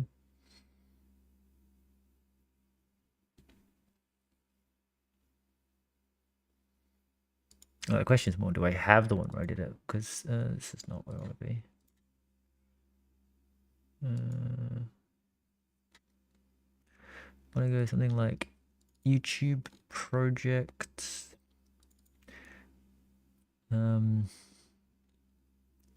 Hexagon game maybe? Nope. It'd be like YouTube, go to projects and then go, is there one called, we're looking for .wgsl? Can't be that many that have shaders in them.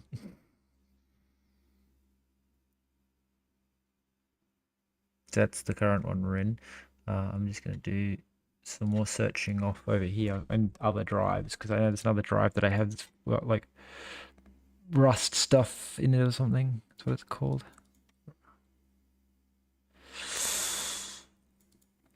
Rust stuff projects. .wgsl. Unless they changed the name of the shaders, didn't they? We just go back to Bevy for a second and go renderer. And I'm gonna go change this to 0.9. WGSL. Okay.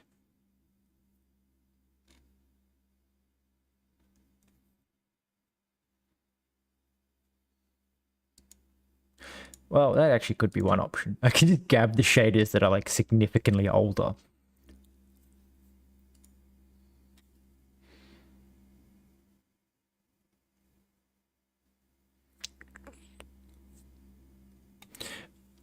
Okay, it does not appear that I have the copy in there, and on my other one, I found a PBR dot.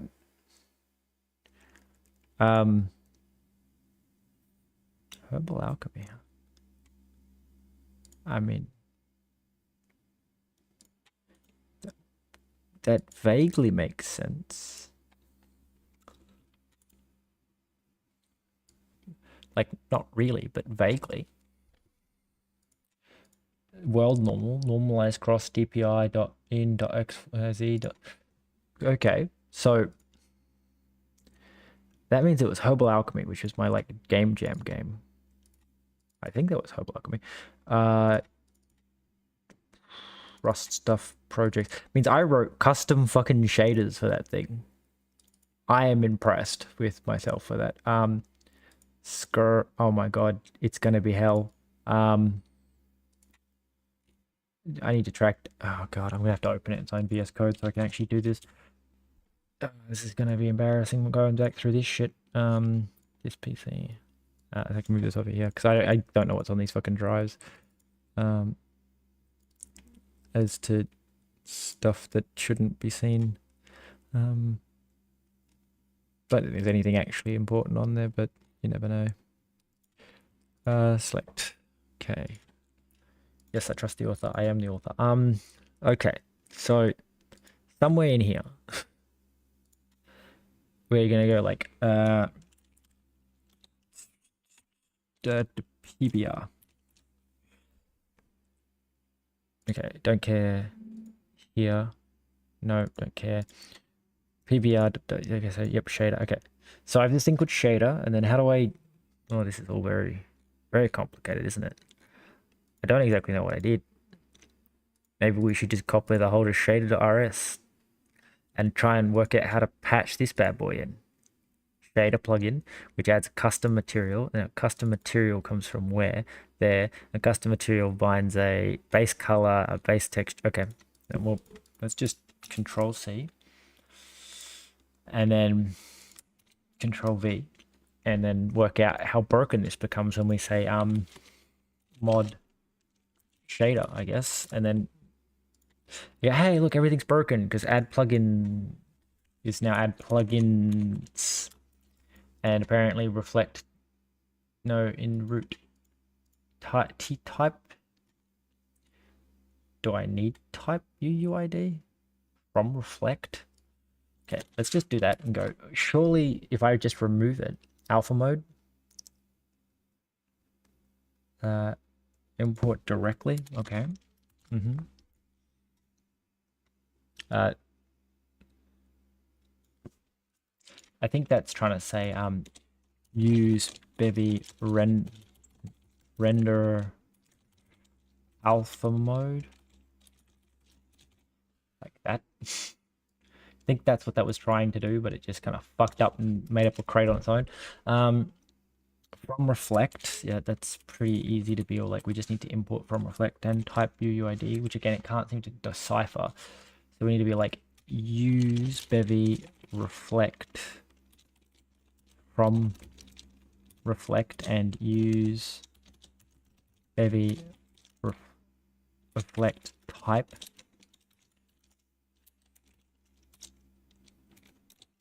UUID. Oh, interesting. Okay. Double interesting because okay. So he's going to comment this bit out, but like from reflect seems to be working fine. Okay, conflicting implementation. Okay. Did it need it? Maybe not. Okay, so RGB is now it's linear RGB. Okay, custom material. Yep. And then we say A, which is no method A. Okay, so alpha color is if is less than alpha dot alpha is less than 1. Okay. Okay, bit flags is obviously a dependency, so to annoyingly import bit flags. That should fix that. And then fuck knows what it's actually doing. And then render assets. Apparently render assets is like a whole different thing.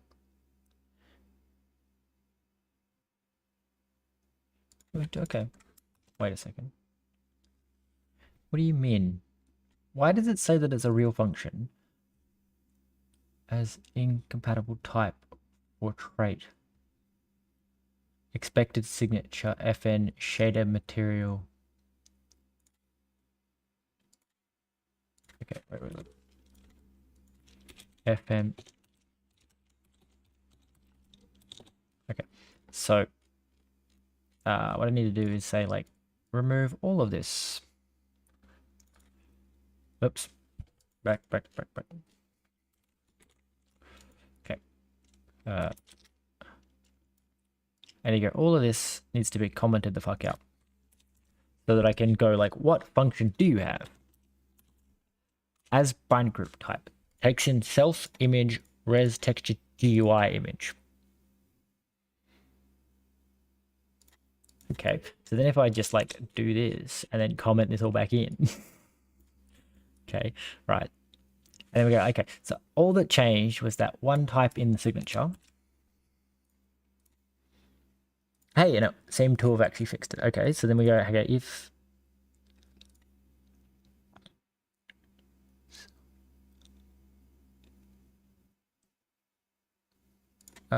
what is your problem? Okay,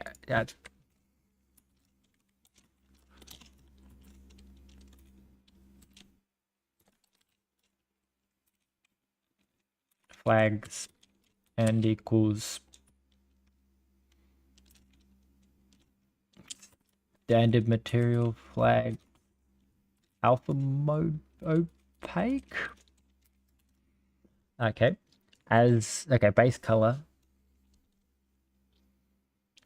linear to linear TBA. What do you want your base color to be? Okay, maybe there's just this color just as, do you just into? No.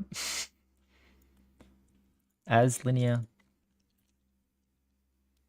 F32. Nope. Base color is a vec4. Base color is a color. So this is somehow converting one material into another, so that's annoying because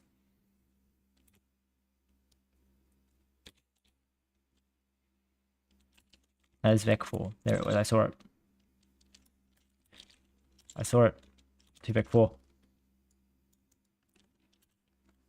To linear.to vec4. Okay, and then we come down here and we go, hey, custom material is not an asset. Okay. Custom material.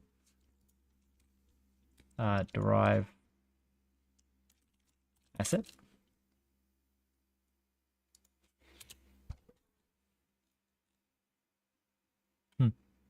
Okay. Method specialized has an okay.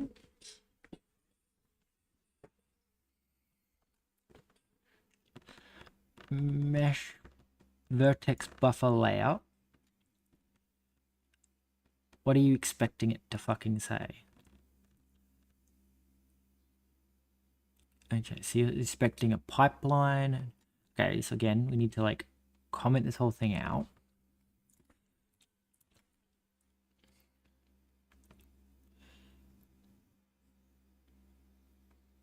Probably also need to go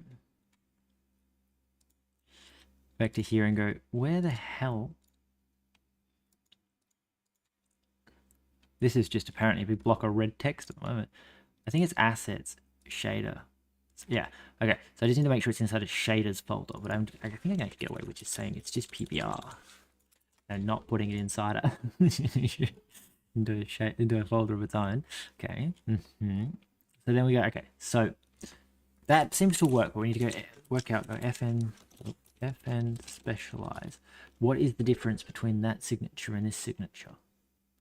Material pipeline self, render pipeline descriptor. Right. Which means that if I just take that and paste it in there and do that and go like that and go, that should now work. Which means anything that I give a, you can please be quieted down. So there was something about needing a shader plugin. So then we go like main and we go add plugin. App.add plugins. And then we go shader plugin. This is not the smartest way of doing this. So you use shader plugin, and then we go somewhere we go shader plugin. So you have a custom material here, which is the yeah, okay. So then we have to, so your public, okay, cool. So in theory, if we go to our map and then we go to wherever the hell we define that material,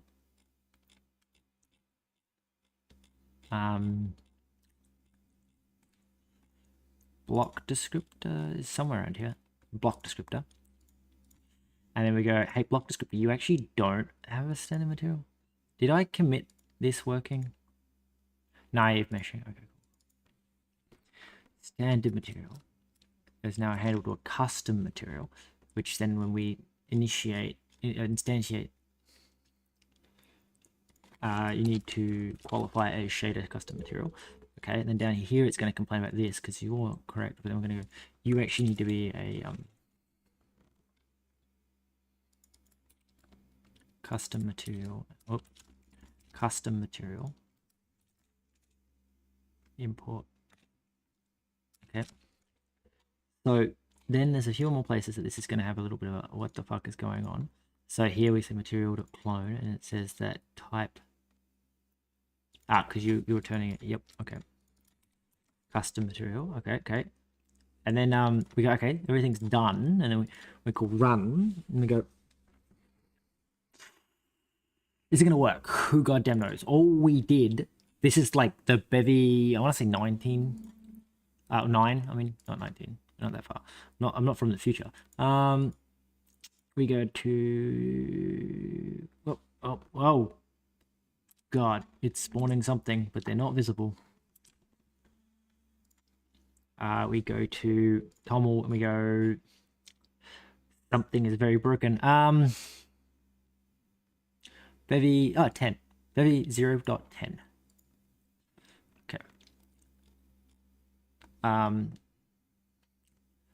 Well, depressingly, it didn't seem to work. It spat out an error. Wait. Okay. Error. Failed to process shader. Requires Bevy PBR not found. Fog mode does not equal fog mode, and material. Interesting. So it was on line 104. Fog mode does not equal fog. Okay, so if we just get rid of this.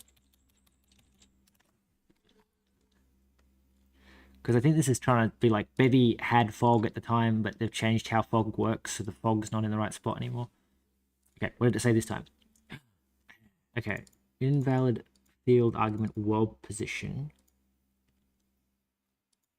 Okay, so what is it actually called then? It's in world normal. No, it's not, because... Okay, so it's not called world position, but what exactly is it called then? Vertex output. This is what I hate about shaders. I can't see where any of this shit is. None of this fucking stuff works. So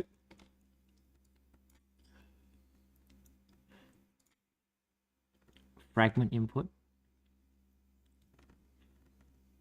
in dot world position is front fragment color. Bevy BR mesh output, mesh vertex output.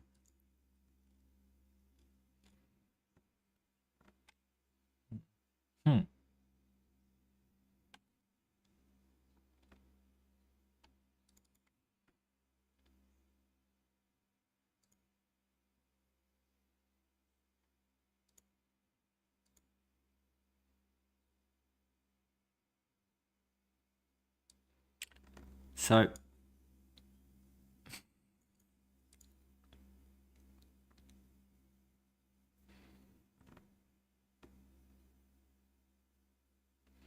I think it's like we need this bit here. Do we like when we import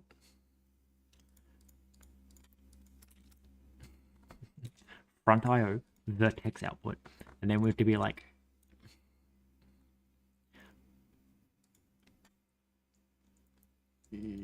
yeah, no, it's really just not gonna work. Now, is it not working because I'm just using the like, am I somehow naively still just using fragment shader vertex shader type? Yeah, so how is the vertex shader being determined? Oh, it's late. I don't understand. I'm going to call it a night. So what I need to do is modify this back to being the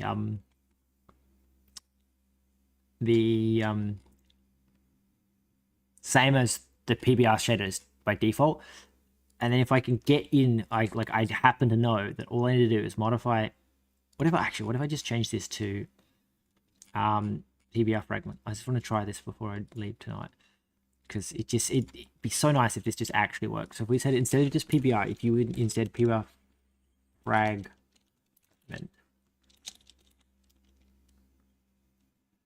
fragment. Okay, so load the fragment, which is then just identical, but then what do you actually do? The only difference between this and the actual default Bevy one is the let world normal, and then you just call like this horrendous fucking function here, and we say right at the beginning here, when we say hey let normal, I'm assuming is what you set world normal, and then somewhere we obviously use world normal down here. So that's the, so just right at the top in world normal. I'm pretty sure it's the pre-process. Yeah. So why not just define it here and say let world normal equal that, and then you just pass in world normal like so,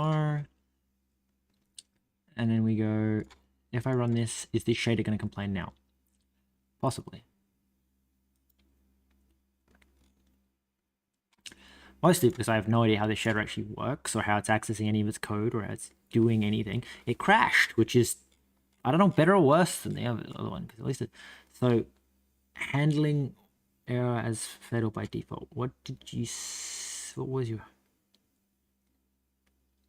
okay.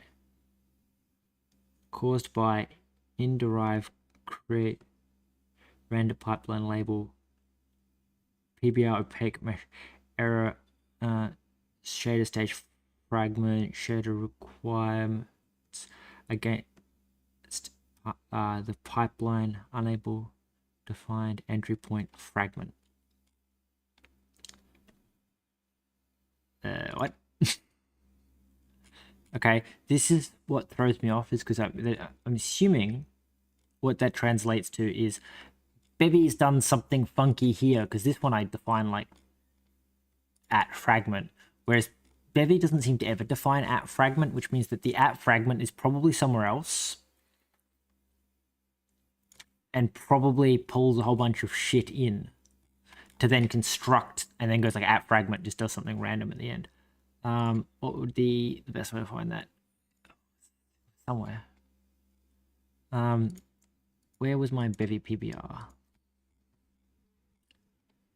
Somewhere I wrote PBR plugin.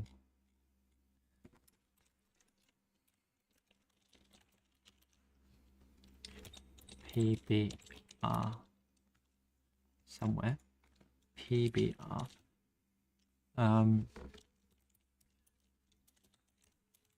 Okay, I seem to have got rid of it, which is probably for the best. Main. PBR plugin. Okay. F12. So somehow, some way, I think it's standard material that we need to be looking at, maybe.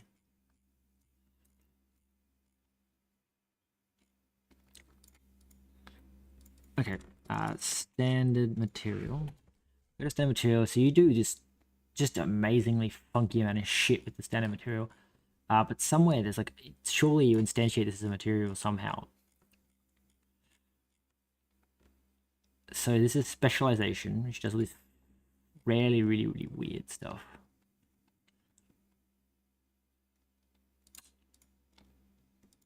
What happens if I like control C, then we go to my shader and control V, and we go, what if I do that? Instead of you complaining like Bevy assets, so first off, these need to be like Bevy asset, Bevy color. Apparently this is Bevy math. Okay. Reflect and render, and then we go deferred. Okay, deferred. Okay, so can I get rid of that and go, what are the odds that this is anywhere near compiling? Color. Can't find color in this scope. Import color. Bevy color. We want to call you custom material. Okay, so the custom material, and we implement custom material, then we implement default for custom material, and from color for custom material, and then handle image, handle texture, custom material. Okay, so first off, I think what we need to do is we need to use like use Bevy preload. How many issues did that fix? A lot.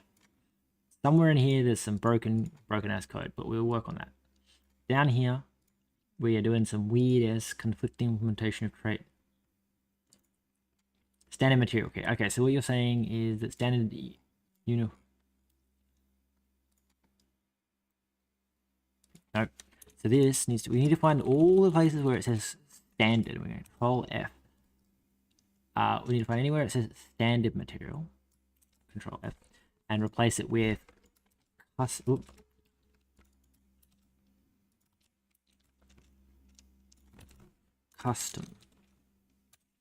material. Got it. Okay. Now,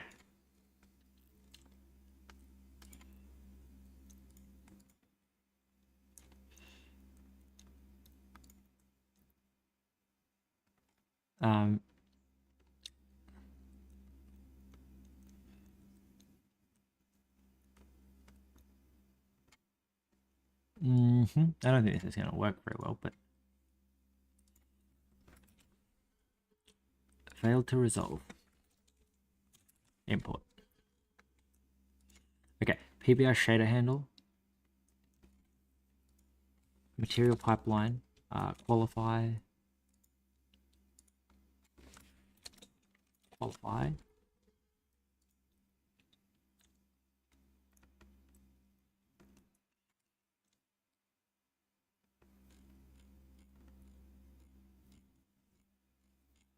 Okay, so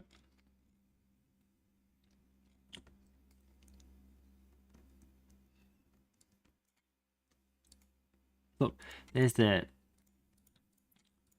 we need to qualify this, I guess.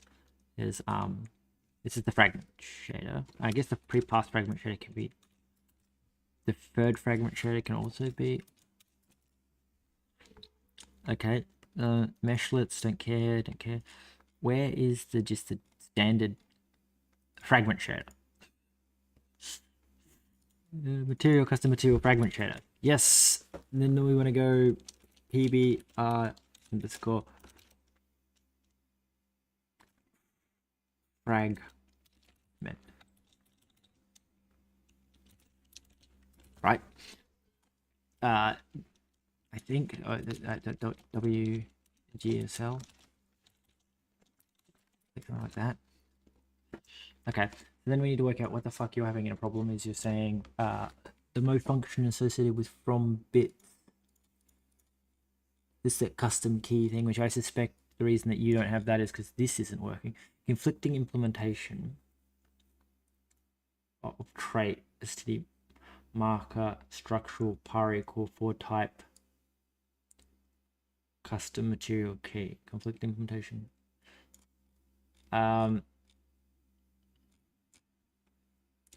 Is that? That's very big.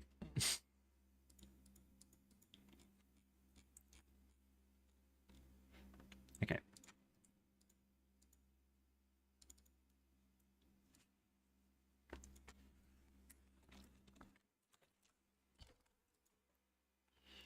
So you have some kind of conflicting implementation.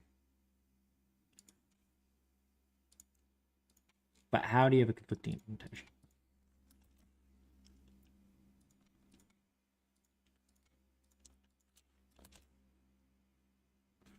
How can you have a conflicting implementation? I'm very confused.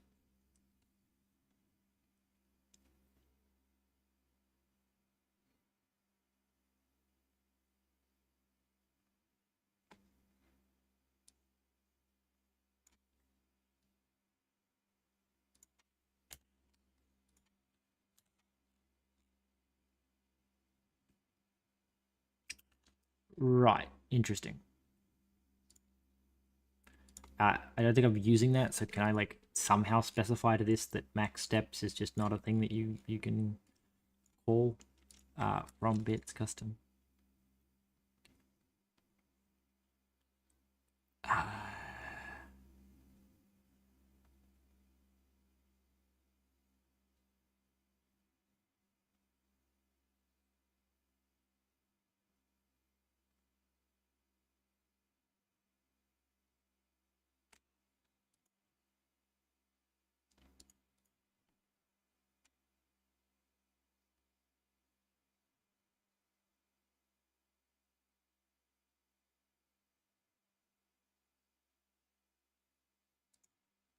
Okay, that's very confusing.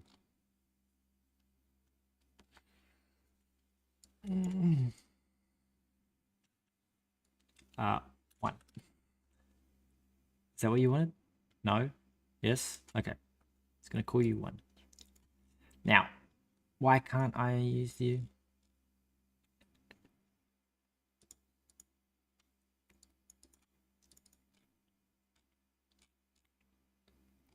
What are the odds that I can get away with just going, hey, don't fuck with this thing, but instead just use the standard material key? Use standard.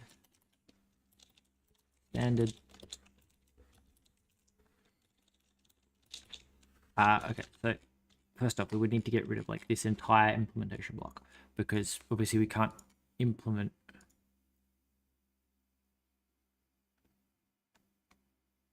we want standard material key.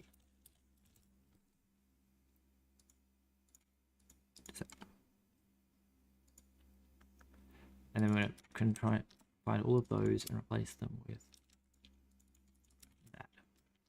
I think this is going to complain because it's going to hit the orphan rule and it's going to say you can't implement this trait because you don't own this. Never mind. Now, the question becomes,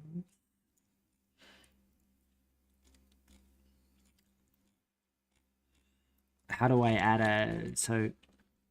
import plugin, right? And this is going to be my material plugin, and then we're going to say is like app dot add plugins material something. I'm supposed to be going to fucking sleep. How was it? It was come back over to here and be like, what the hell did you do in your shader code to textures script fucking shader? We went, but if I can do plugins, add plugins, material plugin.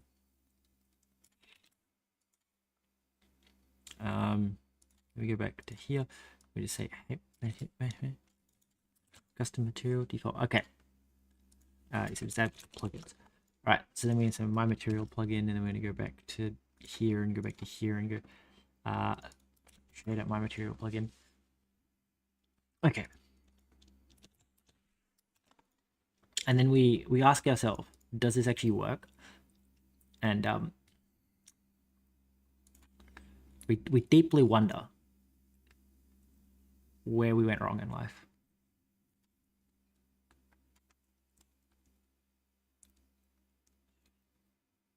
Okay, so something went horribly wrong with the fragment shader there, which is somewhat hilarious. So what went wrong? I think something.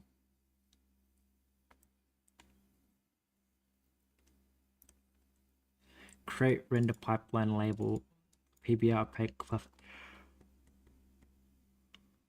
It's the pipeline. Okay, so we need to go back to main here, go back to standard material, and just have a quick look. Standard material. When I call, when you call your silly little thing that says fragment, and you say, hey, what is the handle weak? Somewhere you implement this shader as PPBR shader handle. and then we go here and it says render, and it's just called PBR. Wait, what? How do I? Okay, so I have one called fragment, but apparently if I just go back to the fucking Bevy thing and go back to the latest version of Bevy, 16, inside Bevy PBR, there should be just a fucking shader called PBR, not PBR fragment, just PBR.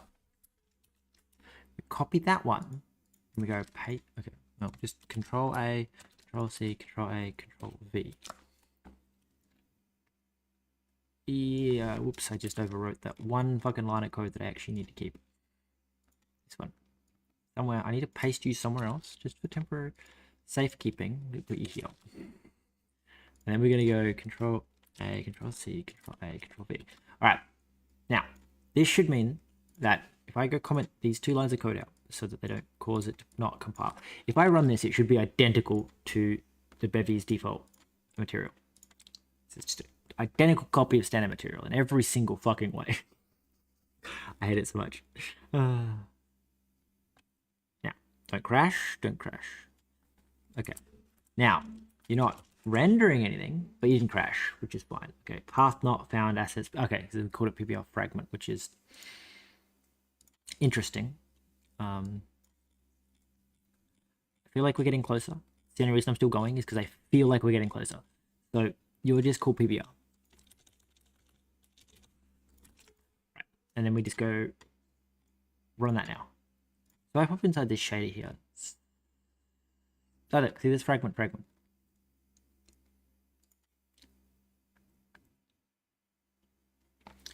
Hey, look, you're outside of the fact that you're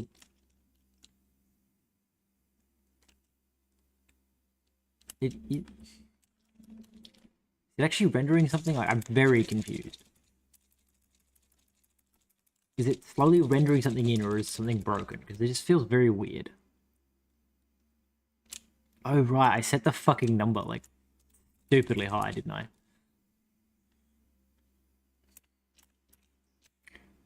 But they are rendering. Now, I suspect I need to give them normals. Okay. It's still doing that weird glitchy thing.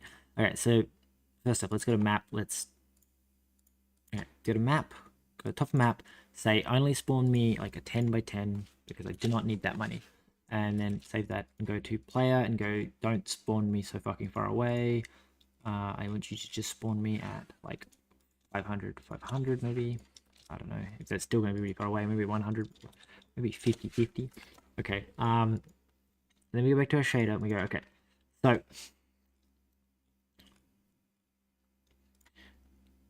I'm wondering if I need to put normals and everything just for the sake of having normals for it to turn on the normals, like the PBR shader, because again, I'm just copying Bevy's built-in shit, means that it may be like it's detecting that there's no normal, so it's just not running normal code. Okay, so the question would then become, let's give everything a normal and see if that makes the map look different. So we need a map, we need to go, hey, when I'm done with this, somewhere we insert normals. Where do we say normals? Extend chunk normals. Okay, that's incorrect. I think we're just going to say, I guess technically we would say something along the lines of, how did I do it? It was like extend from slice vec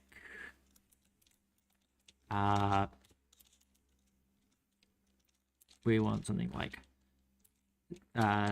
0 dot comma 1 dot comma 0 dot and then 3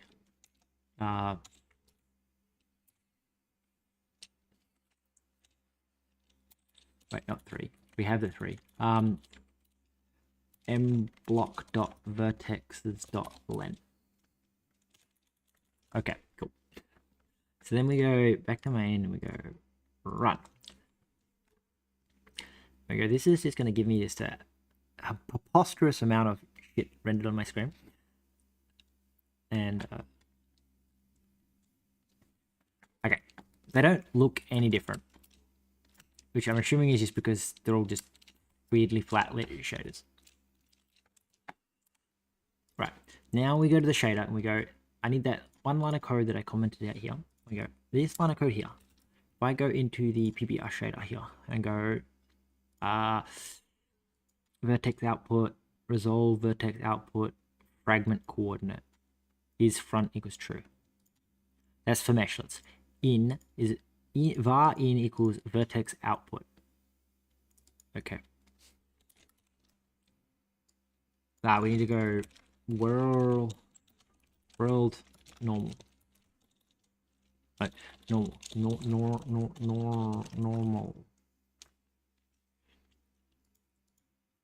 Okay, interesting. So my assumption is that somewhere you will call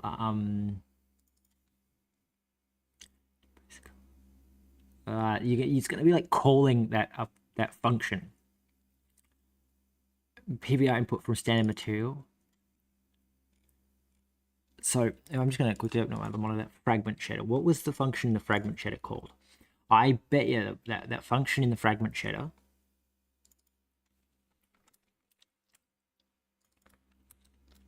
no, it's not called. Okay, interesting. So the only other thing I can think is this, which is the vertex output, which comes from somewhere where we know, what is it? It's PBR. So I need to find PBR pre-pass IO.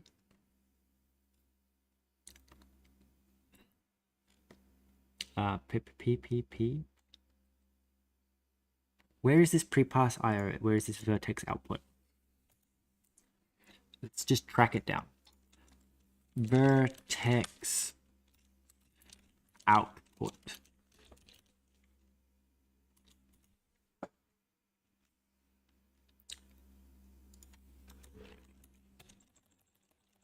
VERTEX output. Okay, so I search for vertex output. So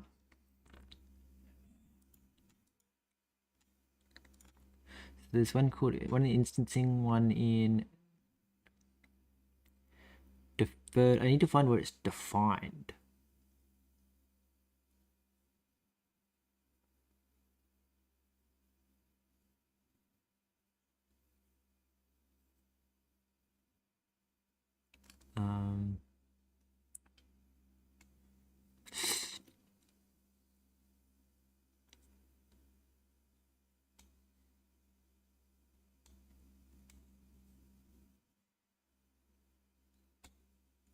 Oh, it doesn't seem to be fucking defined anywhere. There, vertex output. Look, it's got a world position.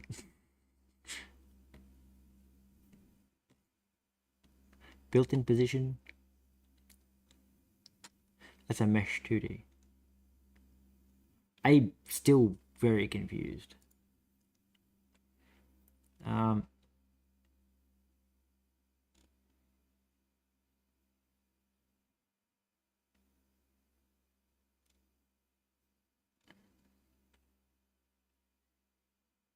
SSI, UI, forward IO. So that implies that what I want to be looking for is something like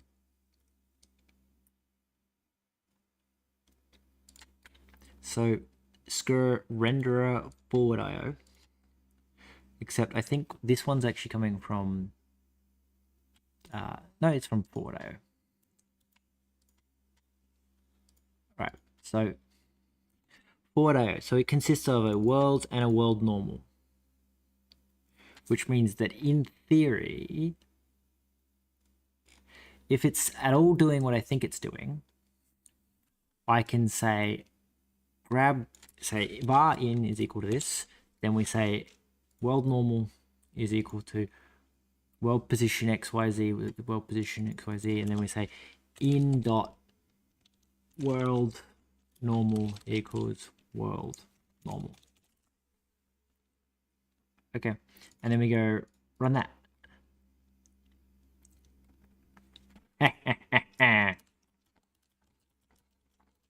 I am the greatest. Oh no. Oh god. Okay, so one of these is not like the others. Why are you not rendering at all? Now, the interesting thing with the cube is it's not rendering that face at all. And that is just like patently incorrect. Like other faces have it, so it's not an issue with that. It's somehow thinking there's a block blocking it.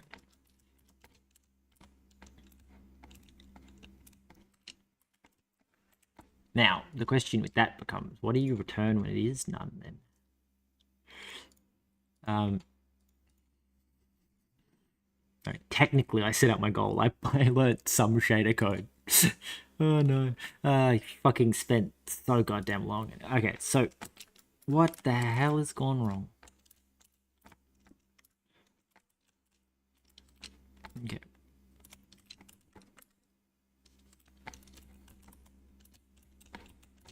My question is, why is it not every block on that side?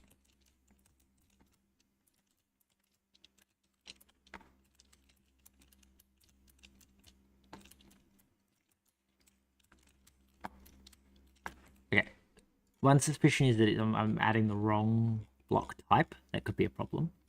Of course, this. Okay.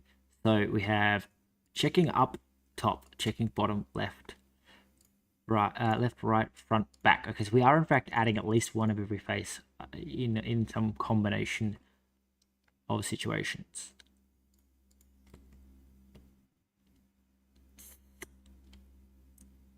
Okay, so I guess the trick now would be to generate some kind of chunk and give it very specific. See, because that's the issue. You're very clearly a different piece. So what happens when they're out of bounds? Get block. Right. You return none.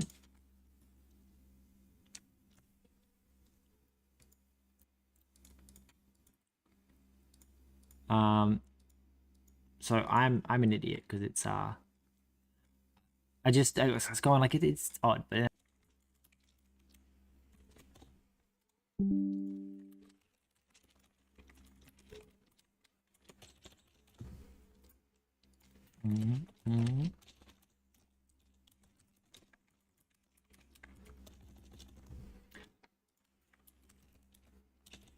in reality, what I should be doing is instead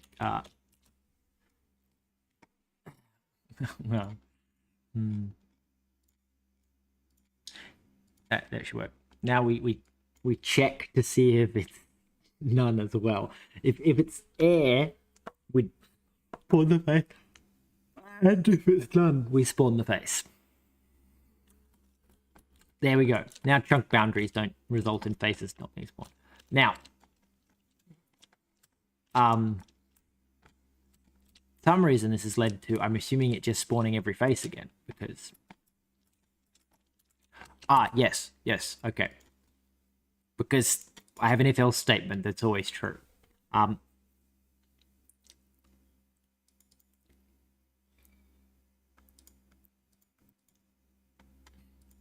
So in reality, it's more like I need to get rid of all the fucking else's. I did just click then, like the way that I've got rid of the it's not none. None's the other case, which then of course means that it's always either one or the other, and I'm like spawning a face on both, so that's not correct. It's not map. There's one, is it like or else or map? Not map, it's map or maybe no or yeah or, and then we say option oh no, we say some block type. Yeah, so if it's none, We say it's air.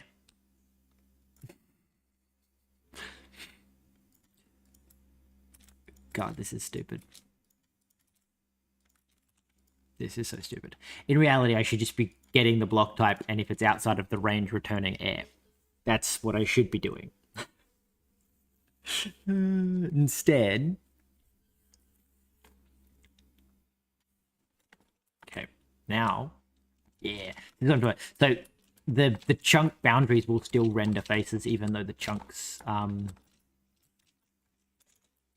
don't think my sprint code's working properly. So the chunk boundaries, like while you're inside a chunk, will also render walls. I don't think it's worth removing the extra triangles, especially when I do the next level of optimization where this is going to be griddily meshed into a singular big mesh.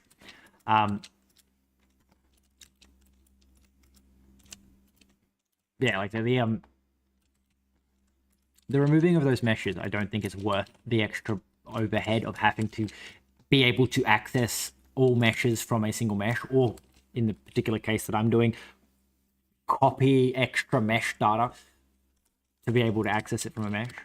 Anyway, let's see how beautifully efficiently this renders, since it will actually render everything this time. So we want to say set our player's position map player. So we want to set our player's position to like 5,000, and then we really are calling it a day because God, I can't just stay up forever. And then we go to map. We say in map, can you spawn me like a 100 by 100? I'm optimistic here. So optimistic, in fact, that to spawn a 100 by 100, I'm gonna actually like up the number of chunks it can do. Max somewhere I have a piece of code that's called max. No. There we go. Max, and then we're gonna say like times by like 10 because I would rather frames be slower while it's generating. Let's make this a const. Task underscore mult. Then we're gonna go up here. We're gonna say const task mult, which is a view size equals, let's say 10. Okay.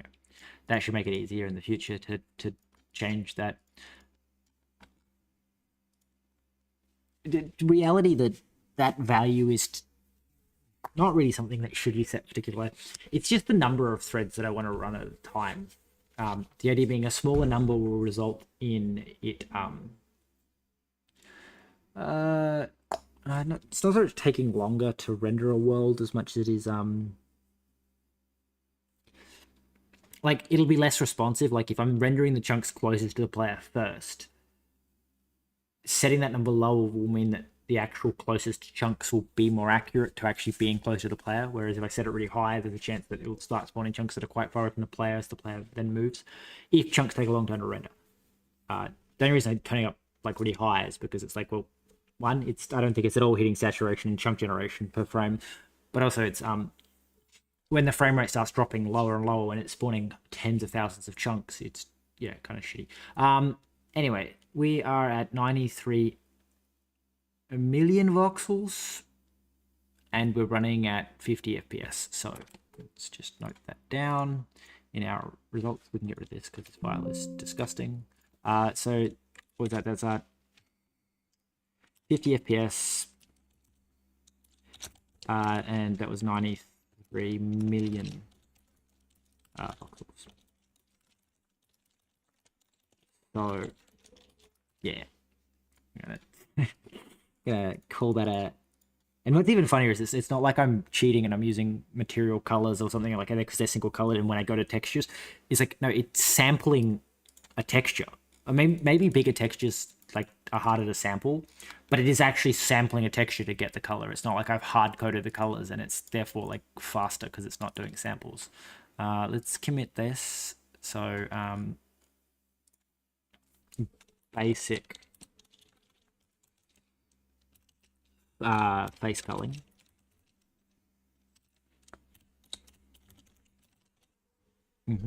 Commit.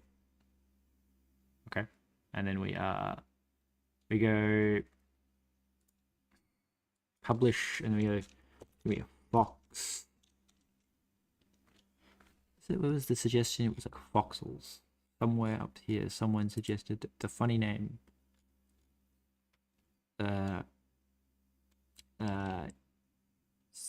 Something Voxels.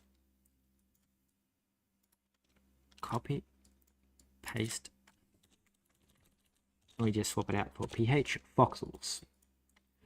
We'll make this public, and we go. I